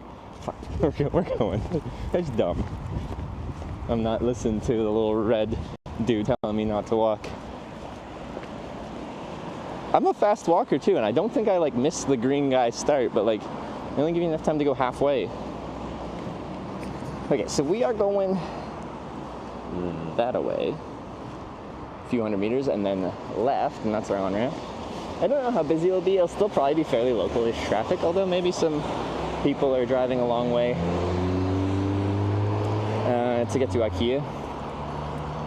There's a few services. There's some fast food. I assume there's probably some gas station somewhere or something. Because yeah, what I'm looking for at like a highway junction is stuff. Am I supposed to walk on this tiny little stretch there? I'm just going to walk on the far side here.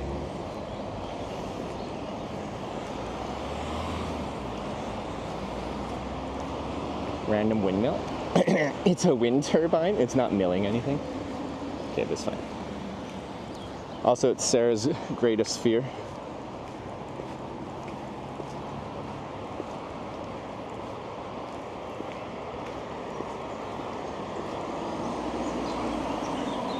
Actually, yeah, I had to like pull a little actually, alright? Oh, no way, it actually is. Sounds like Windy Boy powers IKEA. This is an IKEA wind turbine. This IKEA is brought to you by wind power. Right on.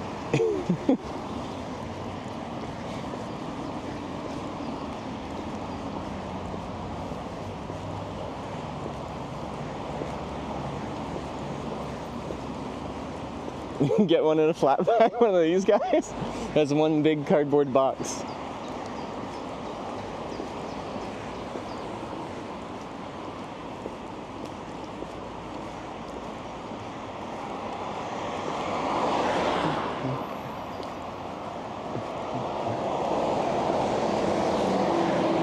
You can buy this, but like actually, I wonder how much that would cost. Also, how many packages?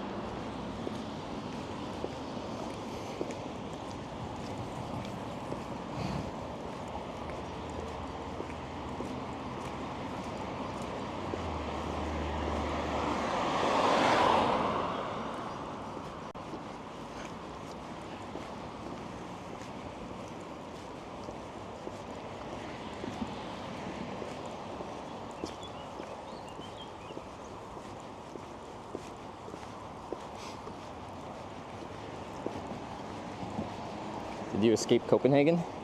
I'd say this is still greater Copenhagen. I'm guessing we're not within the city limits anymore. So I think we've done the hardest part of getting out of like a big international city like Copenhagen. Now we just have to like get our first like proper ride out of the greater area. What's what time we're at? 5:20. I usually hate hitchhiking this time of day. It's just kind of like commuter traffic generally. Not exclusively, but it's busy, but most traffic isn't like ideal. Albeit, like I got a ride here from someone commuting home from work, so I can't complain too much.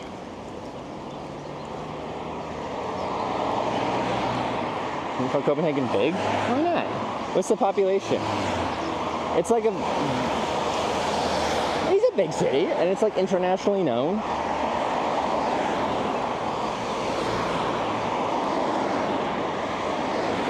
I'm like all offended. I'm like, I must defend Copenhagen's status.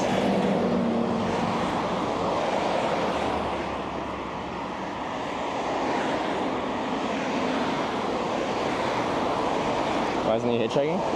Because we're not at a stretch of road that would make sense to hitchhike yet. We're walking to an on-ramp to the highway to continue hitchhiking. So I think this is the off-ramp from the highway, and then we just walk across, overpass here, and then we'll be at the on-ramp I want. So we're just over here. That's the highway. Ah! Okay, there's a bump. It's loud.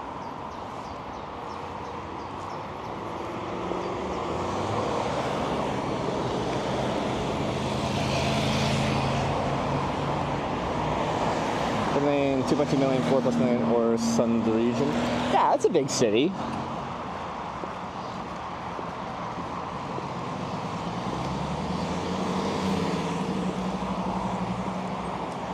So Kuma stream, that was a hitch? Alright. The only one complains that a hitchhiker is hiking, is walking. Come on. Compound word. Hitchhiking. We're doing the hiking part of hitchhiking. We're about to be doing the hitching part of hitchhiking over there. Compound word. Unless I bring my Brompton, and then it's hitch biking.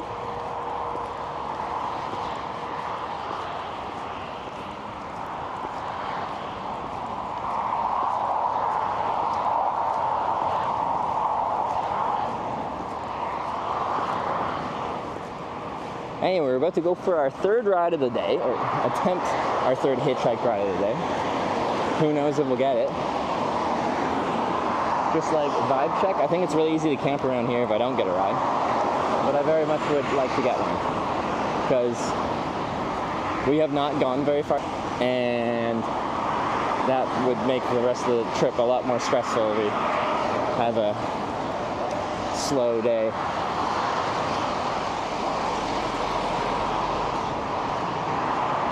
Anyway, this is my on-ramp over here.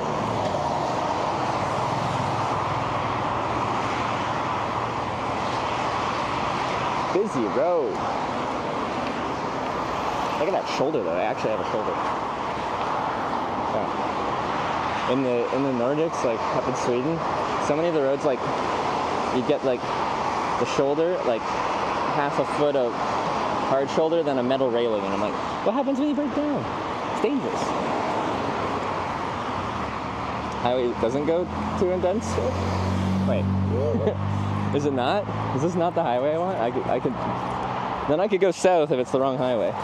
Did I read it wrong? I just assumed this was the right highway.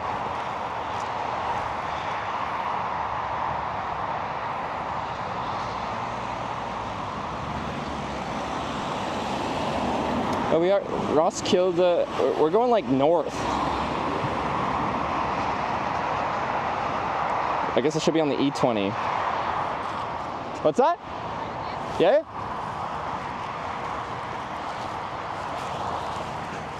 I think she's offering me a ride.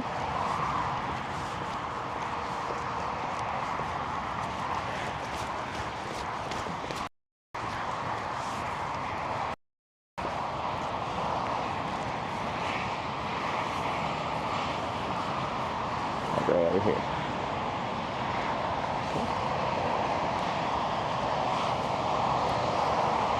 We'll see. See, the sign in the backpack is coming in. Hey, where are you heading to? I'm from Canada. I just don't really. I'm trying to go anywhere like west, eventually Germany. So. Okay, I can Roskilde would help, yeah. Yeah. Okay. Well, I'm probably gonna try and keep on the highway. I think.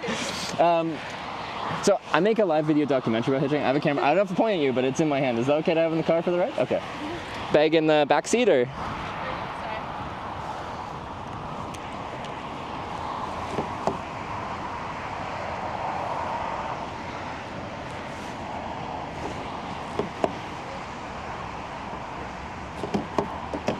There we go. Okay. You can just move. Yeah, no worries. Thank you, though. Denmark, good vibes, man. Okay. Oh, sorry. I was just putting my bag there.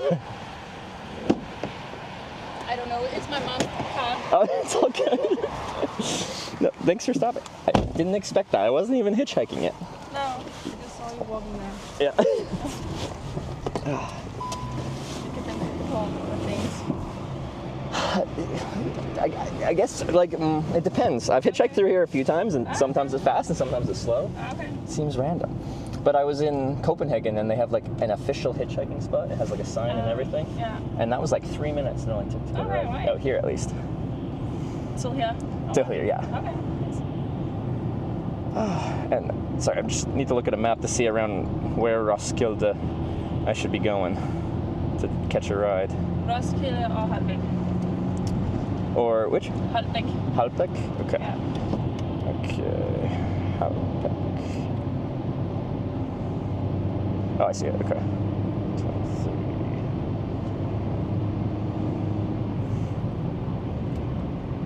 We'll see. Oops. Roskilde is nearby. Yeah, it's quite close here. Oops. Oh, it's frozen. Hiking trip from Tromsø, Norway to Rotterdam for a convention. Nice. So, trying to get there by this Friday, if I can.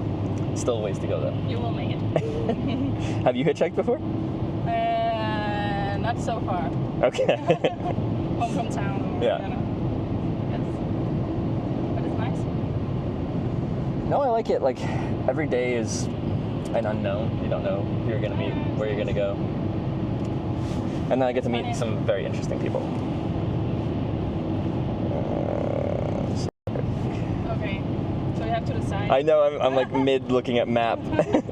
Which is, usually I'd be more chatty. I'm just like, where are we going? I understand.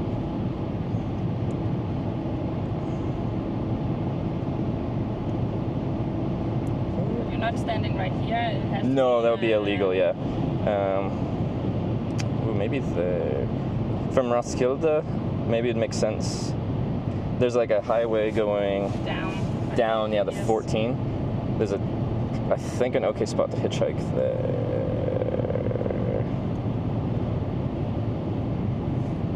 Let's see.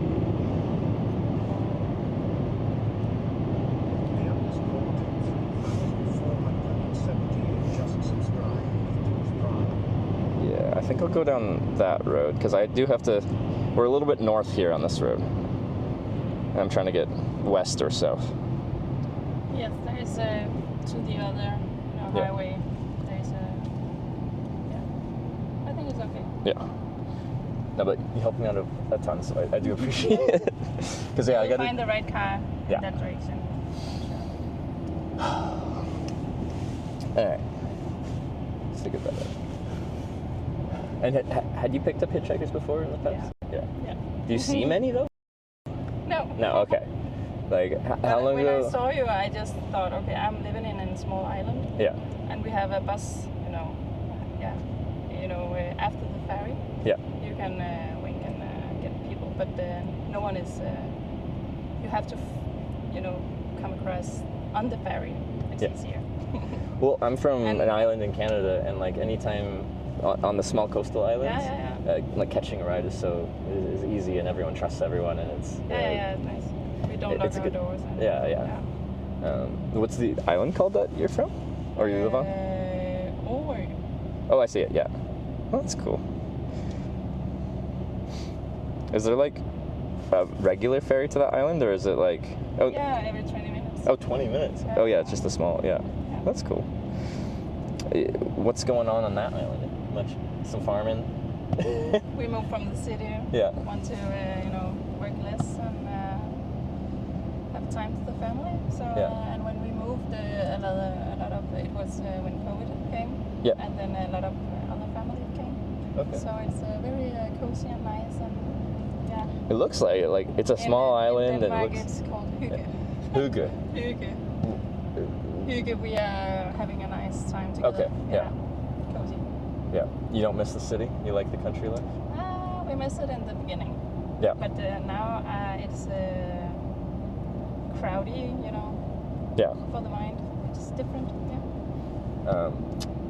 What would you say you miss most about city life? Is it just like activities going on, like events, or people? Just actually. your social network, your friends?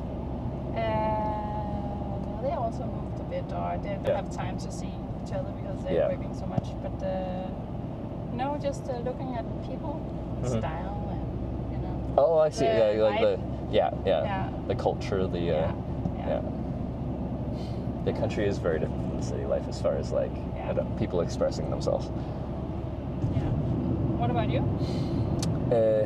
Like where I live, or What do you do? Is it this is your work? This has been for 7 years. Okay, nice. I can give you the info after if you want. But yeah, so I was an accounting student, like accounting and finance, and I was like nervous that once I get a job as an accountant, I wouldn't see anything, do anything. Roskilde. I think it's like Route 14. I don't, because you're going past Roskilde, right? Yeah. So I'll just tell you which exit. Yes. Yeah, it's like 6 minutes. Yeah. So I took a semester off college and hitchhiked across Canada just for fun, no camera, just for adventure, to see the world, to meet people. And then I kept doing trips. I'd work, save money, travel. Did that for 4 years, then decided to bring a camera on one trip, and then within a month or two, this became my job, and then I just keep going. It's fun, but like, my world's all backwards. This is work, and then I go home to Canada, and that's vacation, and it's everything's backwards. And what about family? That's the tough one. It's like, I'm 30 now. Eventually, I do want to have a family, but this lifestyle isn't good for family. You can find one. Yeah, that travels. Yeah. Yeah, but like if I have a kid, we're not taking them hitchhiking. They are, 6 years old or so. Before school. Yeah. No. I think I've seen people take their kids on like bicycle tours. Yeah, because it can work. You can figure it out. Yeah. Do you have children? Yes. Yeah. Two? Yeah. Are they in school now or still? Yeah. 7 and 10. 7 and 10. Yeah. Is that still a fun age? Well, it's not the teenage years yet. I don't know. But yeah, it's a nice time for the parents as well. Yeah. Yeah, they can stay home alone for a few hours, and, Yeah. until at least in our environment. Yeah. And then kids living on like a small island, do they get bored, or do they just run around outside and find their own fun? Not at all. There's so many so many people, and everybody's running, across each other. Yeah. Yeah. It's like in old days. Yeah. So they're all out rather than being home on their computers, on their iPads. Yeah. Well, I think we've gone too far. No, we're still. Okay. It's up here. I thought 14. you should have another road. Okay, you take it. We're going southwest on 14. And I just stay here. I think it's 2 more exits, I think. I have done that before, where I lose track of time and we drive past their exit. So you said, I think we missed it. I'm like, oh no. Okay. Yeah. But today the kids they are playing tennis. And, there's a lot of stuff to do every day. That's good. Yeah.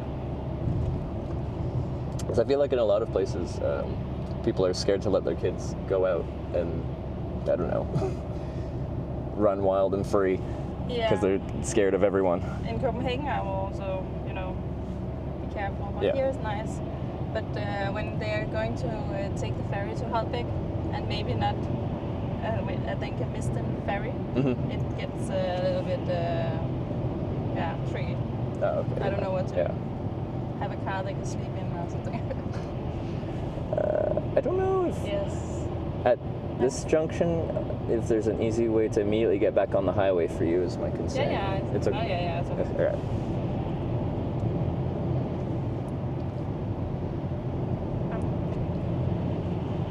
It's also because I have time. I'm waiting for a dance class. So okay. Okay. No worries. That's good. So next exit, 1 kilometer.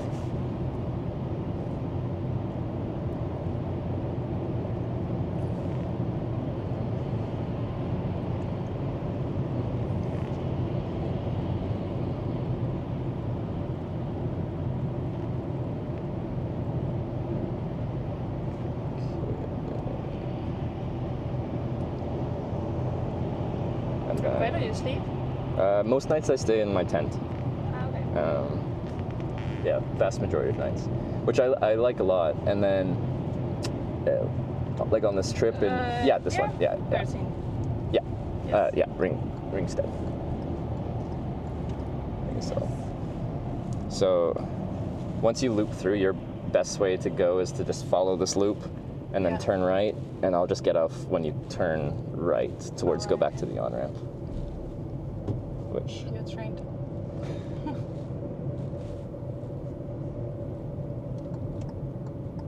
Go right? Yes. Oh, what? Okay, yeah. Right here. And then just a few hundred meters.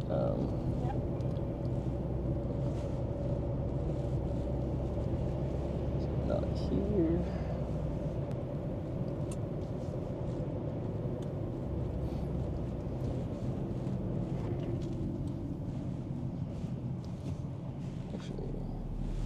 Can you drop me off just at this bus stop looking thing here? And then your way back on is just the next intersection up there. Great. So you can just go there and then over and then back on, if that's the same road you're going. Okay. All right, well, thank you so much for the ride. What was your name, by the way? Linnea. Linnea? I'm Trevor. Nice to meet you. Nice to meet you. All right. Grab my bag and be out of here. Oh. Mom's car. Complicated. Okay.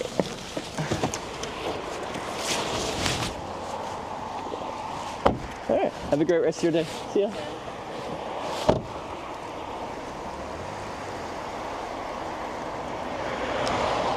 So there's a little bus lay-by here, which would be perfect to get a ride back down a little south, because we ended up, I didn't even notice, I'm just like, oh, it's a highway out of town. It was kind of going like northwest out of town. We didn't want to go like west-southwest. Okay. Can you give a card? I don't have a card. If I had a card to give, I would give a card. So we're trying to get to Ringstead. That puts us on the E20. Or, you know, maybe someone's going all the way south. Who knows? I don't think we need a sign even.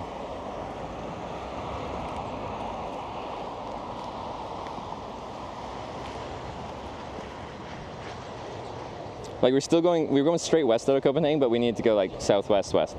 Anyway, the last time we had a card, I always forget about my cards. Anyway, we're hitchhiking in here. Let's not block this right now.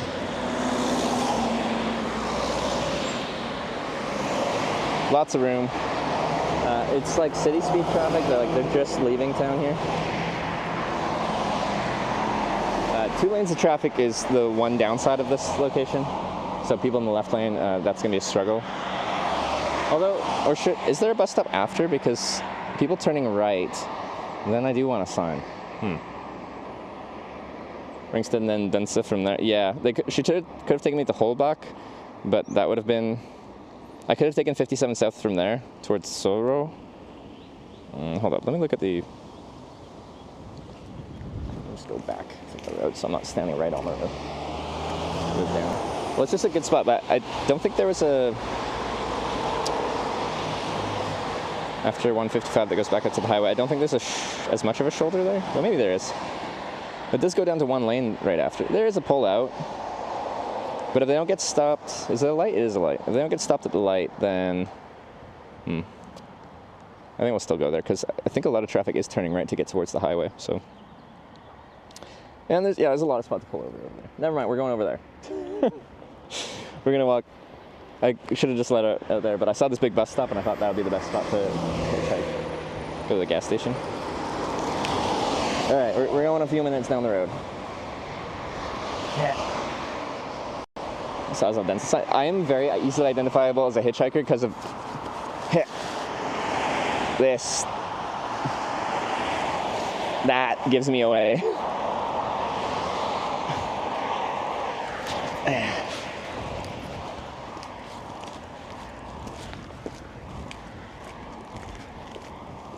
I just gotta do it my waist belt. 1 second.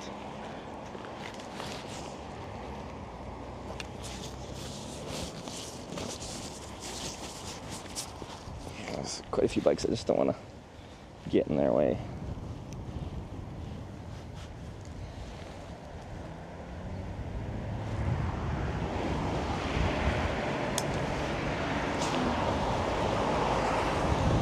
Okay.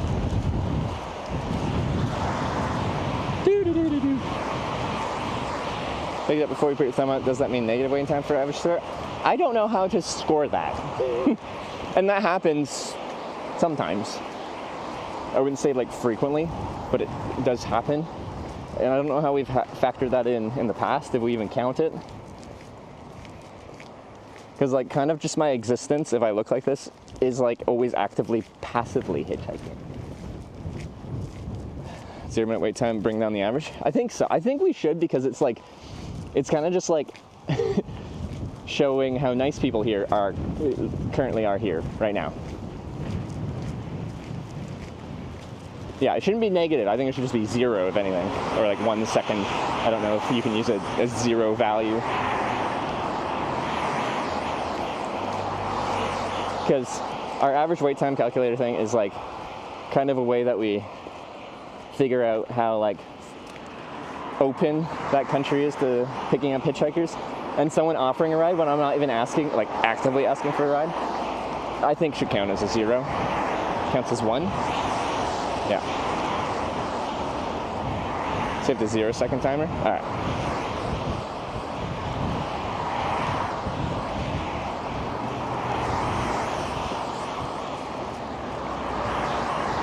Yeah, a lot of traffic's turning right here, so I think it's good to go after the after this intersection.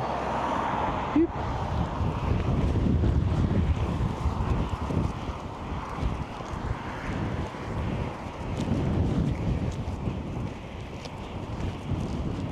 Tour route, like a bike tour in 2022.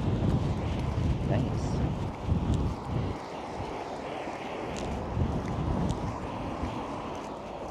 Average number of rides per trip? Oh, it totally depends on the trip. Like, I think my first streamed hitchhiking trip was all 50 US states, well, 49. I didn't hitchhike in Hawaii, but I went there.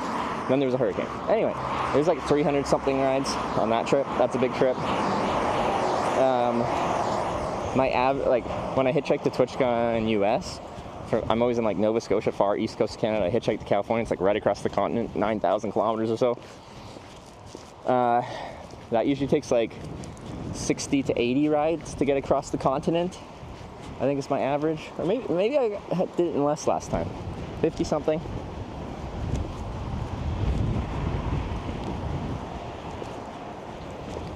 Never hitchhiked in China before. I found it difficult given the amount of off-license taxis. I haven't. I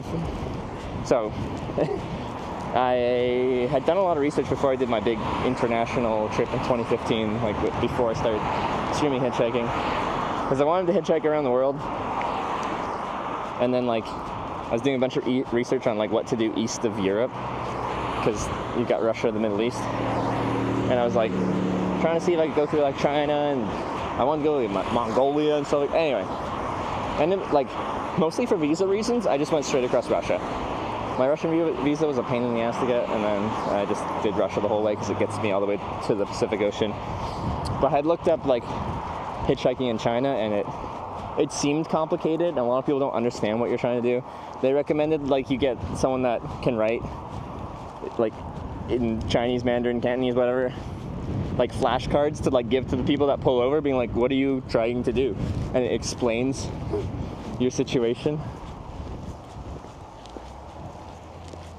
Ever hitchhiked Australia? 2 times. Once without a camera, once with the stream.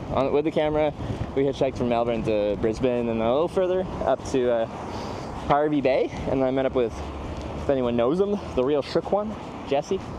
And we went to Fraser Island and camped out there, had a good time.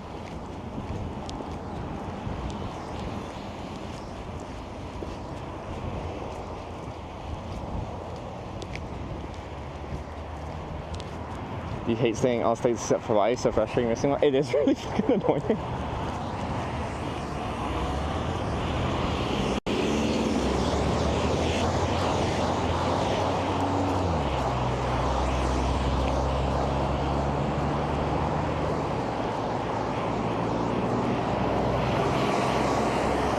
there's like some kind of something over here.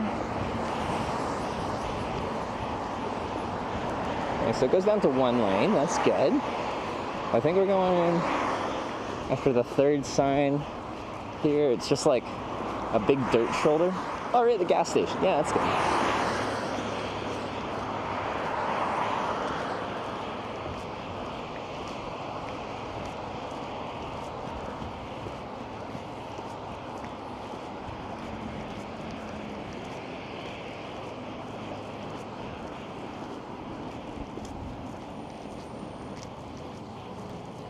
Ever handed out business cards? Yeah. I just run out or lose some, and then I forget to bring more on the next trip. And anyway, yeah. It would be very. It is a very good thing to do. But my first batch of business cards, I like. Did I have one initially? I don't remember. I don't think I had one like when I first started. But once I'd streamed for a little bit, I had made like a tiny bit of money from streaming, and I'm like, wait, I don't have any other job, and this is how I earn my income. Therefore, this is my profession. Therefore, I'm a professional hitchhiker. That's cool. So my business card was my name, Trevor Danlock, and my title, professional hitchhiker. I think I'm gonna go right after this little paved pull-out here, so I can get people pulling out of the Circle K if they come this way. Because this is a very long, easy place to pull out. It's actually a good spot. Nice. Single lane. Not too fast. I got services if I need it. Not bad.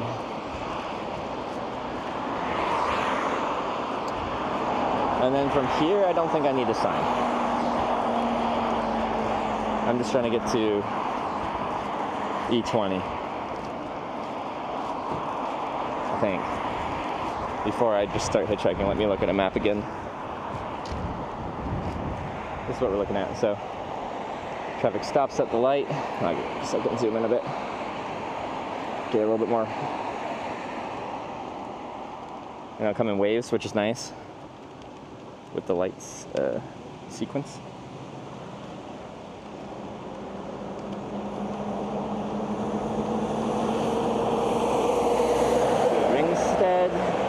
Is there a good on-ramp in Ringstead? Hopefully.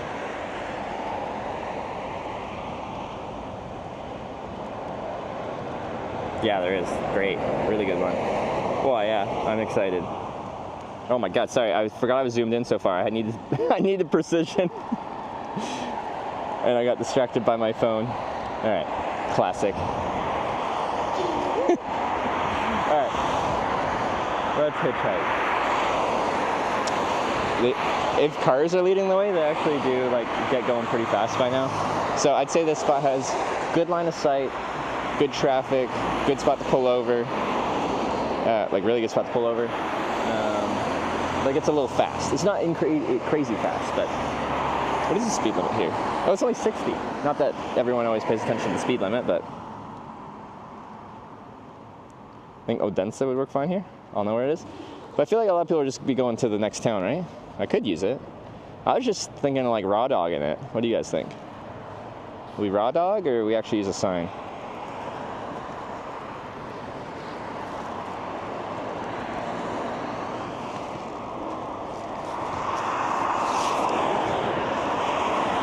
No sign? Yeah.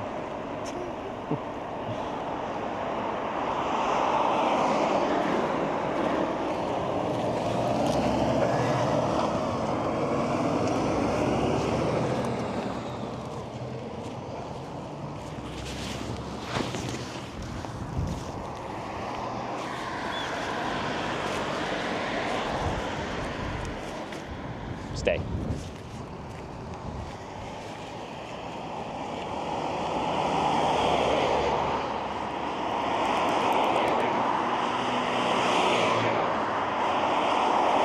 I think this will be really fast.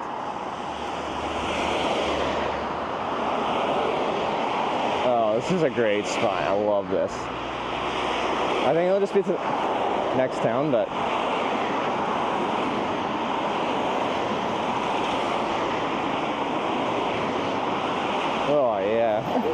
It's so like slow, and like I can make eye contact with them all, and they're giving me lots of hand signals. Oh yeah, that's the good stuff.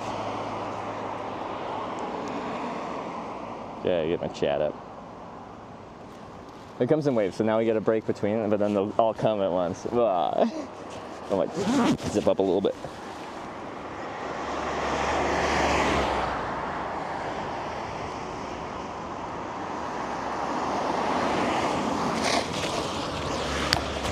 Told you. Hey, thanks for stopping. Yeah, sure. I'm just trying to get towards the E20 on the next town. Oh, sure. We are not going that far, though. Oh, you're not going that far? We're going halfway. Halfway? Yeah. Do you think it's better to just get a ride here, maybe? Or is there anything in halfway? Are we in the middle of nowhere? Probably in the middle. You can't get away from there. There's just a town with like a bus stop. Oh, there's a town with a bus stop. Yeah. A bus stop's good. I can get a ride from a bus stop. Okay. Before I hop in, so I make a live video documentary about hitchhiking. I have a camera. I don't have to point at you, but it's in my hand. Is it okay to have it in the car in the back seat there? It's fine. It's fine? All right. Thanks for the ride. Super short ride. But there's a bus stop. Yeah. That's where we can do our business. Oh, God. Ah.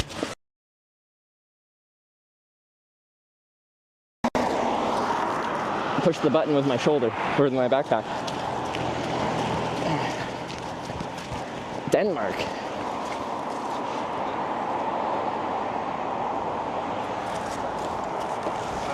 The doors are still locked, I think. Yeah, there we go. Oh, yeah. There you go. Is this a brand new car? It is. It smells so new. Really? I feel bad. I'm fairly clean for a hitchhiker, but like no guarantees. Okay. Well, thank you for the ride. Good. You all set? Yeah.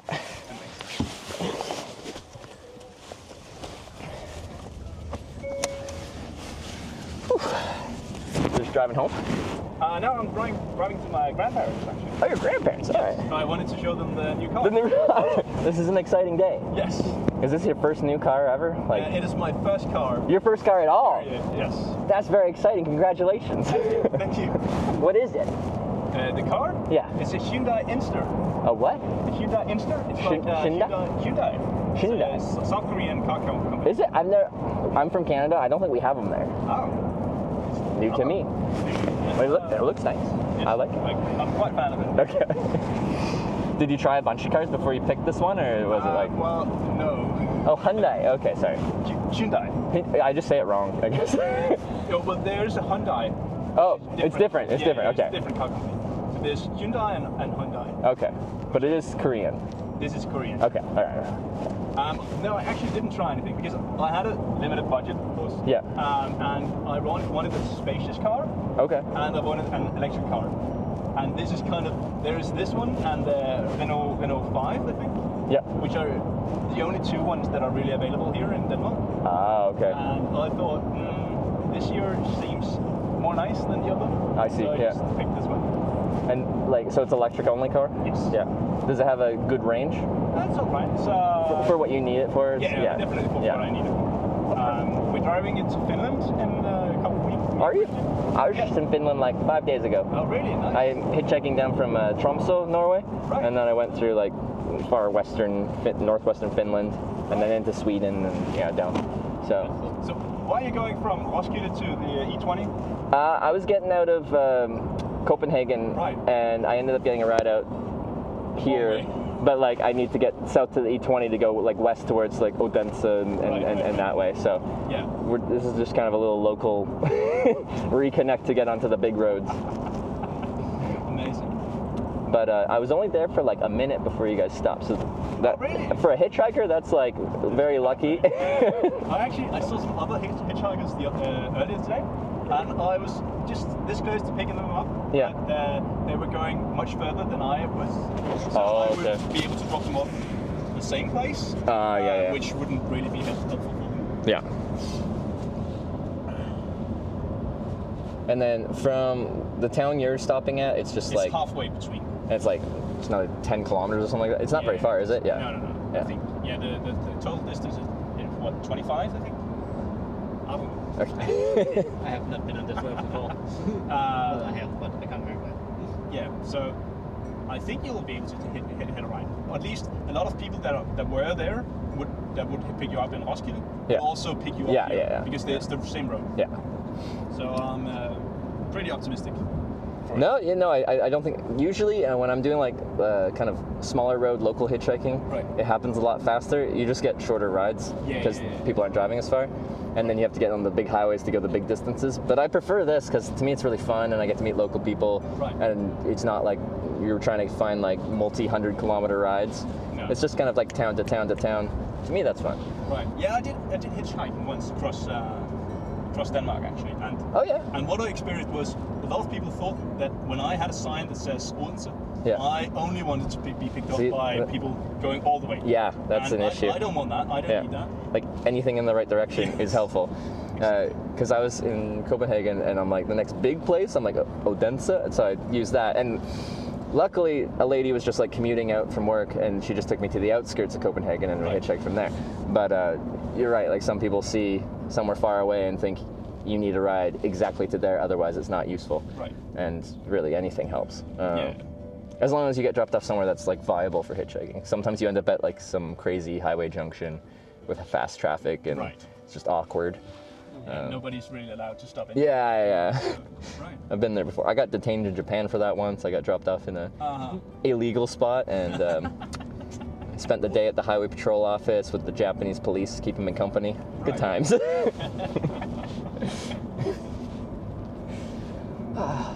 So, have you picked up anyone before, or you only did the hitchhiking trip yourself? Well, only the one trip I did myself, and this is the first day I have a car. Oh yeah. So you've never been in... Wait, the first day you have a car and you pick up a hitchhiker? Yes. What a start. Yes. But you see, like, the majority of people would never pick up a hitchhiker, so... Right. Like, that is just like a, I don't know, human nature thing in modern days. Is like, they see a stranger and they wouldn't help them. But you are different. Well, I mean, yeah, sure. I'm just saying, I appreciate it, and I feel like I can tell you're a very good person because of that. Like, if you're willing to help out a stranger and kind of expect nothing in return, pick up a hitchhiker, I think that says a lot of your character. Right. Yeah. I mean, I don't mind. I don't see any logical reason not to. But like, so why not? People will watch this and they'll be like, "Don't you get mad when people don't pick you up?" And I'm like, "No, like it kind of is rational to not pick up a hitchhiker. Like, you're taking on some level of extra risk that you really don't have to. Like, it's completely unnecessary. And what do you get out of it, other than like, I think you get something out of it, like helping a stranger. Like, it feels good to help. Right. But like, you don't receive any like monetary or any like anything you can grasp in your hand. Like, right. Yeah. Well, I think I've delayed buying a car really long because I didn't want just to drive around in like a 4-people car and commuting to work every day. Yeah. Just, I feel like that was a lot of space occupying on the roads for no really good reason. So I also bought a car because I wanted to be used to something more than just my commute. Yeah. So I think that's why I didn't really hesitate to pick you up. Yeah. When you did hitchhike, did you ever get kind of stuck or anything? Or Yeah. The first time out of Copenhagen, we ended up, I think we stood there for 2 hours. Oh, you had 2 people? Or? Yeah, we were 2 people doing it. 2 guys? No, we were... Guy and a girl? Well, actually, we were 8 people. 8? Oh, but split. Well, we split up into 2, yeah. I'm like, not many European cars can fit 8 people. You gotta get those big American... Yeah. No, so we were in groups of 2. Yeah. And we were the last group of the day because we had to say there was only one stop we really decided to go out of. Yeah. And we were going out there for the last guys. Yeah. And it took forever. And we looked up the train routes because we had a destination we wanted to go to. Yeah. That day, we wanted to day, meet up there. Yeah. And we looked up, and the train rides started to not be able to make it if we continued. Oh, okay, yeah. So we were like, So we took a train the first 200 just to get out of the city, so okay. So we didn't have to delay the trip. Yeah. Because getting out of Copenhagen, I got dropped off today. I was in Malmo this morning, and I got a ride to the airport, and I tried there for a bit. It wasn't working that great. And then I looked up on my map, and there's an official hitchhiking spot. Like, yeah, exactly. Yeah, so I took the metro there, because that's really foreign to me, that there is an official hitchhiking spot. This is like weird to me, in a good way. I'm like, I'm excited. And I got picked up in like 3 minutes. Yeah, wow. Yeah. Nice. I'm not sure it's that official. I think it's a community that was like, hey, we hitchhike a lot. We want a bus stop kind of thing. Oh, okay, And then they got that allowed. I don't think it's... See, but that feels official if the city allowed them to put up their little signs and stuff like that. Yeah. The only other country I've seen that is in the Netherlands. They had like I like the ones there because they got like a picture of a thumb, and it's like lifters halt or something like that. I'm like, where's the little thumb? Right. Yeah. But was that a thing when you hitchhiked out of town? Yeah, same place. Oh, I think. Is that where you hitchhiked out of? I think so. Yeah. Yeah. Probably, maybe it was in a different spot because there are a lot of spots. A lot of along the highway stops? connections. All the highways starts in Copenhagen. Yeah. Or they don't start, but there are a lot of endpoints for a highway. Yeah. And a lot of them have hitchhiker sign. Yeah. Which is cool. I love that. Canada definitely does not have that. Right. But Canada's pretty good for hitchhiking though. But you get real long rides there. Yeah. Big country, spread out. Long distance between towns. My biggest ever ride was in Canada. It was like 3,400 kilometers. in one car or? One car, and then once we got comfortable, we took turns driving because we're like, okay, it's a long way. Let's just take turns. Yeah. I think we're coming up on the place I wanted to stop you off. It's a grocery store. Okay. Further down. And there's like a bus stop by there if I want to be on the road kind of thing? Yeah, okay.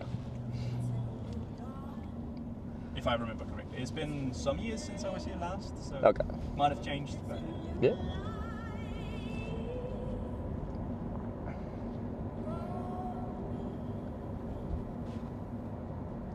So was it like 8-person group? Was this like, were you in like school? Because I've heard in Europe they do like hitchhiking races, like kind of like hitchhiking organization things. High school. High school? High school? Yes. And you're all hitchhiking? Well, high school is later like graduate. in Denmark, so we were. I think most of us were 18. Yeah. Some of us 19. Okay. Probably.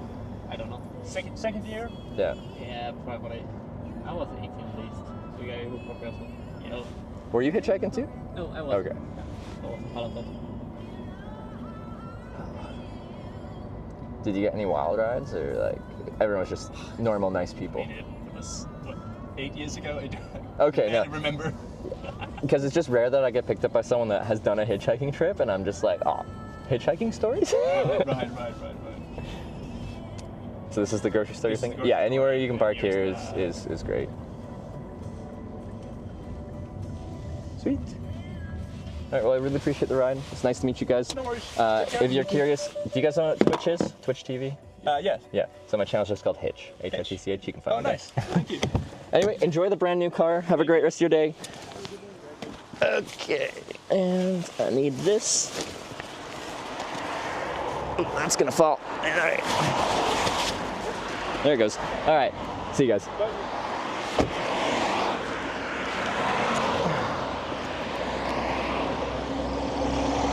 They're young too.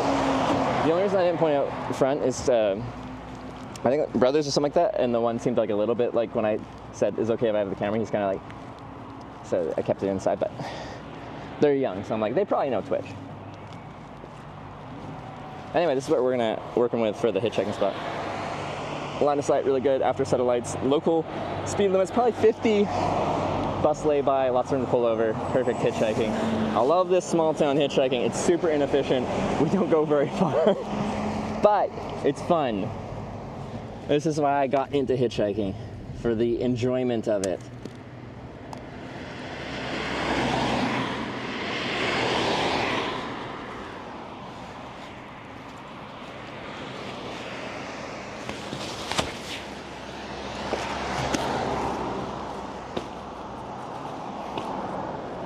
Stay. Stay. Stay. How about now? Yeah. No. Okay, I'm gonna have some water and then I'm going to use my water to hold it up as a little prop.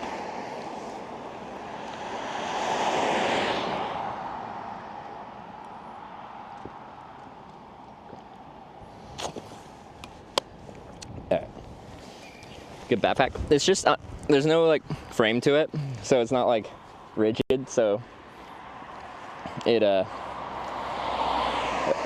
most of my gear isn't like really like a box, so it doesn't like sit well on the bottom of it. It's all like, especially my camping stuff I put at the bottom, and it's not super rigid.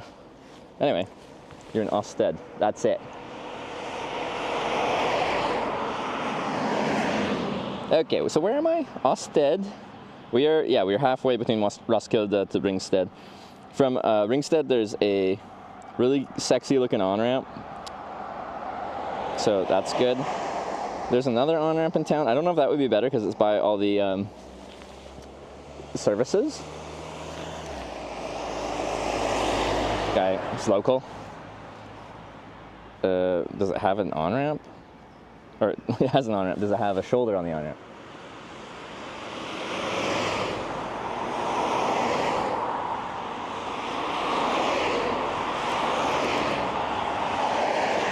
Let's see. It does. I love Denmark. Everything's so much wider here, apparently. That's great. Why no sign? I don't have a relevant sign.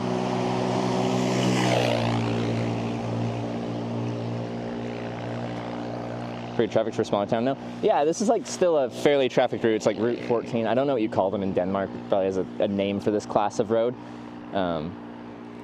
It's still good. We do sign Odense again. Well, people can probably see the little sign in there. I don't know if you guys can see it.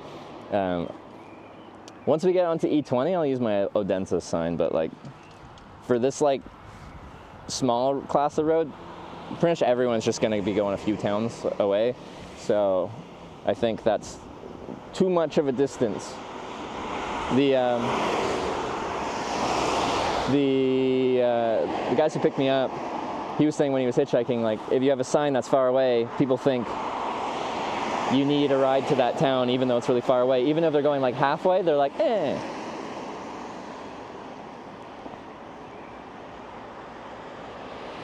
A spot sign, I think you're going to Odense? Well, I am, but only eventually. I'm hoping just raw dogging it with just a thumb means a short ride is good.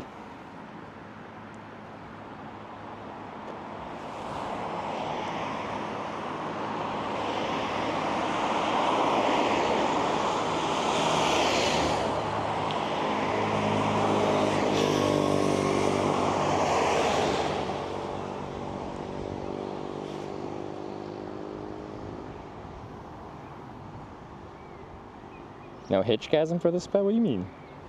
What do you mean? Hitchgasm. Shortest distance you think you take a ride for? Next town? On this road? Yeah, just town to town stuff is fine.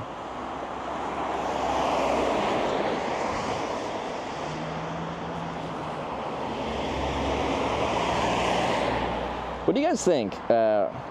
All the Twitch hitchhiking experts, which is all of you, I assume.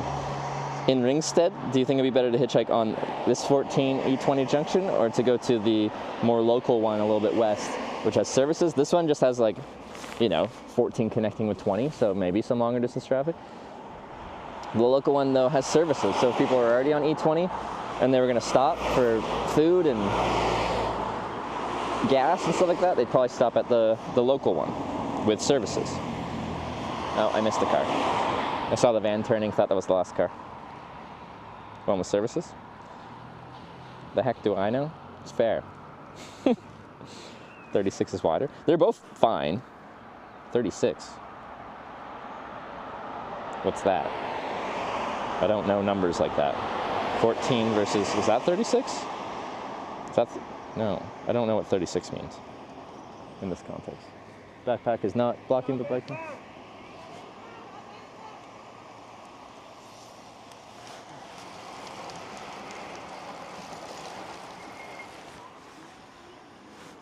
Europe. Intersection 36?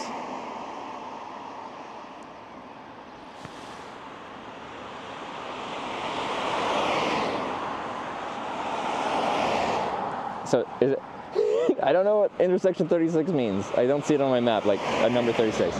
It's either 14, which is this one, or the other one. Could have been you on the Brompton. What if I just ripped out the Brompton now and I could keep up with them? Can bicycles pick you up? I don't think those bikes are really meant to have a second rider on them.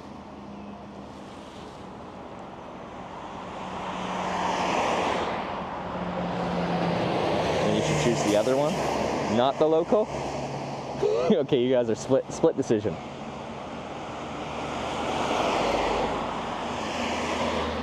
Yeah, commercial truck probably. 5 minutes away, I should switch butts. Yeah, exactly. The local, it's the best? You think so? Honestly, like, it probably depends where I get dropped off. If someone just drops me off at that first junction, I'll probably give it a shot there. Where are we at, 6 o'clock? Yeah, we got like 2-3 more hours.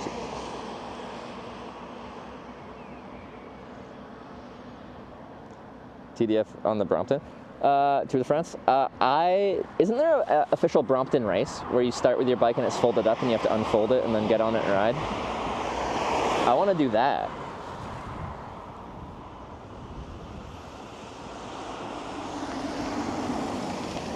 I'm going to Ringstead. Hey, where are you heading to? Where are you going? Ringstead, and then E20 West. Yeah. You can take me there? Okay, thank you. Before, oh yeah. I need to, over there I put diesel at my car. Oh, that's fine. Okay. Before I hop in, so I make a video about hitchhiking. I have a camera. I don't have to show you, but I have a camera. Is that okay? Yeah. Yes, that's okay. Do you want my backpack in the back seat or the trunk? Back seat. Okay. Yeah. Thank you. Water bottle. This is how I forget water bottles. I use them to prop up my backpack and then they fall. Ooh. My spunk.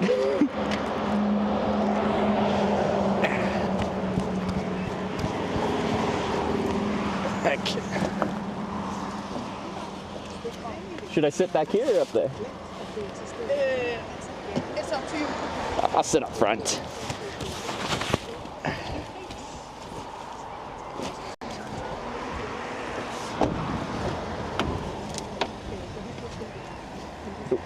Don't want to sit on that.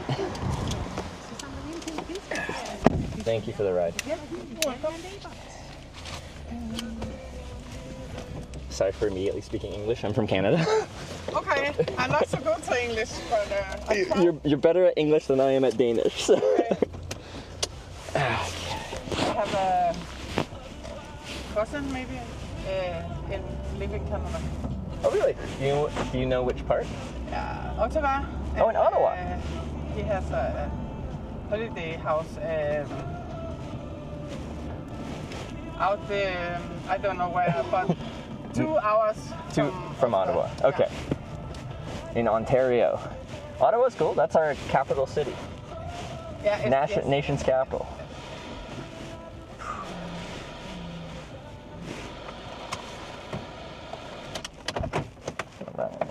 Diesel. Ooh, that's a bit. Oh.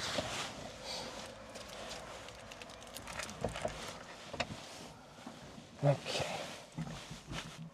Denmark is coming in real hot. I'm gonna have some spunk while I wait, because it fell out of my bag. This kind of like local hitchhiking is so fun to me. Like I talk about this, but when we're doing like big distances, we have to do the big highways to get longer rides. This is just very inefficient to go long ways, but like so much fun. Made to Roskilde. Yeah, this will take us to Roskilde.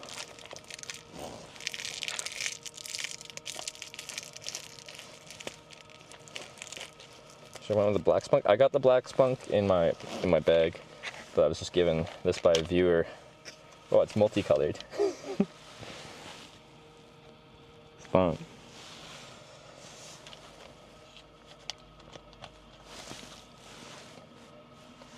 Sweet. How far you want to go after Roskilde? A few hundred kilometers if I can. I gotta go to Rotterdam. This one's not salty, just sweet. They're so hard though, and they stick to my teeth so much. It's weird. Oh, Roskilde, not Roskilde. Is it? Ringsted, fuck. Starts with an R. We just came from Roskilde.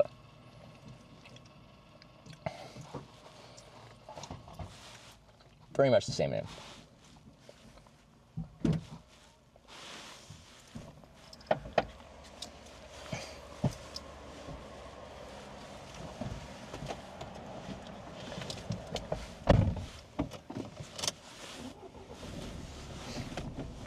Do you live in Ringsted? No, Soro. Oh, Soro. So, yeah, okay, yeah. But I have I showed something between Ringsted and Soro. I go to something there. Oh, okay. But you can, the motorvej Ringsted, you can come with me. Where do you? Because I'm eventually going to the Netherlands. Okay. So I want to find the best place to hitchhike on the E20.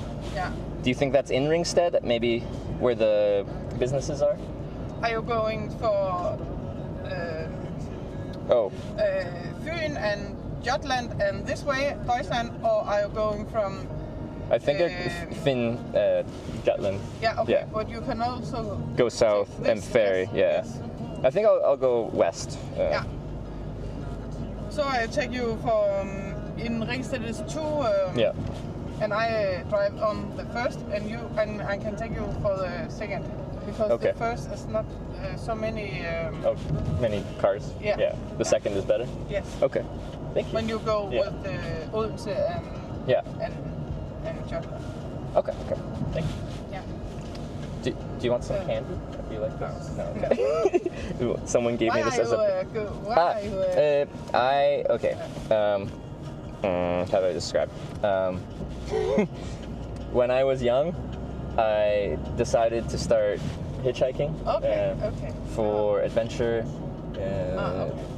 And then after 4 years of doing many hitchhiking trips, I decided to bring a camera one time, and then it became my job. It became popular enough to live broadcast. Yeah. I don't. It's okay. It's okay. I don't know how much. Internet, dude. Yeah. Apps and all. Yeah. But yeah, and then in Netherlands this weekend, there's a convention, like an event for Twitch TV, where the video goes. Okay. So I'm trying to get there in time so I can go to this convention. But where you come from now? This trip started in Tromsø, Norway. Okay. So in the far north. And how you come to Norway? Was it fly or? Yeah, from Canada to Tromsø on an airplane, and then this is day 8 of my trip. 8? Yeah, from Tromsø. But it's been a really nice trip. But in the north, it was very cold. It was snowing. Yeah. Okay. Around Tromsø, and now here, even though it's gray, windy, it's still. Yesterday is raining all the day. Yeah. People are saying this is like the worst weather for May they've had in a long time.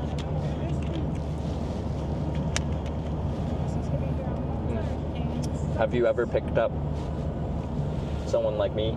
No, not from, but for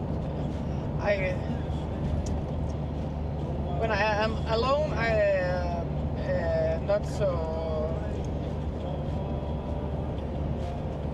I don't do it. Almost don't do it. But today I think, okay, I try. Okay. But for 3 months ago, I took a guy, a Danish guy, also. Oh, you did 3 months ago. Yeah. So, do you see people hitchhiking frequently? No. Rare? Not. I drive 200 kilometers every day for work. 100 this There's one. a lot of driving, jeez. So, but it's only the guy was a week. I took him. It's a Saturday. Yeah. So yeah. it's not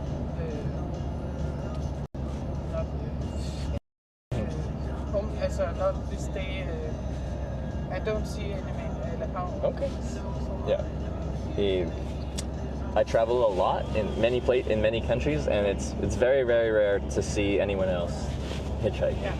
It's uncommon. I had tried for 20 years ago in Faroe. You did? At Faroe Islands, yes. How did it go? Fine. Fine? Okay, yeah. Everybody of their stand, they the next and they so easy. Yeah, that's good. And still so easy because I was there last summer. Yeah. And then we also tried. I have 3 kids and my husband. And, yeah. And it's a car photo. Oh, the speed. Yeah, yeah. speed. Yeah. So it's Faroe Islands is very easy to. Is it? Yeah. From my experience, if you're on an island, hitchhiking is much easier. Yeah. Where I'm from in Canada is an island.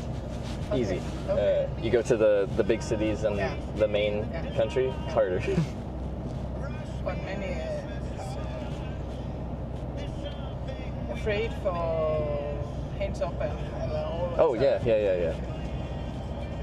A lot of people are afraid. Yeah. But the people that are willing to stop are super, super nice.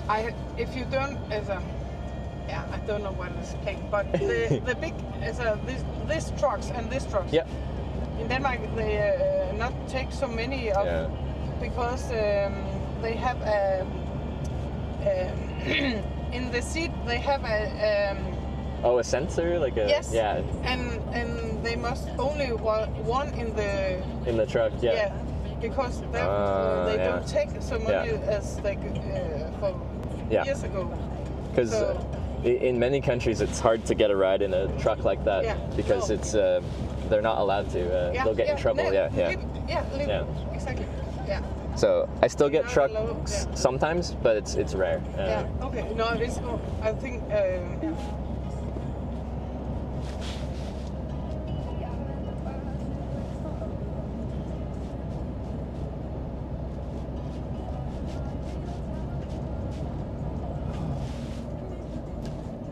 And right now everything is so beautiful and green.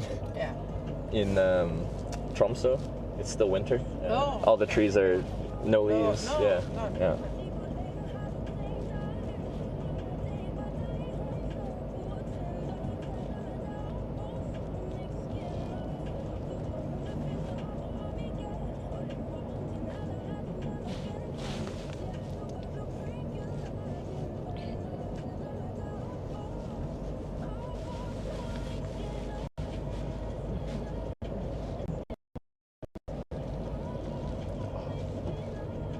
Have you traveled to other countries, like in Europe or?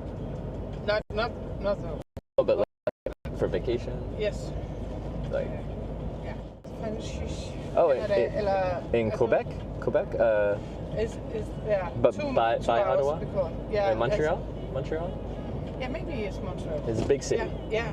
No. Yeah, but the house of they have a holiday house. I don't know what it's called. It's with a big water.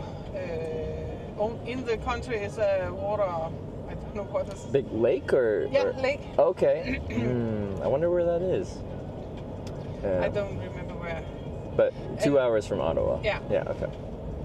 And so we also 8 hours from Toronto. We took a car and drive to Toronto and was in this tower there. Oh, the CN Tower. It's like skinny, but it has a wider at the top, like a viewing platform. Yes. And we eat there. Nice. Yeah.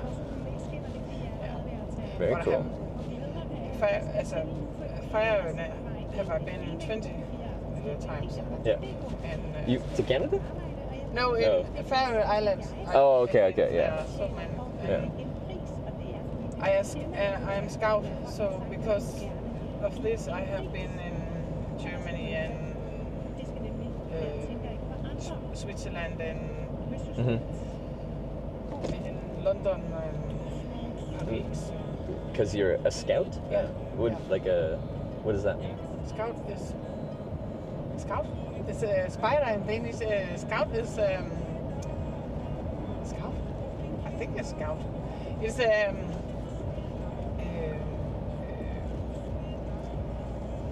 people when like kids and they go out in nature and learn wilderness skills. Okay. Fire and we live in.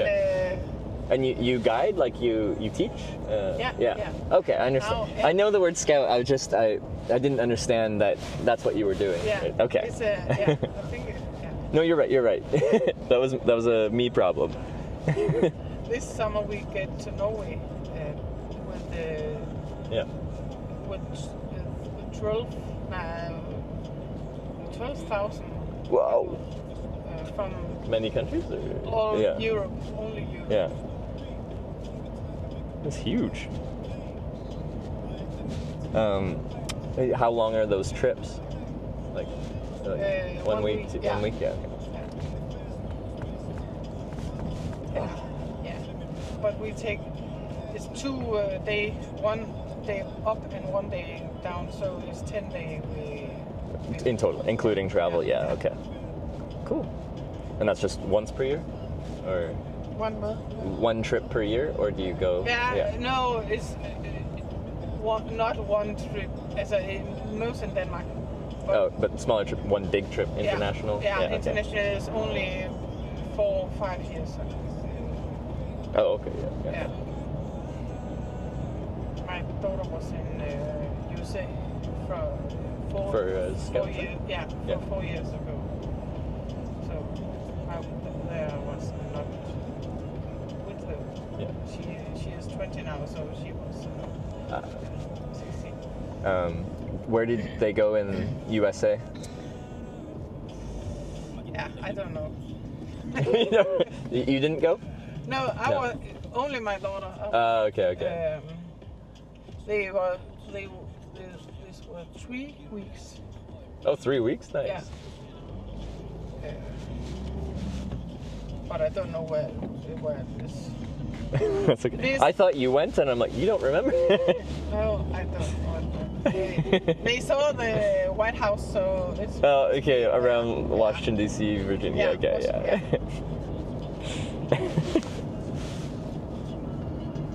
There was 4,000 Scouts? Yes. Cool. From all the world. This was a big. What is it? The logistics on that would be crazy. You can see here is the first, so there are not so many. Yeah. We drive to the next one. Okay. Yeah. No, thank you for that.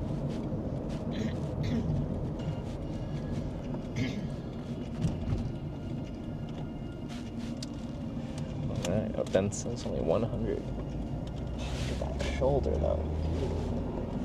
In Sweden, on the highway on-ramps, is very, very small, like narrow. Okay. In Denmark here, lots of room. Yeah.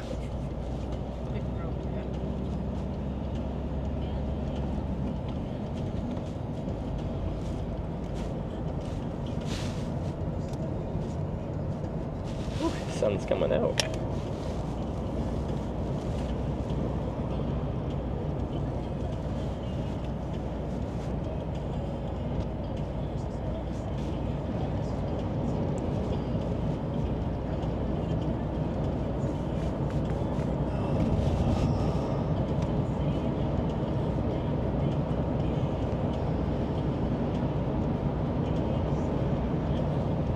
Oh, I didn't ask.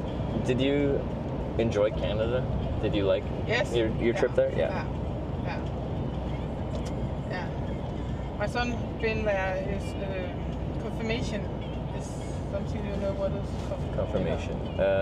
For when like you are in the church and. Oh yeah. Okay. Yeah.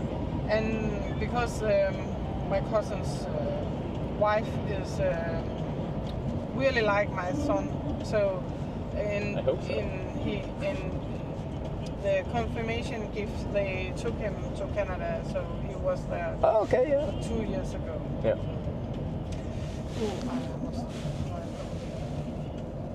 Yeah, I'll go straight, there, but you can park wherever it's safe, easy. I drive down there and I can come back. Turn around. Okay. Yes.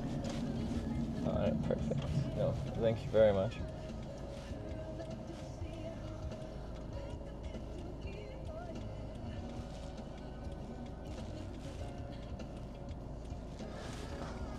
McDonald's, of course.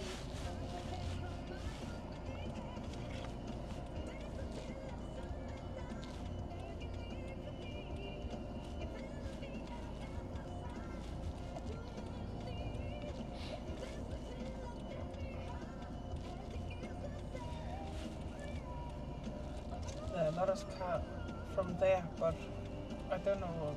If you're allowed to turn in? Yeah, maybe. Turning here. Well, those cars will go. In there they come. Yeah, no. It's a good spot, I think. I hope. It always. Yeah, maybe you. Hitchhiking always works eventually. Sometimes you just have to wait a while.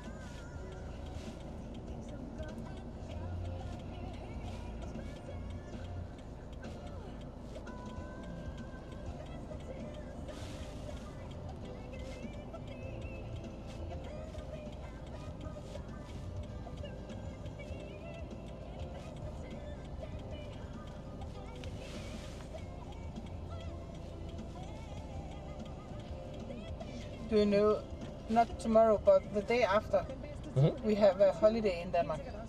Do you? Which? You don't have it, Kristi Himmelfarts Day, but you don't have it in No. What is the holiday for? I think also Deutschland have this. But, so many things will be closed? Yeah. Yeah, okay. Yeah. It's the day Jesus went to the sky. Oh. We call it in Denmark. Yeah.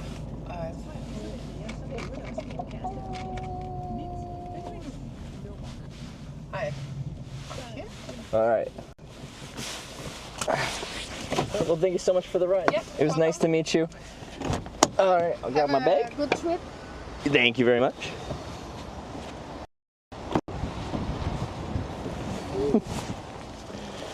All right. All right. Thanks again. See ya. Bye. All right. She dropped me very close to the on-ramp. We can just go right back out there. I only got so much time left today, so let's just chain it right to the next one.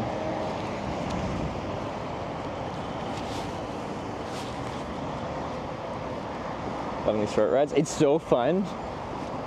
I love it.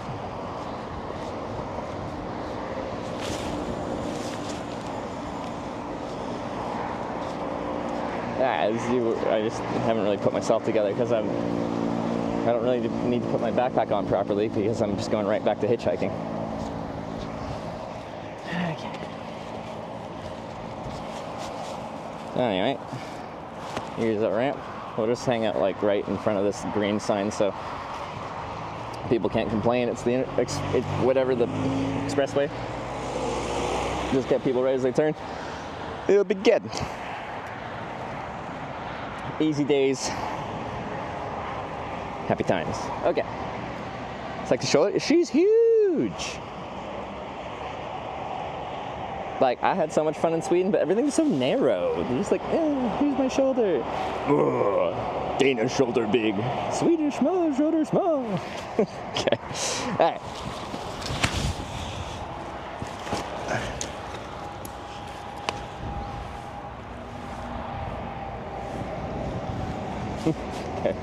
Sorry for that. Alright, there's a phone here.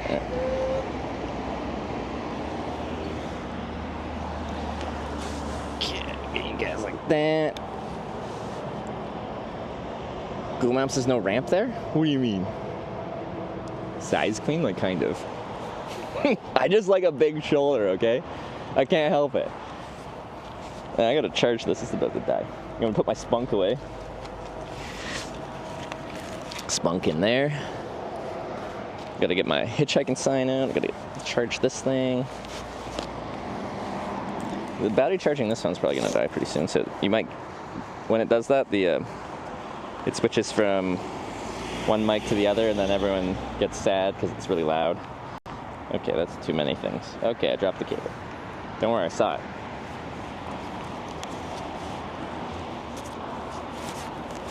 Okay, back to this.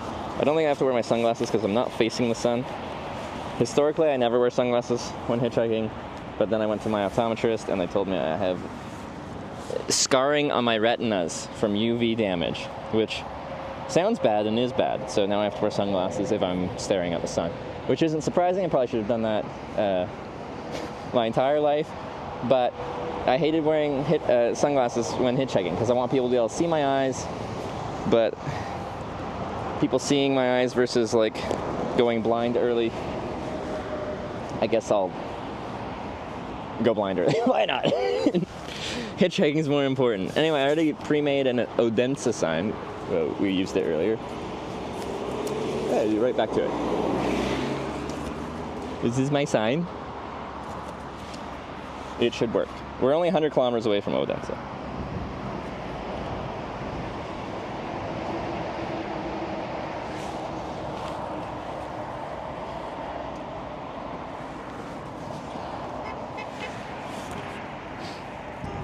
How many rides have we had today? Like, all of a sudden we went from like struggling to like just getting, oh.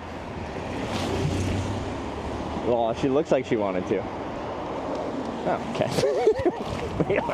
Denmark! Oh.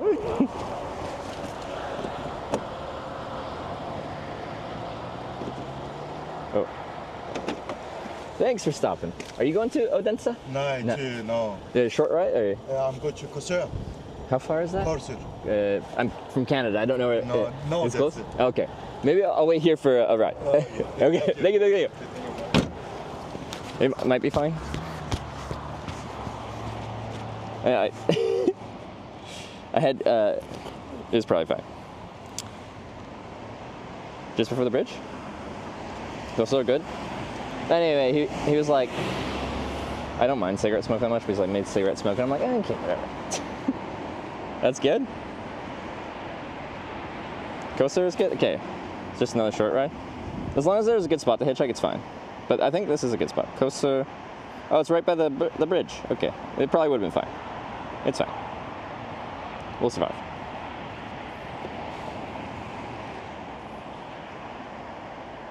I usually don't care about cigarettes, but I was just like, he's saying it's less than this is 100 kilometers, which is like, I don't need to get 100 kilometers in a ride to be satisfied, but I was just like, compounding factors. I just got here. I think it's a good spot. Let's try to get a decent little distance down. Sign is not helping? Why is the sign not helping?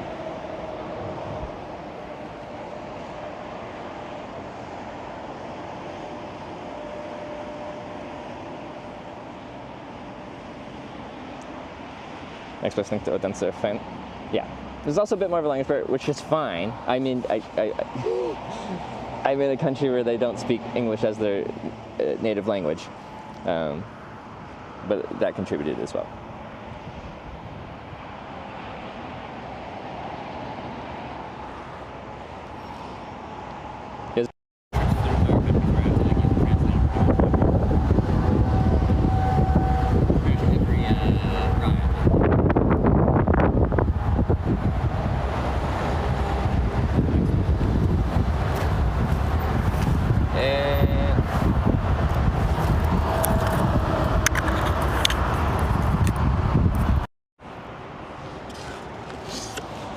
Okay, it should be fixed.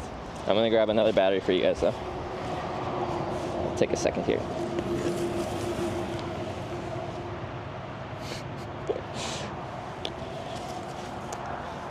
Know something happens when everyone freaks out in chat. I know it's windy and it's loud and the microphone really helps. It's a good microphone. Let's use this one. Yeah. And put this one away.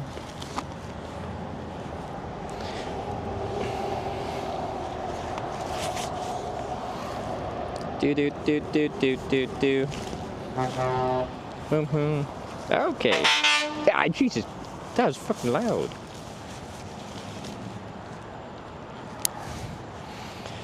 It was just two trucks honking to each other. Like, I think they knew each other, or I don't know. Just some truck camaraderie that truck drivers sometimes have.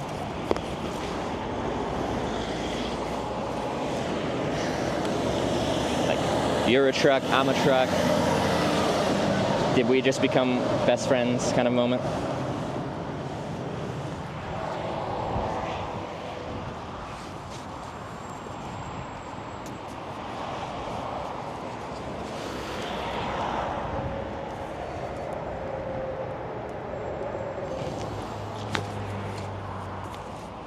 Okay.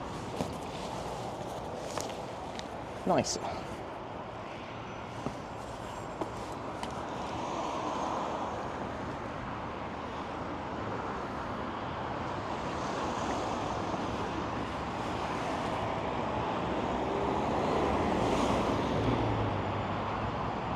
Beautiful sky behind you. Yeah, no, it's cleared up quite a bit.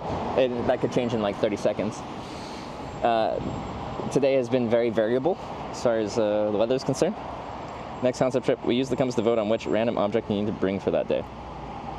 Give me a sample.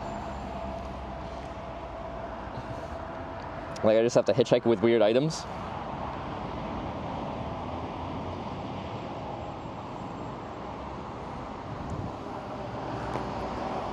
A ladder?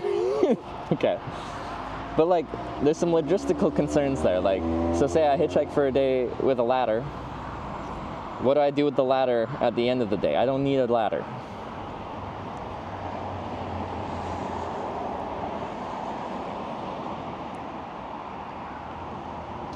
Mail it home.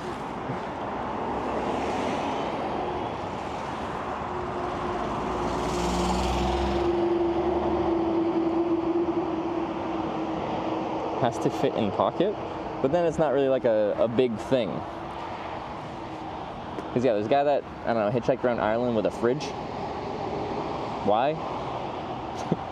See if he could, I think. Local, point down.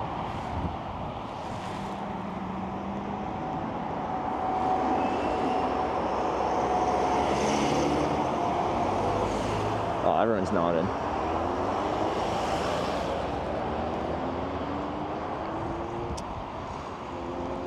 Watch too many shows like Criminal Minds, they're afraid to pick up strangers from the road.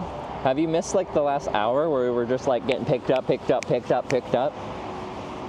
the past 3 rides, our average wait time has been like 5 minutes. Because the first one that was in this fast sequence, well actually no, even the one before that. So getting out of Copenhagen, we waited 3 minutes for one ride.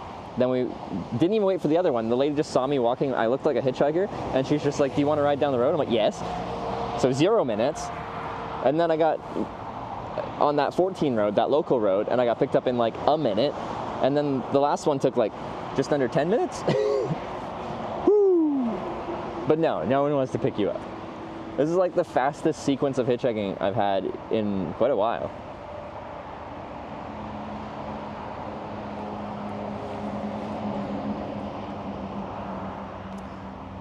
Saglose coaster, nah, but it's good. I need to learn, like, it's really helpful if I know like the different places ahead of me outside of like where my sign says, because if I say Odense, I know I'm saying it wrong, whatever, and they're going not there, I'm like, is that good? Is that not good? I don't know. Everyone's like taking this turn and immediately flipping down their visor, which is not, it means it's harder to see me because they make the turn and then the sun's in their eyes and it's harder.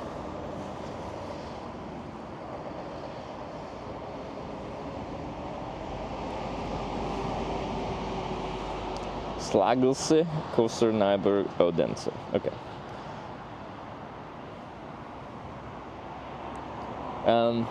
Because yeah, Odense is only 100 kilometers away, which is not that far. If I could get there today, I'd be happy with our distance, because we navigated Copenhagen.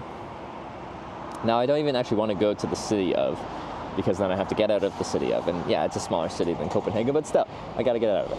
I'd rather bypass it.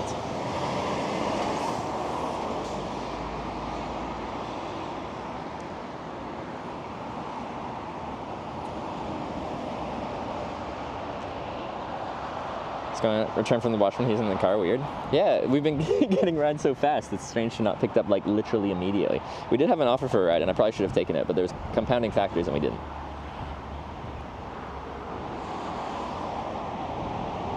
Sun isn't working in your favorite spot? Yeah.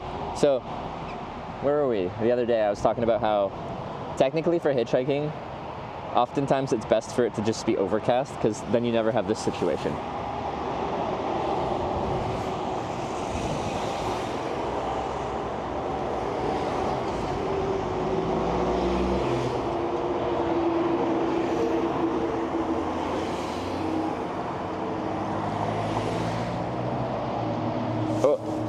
Gotta turn up. Black clothes, nails and makeup with upside down crosses and stuff. I wonder how far you'd be able to go looking like that again. Honestly, like we've talked about like doing themed hitchhiking and just seeing how the experience differs. And like I think it's an interesting idea. And yeah, that would probably slow things down. So on that note, like how you present yourself hitchhiking is quite important. When I first hitchhiked across Canada, I got to St. John's, Newfoundland, and I actually met these two guys that had hitchhiked there as well. But one guy, it was an interesting combo. I don't know how they met, or if they were friends before, or they met on the road. Anyway, one guy was like a tall, skinny, like looked like the most hippie-ish person you could imagine in your head. Kind of guy. Like that's not an insult. It's just like that's his vibe, that's his style. That's fine. But then the other guy he was with was like this. Like broad, bald, metal guy wearing like loose black pants with chains on it. He's like all looking metal-like. And then they hitchhiked together. And I think like the hippie guy had a backpack, but he also had a Tupperware bin. Like not not a duffel bag that you can like sling carry, a fucking Tupperware bin. And I don't know what the other guy had, but like you got two guys, which is hard. You got a lot of gear, which is hard. And then you got like some interesting demographics. Like, okay, you can style yourself however you want to, but from a hitchhiking perspective, it's in your best interest to look like neutrally presentable to the average person. And a lot of like the average person will see you if you're like a metalhead and you're wearing dark clothes and you're all like, ugh. They're gonna be like, oh, that's a scary person. I shouldn't pick them up. So, I'm not saying you should change your entire style and who you are to hitchhike, but like, your style intimidates people, and hitchhiking is very visual based, unfortunately. Anyway, they got there eventually, but I was talking to them about their experience hitchhiking, and they were saying like somewhere on Newfoundland, and they were there and they were waiting like over 4 hours, and eventually someone pulled over, and the guy was just like, he was going hunting or something like that, and he like did the American thing where he pulled over, he's just like, like he pulled out a knife and he's just like, don't make me fucking use it kind of thing. Because they're giving off like this, to the average person apparently, a sketchy vibe.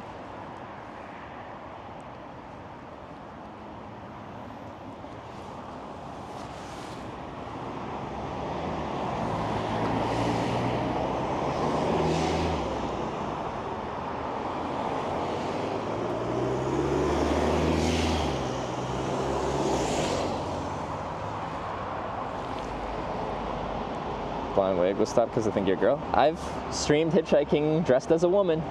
Been there before. It was pretty fun. I think I look pretty good. I'd do me.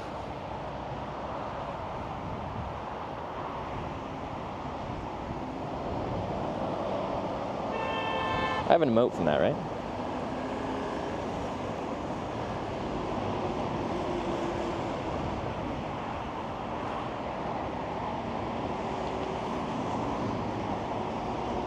Time to go to Corning. If I got a ride right now that took me to the general Corning area, I'd be like, yeah, let's do a quick detour to Corning. But like, if I end up here tonight or like around Odense, I don't think we're detouring. We gotta push. Ah, my app crashed. Ah! All right, we're back. That was stressful. It wasn't. Sometimes it happens.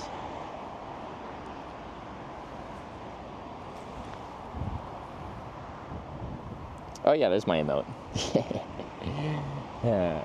Okay, so like, I have a pretty prominent Adam's apple, and like my sister did my makeup, and I thought I looked pretty good, but like it's just prominent. So I wear like a nice summer scarf to cover my neck.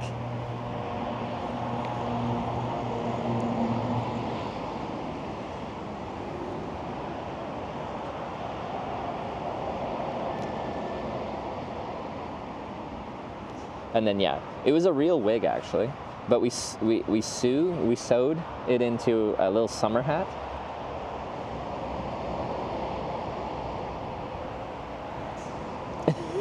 The thing is, like, when I did my cross-dressing hitchhiking day, I didn't try to mask my voice or anything like that. So like, someone pulls over and like, maybe I was passing, maybe I wasn't. I don't know.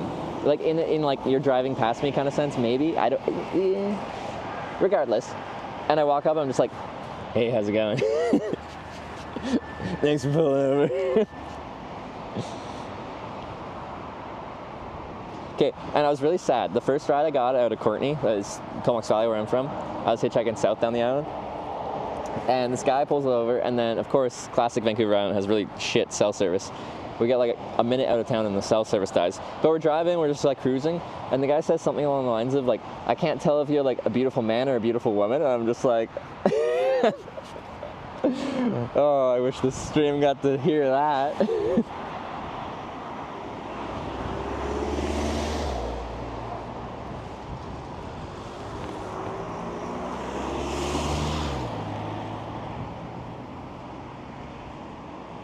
Good compliment? No, I was like, I felt real pretty.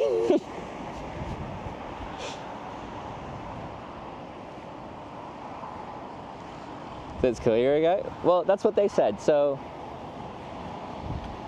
we weren't asking your opinion.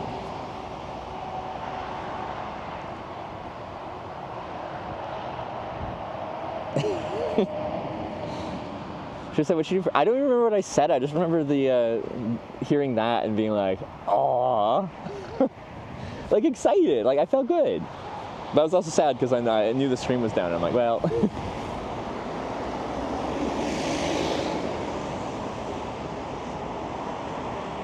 Lost a bet with chat. No, how that came to be is a lot of times when I do stupid stuff, it's. Well, it honestly has only happened, there's two main ones. I think I was hitchhiking in England, and someone was just like, yeah, like 2 times. Like, how much would people have to do for like a donation goal for you to like cross-dress as a woman and hitchhike for that? Because the question comes up of like, how much easier it'd be to hitchhike as a woman.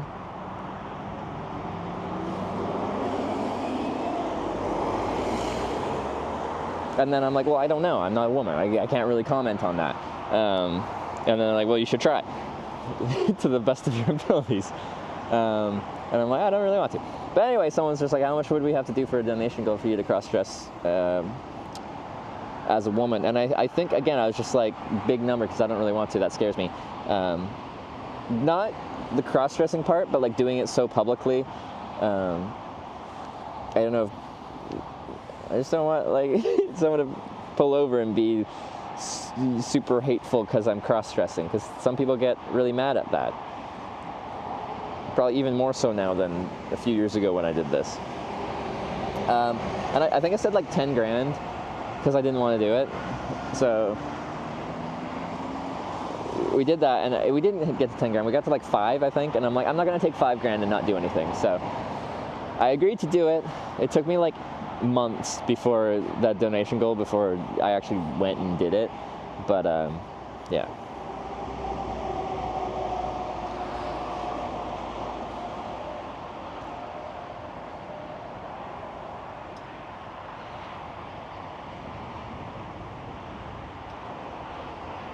I don't get mad at you looking pretty. I don't think it takes too much searching to see a lot of examples of people getting really mad at the existence of people cross-dressing. Thanks for stopping. Where are you heading to? Oops, but past ones. Oh, past, okay. Sweet. Before I hop in, so I make a live video documentary about hitchhiking. I have a camera. I don't have to point at you. I can just point out the front window. It's okay? Yeah. All right. Bag in the back seat or the trunk? Backpack? Up to you. Up to me? Okay, thank you. Where is that?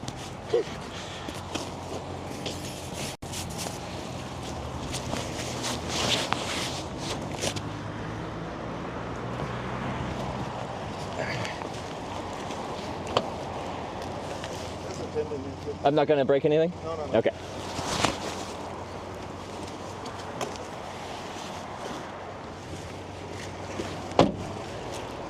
Sweet.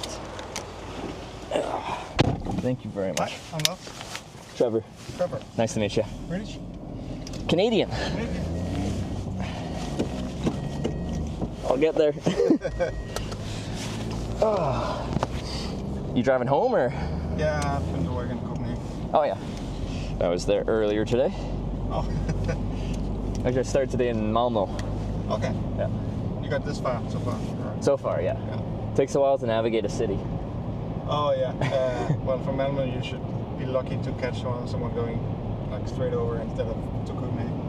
Because yeah, in Malmo I took the first ride offered and it was to Copenhagen Airport, and then so just across the bridge. Yeah. And then that took a while to get out of that. Yeah. Wrong side of the city. Yeah. Yeah. So where are you going again? Aarhus. Okay. Is that? Because I'm trying to go eventually to Germany and the Netherlands. So that's past Odense, right? Yeah. So when you get past Fune, it splits the freeway to north and south. Okay. And I'm going north there. Okay. Where you would want to go. And I go south. Okay.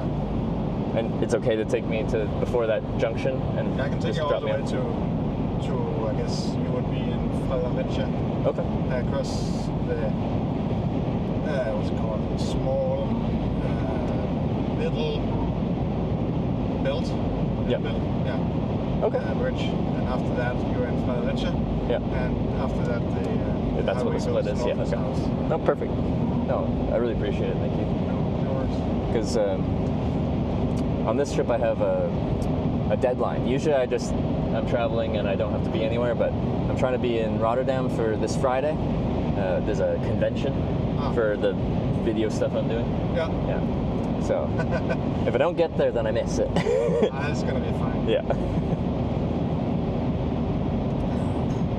Do you usually pick up people hitchhiking like me? If you see them. They look not dangerous. Okay. I'll take that as a compliment. I don't look dangerous. Nice.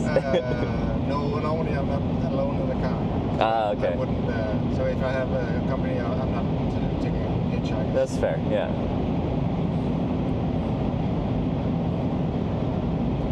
And had you like hitchhiked yourself in the past, or why do you pick people up when you're by yourself? No, I haven't. It's been more than 30 years, I think. But you did, about 30 years ago. But no, I haven't hitchhiked like for real, like long distance. Oh, okay. Just like small local. Yeah. Yeah. So if you miss the bus, then try you to can catch a ride. Yeah. Local distance. Yeah. Snow. It's been very I guess surprising today. Once I got partway through Copenhagen, there was like an official hitchhiking spot. It has like a sign that's like the Danish word for hitchhiking, and people can stop there. But like it took me 3 minutes to get a ride from there, and then they took me to kind of a highway junction. It took someone just pulled over while I wasn't even hitchhiking and offered me a ride just like 15, 20 minutes down the road. And then I got another short ride in like 1 minute, and then another short ride in like 8 minutes. So I've hitchhiked a lot today. It's short distances, but it's been very like fast, which is it's fun, and it makes you feel like people are nice. It's like standing there for hours doing nothing. Yeah. It can be mentally, I don't know, difficult when you just wait for 5 hours and nothing happens. Yeah, it's raining and yeah, and the weather's being typically Danish, and it's windy and not too rainy. So. Got a little bit of rain today, but not much. So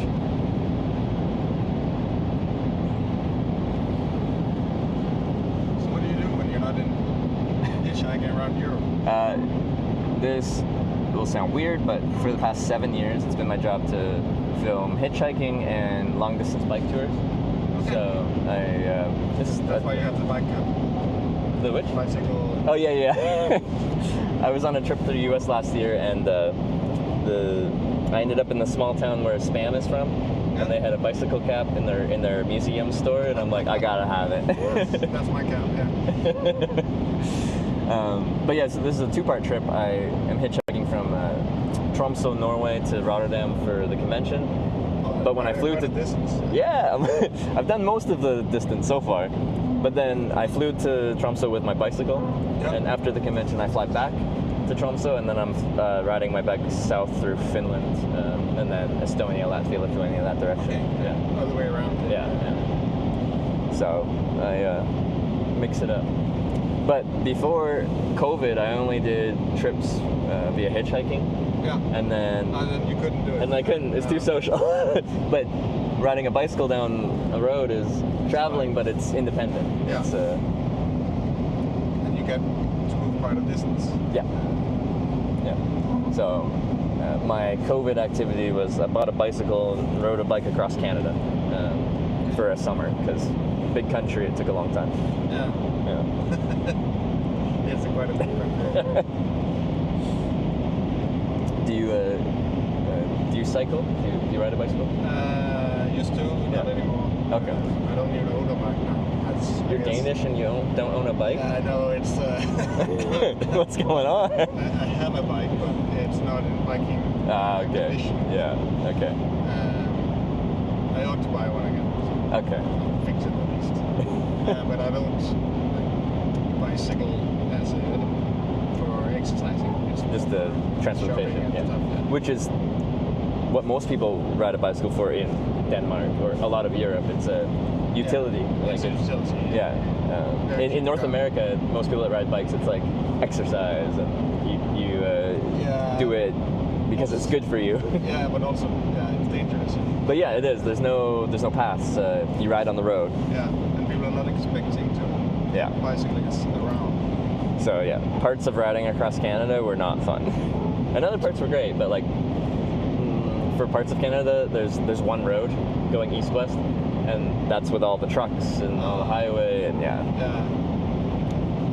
scraped on the elbows. Some people, very too much close for comfort. Yeah. But there I had like, most of the places in Europe I don't feel like it's necessary, but in Canada I had like a mirror that hung off of my helmet, so I can always see what's happening behind me. Yeah. You don't get a surprise. No, I always knew what was happening, because on the narrow highways, like one lane, there's like no shoulders. So if a truck's going this way, no one can give you space. So I've had to like beach myself on the on the shoulder to not end up as roadkill. Yeah. And it takes the fun out of it. Yeah. So some sections where like you just have to grit your teeth and get through it. Yeah. Other sections, so much fun. Yeah.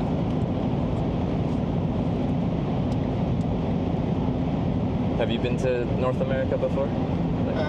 Canada, America? Yes, a little bit to America, US, but a family in Canada. Oh, you do? Yeah. Which part again? Ontario. Okay, yeah. In Windsor. Windsor, Ontario. Okay, yeah.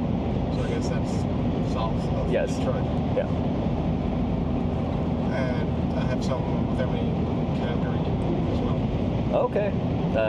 Yeah, I'm from the far west coast, like Vancouver, but I just moved recently to Edmonton, so just north of Calgary. Okay. Yeah. Did you go to Calgary? No, not yet. It's a good one to go to because it's like 1 hour, 1.5 hours from the Rocky Mountains. Yeah. If you like, I don't know, mountains and hiking and stuff. I love the mountains. Yeah, okay. You live in the wrong country then. Yes, I know. So yeah, trying to be in the Alps as much as possible. Do you go like one time per year or? Yeah. At least once. I go skiing every year in the Alps. Yeah. And then I try to tell my family to be, summer vacation should be in the Alps. Yeah. With varying success. But normally we agree on a place that has at least some mountains and some water. Okay. If not the Alps, where else have you chosen to go that has mountains, water? Well, most of like coasts, the Mediterranean coast has mountains, at least hills and water. Yeah. But also like mountain areas with lakes is also like I would highly recommend like Lake Como or Lake Garda. In Italy, northern Italy. Yeah. So I've been through the Alps, but I haven't been to many different spots. I kind of went through quickly. Yeah. But yeah, beautiful. No, I had a good time in Switzerland, hitchhiking through. Yeah. Well, so many sites just look like a postcard. It's like a. Yeah, it's amazing. The sites. Yeah. Awesome. Most of the Alps actually. And in the summer, is it like hiking in the mountains or just kind of being in them? Well, I would prefer to be hiking, but my family not so much. So normally we're just around them. You gotta get some like. Do you have some like hiking friends? Like no? We can go hiking. I'll go hiking with you. So normally we normally travel. Family stuff, and then I normally have at least one full day of climbing a mountain. That you do by yourself? Yeah. Yeah. But I tend to squeeze in 1.5 hours.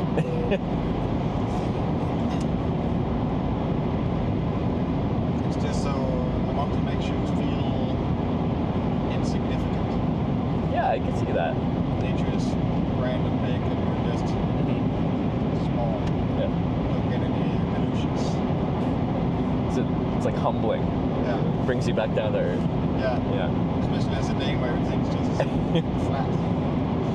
Because I've met people that they're from like the middle parts of Canada or America, where it's as flat as can be. Yeah. But when they get into like a steep mountain valley, they feel claustrophobic. Like they feel trapped because they're used to being able to see everything around them for miles and miles. Yeah. And then they get there, and it's just like they're enclosed in this small space.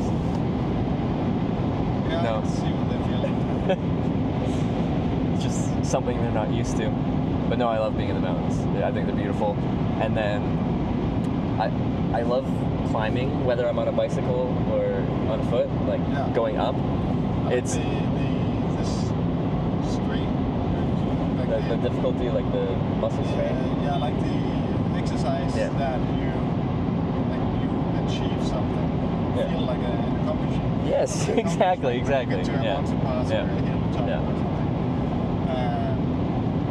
It makes it worth the effort instead of just climbing stairs in the gym. It's like But it's like, I like that you can like see the goal, you can see the top of the mountain. Yeah. It's such a simple goal. It's like, what is your goal? Get to the top. Yeah.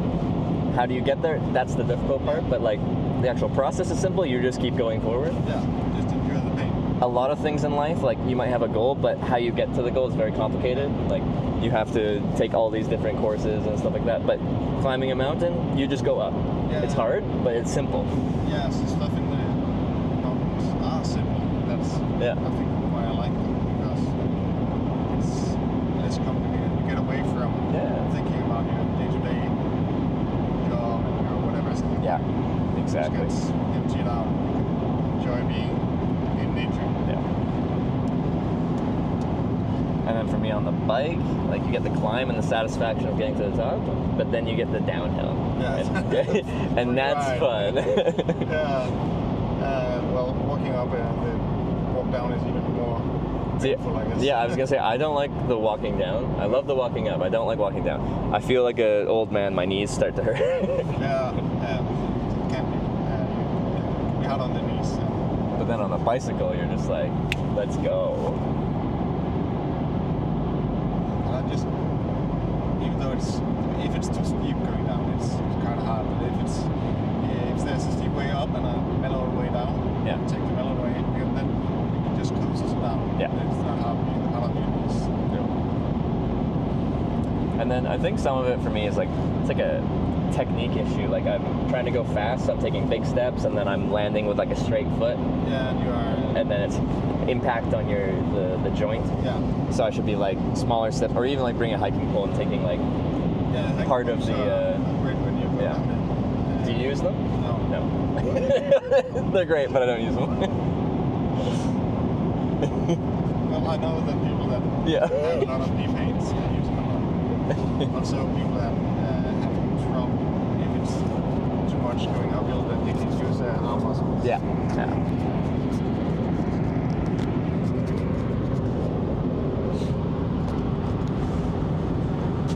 What's the conference you're going to in Rotterdam?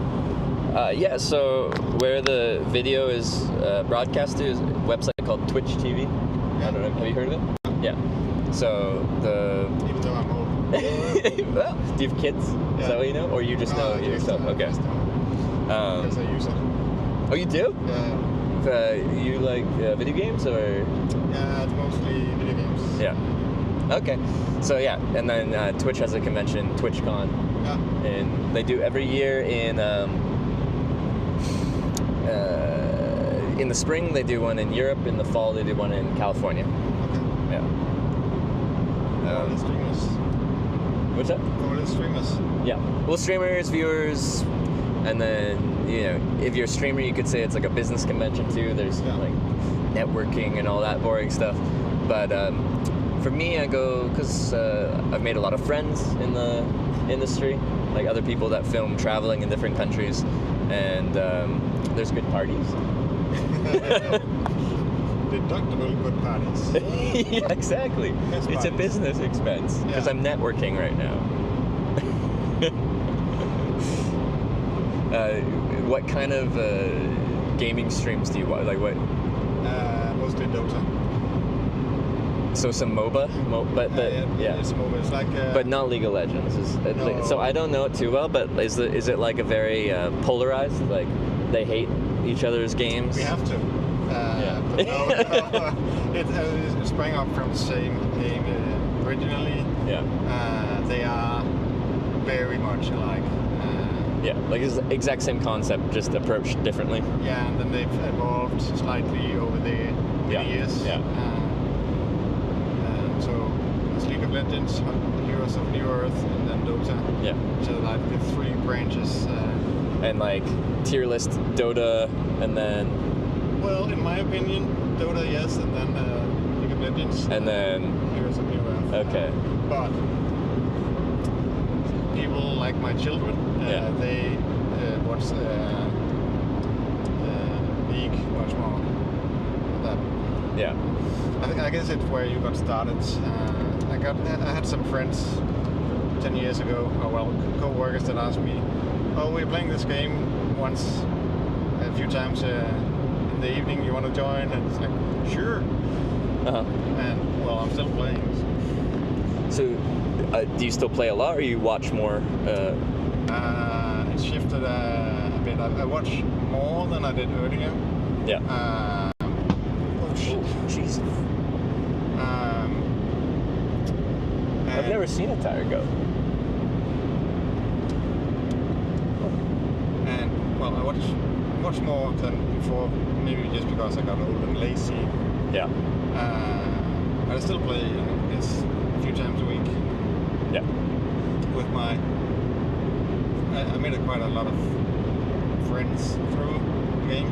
So I got to play with some people that were Danes, like me, and they were like, "Oh, you're from Aarhus, and so are we." And then we like friended up, and played, and then I found out the two of the guys were actually in the same little tiny 1,000 persons like auxiliary city or suburb that I'm living in. So I'm not living in I'm living like a small city outside of. That's a crazy connection to make just from playing the game. Fuck, you're like living 300 meters away from me. That was really crazy. Yeah, you guys can do like a LAN event together. I'll play together in person. Yeah. It's like, okay, you guys are right next to me. Yeah. I don't know how it works in this game, but like, what's your rank? I assume there's a ranking system. I want to know how hardcore you are. I'm shit. I played too little, and currently I'm like, what's it called? Guardian 5 or something like that. It's the second lowest rank, but the top end of that. Okay, yeah. I don't know the ranking system in Dota. I just assume they have one. I play so little that I'm usually not ranked because it gives it takes you have to play a certain amount before you. So normally I'm unranked. Yeah. And we just play for the giggles and the beers. So. Yeah. Do you play anything else, or Dota's the main game? It's hard to find time. Like. Well, you just have to. Make the time. Make the time. Well, sometimes I play like single-player games, like RimWorld or Civilization. Okay, yeah, stuff like that. I really like RimWorld because it has no real rules. You can behave as you want or not. Open sandbox game where. Yeah.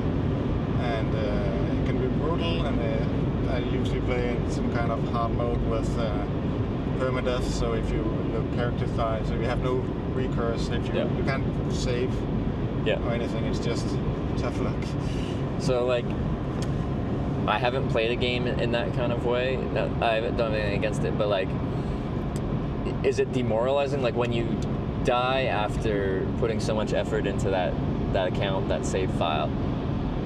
Well, I feel like I would just be like, I never want to play this game again. I put so much effort in it. Now it's gone. I'm done. But like, have you had that where like you had a really good account and it just goodbye? Yeah. Yeah. Shit happens. So you have the best colony and you have a huge colony and everything's going well, and then suddenly hunger strikes, and then suddenly earthquake at the same time, and then something else at the same time, and everybody is dying, but you might be surviving, and then there's a raid of some rabid animals, and your last guy dies because he was bit by a squirrel and dies of septic disease or something. Just like a cascading of unfortunate events. That's so stupid. Yeah. The last game, I had a guy that wouldn't play doctor, or he wouldn't doctor himself or others because he just didn't want to do that, and the doctor died, and the other guy got bitten by a rabbit. And then he died of septic shock. I feel like it's like did you ever play like Oregon Trail way back in like the early 2000s, and you're like in a little wagon and you're crossing America, and then you die of dysentery and stuff like that? Okay. We played that in like grade school when I was a kid. It's like super old, like looks like a 90s vintage game. I don't know why that's the one game they put on the computers in the school, but we all played Oregon Trail, and you always die of dysentery, or you try to like float across a river and then the wagon goes down the river and have no horse, right? Yeah. That's the extent but of it. I like it because it's brutal, so there's no... You like the brutality. You can't just reload and then try again. Yeah. So it makes it more fun because you're more committed.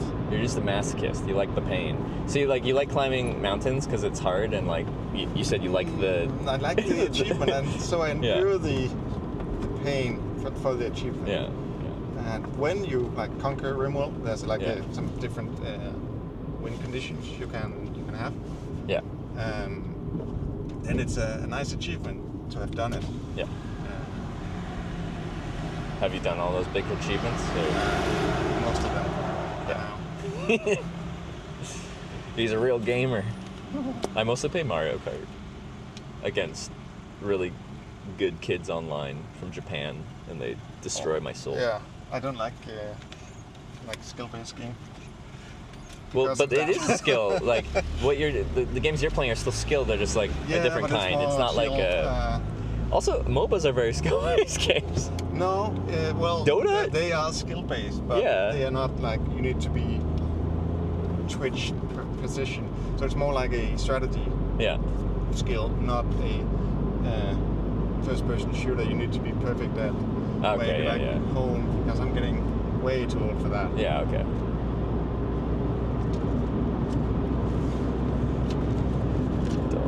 I love the big bridges here. I like big infrastructure. I think it's impressive what humans can build. Yeah, it is impressive.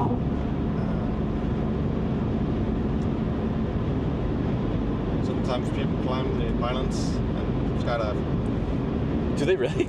Like they'll drive out there, then climb up, and no, they walk up. They walk out. Yeah. Of course, that's. But like illegally, right? Very illegally. Yeah. Okay. Is there like a boat under? Like they go. They land on the road. Boat to land on. Yeah. So they have a boat to. Okay. Because I'm like, that water is cold. You're gonna like die of hypothermia and like. Ah, not in the summer. It's warm in the summer. Even this? Is this define warm?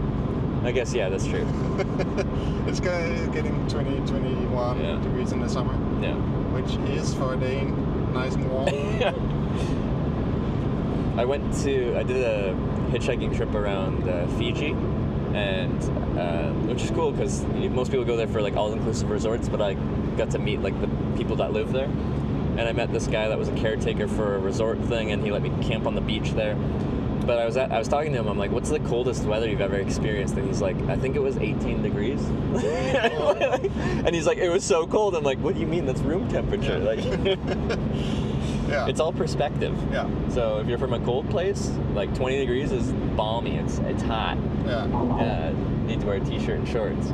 But That's you're from a tropical island, and today, like it's been 16 degrees, you would see people in shorts. Yeah. Which is a bit too cold for me, but for like when I'm on a bike tour, that's where like I like it cooler because like I create a ton of heat. So yeah. Same when I run, I prefer to be on the colder side. Wait, they found my knife? Oh, that's awesome. Sorry, I lost my knife in Stockholm, and apparently the people that I was staying with found it. So. Oh, nice. Don't worry, I don't like bringing like a big Bowie knife. It's like this long. A little Leatherman. I don't care. Okay, well, some people are like, oh, you shouldn't bring it. Like brandish it towards me. Like, yeah. Is it okay? No. As soon as I brought it up, I'm just like, maybe I shouldn't talk about like weapons in the car. But anyway, on that note, in America, when people pull over, it's like common that they'll pull over and then they're like, just so you know, I got a gun on me, so don't do anything stupid. And I'm like, okay, I'm not going to give you a reason to use it. So you don't have a gun on you. Well, I don't think I could have flown here to Europe with a gun, and like I would have gotten some big trouble. Also, I'm Canadian. We don't do that. I'm not. Lots of guns. But like, it would be like a rifle, not a handgun. Handguns are really hard to get. Yeah. And like, I think you would have noticed me having like a hunting rifle. No. Holy, this thing's huge. Goes on forever. Well, as long as it goes in the back, it's fine. There you go. It's not within reach.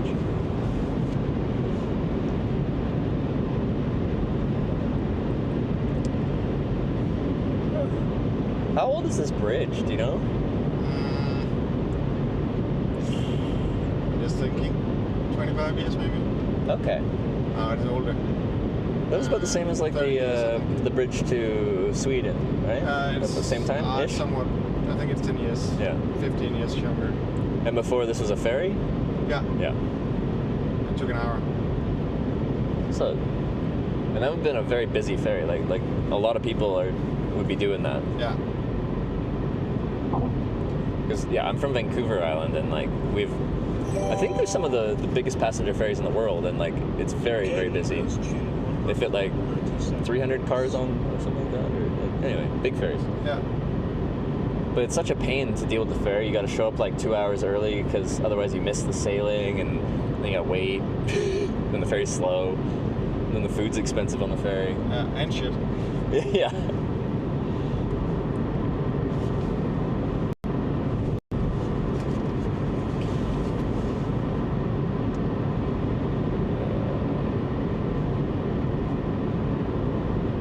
So the train goes on this bridge as well? The train does? Yeah. Yeah. Next to the what's it called? Big bridge, Island Bridge. Yeah. It goes in a tunnel instead. Oh, does it? Yeah. Oh. So you come to the ground. And then it comes up there. That's interesting. Infrastructure. Yeah. I just feel like a lot of countries in Europe invest so much in like road, rail, cycling infrastructure. We just don't do that in North America. No. Like I was hitchhiking in Norway. I went through a 27-kilometer long tunnel. Yeah, they're great. Like what? It was so big. It has 3 rest stops in the middle in case you get like claustrophobic, and they have like different mood lighting in those rest stops, and you're like, okay, that's different. Most of them. 27 kilometers on a bike through that would also be tedious. Yeah. I didn't go through that on my bike trip. I hitchhiked through there, but like I went through a lot of tunnels on my bike trip, and it can be unsettling, I guess.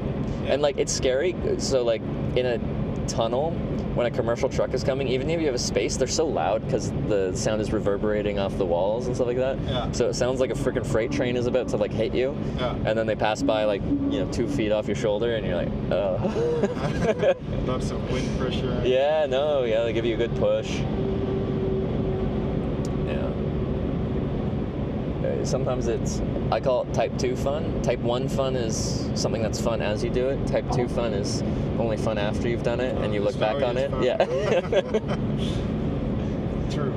I feel like this bike trip south through Finland is going to be type 2 fun. My biggest concern, well, other than getting like some bad weather with wind, would be like the bugs, because it's going to be June and like the north and the Arctic is, Yeah, your teeth are gone. Yeah. The mosquitoes. Free lunch while you're driving? Yeah, just keep your mouth open because I need like so many calories. Yeah. So just keep it open and you get a constant influx. Yeah.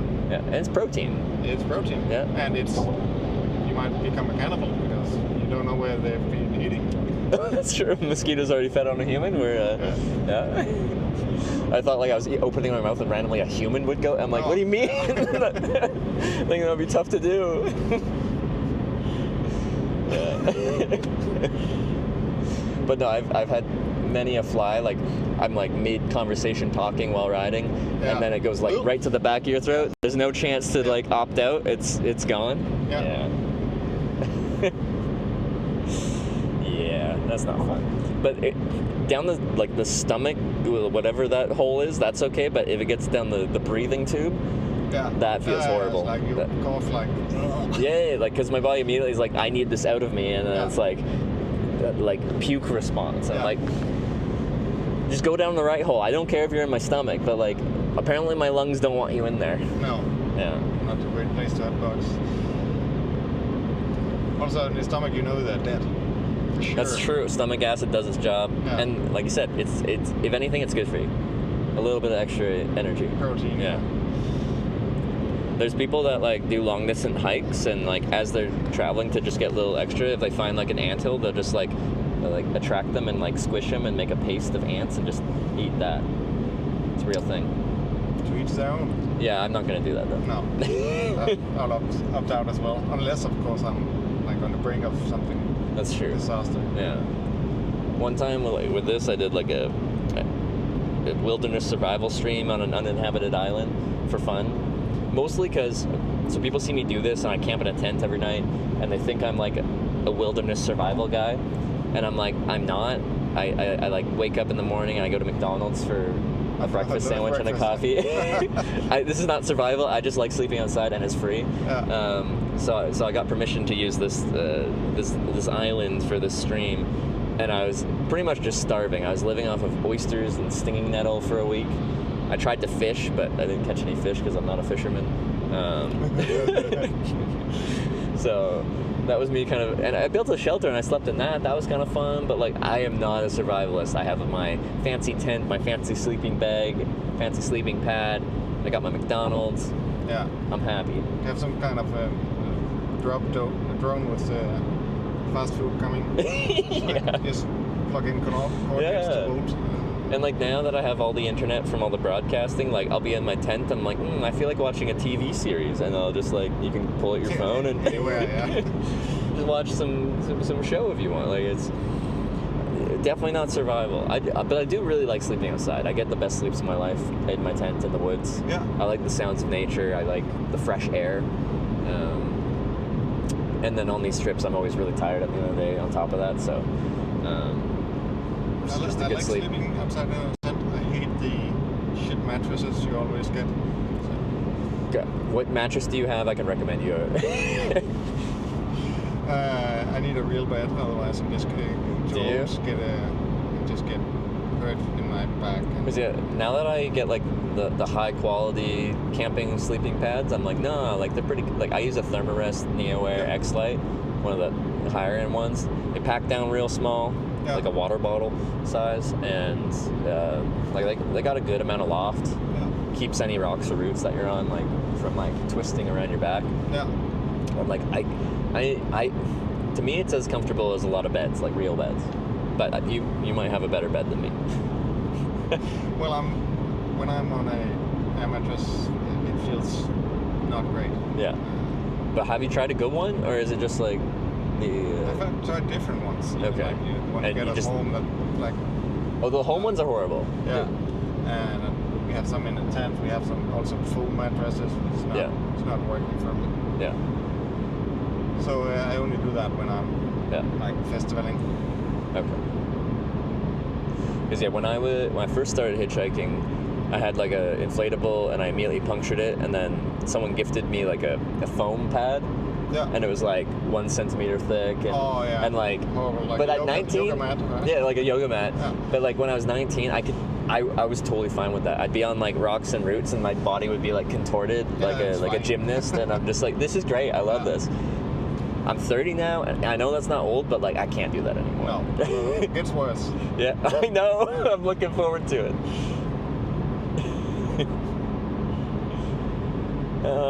Yeah.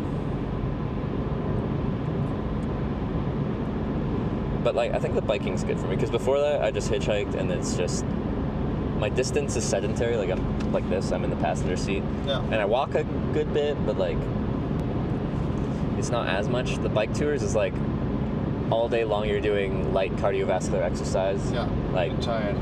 I get really tired, but like once I'm in the middle of the trip, I feel really good. Like I feel healthy. Yeah. Apparently exercise is good for you. I don't know. Like who would have thought? Don't tell anyone. Yeah. And so, on the Twitch note, do you know any of the broadcasters that you watch, like their channels? They can like shout out.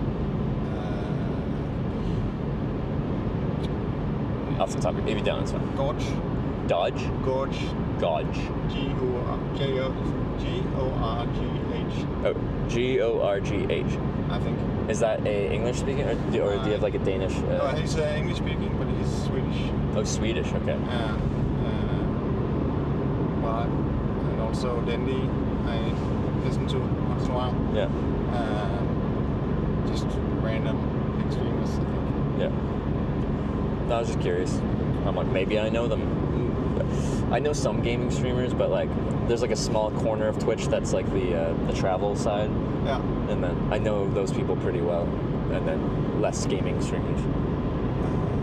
I saw this guy, travel guy, that built his Volkswagen bus into a electric conversion. On Twitch? Yeah, he's on YouTube. Oh, YouTube, okay. I think he's on Twitch as well. Yeah. It's quite nice. Yeah. Crazy guy. Lots of travel videos. Yeah. I don't really see travel streamers much. I see a lot of travel stuff on YouTube though. Yeah. Like, most people that travel on Twitch, they're just in the just chatting category. Yeah. So there is a travel category, but it's not very popular. So everyone is just chatting while traveling, I guess. Yeah. It doesn't have the best discoverability. But where do you fit your portable bathtub in your? My portable bathtub? In your. Well, that's what lakes are for. I thought that's if you do like traveling and bathtub. Like the just chatting. No, now that's in pools, hot tubs, and beaches, or whatever the category is. Oh. They separated them from the rest of Twitch. Okay. Because Twitch didn't like them in the big categories. Oh. Because it's bad for advertisers. Why? One time with my girlfriend, we did a pools, beach, and hot tub stream because there was a boat that was a hot tub. Yeah. It was a hot tub boat, and we thought it'd be fun to go in a hot tub boat around the city where we lived in Canada, Victoria. Yeah. And it was a lot of fun. So now I'm a pools, beaches, and hot tub streamer. Yeah. Yeah. So. When I did it, I in that category, I think I was the number 2 or number 3 top pool, hot tub, and beach streamer on all of Twitch at that moment. At that exact moment. Yeah. I was beaten by an otter, I think. There's an otter in a pool, and it's in the pools, beaches, and hot tub. Okay. Competition. Yeah. So, and honestly, I'm happy with that competition beating me. I'm okay with. Yeah. An otter deserves it. Yeah. For sure. So, when you're living as a streamer. Yeah. How comfortable are you living? Are you from hotel to hotel, or are you just taking your backpack tent out and living in that? So I sleep outside partly.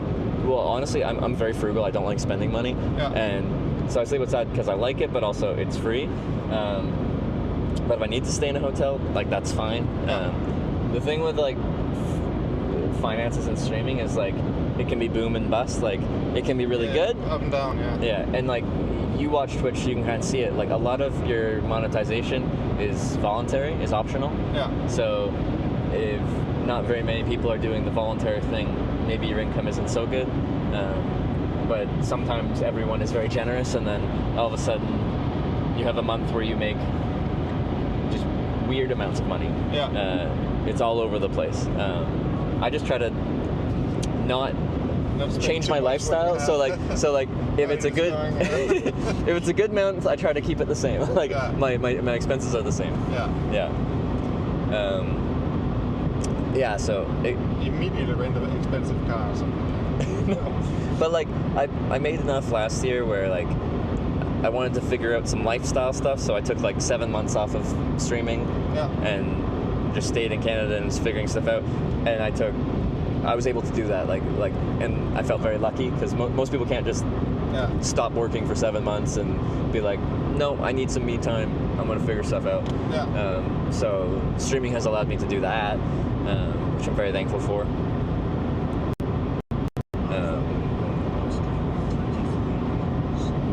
There's a raid. It's saying you need to get off here to get it, so it's. Are we getting off here? No. Okay. That was a raid. Faderi, thanks for the raid. So you have a lot of followers then? I guess. Yeah, I'm at. You can live.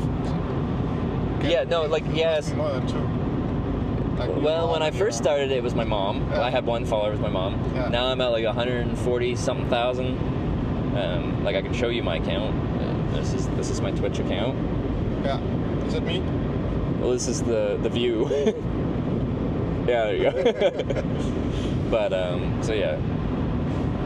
The thing was, when I started doing this, most people, if they're starting a travel stream, their travel expenses are hotels every day, restaurants every day, big expenses. When I started, I did a trip through every U.S. state, but I was hitchhiking, which is free transportation. I eat shit food, which is cheap food. Yeah, sleep in a tent, no accommodation costs. So I wasn't really spending any money. I had no plans to actually make money from it. I just wanted to do it for fun. Yeah. And then sustain. Yeah. But within like a month, because my expenses were so low, people would like start donating a little bit, and it was enough to essentially continue traveling at that really inexpensive level forever, if I wanted to. Just because you're spending so little. Like my biggest expenses were like internet data, and when I break all my electronics, because I tend to do that. The traveling life is hard on electronics. Yeah, it is. And like streaming, you use all your electronics in a very hard way. It's just like, and it's outside in the elements. And, It gets warm. Yeah. I wouldn't really imagine. Yeah. But it's like YouTube, like on Twitch, like it's like 80% of people broadcasting make like $0 doing it. Like, and maybe it's not, they're not trying to, like maybe it's just for fun, but the vast majority of the money is made by the top few hundred, or at most like top couple thousand people on that platform. So it can be hard to make a living off of that in any social media, really. Yeah, I would imagine.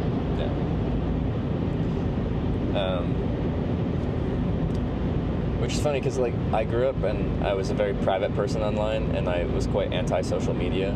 Like I just didn't want an online presence. No. But what I did is I found it. Oh yeah, it's good. I think it's healthy actually. Yeah. But like I found this method of traveling that everyone thought was crazy and no one did anymore, and I did it for a few years by myself just because I liked it. Yeah. And I liked this weird form of traveling, and I didn't think there was any examples in the real world that showed people what hitchhiking was like anymore. And I thought if you show it live, it shows like everything as it really is. When I'm waiting there for 5 hours and no one's pulling over, like that's part of hitchhiking. Yeah. And you get to see that. It might be boring, but like that is part of it. Chat, I'm going nuts, help. But then you see, then you get the big payoff. So say you did wait 5 hours and then someone pulls over and they're going exactly where you're trying to get to. Yeah. It's like this big, exciting... 5 minutes away to an even worse place. Yeah. Yeah, that's like the randomness of it. Yeah.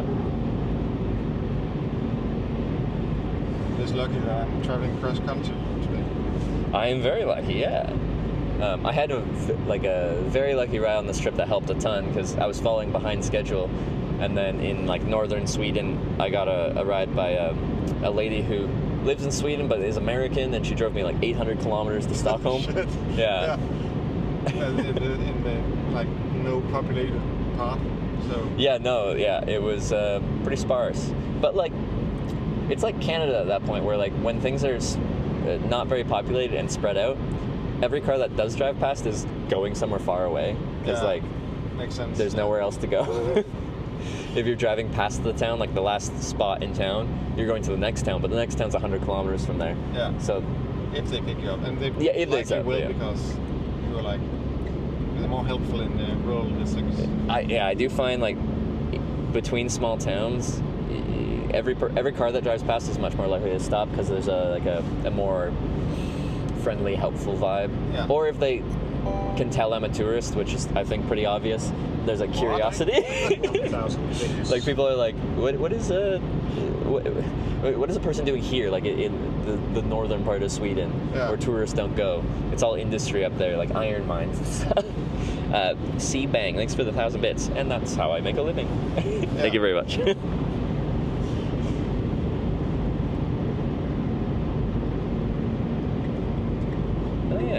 So what is that dial thing in the bottom corner? The bottom one? Yeah, the bottom. Parking.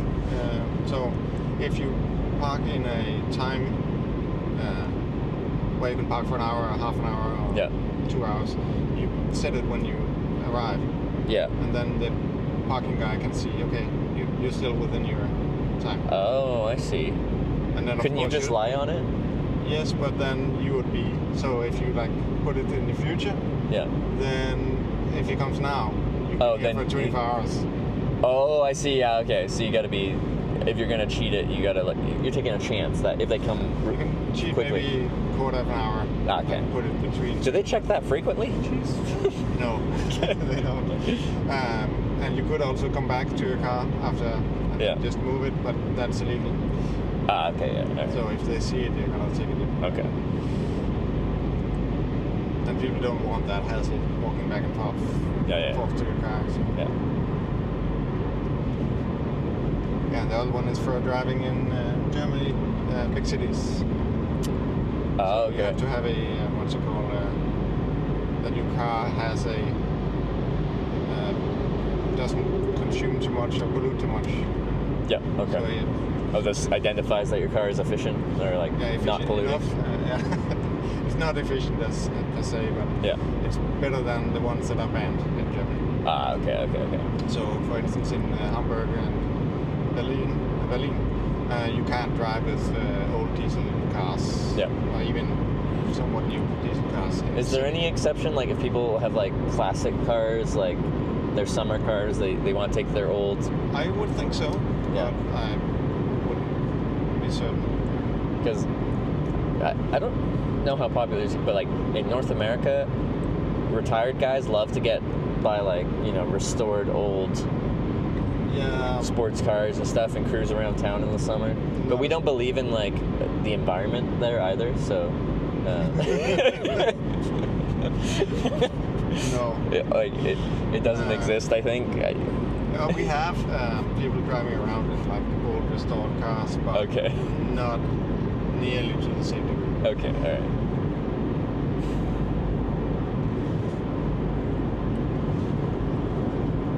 Do you drive to Germany often, or is that just like just in case? I guess this is a few years old now. Okay. We were in Berlin or Hamburg. Yeah. This one was from Berlin, but we were in Hamburg as well later. Yeah. So you just order it and then you get it, and it fits the car for life. For life, okay. Yeah. Like a forever thing. You don't have to renew it. I guess like if the car meets the standards, the car meets. Usually cars don't get more polluting over time. So makes sense.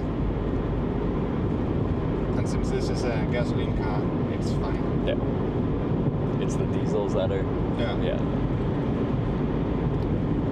But yeah, we don't have these cars in Canada. It's a Renault? Yeah. We don't get them. You should start importing it. What's that? You should start importing it. Shut. Like I'm always for more competition. There's probably really high like import taxes because they want to protect the North American automakers or something. Well, I guess not anymore. Well, they don't want to protect the American ones anymore. Well, yeah, Canada is. I think we're looking for more reliable trade partners. Because I always do a trip across America every year. I'm not doing it this year. This is the smallest protest I can possibly do, but it's my protest. They have been behaving erratically since recently. Yeah, give or take January. Yeah. Yeah. So, no, I'm quite upset because every fall for that TwitchCon in California, I start in Eastern Canada and Newfoundland, and I do a trip across the whole continent. Yeah.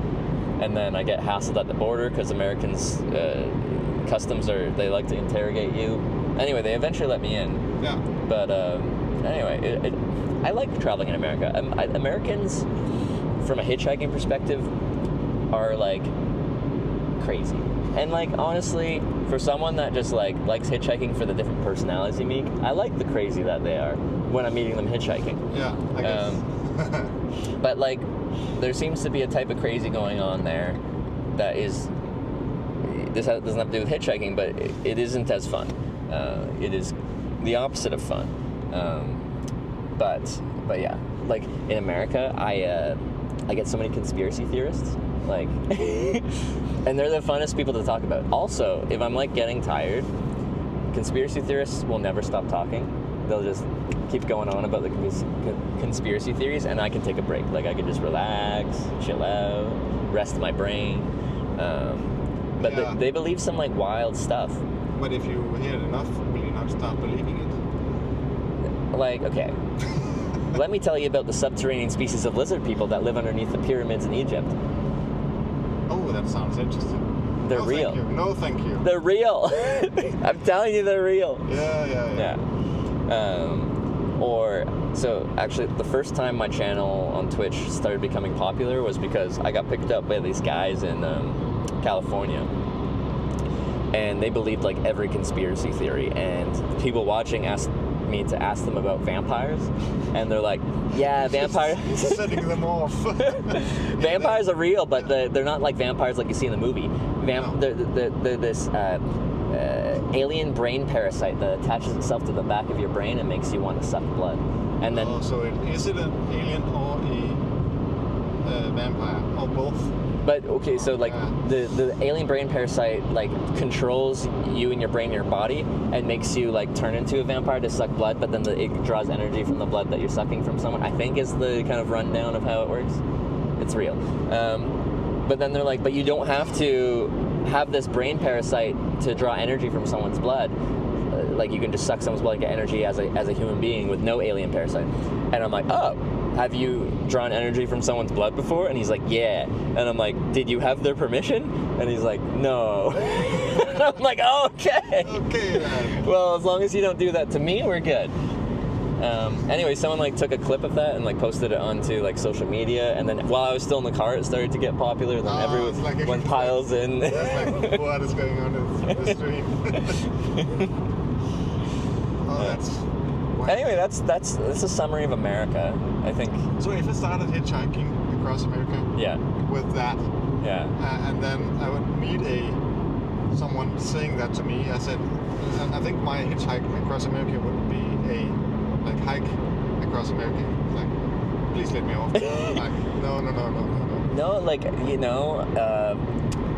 as long as they're not doing it to me in this context. But I think it's really interesting when people believe really crazy things, because quite often like they say these things, but you ask them like why do they believe it, and there isn't ever a good reason.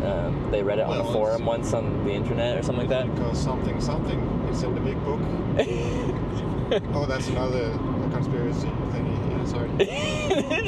Yeah. Oh, so many people preach to me in America as well. Yeah.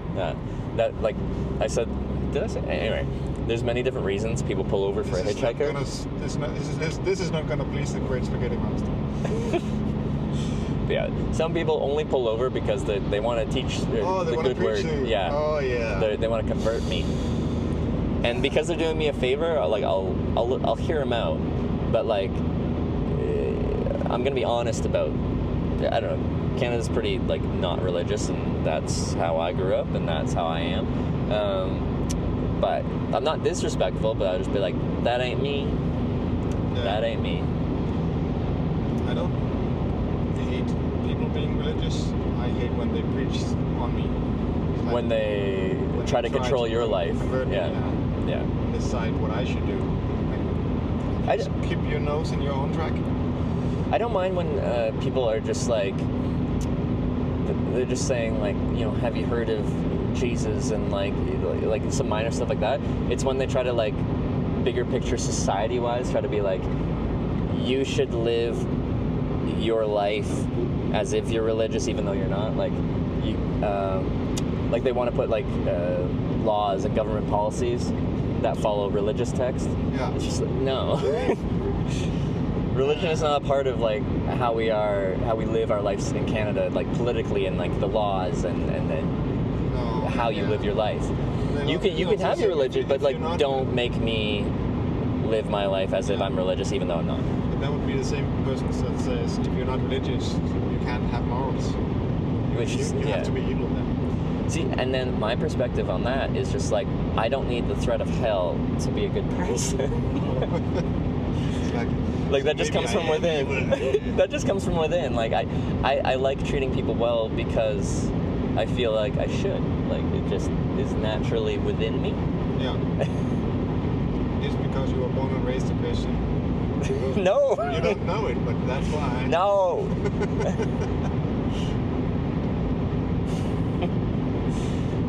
But yes, that is always like a very touchy subject, and you can go down a dangerous path with it. Yeah. So a lot of time I try to avoid it, but like other times, lean in on it. I don't know. I don't mind having a religious discussion. Yeah. As long as it's a discussion and not a preach. Yeah.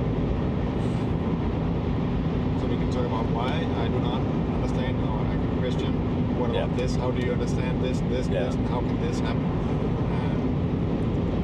And then the reasoning is quite fun or interesting. Fun is a double word. But like a lot of the reason for all this stuff is just like because the book says this. Yes. But like it isn't really convincing. Like that isn't. But the book is old. Yeah. So that's why. Anyway, and there's several versions of the book. The book changes. Yeah.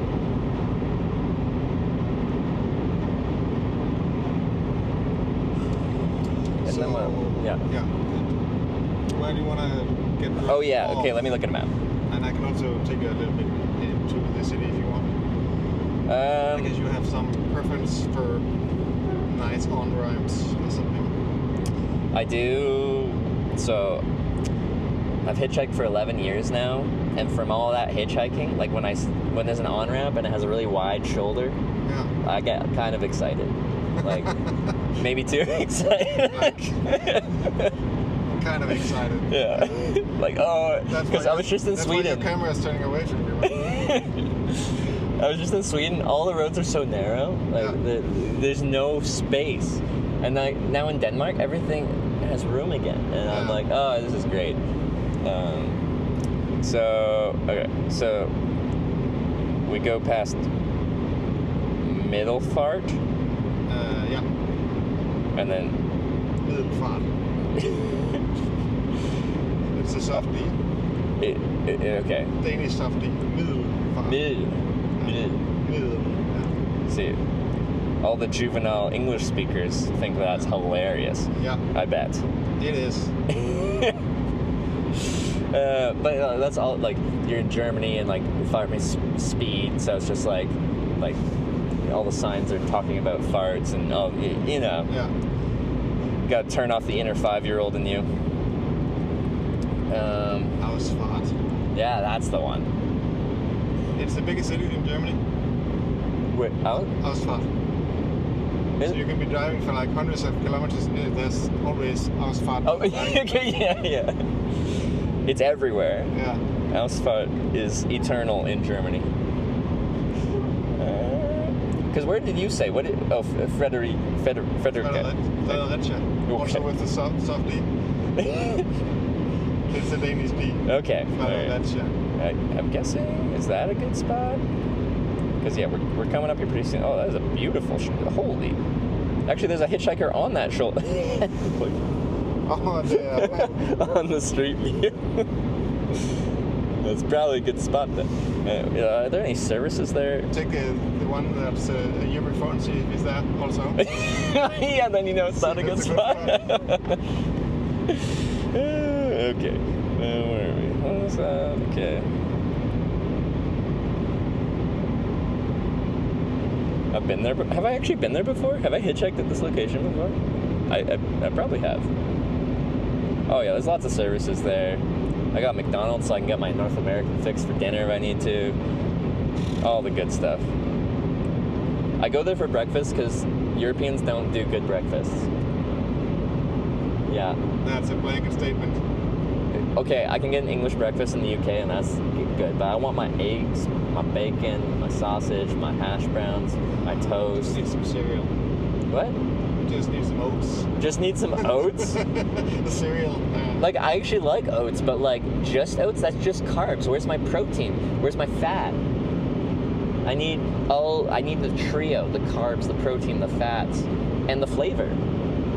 Oats are like... No, we don't do flavor. We don't believe in flavor. Add sugar to them, that's fine. Carbs with carbs. Okay. I think, yeah, the main stop in leading up to...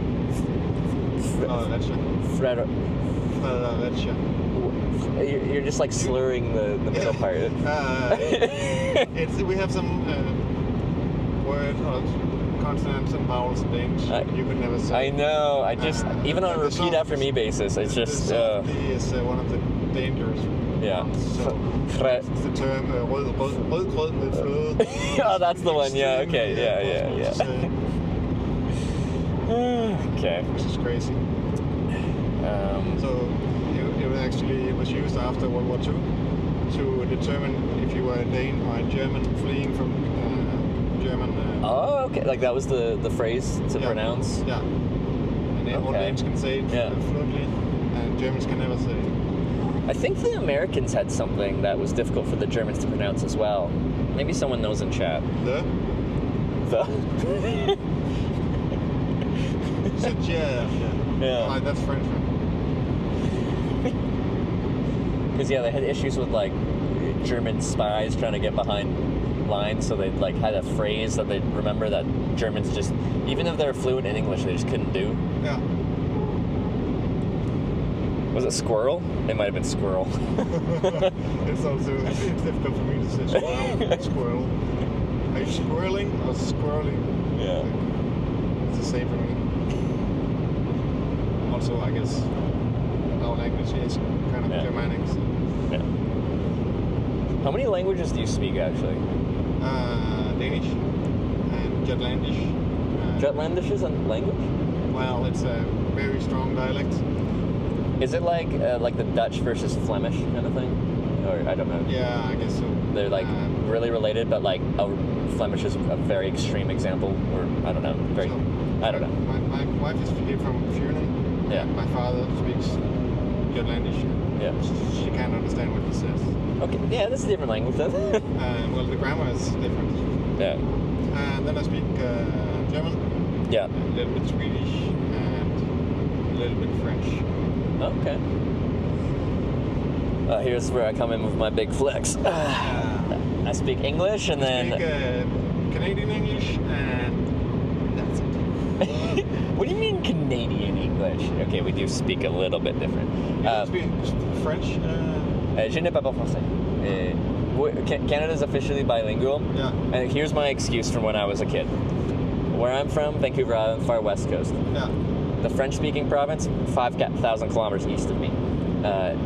Next language, or actually closer language being spoke, Mexico, Spanish, 4,000 kilometers south of me. Yeah. I'm like in this island of English speaking everywhere, and then growing up, you're like, I don't need any other languages.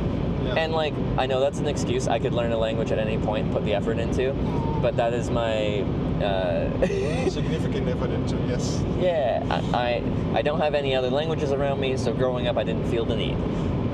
And then when you're an English-speaking traveler, it makes you so lazy because like you go everywhere and English just kind of works most places.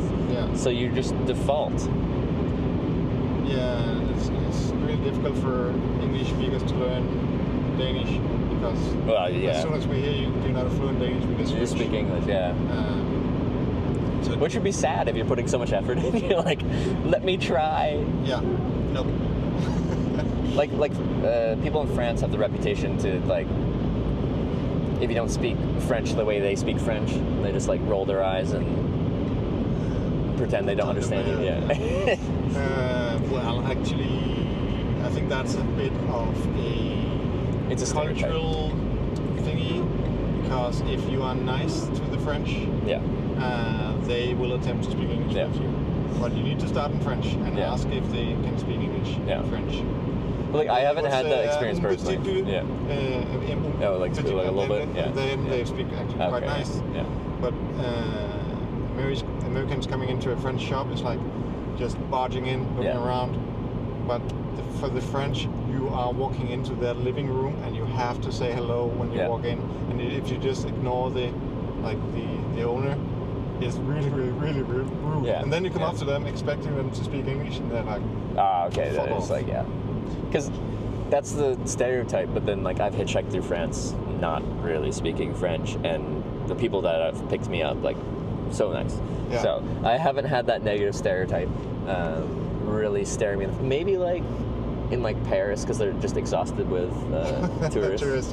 Like, and honestly, I get it. So that's fine. But I think that's about it. I think most people under 40 speak English quite well, and even if they don't, they can make themselves understood. Yeah.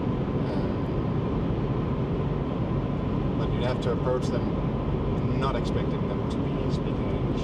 Yeah. And it helps if you could speak a bit of French, because sometimes French words come in because they don't know the English word. Yeah.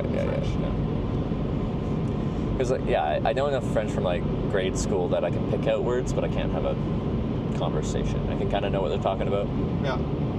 But I guess I can understand more than I can speak.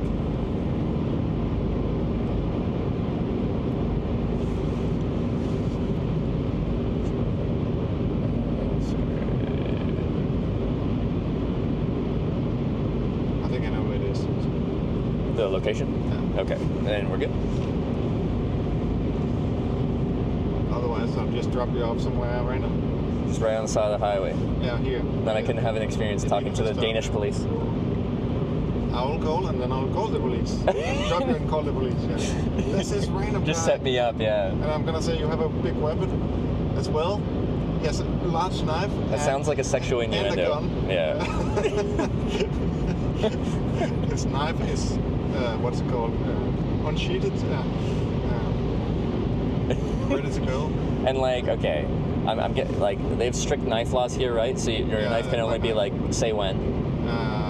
Like 7 centimeters. Something. That's not very big. I think if you have a use for it, like fishing knife, you're allowed to have up to 12, I think, centimeters. Yeah. Okay.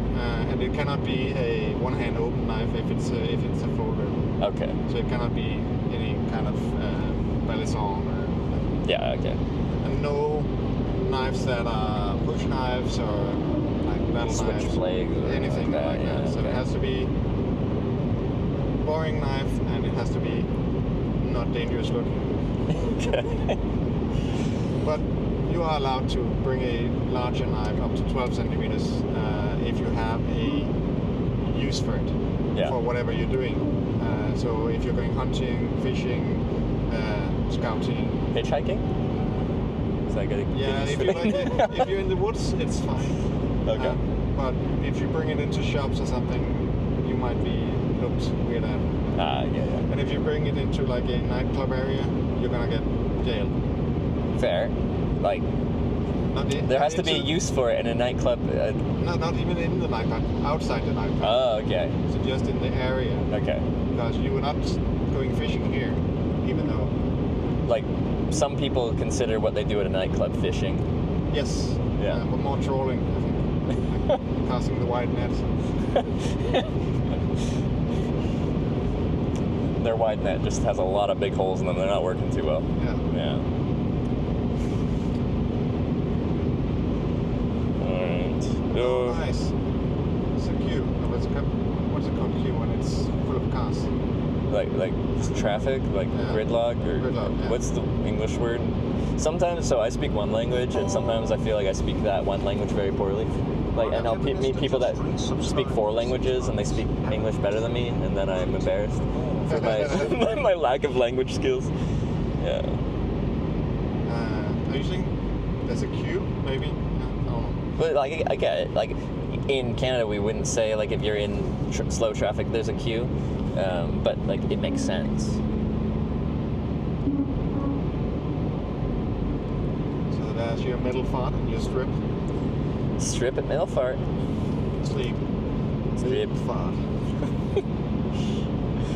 There's the juvenile in me coming out. Next bridge. Yeah, then we got a bridge, and then right after the bridge is our destination. Yeah. Well. My destination. Yeah, you can stop at least. Yeah, that's true. Although, what time is it? 8 o'clock. We'll see. Might go for one more. Might just scout out a place to camp. We'll see.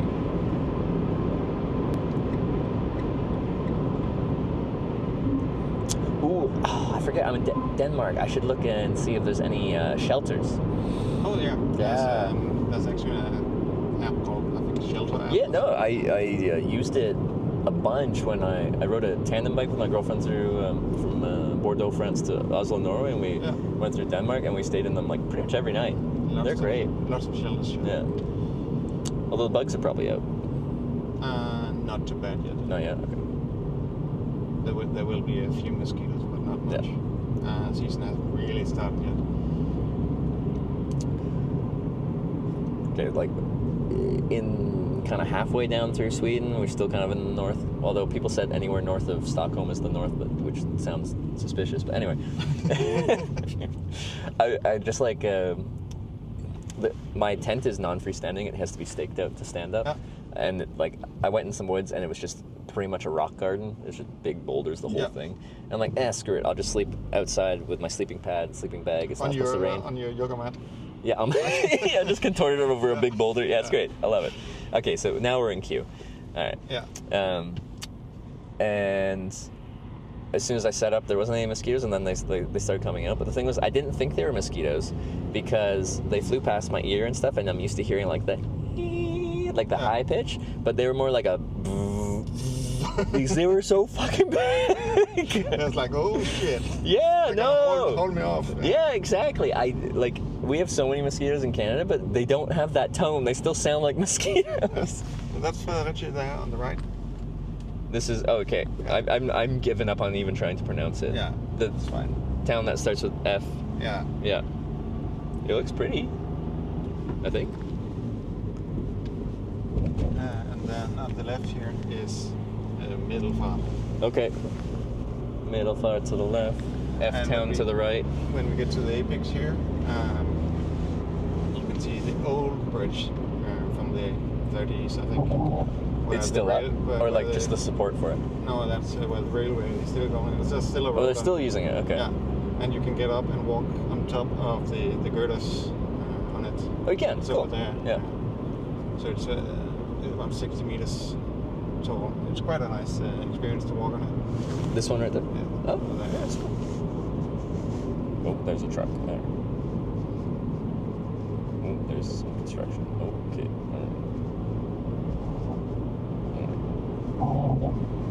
That's where the railway is still going. Okay. Was Sarah rode her bike over it? Like on this trip? Girlfriend's doing the bike tour from Oslo to Rotterdam for this convention. So she rode through here, I don't know, a week ago or something. Oh.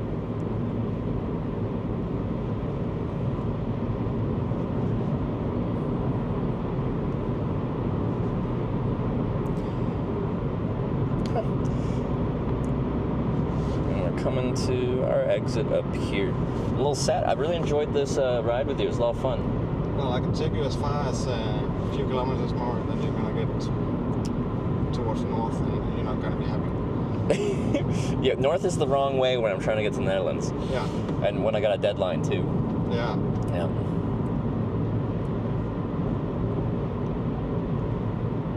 Here we go.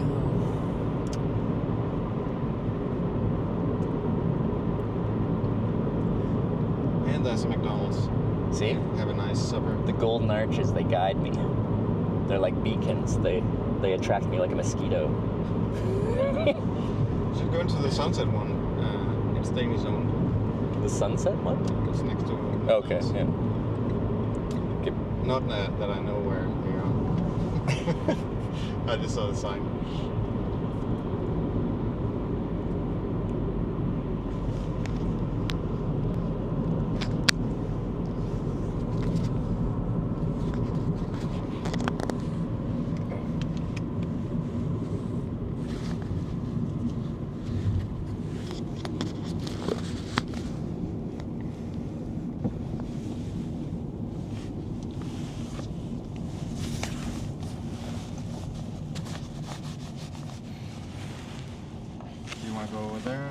Yeah, whatever's the first place on the right, and I'll get my bearings, figure out my life. Well, if you're gonna want to go wee or whatever, yeah, I can just drop you off the ramp.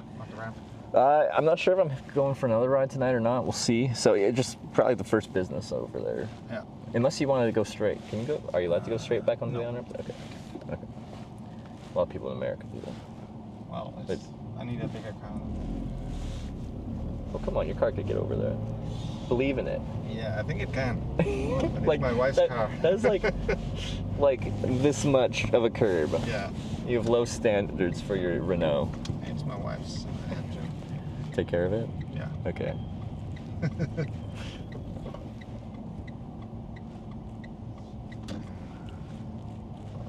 Should take you to the McDonald's. I can tell you what. I picked up this hitchhiker and took him to McDonald's. Yeah. Oh, sorry. And just say I'm from America. She'll love it. Canada is not America. Never will be. All right. It's in North America. Okay. Stuff is everywhere. All right. Well, thank you so much for the ride. Thank you. It's really nice. I'm gonna look you up and follow. Yeah. Are you gonna talk in chat? Maybe. Maybe. Do you want to say what your username is, or are you gonna keep it anonymous? Lidohando. Lidohando? I don't know how that's spelled, so. like light hand, but in Spanish. Light hand. Do you want to say hi and bye to the chat? Or yeah, sure. All right. There you go. We'll be looking for you in chat. Guy plays Dota, so he's got too much time on his hands. Huh? I'm gonna run off your shit stuff now. Oh, yeah. Okay. I certainly hope so. All right, see you, man.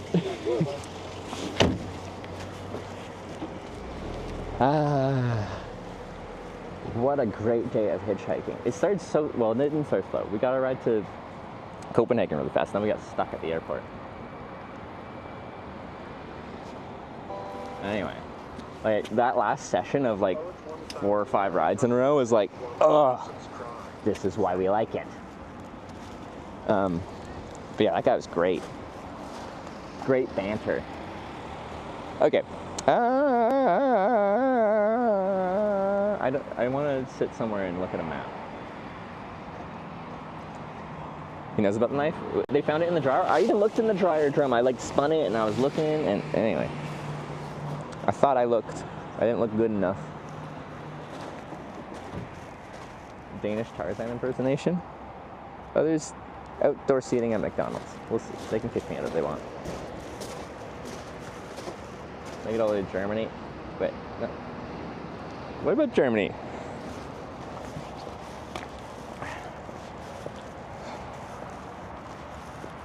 Sunset Danish Run fast food. Sunset. Oh, Sunset Boulevard. We can get dinner there. Okay. Sunset Boulevard. What a strange name for a place. Working for pickup time. She asked before we even got set up. Like, that's happened before. It's not the first time. It's rare that that happens. But it's like more glorious fast food. It's hard. I like highway junctions. There's fast food, and that's about it. All right. Best fast food in Denmark, 100%. Okay, I don't think I've ever been to Sunset on any of my trips to Denmark, and I've been to Denmark many times. Therefore, it's a good idea that we go. Anyway, I'll show you what we're working with here. Sunset Boulevard. Sounds like, I don't know, a random street in Los Angeles.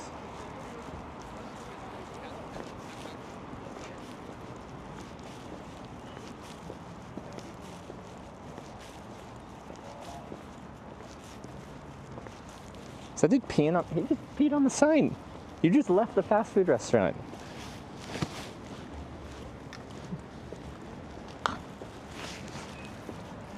That was a bold pee.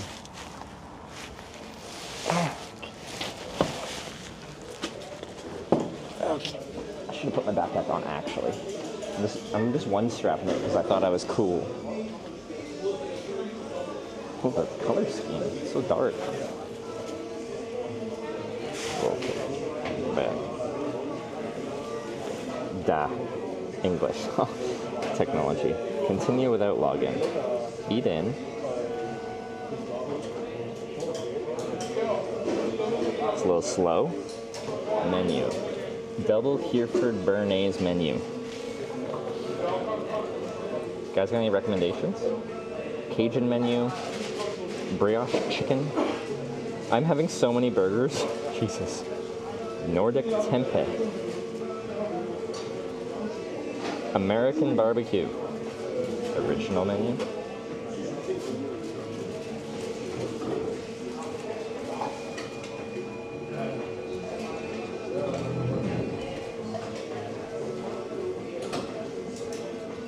Oh, now we're on sandwiches. Maybe I want a sandwich instead of a burger. Do they have good sandwiches?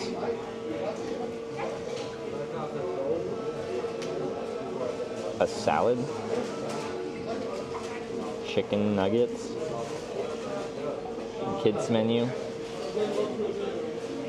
First try needs to be original. Which one though? A burger or the sandwich?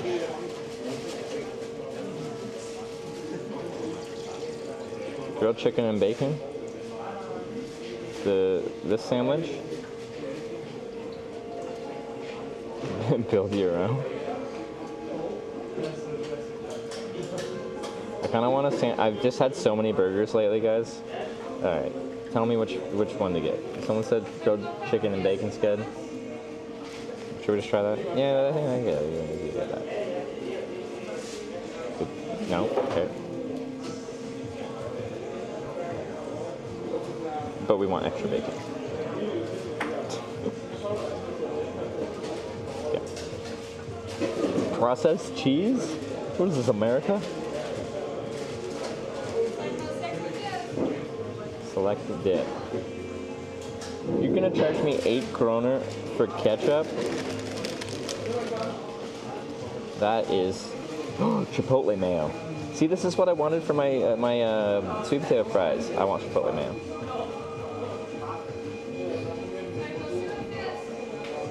Oh, what do we want? A milkshake? Okay, we'll just get a soft drink. It's okay. I don't need a milkshake. I want a milkshake. I don't need a milkshake. I want a milkshake. I don't need a milkshake. What's scum banana deluxe shake? What's a scum banana? What is it? What is scum banana? Banana?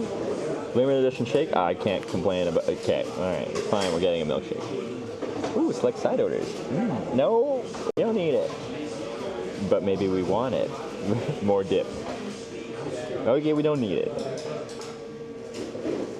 Limited, yeah. When else am I gonna get to try this? It's limited edition, guys. Alright.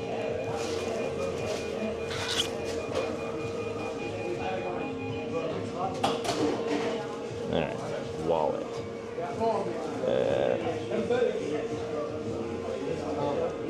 Go to payment. Before you go. No, I don't need more dips. No thanks. Go to payment. How much am I paying? What is 144 Danish kroner? I don't know the conversion. I just left Sweden. I understood the Swedish conversion. Print your number. Remember your number. Find your number on your receipt. Okay. Your order is on the way. Got it. Okay. Now let's find a place to sit. 20 bucks. Do I got charging anywhere? Got a plug?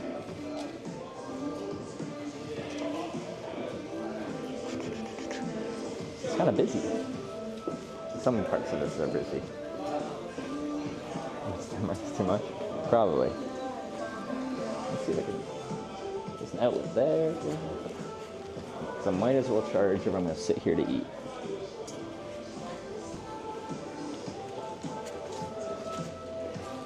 Right? No. Yeah, that's no. Okay. The issue is I can't see when my stuff comes. So I'm gonna. This is Jesus. It's big. Yeah, we're gonna go over there. Just ask. Well, if I can charge while I'm sitting at my table, that's ideal. Okay, table's a little dirty, but that's okay.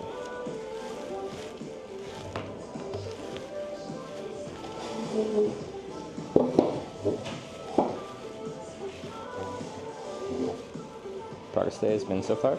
Yeah, no, we did really good for how long it took us to get through Copenhagen. Once we got like our first ride from that official hitchhiking spot in Copenhagen, like it was smooth sailing and we just like, we were on it, we were ripping. It just took us a while to navigate the city.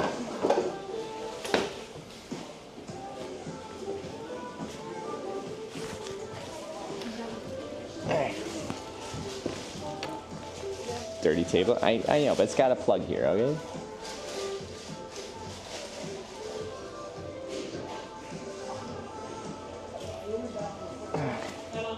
This is a chain? Yeah, it's a Danish chain apparently. I can make myself overexposed. Nice.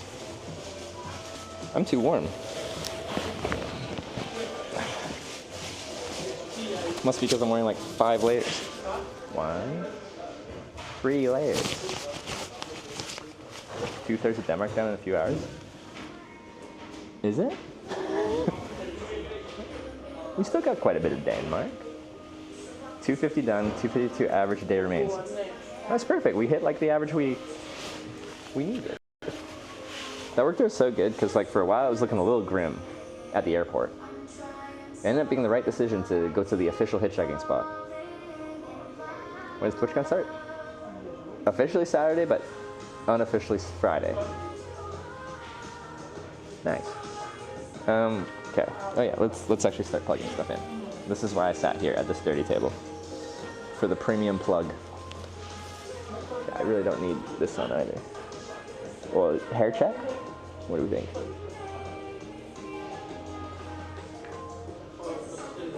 It's still there, is what I can say positive about that. Well, some of it's still there. Nice. Dear God. Hat's going back on, ladies and gentlemen. Okay. Does it hurt when you fold it forward? The hat? Does it hurt? No, it doesn't hurt. It feels slightly tighter.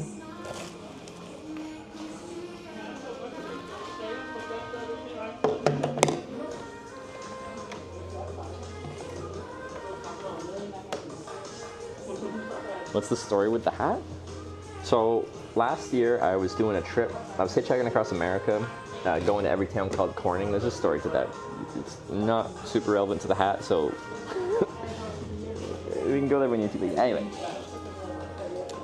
I was hitchhiking south through Minnesota to go to one of the Cornings, and then just south of one of the Cornings was Austin, Minnesota, and that's where Hormel Foods or whatever is headquartered out of, I think, who owns or makes Spam.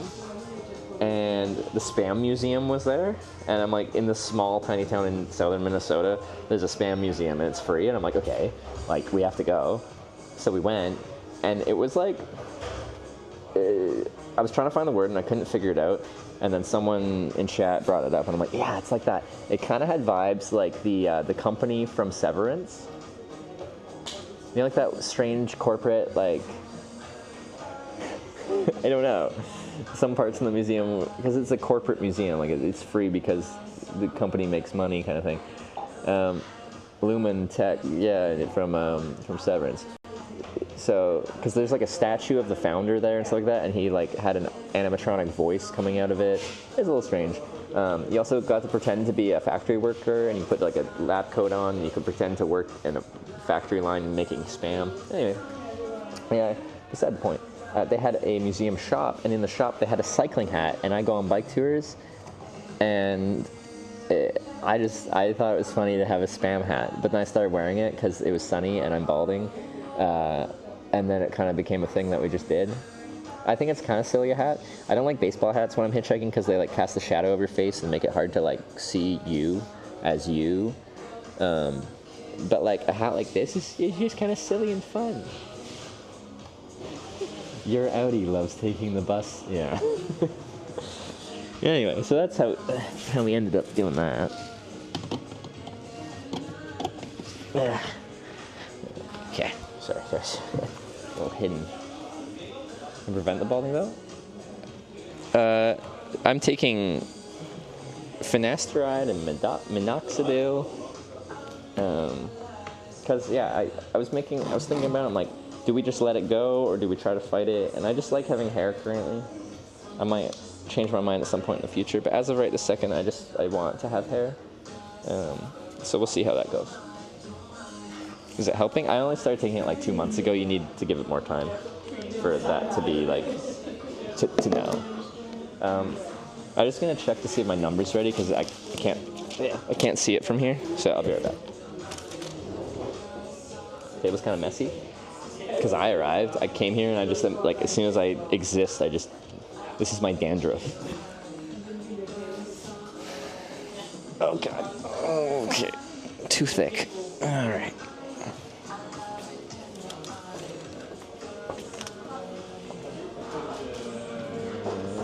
Nope. 3.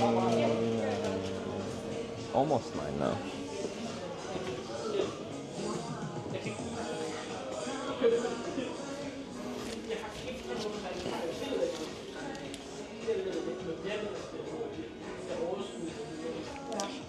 I'm going to swap your batteries around, and that's going to make the mics disconnect temporarily. So I apologize in advance. It will not take too long. Oops.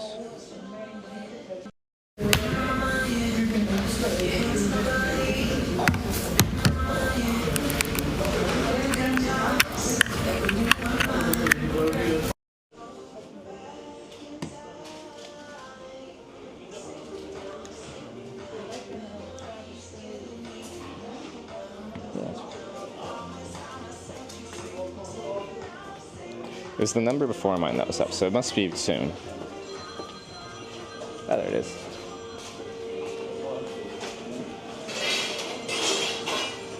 Radio station.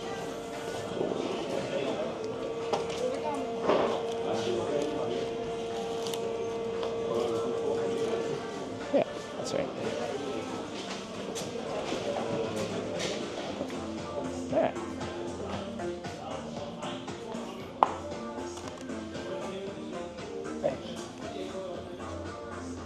Okay. Yeah.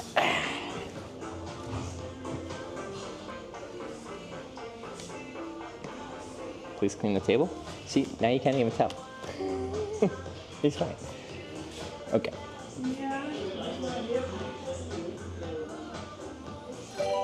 All the hour streamers you watch have issues with the hairline. Wait, Rob, can you? It's because we're old. So nice to see you back. Passage of time is cruel to men's hairlines. Well, some. Most.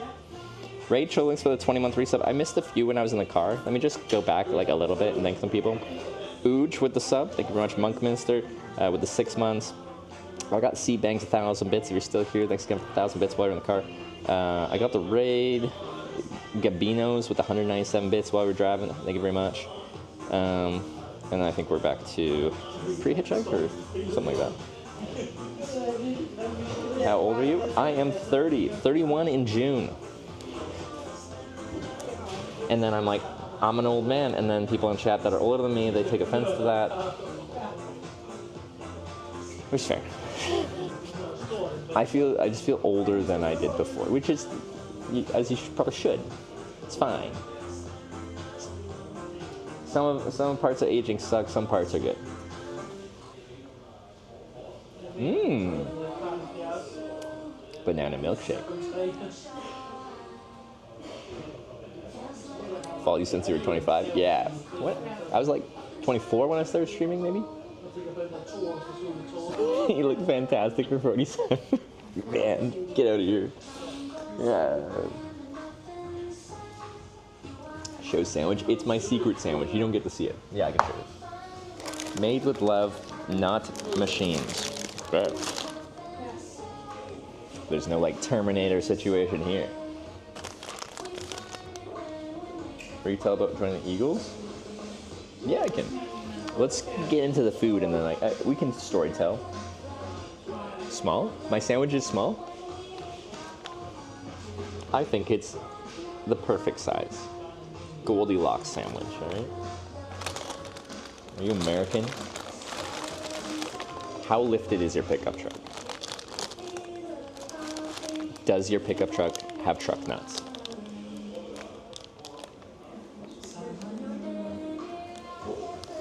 Bad.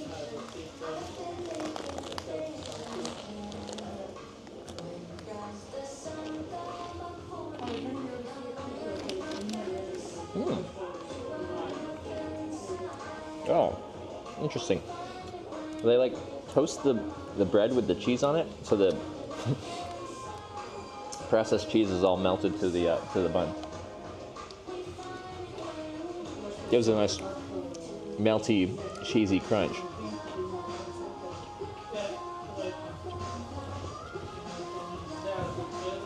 Nice.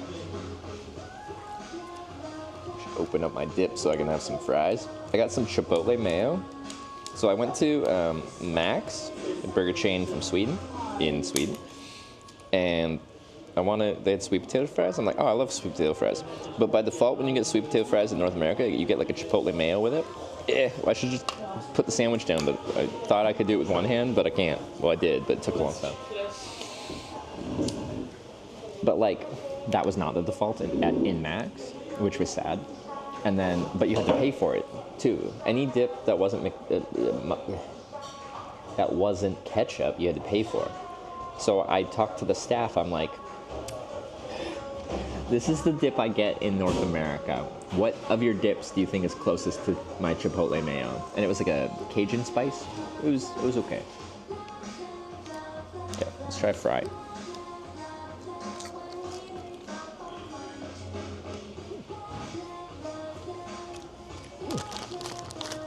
Good.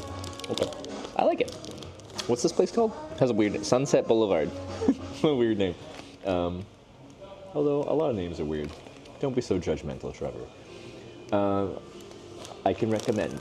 It's good.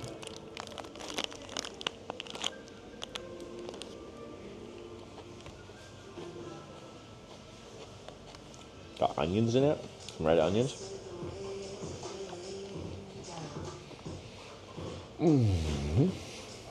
Nice.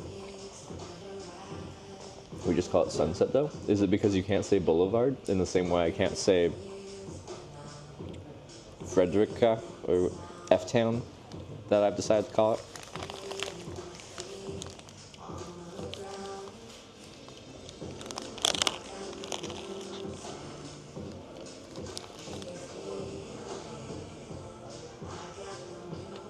Just drove past Middelfart and Sunset Boulevard. It is weird. Okay, but Middelfart's weird in a I'm 7 years old and this is funny kind of way. Sunset Boulevard is weird in a why kind of way.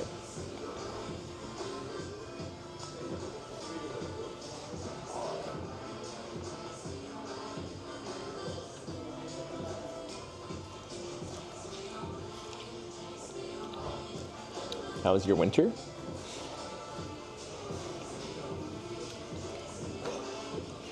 Existential midlife crisis. It's good. Actually, it was good. I feel much better for it. But it was also the worst time of my life.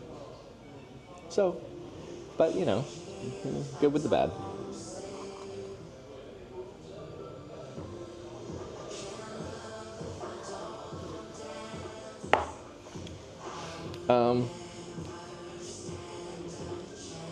How many rides did I get today?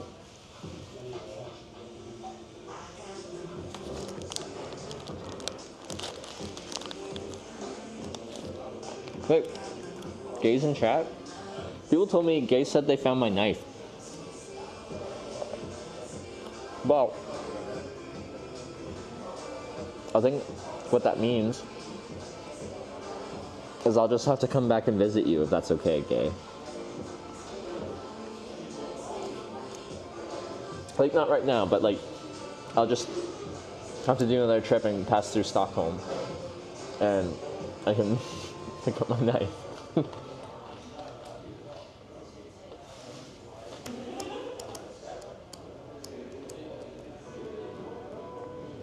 Send it to the Tromsø. It's a small knife. It isn't worth that much money. It isn't worth going through the effort and the money of shipping it, I don't think. I can send it to you, Nora. Really? It's not a big deal. I do love that knife, though.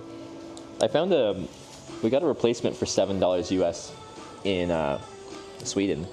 It's honestly, like, it's okay. You can tell the metal's really cheap by looking at this side of it. Let's see if it focuses. Can you see like the pitting on the metal in the middle there? That's okay. Is it from Biltema? Yeah, it is. Well, but for like, I think it's like $7 79 kroner or something like that. Good deal. Whole knife in the restaurant. It doesn't even look like a knife. Okay, maybe it does. It looks like a multi-tool. Because it is a multi-tool. But like, what can you expect for 75 kroner? Yeah. What can you expect for 75 kroner?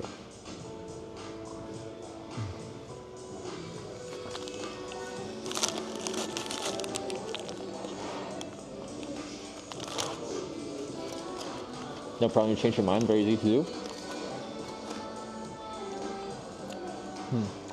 Do I want to?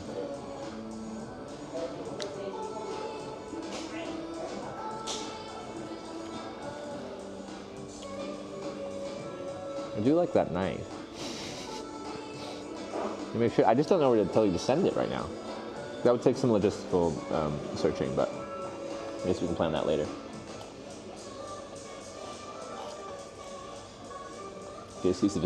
No, like, that was my initial thought. It's just like, it's not that big of a deal. I can just come back at some point,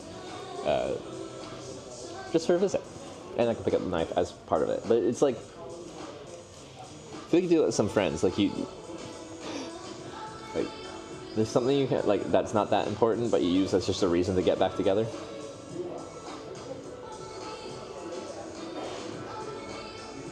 Leatherman costs like $100 or more. This Leatherman did not. It was like a really, really small one.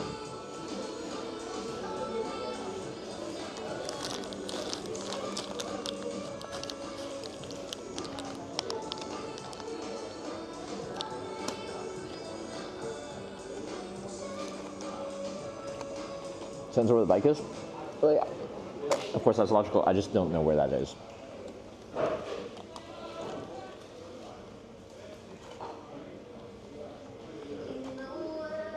If you get to Stavanger, Norway, I can fly you down to Rotterdam. Like, do you have an airplane? Describe this. Like, I'm hitchhiking, so it won't happen, but I want to know what that means.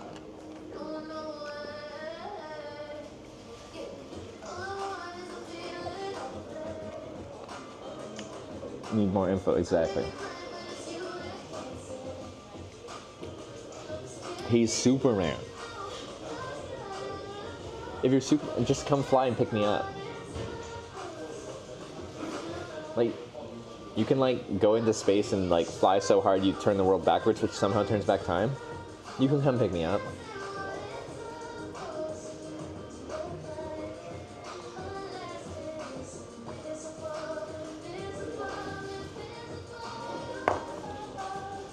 He knows a bird? Like one of the eagles from Lord of the Rings?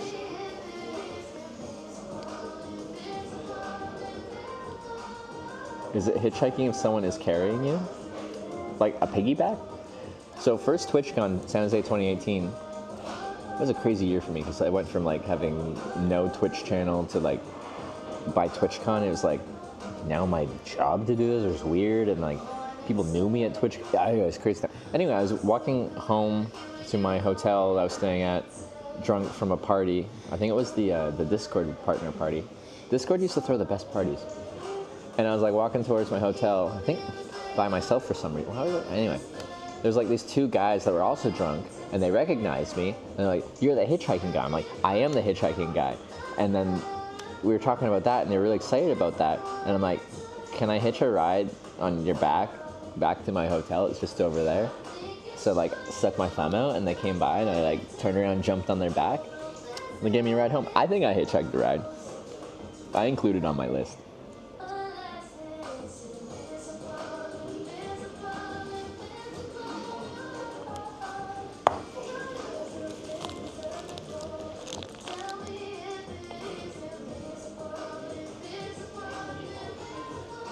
After 100 beers was that? I don't know. The parties are open bar, or they used to be open bar. Less parties are like that now. TwitchCon isn't like it used to be. Also, Discord doesn't have parties anymore. Any hitchhiking mentors, people you met when you started that shared some tips and tricks? Honestly, my hitchhiking mentors were like hitchwiki.org.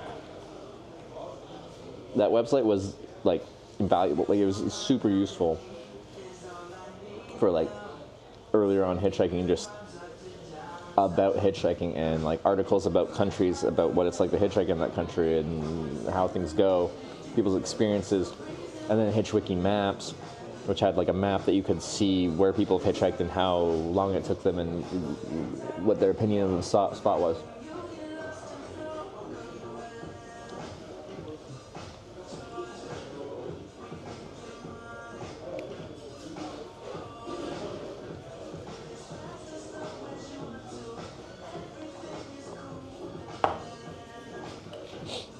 I think it'll be really good hitchhiking from here, but at this point it's tomorrow. This is a tomorrow game. If you came here to see me hitchhike, and that's the only thing you want to see me do, we're done for the day. I'll probably be able to look at my stream stats for the day, and like that moment where I said that, you'll just see the viewership go like. But actually, it's kind of fun. On like a good day of hitchhiking that's like reliable, where I'm like getting a ride, getting out, getting to a spot, hitchhiking, taking a bit of time to hitchhike, getting a ride, driving, like that cycle. And we do that like 5 times, something like that. You can see in my viewership, because I put like a graph of your viewership over the day. When I'm hitchhiking, my viewership starts like slowly climbing as people like, they want to see if I get a ride and who it's going to be and stuff like that. Then I get picked up. People realize it's not a serial killer, and then it drops off because we're just like driving down the road, having normal conversation at that point. And then I get out, and then I find a spot to hitchhike again, and then it starts like climbing back up again. Slacky just gifted 50 subs to the community. Slacky. What you doing? Slacky, thank you very much for the 50 gifted subs. Coming in huge. If you gift a sub up to the Twitch hikers, you get some nice perks. You don't have to watch ads. That's a big one. You get some channel emotes. That's a big one. Can we get some Hitch hearts for Slacky? Whether you were subbed before or now you're subbed with Slacky, spreading the love. Slacky, very much. Thank you very much for that. Slacky is also the reason. My flexibility. I haven't been going to yoga. That I got this dude on my leg forever. So that's nice.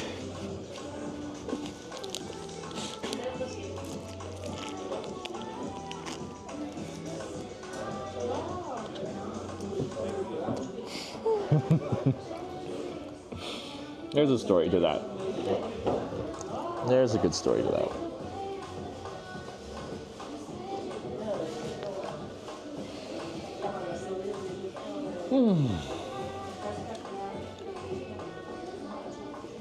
Find some hot yoga in Hamburg? Maybe. I've been going to hot... So, before I started this trip, I haven't been since I've been on this trip. There's been a lack of hot yoga studios. But my closest yoga studio was a hot yoga place. I thought I'd hate it, but I was trying to do the... I'm just trying a bunch of random shit at home because, I don't know, I'm trying to learn more about myself and what I like and what I don't like, and I don't feel embarrassed to try things that I used to maybe would be embarrassed to. Anyway, there's a really nice hot yoga studio, and I really enjoy it. It was nice. Some classes are really relaxing, and they're just like, hold a pose for like 5 minutes, and it's just like, if anything, I think it's more like guided meditation while you're stretching. And then some are like a harder yoga flow class, and I'm like, yeah. When you're like in a pose and like you're sweating enough that off of like your forehead when you're bent down there, it's just like drip, drip, drip, drip. It's not even a slow drip, like it almost becomes a stream. It's impressive. But no, I was enjoying that a lot. Should do sauna in Finland? I need to. It's very high on my list of things I want to do in Finland. Sauna.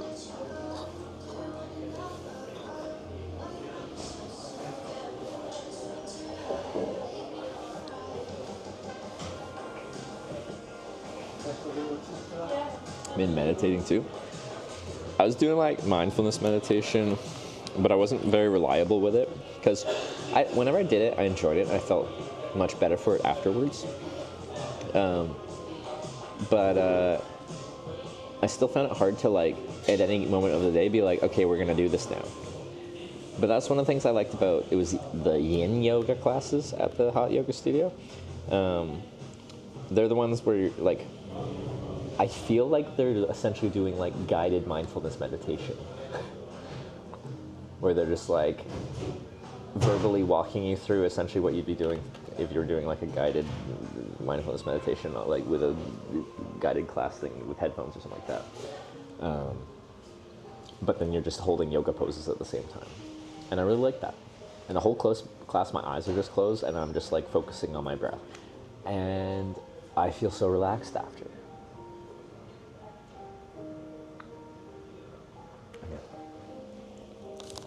Oh God, okay. I can't afford to drop food on my pants. I only got one pair of hitchhiking pants. Oh no. Trevor, why?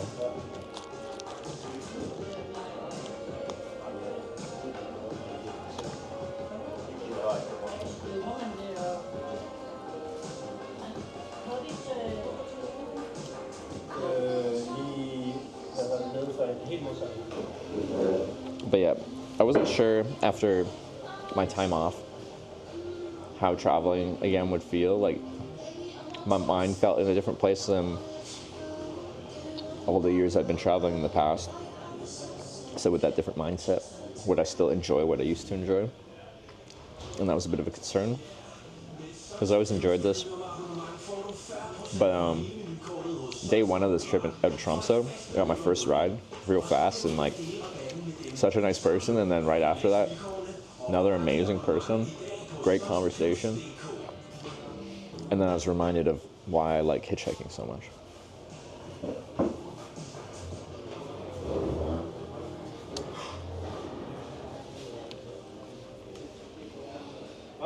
We wash clothes? I don't believe in washing clothes or body. What's my thing? Yeah. If I go long enough without washing myself, I molt like a bug. I shed my skin and I become born again.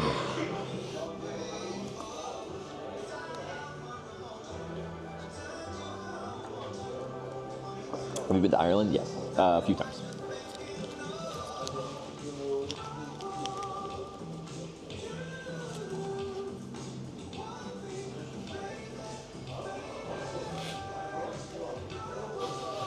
It's been cold.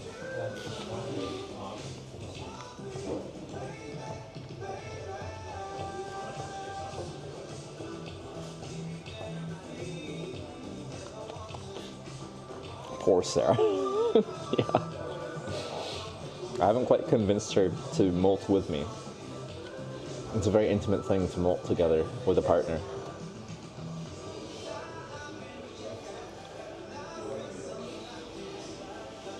Easier to hitchhike in Europe, Asia, or America?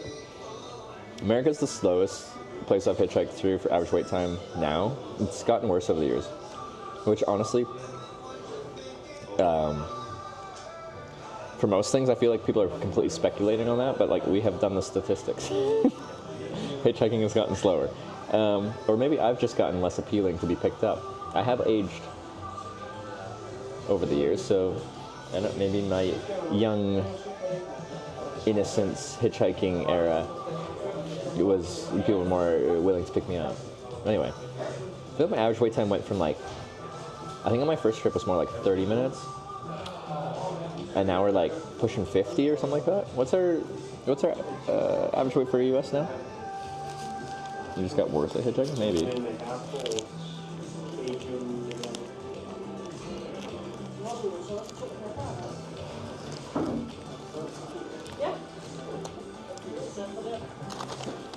Oh God, that was a mistake. Seems like a tricky camping spot. I do have to look up a spot to camp from here.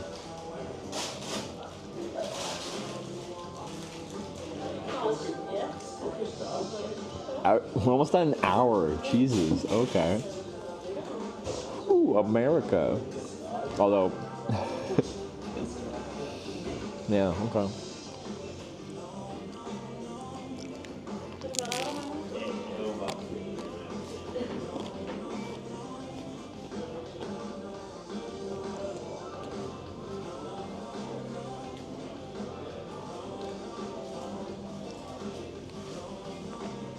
Average weight Europe.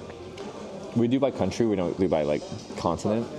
And within Europe is pretty like diverse. Some places are much faster than others.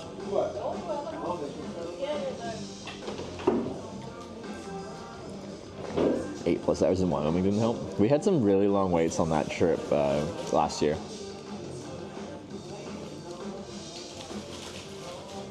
Victoria, Australia. Like, Ken went back here, we have a fire and beers late stream. Like, it sounds good. I'd like to. I streamed Melbourne to Brisbane and then up to Harvey Bay and Fraser Island in 2019. I haven't been since, so I'll probably do for an Australia trip at some point. Should bike across Australia? I'd like to, actually, but I need Starlink. I'm testing on this part 2 of this trip where I'm riding my bike south from the Arctic Circle of Norway. I have a trailer with a solar panel on it, and then at the back of the solar panel trailer I want to put a Starlink Mini. I have it. It's in Tromsø waiting for me. I just have to mount it and test it and see how it goes.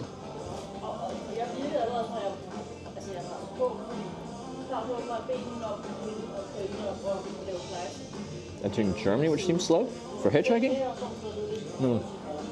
Maybe the average weight isn't like that fast. Germany is great for hitchhiking though. There's the Autobahn, but specifically the service stations on the side of the Autobahn are like premium. Like, of all the places in the world to get long distance rides, you might have to be patient to find the right one, but like, you can go really fucking far real fast in Germany.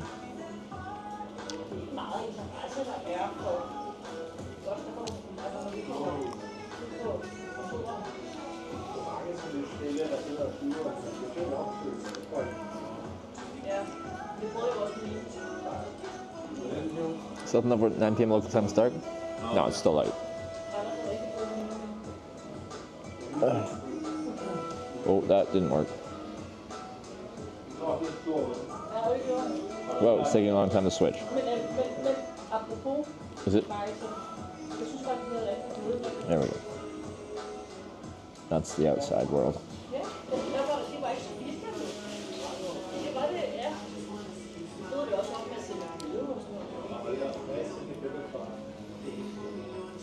Same for that. Found a camera spot? I haven't found a camera spot. I should go pretty soon and scout out a place.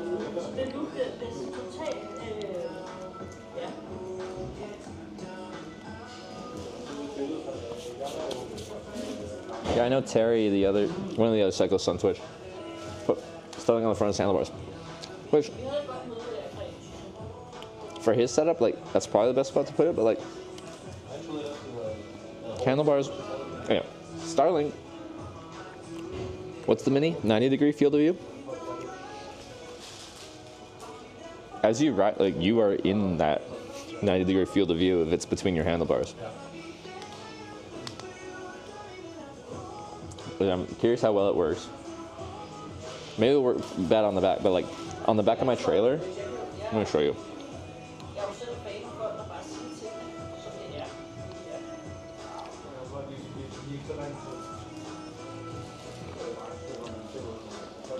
This is me with my solar panel trailer. I can lean the solar panel in either direction, but we went at the back there. The nice part about that is when it's way the fuck back there, nothing is in that field of view. It's like out on its own.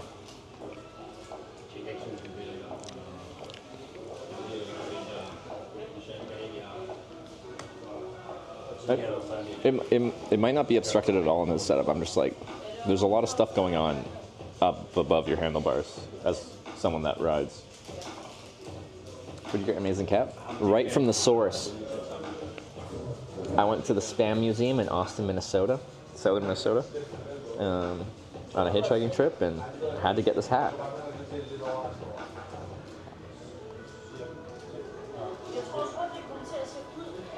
I didn't know Sea Dog had Starlink for his cyclothon. Which cyclothon did he have Starlink on? That's cool. I thought they had a support vehicle. And I feel like if you, well, does the support vehicle always follow them? Because like if you have a support vehicle that is like following you, you can like have a 6 setup on the support vehicle and then just have that connect you.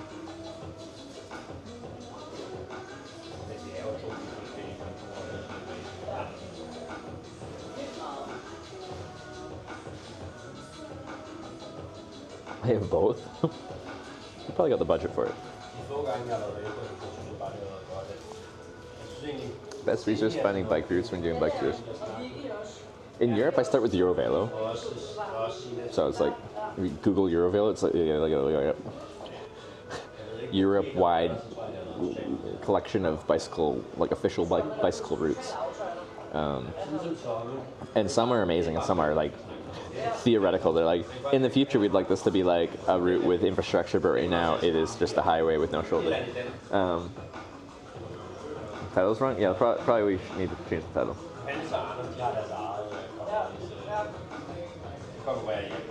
So there's a tenting area near the water view of the old. Is it a free shelter or is it like an actual campground? Oh, I need the shelter app. Shit. I can't download it from my Canadian App Store. I have to sideload it. I need to find the APK. Because I love the Danish shelters. Yeah. Oh, no. Oh. No, I can get it? Oh, I can get it. That's great. I think when we got it before, I needed to like do a strange thing to get the shelter app while using the app. On the other side of the bridge connect. Oh, the railway bridge that Sarah cycled over. There's one. Shelterplatz, nature parking. Ooh, maybe we should do that.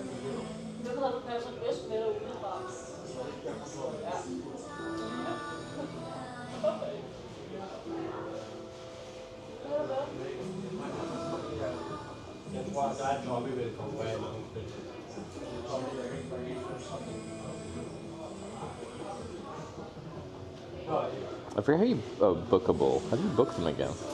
Costs money. This one costs money? Bag? Usually they're free.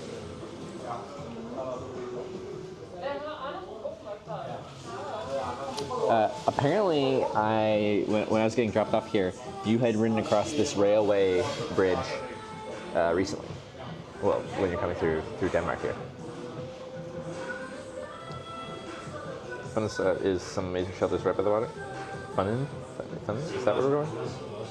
Might just be a tent place. Well, this one's shelters. Like, they have pictures.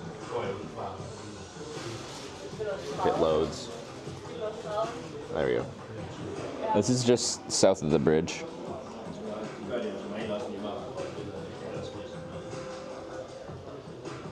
How's food? It's good. I barely had any fries. Let me eat some more fries. Went to Middelfart. We're just past Middelfart. I'm in, well, no, it's north of here. Frederica or something like that.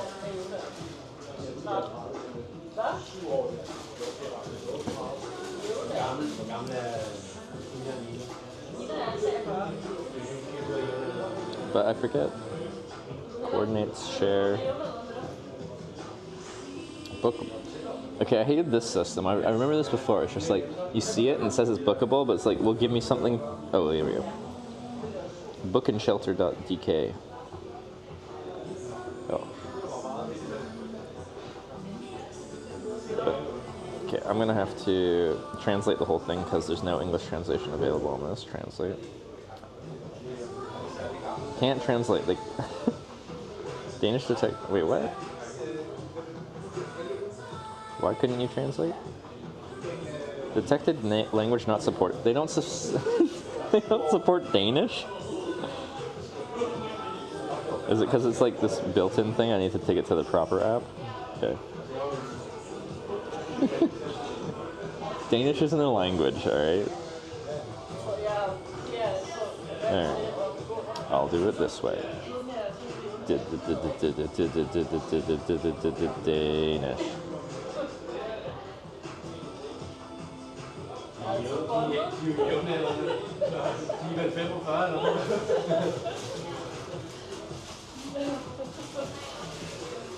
Okay. The site is located at, not going to pronounce that, where there is access to toilet facilities and drinking water. Wow. Close by there's existing barbecue, blah, blah, blah. No fire at site. Fall asleep to the sound of the waves. Wake up with the sun on your face. Bake sourdough bread or grill the freshly caught fish on a fire.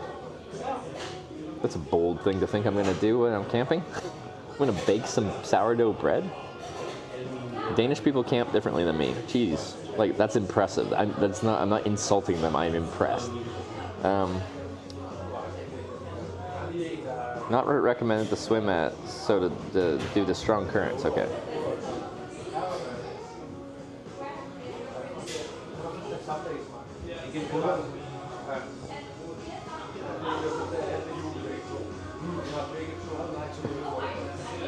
Sorry, I'm just going up to the bookandShelter.dk. See if it's even available to book. If it's available to book, how much it costs. I'll probably just wild camp, but I'm curious. Start. Is that tonight? Yes, it is tonight. Number of people 1, yeah. Select shelter from the list. Wait, it's called Nature Park in Hensgaveldarhav.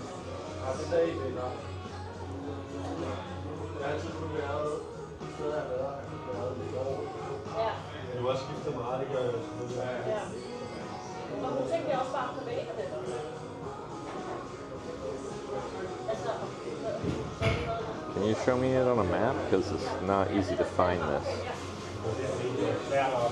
Beach Park, Tromsø. Well, I don't see that in Frederica area. I don't see this name.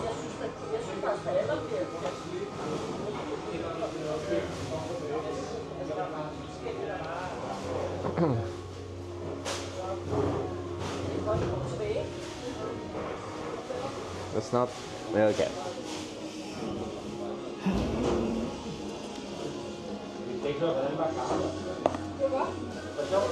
So using the shelter app? Yeah, and then the shelter app referred me to a website, and then on the website I can't find the right shelter. There's north of it. I know where it is. I'm just seeing because it says it's bookable and you have to pay, which means I probably won't. I hate paying. It's like there's so much unused land. Why would I pay? There's a toilet.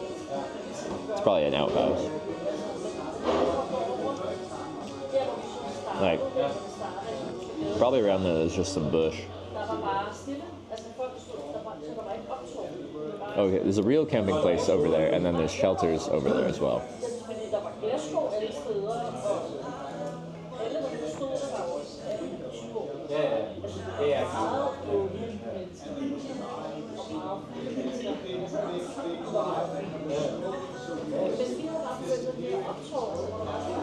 Pay better quality, but yeah.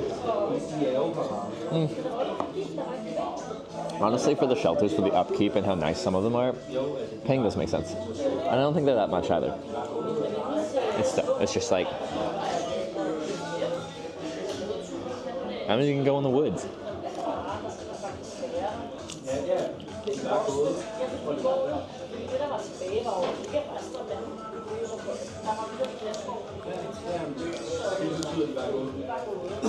These are good fries. They're cold, but that's because I let them get cold. But how far of a walk is this? It's an 8-minute drive. It's an hour walk? Jesus. I didn't realize that's that far away. Can I camp somewhere else?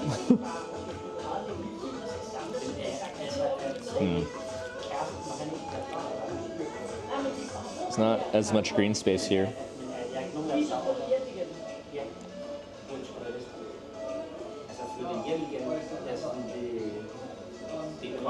There's a tents plots something just south of here. That's not that far. I don't even know. Kan du forstå, hvis de også var helt nye, aldrig havde været det var første gang, de må vel have blevet pakket af større. Okay. What is it? Is that a place you can just tent for the night? Except, Tiger didn't spend the night under open sky in the middle of Snogghog's beautiful nature. Primitive accommodation, nice. Okay. It's free! Oh, we're going there. It's free to use the Snogghog Parton tent site. The site cannot be booked. If it's free, it's for me. Yeah. Nice. That's sorted. And it's not even that far.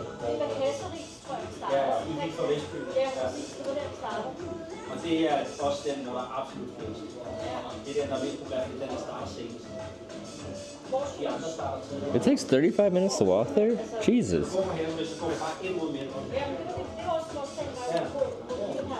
We're still going there. It's gonna be dark by the time we get there.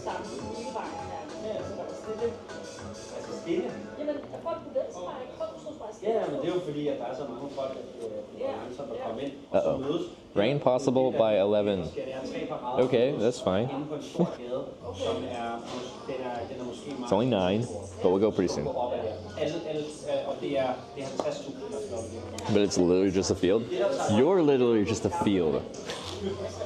That sounds wonderful, okay? Need the Brompton? Yeah, that would be a quick zip down the road on the Brompton. Don't insult my Snogghog.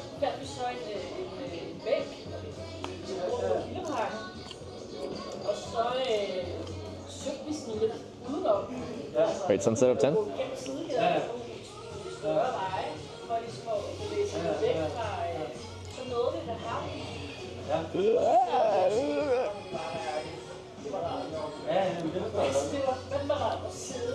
We like the fries.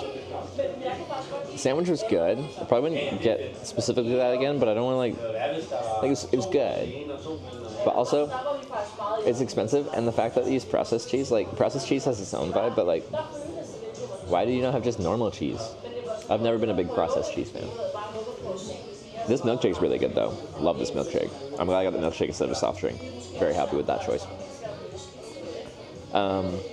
I feel like to give it authentic, I'd have to get like a proper burger from them next time. But I'm gonna say, like, with this sandwich I had here, it's at least a 7 with the potential to be much higher with different options. On their burgers, if they have cheese, are they processed cheese or are they normal cheese? Burger and Jeju at the Surf Shack, still your favorite? Good reference. That was one of the most delicious burgers of my life. Maybe the most. The issue is, that burger was, I think no matter what, it would be delicious. But it was the circumstances that made it even more delicious. So I'm cycling around Jeju and I'm about to finish for the day. I'm about to find a place to camp for the night. And I'm really freaking hungry. And I think I'm gonna like just get some like really crap, like, I don't know, convenience store food or like just something, because there isn't much around there. And then there's like this random like surf bar and restaurant. And they make like the most delicious homemade like smashed burger, whatever you call it, where you just like put the ball in there and like squish it on the griddle, that I've ever had. But I was like, okay, I was like well into a bike tour, so I'm like really hungry all the time, and food just tastes better in general. I'm at the end of a tired day. I think it was like a windy day on Jeju, which is an isolated island, so windy. And then I find this beacon of deliciousness in the middle of nowhere. And it was a perfect storm for having an orgasm in your mouth. This is why the stream is for adults only when you click on it.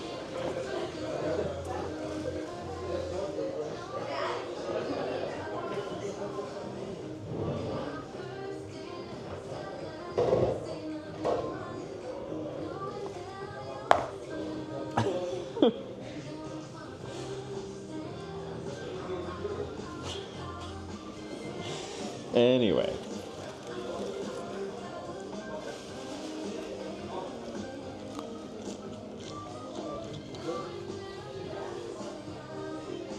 piece of candy milkshake. There were some really small pieces, but I didn't get any like.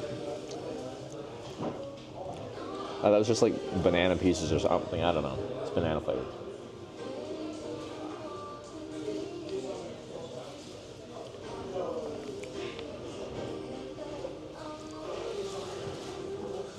Foam banana sweet in the milkshake cup. I have not experienced that personally.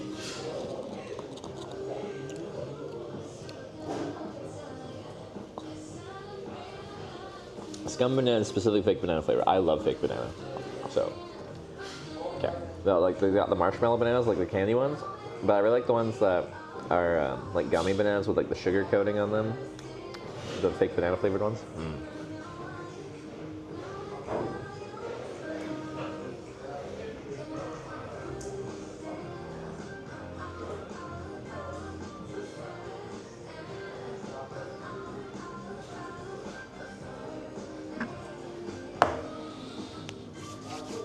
Okay, so order of operations, what's happening here. I'm gonna eat a few more fries and stuff like that. Try to like get some really healthy calories in me.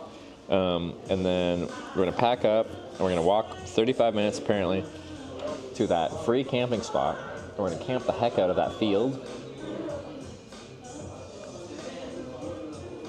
And we're gonna sleep there. We're at 9:20? Yeah. This is good timing. What time is the sun setting here? Sunset 9:46. Why did you get rid of my sunset time? It shows that on the thing.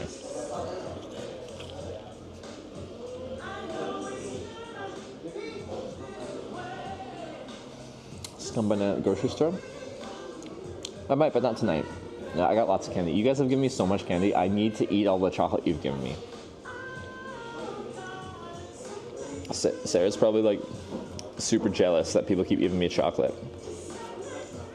She would have eaten it by now, though.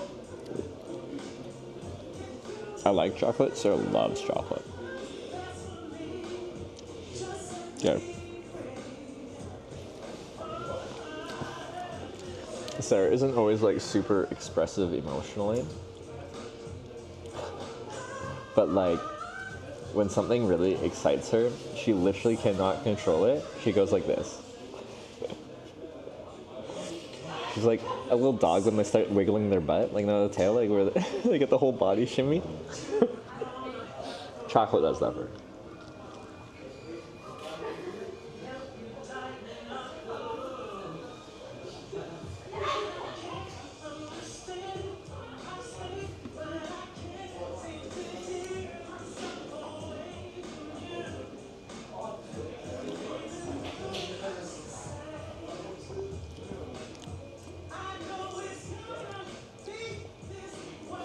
Should I explode melted in a giant glob by now?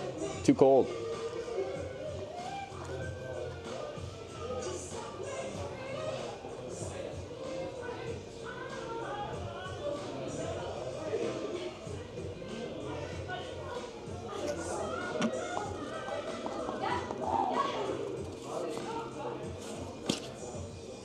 Trying to see if there's like candy in here. There's something in here. What is this?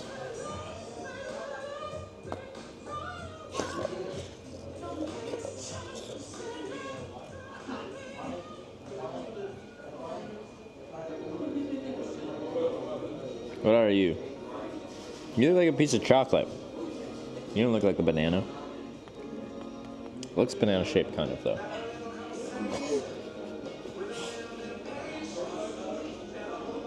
Just a dead mouse. I'm like, why is it brown? I thought it was gonna be yellow. That's the banana scum? Isn't it supposed to be yellow? That's the scum? Eat it? I don't want to pick it up. It's slime. I have a picnic. This. Frickin' napkin. Couldn't find the napkin word. It's too difficult. My vocabulary isn't good enough.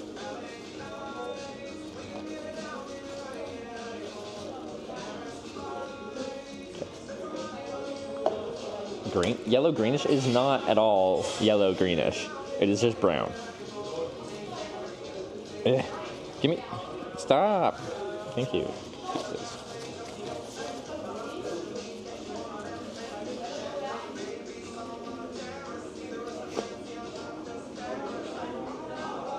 It's just brown.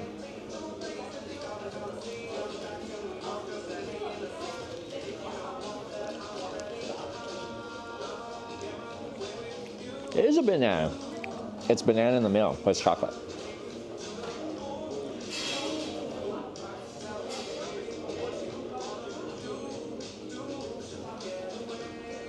That's fun.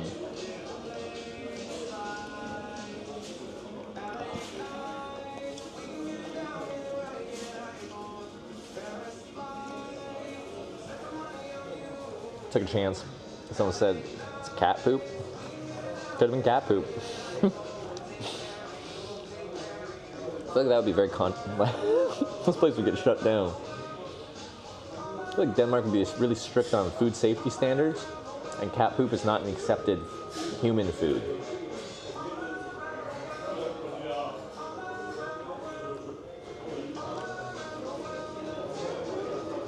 How my battery's doing? Oh, perfect. You're up there. A few minutes of this guy. Where are you at? 92.8. Beautiful. This is how I get my battery charged. I don't sleep inside, so I gotta charge quickly every time I eat. So the ferry's been Sweden to Denmark or Germany, or is the thing if past era by this stage? Change something for seat instead of car. I don't know which ferries have the hitchhiking payment scheme versus the non-hitchhiking payment scheme. Like, if I wanted to go a different route and like it wasn't a hitchhikeable ferry, I just pay the ferry rate, and like it's still a hitchhiking trip even if you pay for the ferry. Like, if I hitchhike to visit family on Vancouver Island and I just pay a walk-on rate for the ferry and then I hitchhike off the ferry kind of thing, I'm not going to be like, I didn't hitchhike to see my family because I paid for the ferry. I hitchhiked and then I paid for the ferry and then I hitchhiked. It's fine. 2 past the Teltplatz Snoghog. Yeah, there is. Well, yeah. The one that goes south first says it's 3 minutes faster, so I'll probably do that.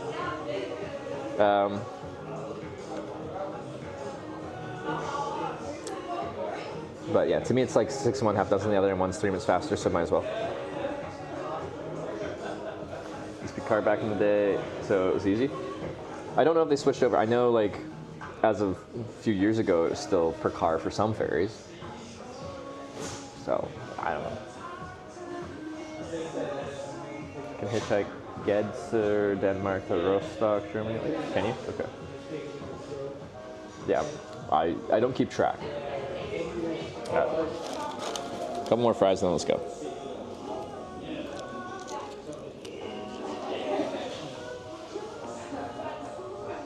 Hitchhiked 2 car that went into a ferry that route. Oh, you hitchhiked on the ferry? Cool.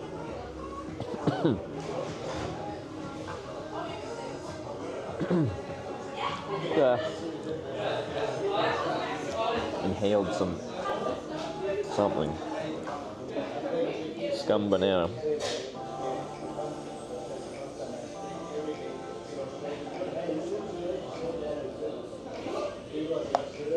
Can I just like bring back to hitchhiking for a second? That last ride we got, the long one that like saved the day, for distance at least. What great banter. I like that guy a lot. Fun to talk to. And like I didn't feel like I had to hold back.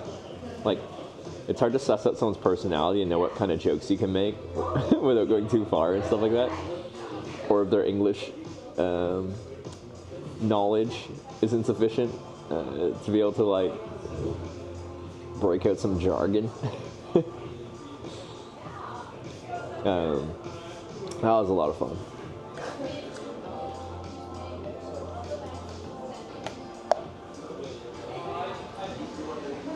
All right, let's back it up again. And that is sufficient.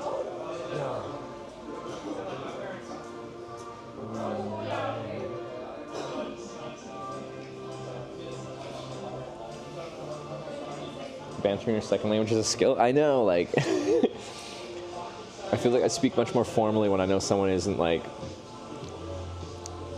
They speak English well, but it's not like I can get super casual with my English.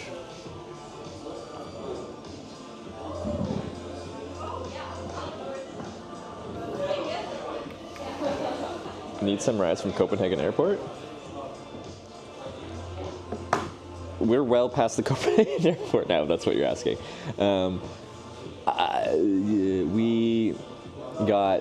We didn't get a ride from the Copenhagen Airport. We took metro to the official hitchhiking spot in Copenhagen, which was great. We got picked up there in like 3 minutes. Then I got dropped off by an IKEA out on the outskirts of town. And then I got picked up before I even started hitchhiking. I was just walking and this lady like rolled down the window. She's like gestured like, "You need a ride?" kind of thing. And I'm like, "Yeah, I do." So she gave me a ride a couple towns down. And then from there I had to reconnect from one highway to get to another. So it took me 2 rides down there. But the first ride took like a minute. The second ride took like 8 minutes or something like that. And that took me back to the E20. And then I don't know how long it took to get a ride from there, like 20 minutes, something like that. But then we got a really good ride all the way to here, to F-Town.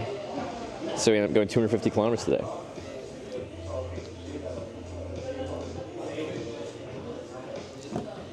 Okay.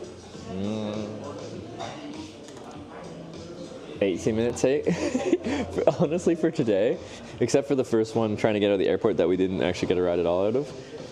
18 minutes is kind of a long time because we had 3 minutes, 0 minutes, 1 minute, 8 minute. 18 minutes is like an eternity. Right from Roskilde to Frederica. Was it Roskilde? I forget. It was one of the R towns.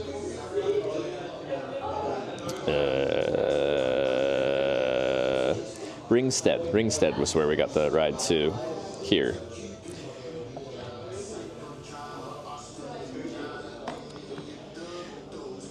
So it was awesome on hitching. Yeah, and we got lots of rides, and like when we were connecting down the 14 to get to Ringsted from Roskilde, honestly, that's like my favorite kind of hitchhiking, where you're just like hitchhiking town to town to town. You're like in and out of cars, and you get the rides fast. It's just like, that's my shit.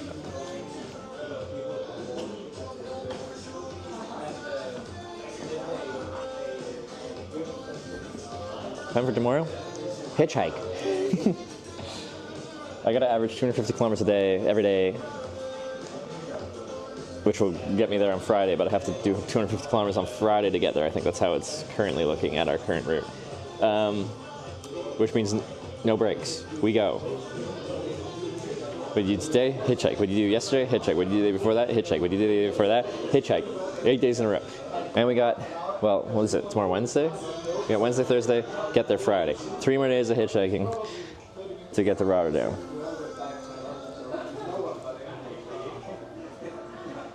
Very fast-paced and epic. Except for the the Copenhagen Airport section, yes, it was very fast-paced.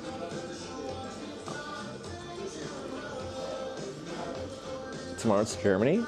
We'll be working our way south. Well, right now we're at a junction where not too far to the west, it splits between going north and south in Denmark. I guess we should go this way. We're going west right now, north and south. We want to go south, and that's in the direction of Germany. We got still a good distance before we get south to Germany once we get someone actually taking us south. We need to make a sign for that as well. But yeah, we'll see. We could make Germany tomorrow. Need to average 250 a day still. Slightly more to make partner party, yeah. Yeah, so if it, let me just see. Maps. I really should go and try to do this walk while it's light out.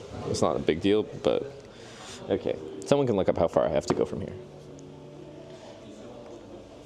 Because yeah, I think currently it's like assuming I have to do 250 kilometers on Friday.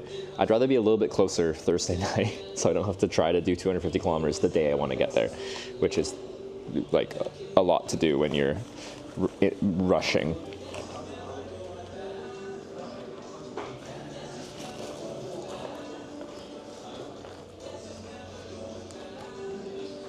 Okay, this can go away.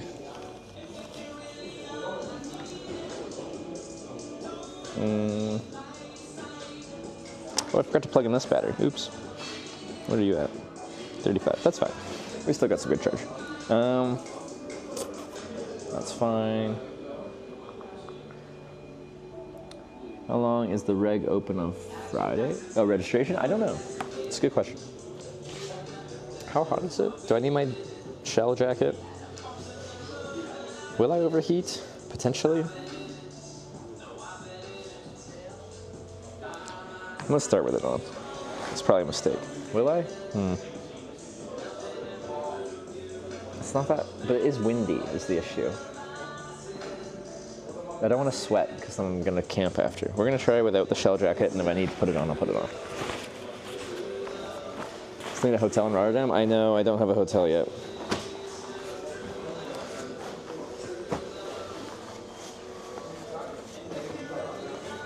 It's just so expensive now. I think all my friends are at a hotel, and it's like $310, $320, $330 Canadian per day for the 3 nights of TwitchCon. It's a lot.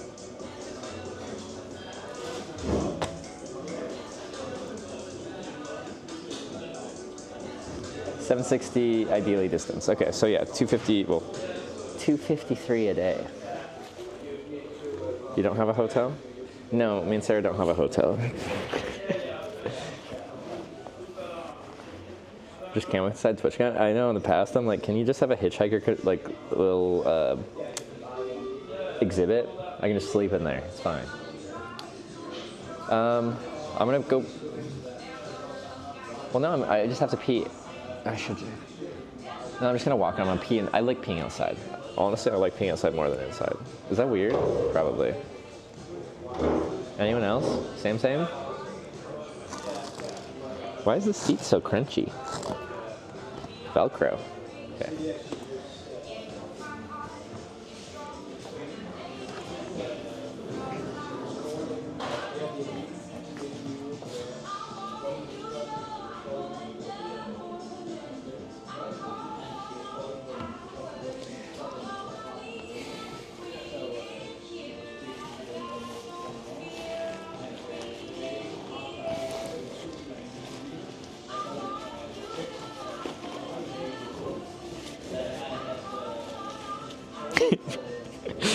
Same, but different.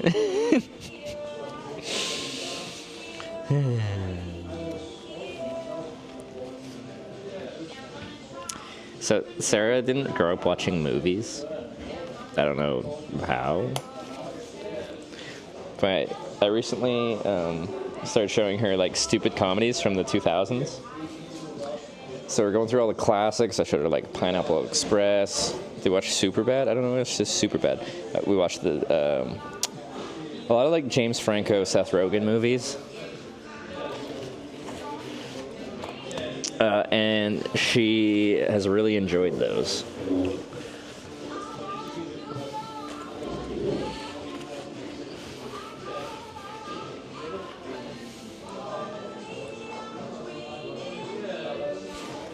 Oh, The Interview. That was that one.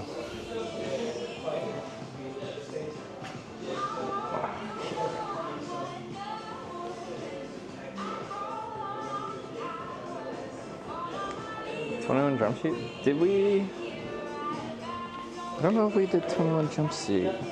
I love 21, 22 Jumpsuit. And the sequel is actually like quite good. Usually or quite often, I shouldn't say usually, quite often the sequel does not match up to the original, but I thought the 22 was quite good. So just packing up, getting ready for our hike. Okay.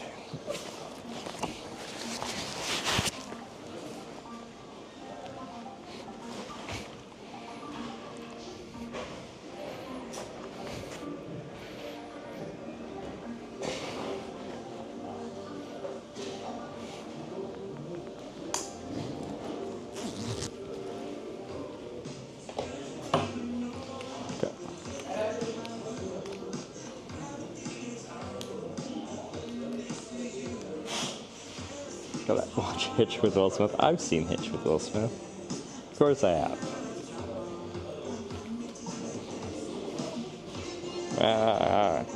Sorry, my cable's all wrapped around here awkwardly. Dude, where's my car? Okay, so like, especially with these dumb comedies, it's like, it's fairly common We haven't that as much lately, but to wind down after a day, we'll just like take an edible and put on something to watch, and like, oh, those stupid comedies go down well in that state.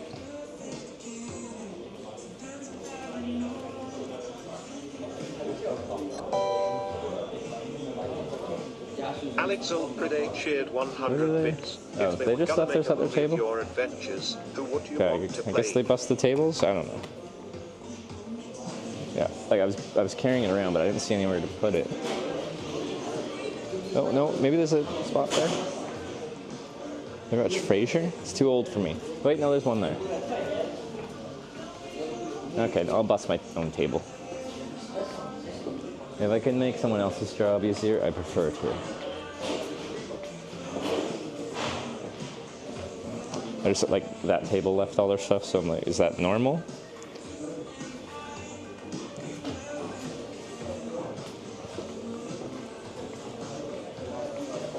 Oh, did I miss bits? I'm distracted right now. Ooh. Oh God. I need 2 hands for this.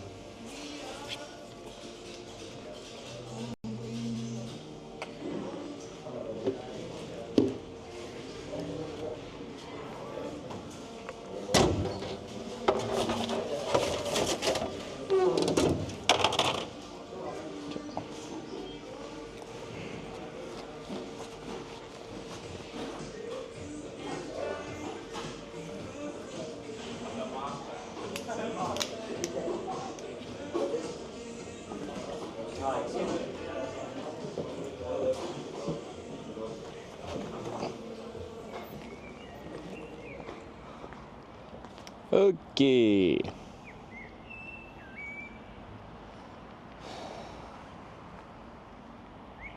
It's a restaurant? This is a fast food place. Although, it, like, the lighting in there makes it feel more upscale than the average fast food place. Okay, Snog Hog.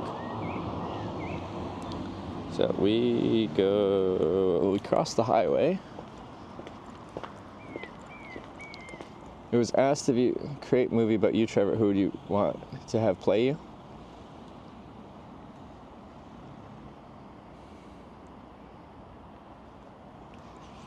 I go to the gym now. Dwayne "The Rock" Johnson. We have the same physique.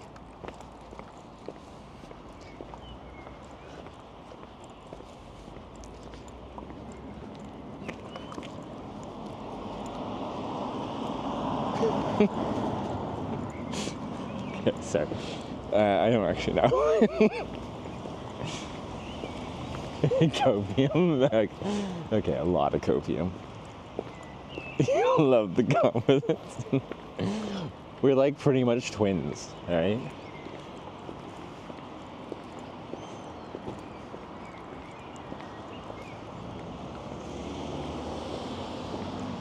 How do I cross this highway? There's gotta be an underpass here somewhere. Overpass?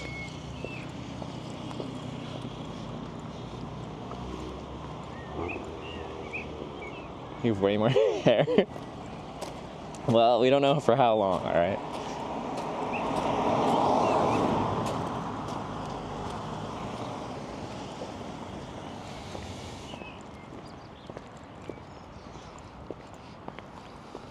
Done hitchhiking?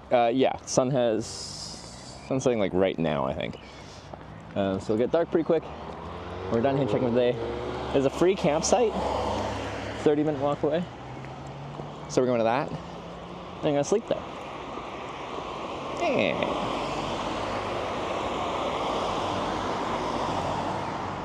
Maybe Cillian Murphy for lookalike?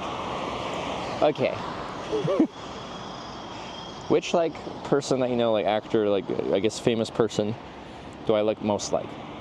I used to get Nev from Catfish all the time. I don't think I do. But it happened a lot. So I must in some way, shape, or form. Not even close. See, when I pull up a picture of that guy, I'm like, I don't see it. But people kept saying it. Yeah, a little bit. Okay, never mind. Okay, guess agree.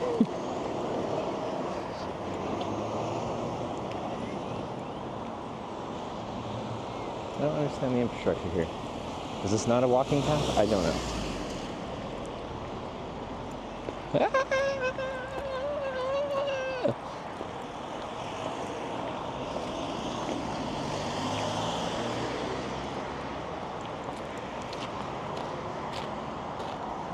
It's more than just looks. Like he gives off energy like me. Is it red? Okay.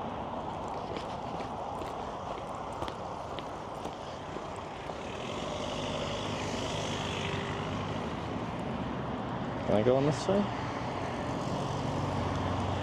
Oh yeah, we stayed on this road for a while, so I can be on the other side as long as there's a path.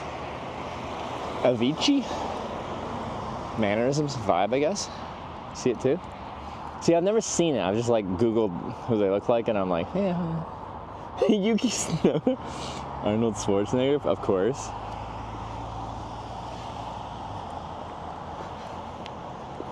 You guys are probably tired of my face. We've talked about who I look like. Welcome to Denmark. Do you have a tent? Of course I do. That's my home.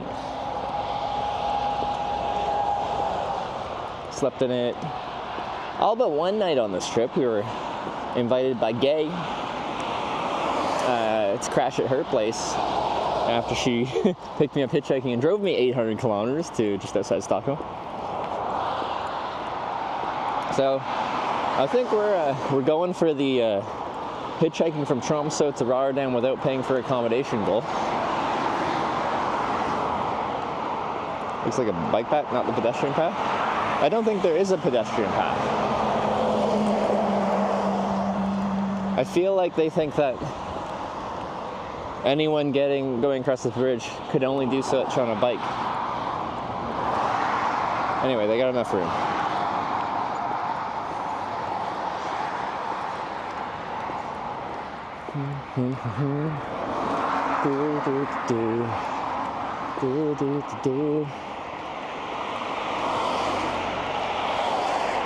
Doing on my bike lane. I'm gonna hit you with this wood.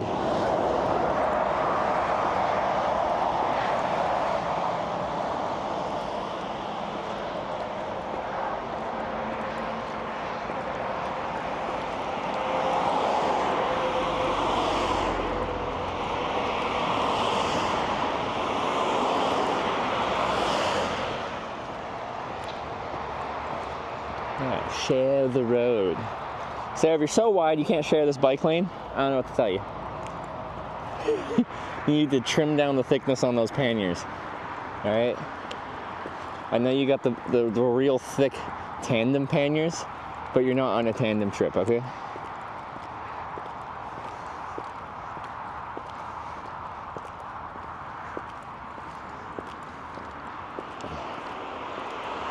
I am now. Yeah, Sarah's got a dump truck of a bike.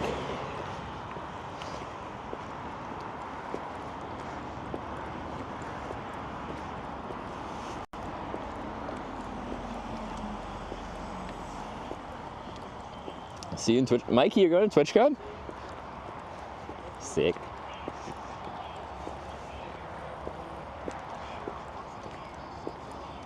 I'm confused when you actually get a pedestrian, because of how this works. I don't get any like pedestrian crossing lights. I guess over there you do. I guess we're going this way. Hurry!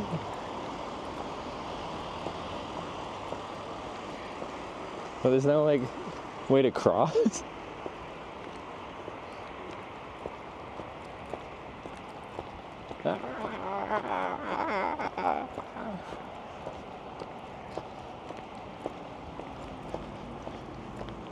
I'm guessing the right side is pedestrian.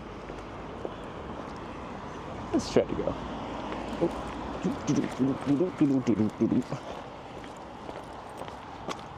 It's like I escaped the pedestrian infrastructure, and because I escaped it, nothing's set up for me anymore. I'm pretty sure this is still just a bike lane, but at least it's in the right direction, so I'll have lights that tell me when I can go.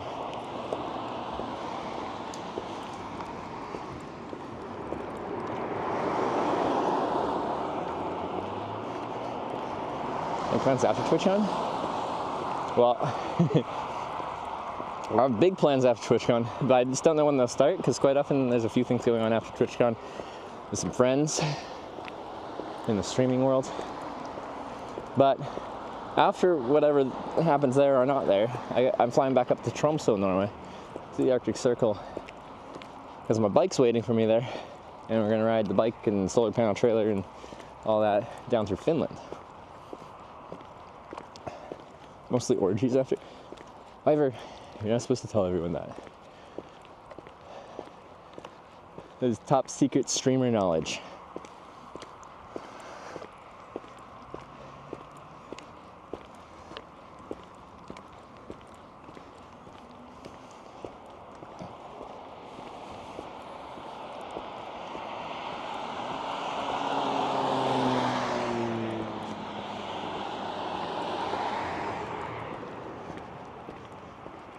It's not inviting, just telling. I know, but we're supposed to keep it on the DL. Everyone's gonna think we're degenerates even more than they think we're already degenerates.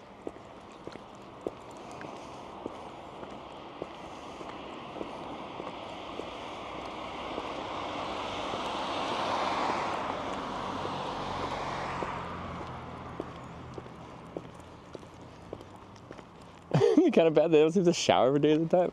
On the contrary, that's just like the raw carnal, like back to caveman era experience, all right?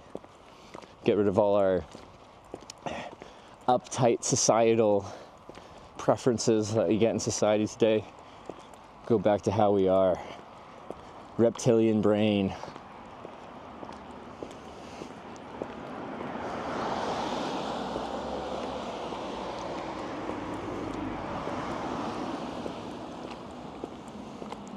Is the furry convention in Germany this week? Honestly, I feel like that'd be a lot of fun. I'm not a furry, but like, it's gotta be fun. And a little freaky.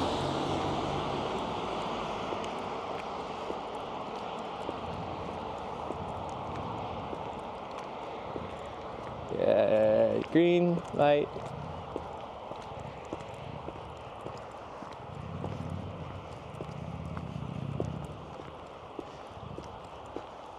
Well, can we hoteling it?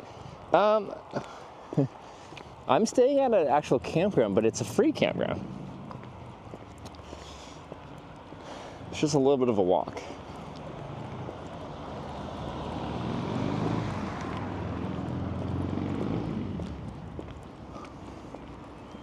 That's red. I'm colorblind.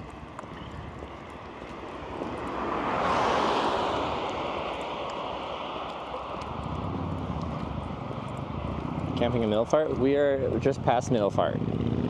We are in Frederica or something like that.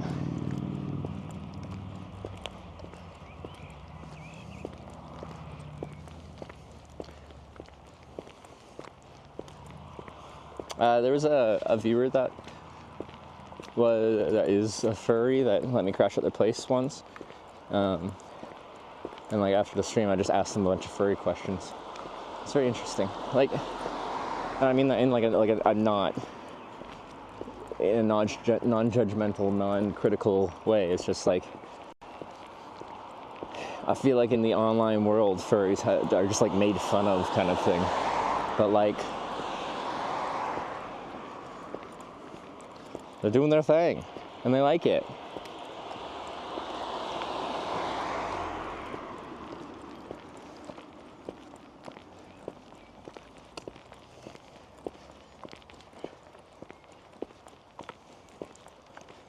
They sleep in the suit. No, they gave me like their spare room, but it had their furry suit head in there. He's just like, let me take this out of here for you. I don't want to like scare you. It's not scary. It's like really well done.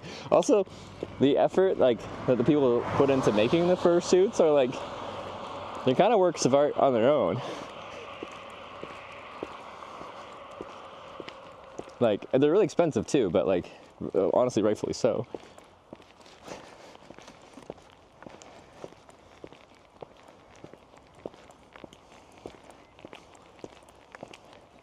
Yeah, it's like thousands of dollars to get your own custom fursuit, fursona thing. What you trying to tell us?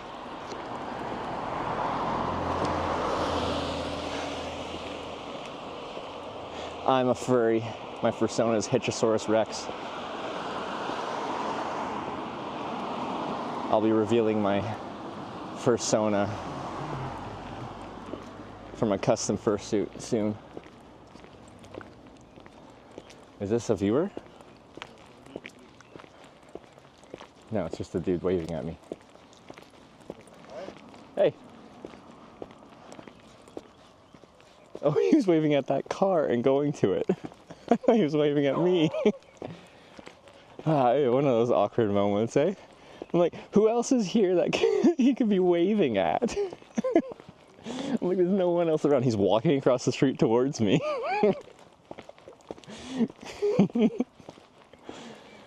What are the chances? I thought like 100%. I was like, it's a viewer coming to say hi.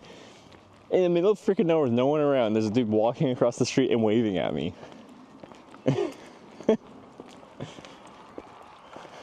He did say hey back when I said it. But he didn't say it to me in the first place. I thought he was waving.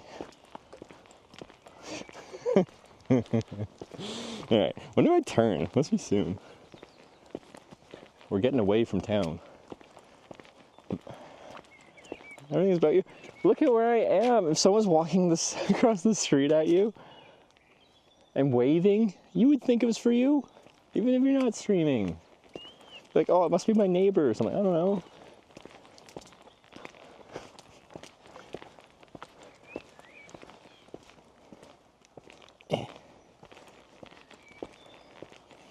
Starting to get darker.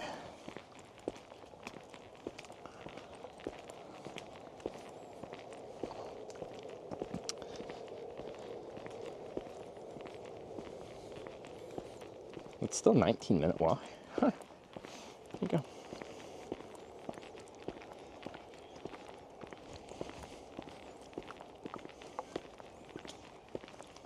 Seen it went for a handshake?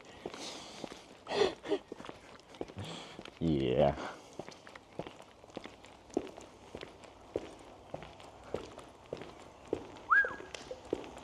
Oh, it's not that echoey. It's not like smooth. It's good. Oh, you can't really see. It's too dark. By the time we get there, it'll probably be like pretty dark.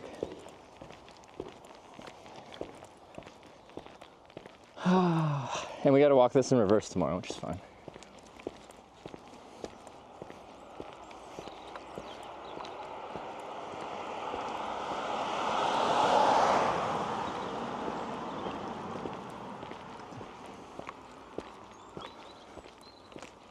I think we timed this well. I mean, later we've done the whole walk in the dark. Now we'll just be getting there as it gets dark. So at this crossroads up here, we can either choose right or left. It says if we go left, it's 17-minute right. It's 21 minutes, so we're gonna go left. Wait, yeah, left. Peak efficiency. Camp area is very nice. You check out the pics.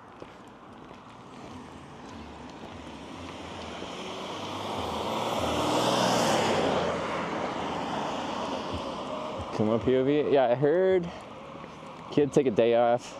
He's got sick.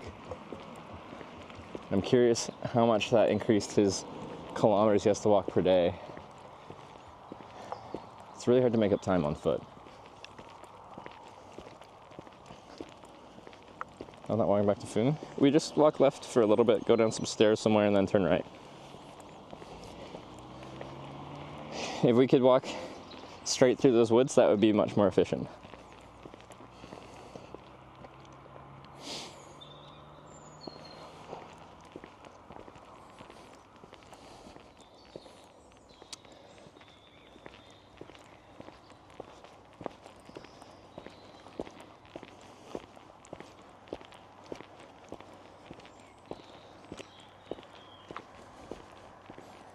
through the woods, yeah. There's some kind of, what is this? There's a hotel and conference center through here. We could just go to, instead of TwitchCon, we can make our own conference in this town I can't pronounce in Denmark.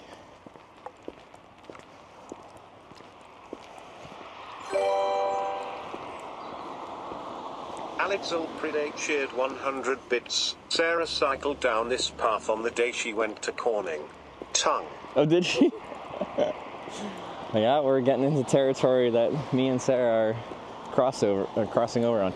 But, like, probably once I'm in Germany and stuff like that, I'll just be sticking to, like, Autobahns, and Sarah will be a very different route for me. But it's funny that, yeah, through here, we're on the same road.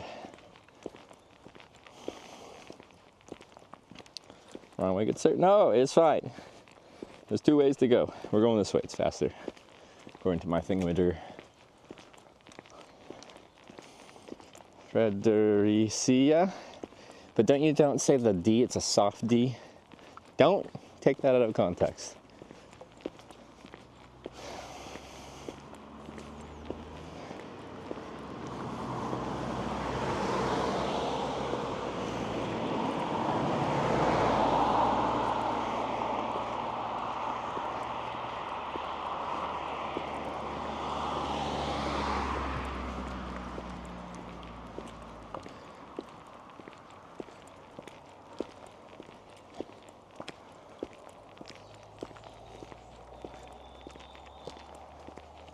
Already clipped and shipped. No. Ah.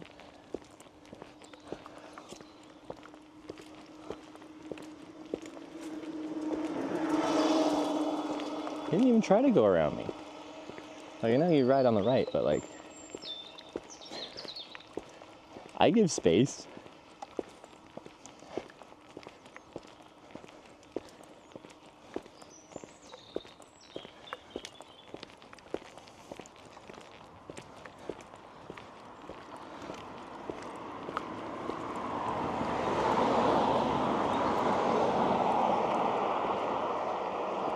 Youngster kid. So it's just unique to me, like how bikes are just utilitarian here. Like they use them to get around. So you'll see like this teenage kid that thinks, you can tell he's like exuding energy of like, I'm real cool and tough, with a cigarette hanging out of his mouth, riding his bike all gangster, if you can figure out a way to do that. Because in North America, it's hard to look gangster on a pedal bike. Like, it just doesn't exude cool guy energy. But apparently, at least they try to exude that energy here.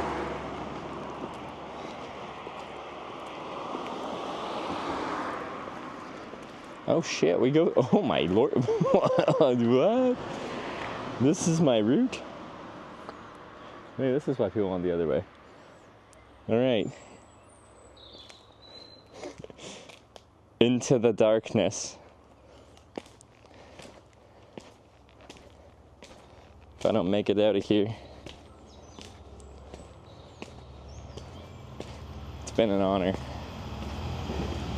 I should just get my headlamp out, but I'm too lazy right now.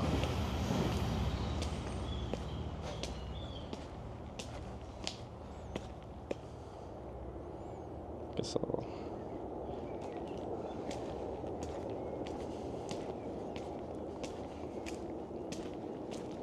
I did say there were stairs on my route, so this is not surprising per se. I'll just camp over there instead. Not that you can see anything.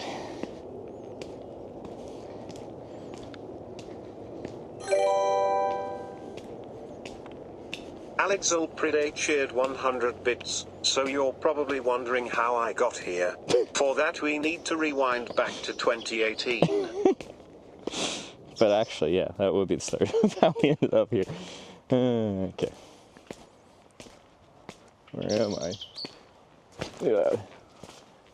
Alright, we're at the bottom of the stairs. I'll need my headlamp.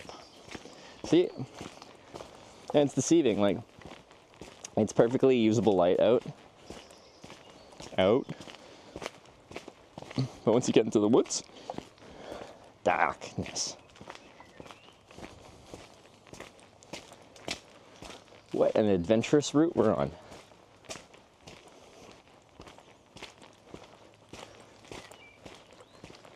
All right.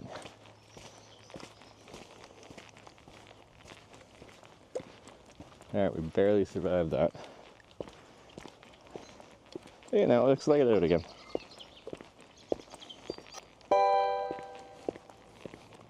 Danger Tater cheered 100 bits.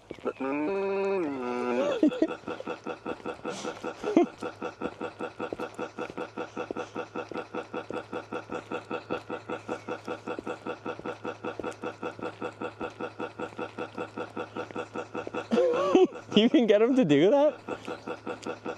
Booyah. Danger Shade, thanks for the 100 bits. Appreciate that experience. Alright. But you can't get him to say assassin. Because that says a bad word.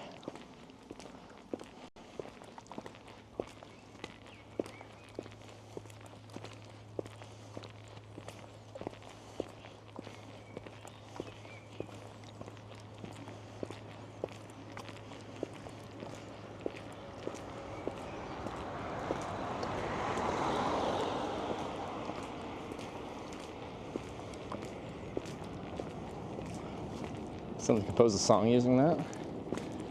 Yeah, do it. Someone's gonna use AI to do it.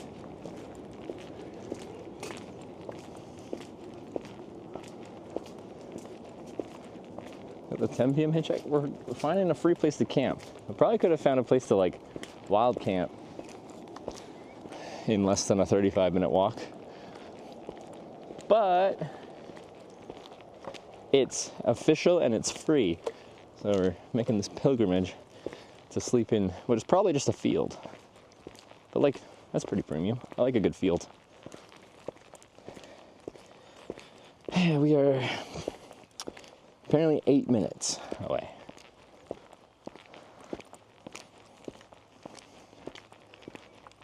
Seen a stream where people can play fart sounds? A lot of streams have that.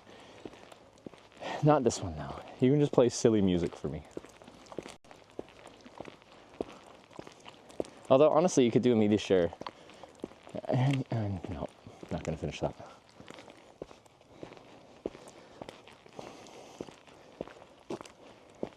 All camping's not allowed. Probably the first time someone does something that they're not allowed to do.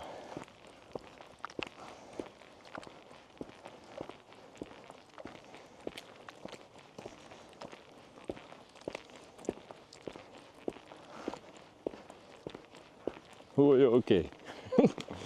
Apparently, lights come on at 10:07 p.m. in town.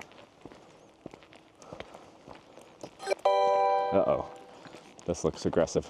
Heartflex cheered 100 bits. Ah. Ah. Ah. Ah. Ah. Oh my god. Ah. A question mark, ah, question mark, ah. No, question mark. Oh my god. See, and I was just talking about how Twitch culture for chat and interaction is so much better than YouTube. I regret that.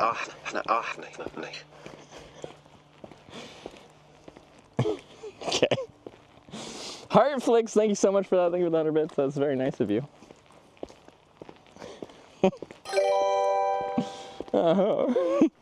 Danger Tater cheered 100 bits. Bag. Bag. Oh, no. Bag. Danger Tater, thanks for another 100 bits.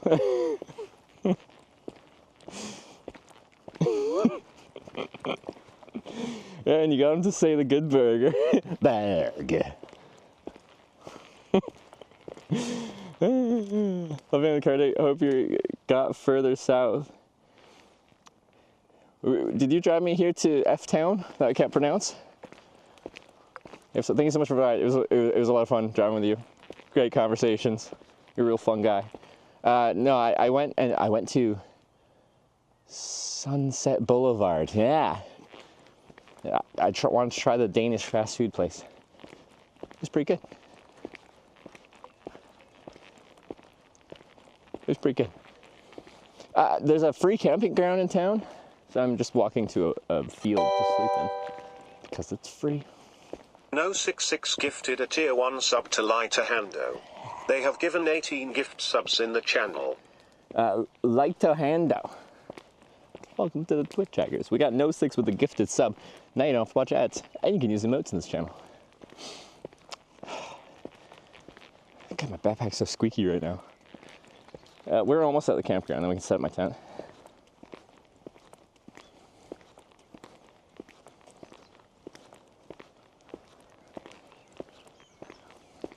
Wait, do you remember me from Max last day in Varnamo? The young guy that came up and asked if I was streaming, I think, and then we talked about the town and he said there was nothing going on except for parties. That's you, then yes.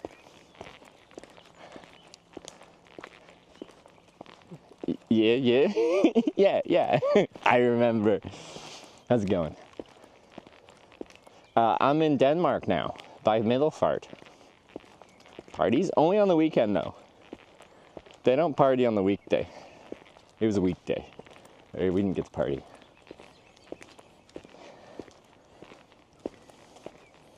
Parties in Varna. Yeah. I was waiting for the invite. Like, I want to see how you guys party here. Still waiting. Oh, okay, we're almost going out into this bush over here for my campground.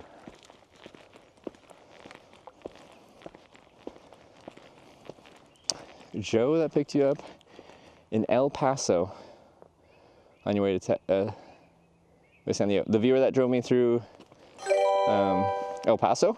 If so, yes. Sunmilk 50 cheered 100 bits. Wait, thanks for the entertainment. Yeah. Oh, but it was like, was it the viewer? Wasn't there a viewer that asked their like sibling or family member to drive me, but then they didn't even come? Sunmilk, thanks for the 100 bits. Thanks for the entertainment. Hey, glad you're enjoying the entertainment.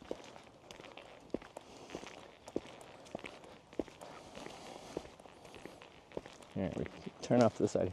I'm probably gonna have to get my headlamp out here anytime now. It's getting pretty dark. Oh. I was startled by a jogger.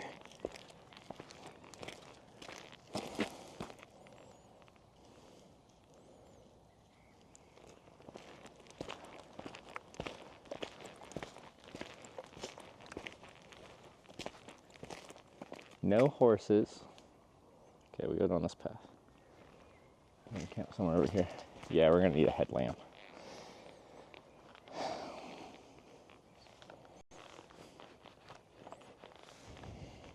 Luckily, I left it in my little satchel bag. Best dogging place in Denmark? Honestly, could be.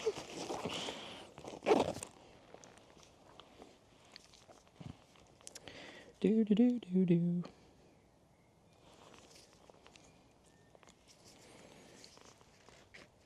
My sunglasses still on my head. Let's see if I can put it over. Yeah, okay, that's fine.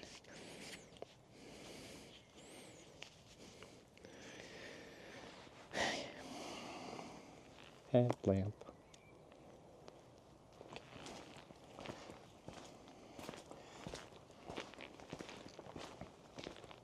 Oh yeah, I don't want a full blast right now.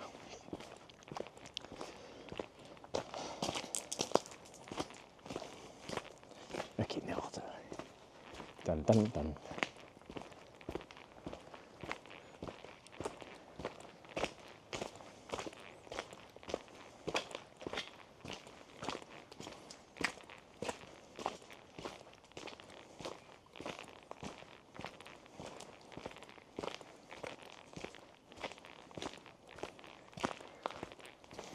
As you look on drugs, you might want to check in with what you've taken recently. You might actually be on drugs. But drugs are bad, okay? Where are we going? A free place to sleep. Hopefully just for the night, not forever.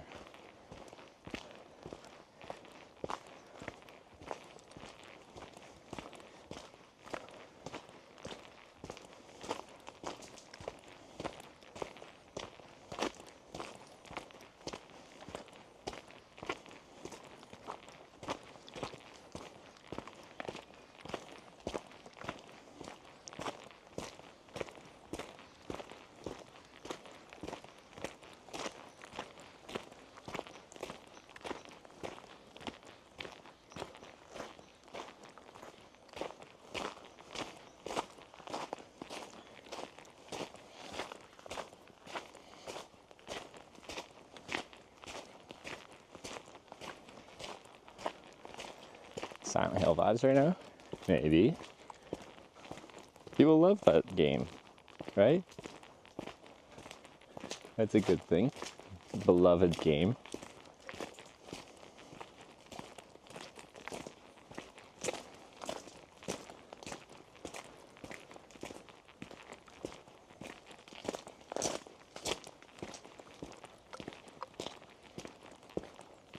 Seems like wants me to go up here and then just left, and then that's that.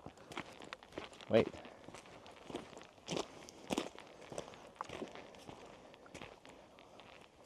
That has a tent. So that's a lie? Okay, we go this way.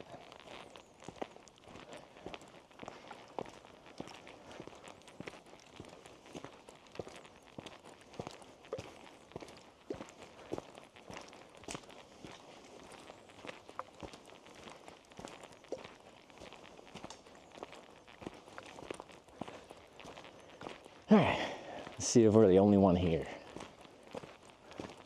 Should be right around here somewhere. I think over here? Yeah, here we go. Ah, tenting. Tent plots. Exciting.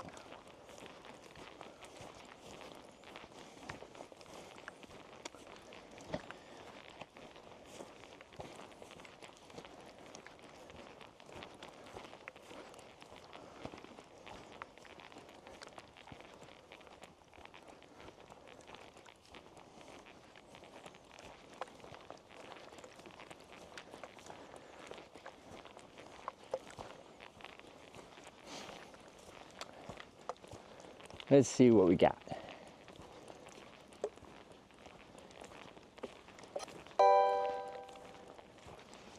Heartflix cheered 100 bits. Moon viewing ceremony emoji. Moon viewing ceremony emoji. Moon viewing ceremony emoji. Moon viewing ceremony emoji. Moon viewing ceremony emoji. Moon viewing ceremony emoji. Moon viewing ceremony emoji. Stop. Moon viewing ceremony emoji. Moon viewing Stop. ceremony emoji. How do I skip? Moon viewing ceremony emoji. Moon viewing ceremony emoji. Thanks for 100 bits. Viewing ceremony emoji.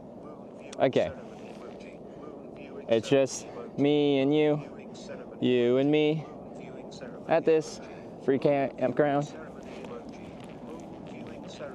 I feel like these are meant for a hammock, potentially.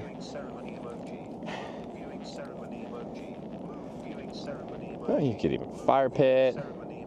That's nice. I hear a train still. Sorry, I'm just picking my spot here.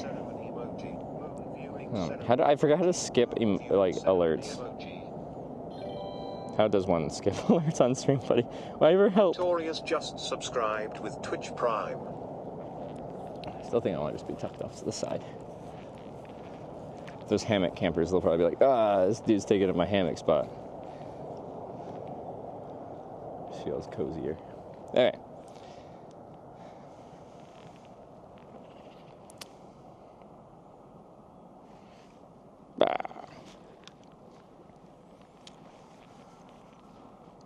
Okay.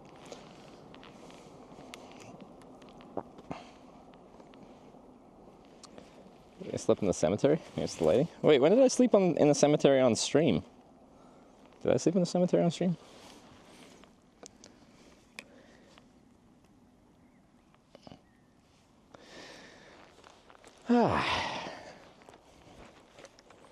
So happy together.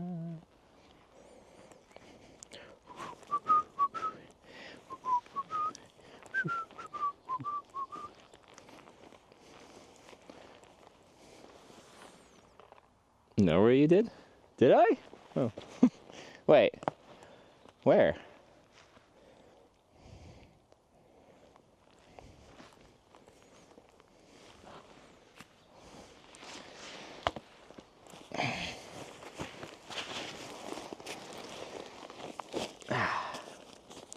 Maybe I'll use the rear camera and then I can use the flashlight on this thing too.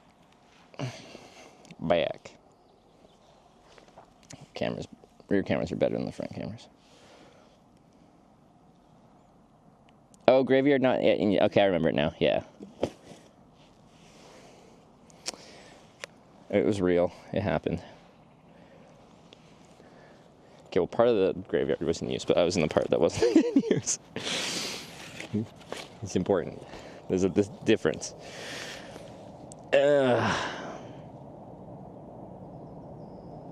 See mosquitoes? Do you?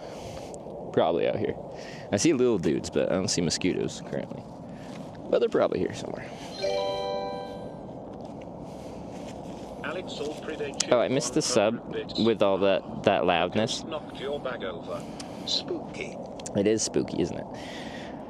World spooky. I missed Mintorius with the 2-month prime through the very long alert. Stream off when he sleeps? Yes, I don't stream my sleep. I did when I did that island survival stream though, because I wanted to prove I was sleeping in my little lean-to shelter that I built. It was a fun little stream. Well, also I was just starving slowly, which is so much fun, but it was actually quite interesting in a curious way.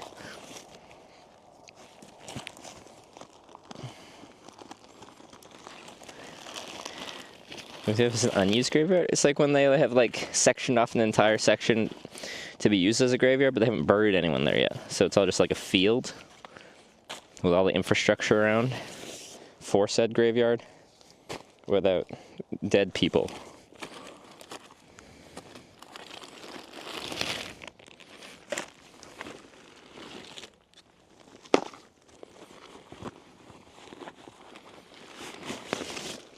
They said, decent beam throw. It's a black diamond, what is it, spot? It's a 300 lumen, I think. I think the new one of this version is 500 lumens. That's pretty good. It's still micro USB. I want to upgrade it only because I'm tired of carrying a micro USB cable just to recharge this freaking thing.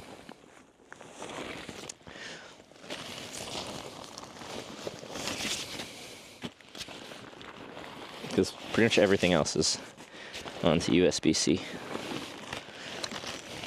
Looks flat, nice. No, it's a super nice spot. I'm pretty happy there's no one else here. I feel awkward coming up here with my stream and setting up stuff much later than most people kind of arrive to a random camping spot like this. So that's nice. I don't have to be a pest. Okay, let's set her up.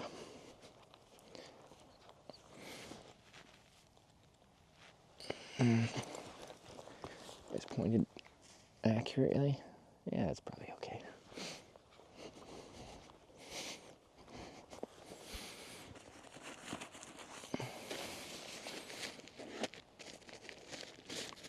Generally, it's good overall balance for battery life and heat. Like, I agree, but like, I think it's good to have some lumens in the tank. So like, usually I don't have my headlamp on like max boost, you know? I adjust it accordingly. But occasionally it's nice to be able to just, when you really need some good light, some good throw with that light, it's nice to be able to go full boost and just blind the world, in my opinion.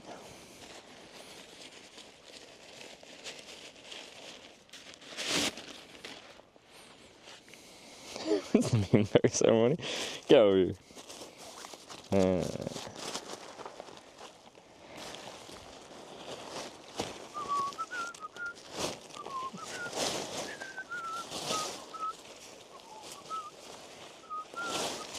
Ow.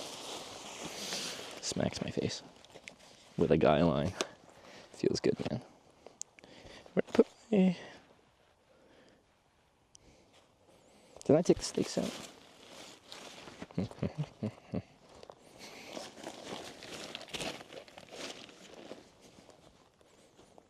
swear I took them out. Did I throw them somewhere weird?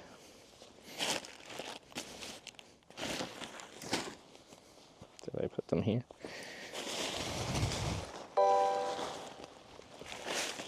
Zeroski cheered 100 bits. Beach, mouse, beach, mouse. Oh, there they are.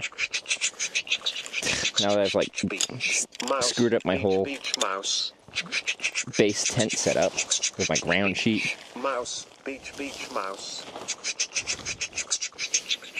Beach, mouse, beach, mouse. Beach, mouse, beach, mouse. See, again, if anyone else was here, and I just have to like explain what the heck is going on. Y'all are embarrassing. You're embarrassing me in front of the mosquitoes, okay? I want to look cool to all the bugs and slugs here.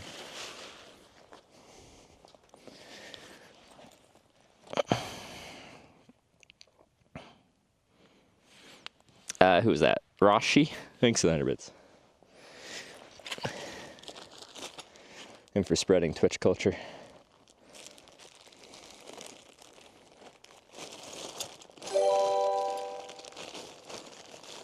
Trick Smok cheered 100 bits. A funny TTS phrase. Sprinklers go piss. Oh, I'm so happy I'm alone here. Come back. But that's a pretty good sprinkler.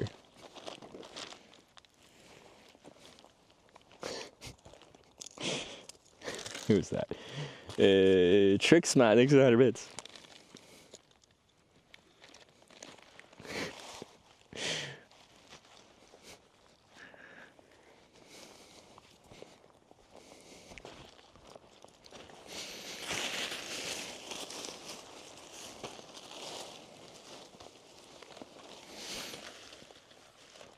This is a beautiful spot, actually, though. I'm really happy with this. Glad we did our little pilgrimage out here. It's real nice.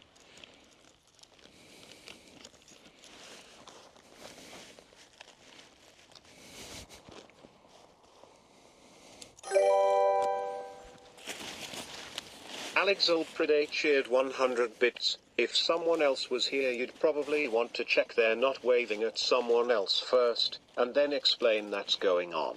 They might not even care what you're doing. This can't be the weirdest thing the Danish have seen. That's true. Danes are pretty fucking weird.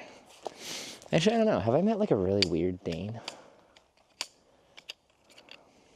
Sowick?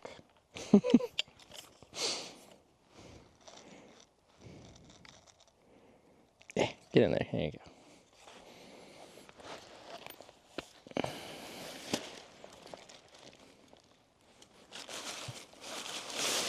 Oh, I set up backwards. Okay, well, I'm committed to that now. The door's supposed to be out this way. Now the door's that way? It's because I, like, forgot where I put the stakes. Now it's all backwards. This is fine. We will survive.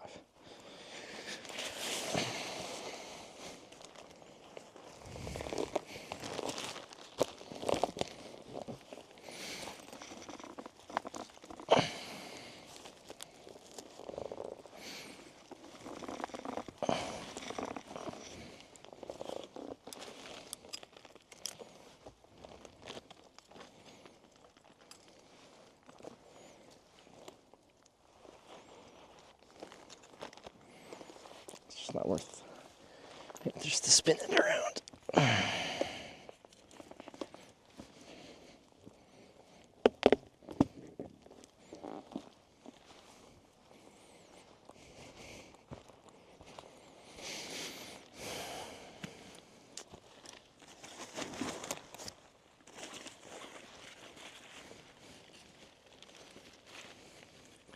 See the bug that was 5 times bigger than that? Guys, I'm huge now. I go to the gym. Have I not shown you my progress pictures?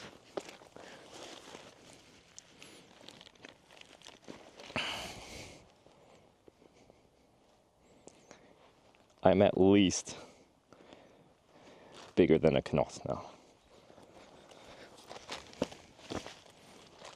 But probably not bigger than a Swedish mosquito. Dudes are fucking huge. Those guys definitely go to the gym. I don't think they're natty. Alex Old Predate cheered 100 bits. Trevor, you're doing it wrong. Sincerely, all of Twitch chat. Yeah.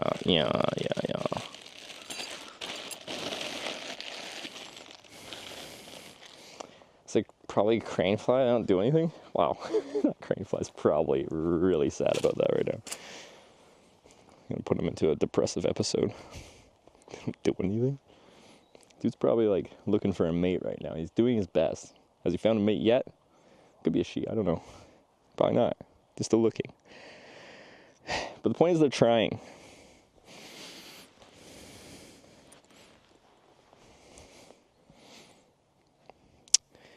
They're trying.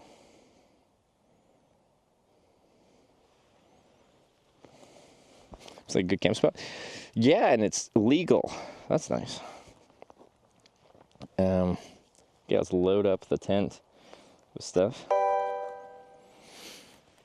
Skywalk 184. Rain coming all night? I don't think it's supposed to. Prime. But maybe it will. Skywarp, thanks for the 31-month Prime. Much appreciated.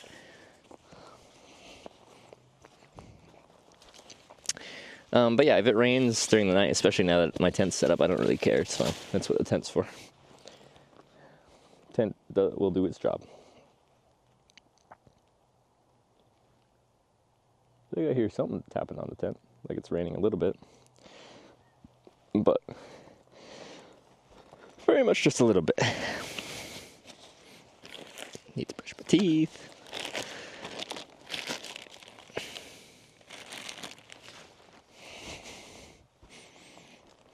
I forgot to do my hair stuff this morning. I'm all off schedule.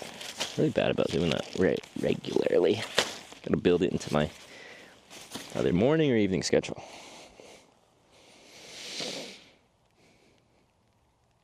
Rain cloud about 30 minutes. Oh no, I did see, yeah, around 11 it was supposed to rain for a while. You're right. But I don't think it's supposed to be all night. That was just a couple hours. Anyway, like this is, it is starting to rain right now. Maybe I'll just stay at this level for a while, but I don't know. But that was like perfect timing. Doesn't get much better than that.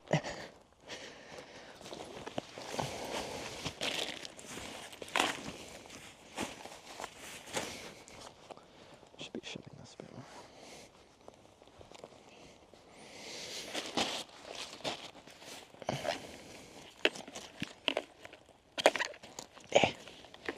more. Over here.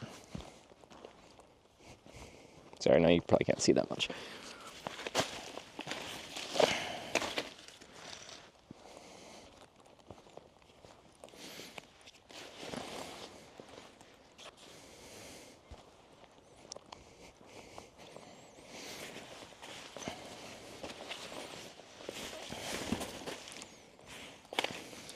Okay.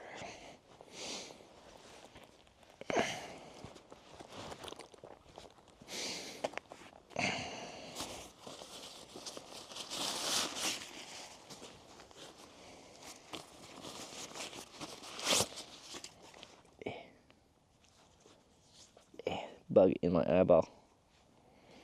You're not invited. Think bad to use? Looking to buy one for summer? Thermos Neo X Lite.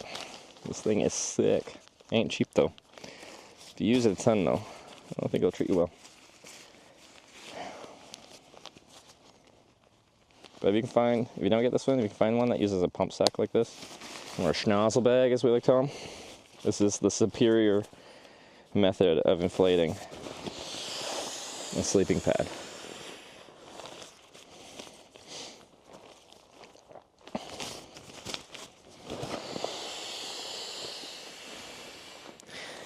Big wooden pole, you just see me. I think they're a post setup for hammock camping.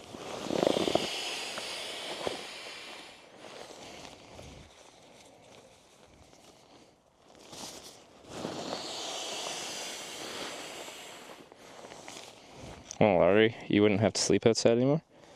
But I probably still would, because I like it.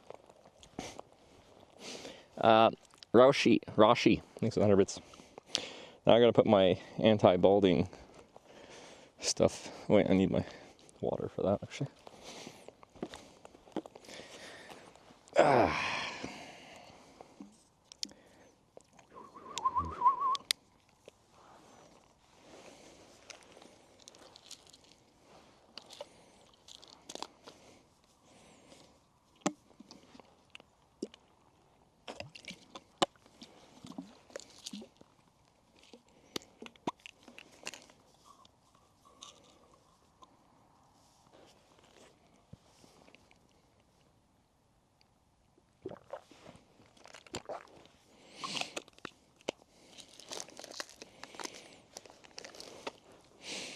Drugs? Yeah. Drugs do apparently stop you from balding. Even funner drugs. Yeah.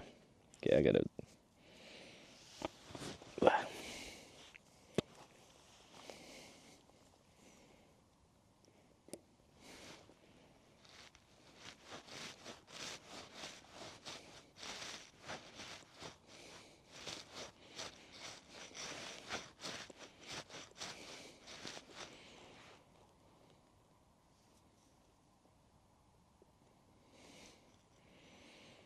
Finn and Min.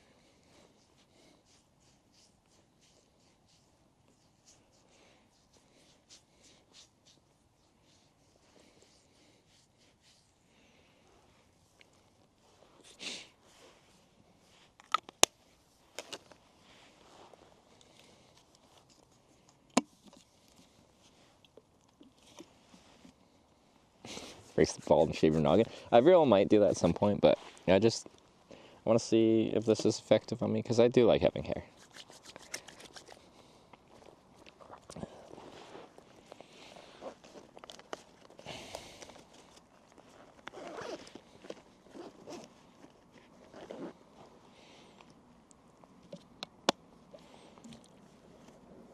Okay.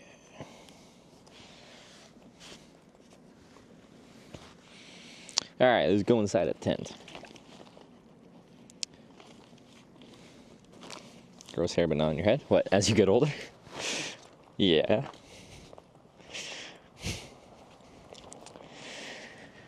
Get hair everywhere you don't need. It's just gravity. Slowly works its way down from your head to everywhere else.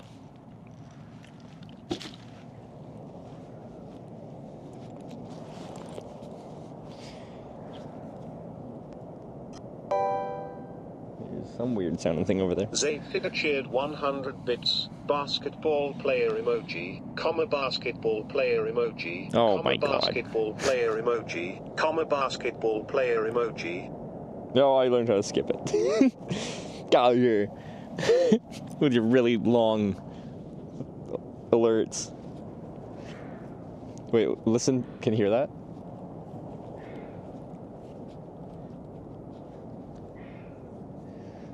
Monka? I gotta pee. Stare at the bush while I pee.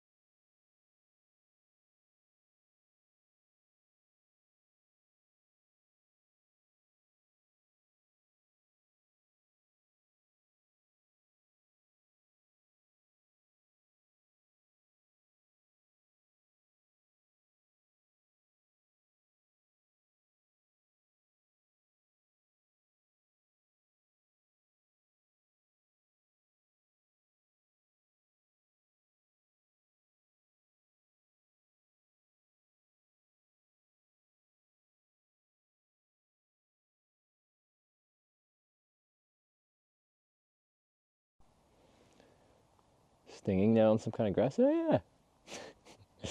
Wow. You can tell it's a stinging now by the way it feels. Oh no. We're going to go back to Little Buddy Island. I'm going to eat stinging nettle and oysters only.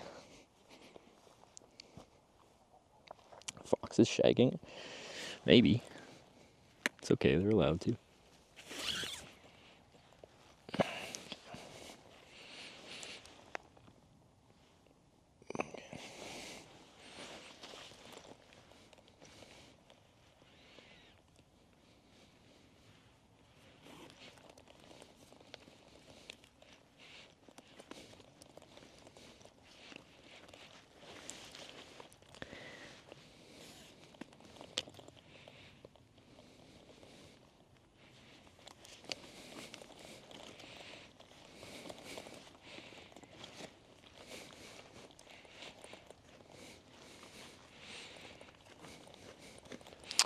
Alright, let's climb in there. Liam gifted a tier 1 sub to Exerpers. They have given 8 gift subs in the channel. Liam with the gift sub, thank you very much. Tomorrow's another day. This is true. I believe that is correct.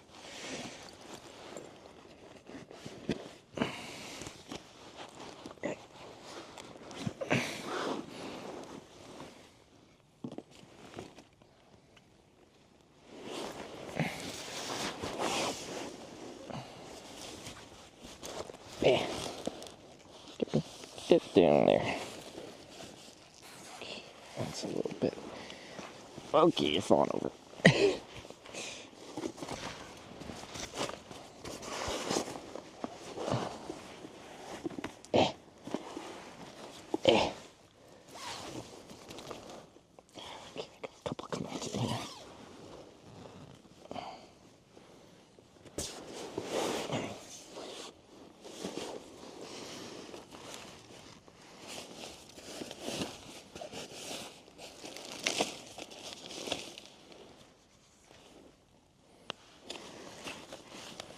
There we go. Why did we make it today? About 250 kilometers. Which is good.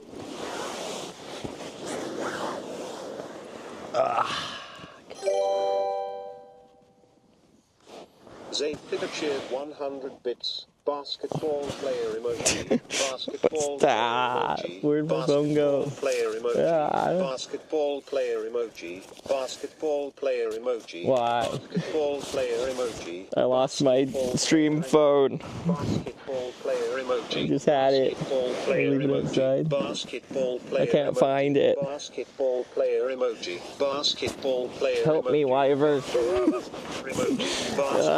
emoji. Where is that? Player emoji. No. Basketball player emoji. Basketball player emoji. Basketball player emoji. Basketball player emoji. Basketball player emoji. Where is that? Basketball player emoji. There it is. It's outside. Basketball player emoji. Basketball player emoji. No. Player emoji. Skip. Basketball.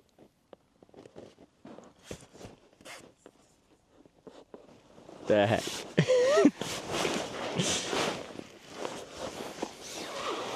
That was awfully rude. Oh, you guys want to see what my phone was typing while it was out there being stepped on by my boot accidentally?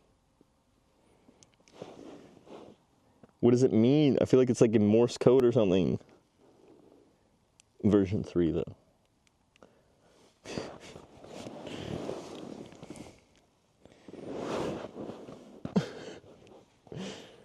Oh, that crashed my stream buddy. The code crashed my stream buddy.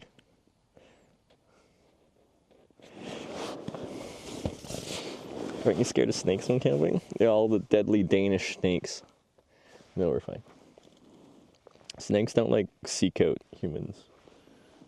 Most snake situations are when you like accidentally step on one, which you can do. But I've been places with a lot of snakes. Never had issues with Rachel snakes. cheered 100 bits. Murder? V3 3.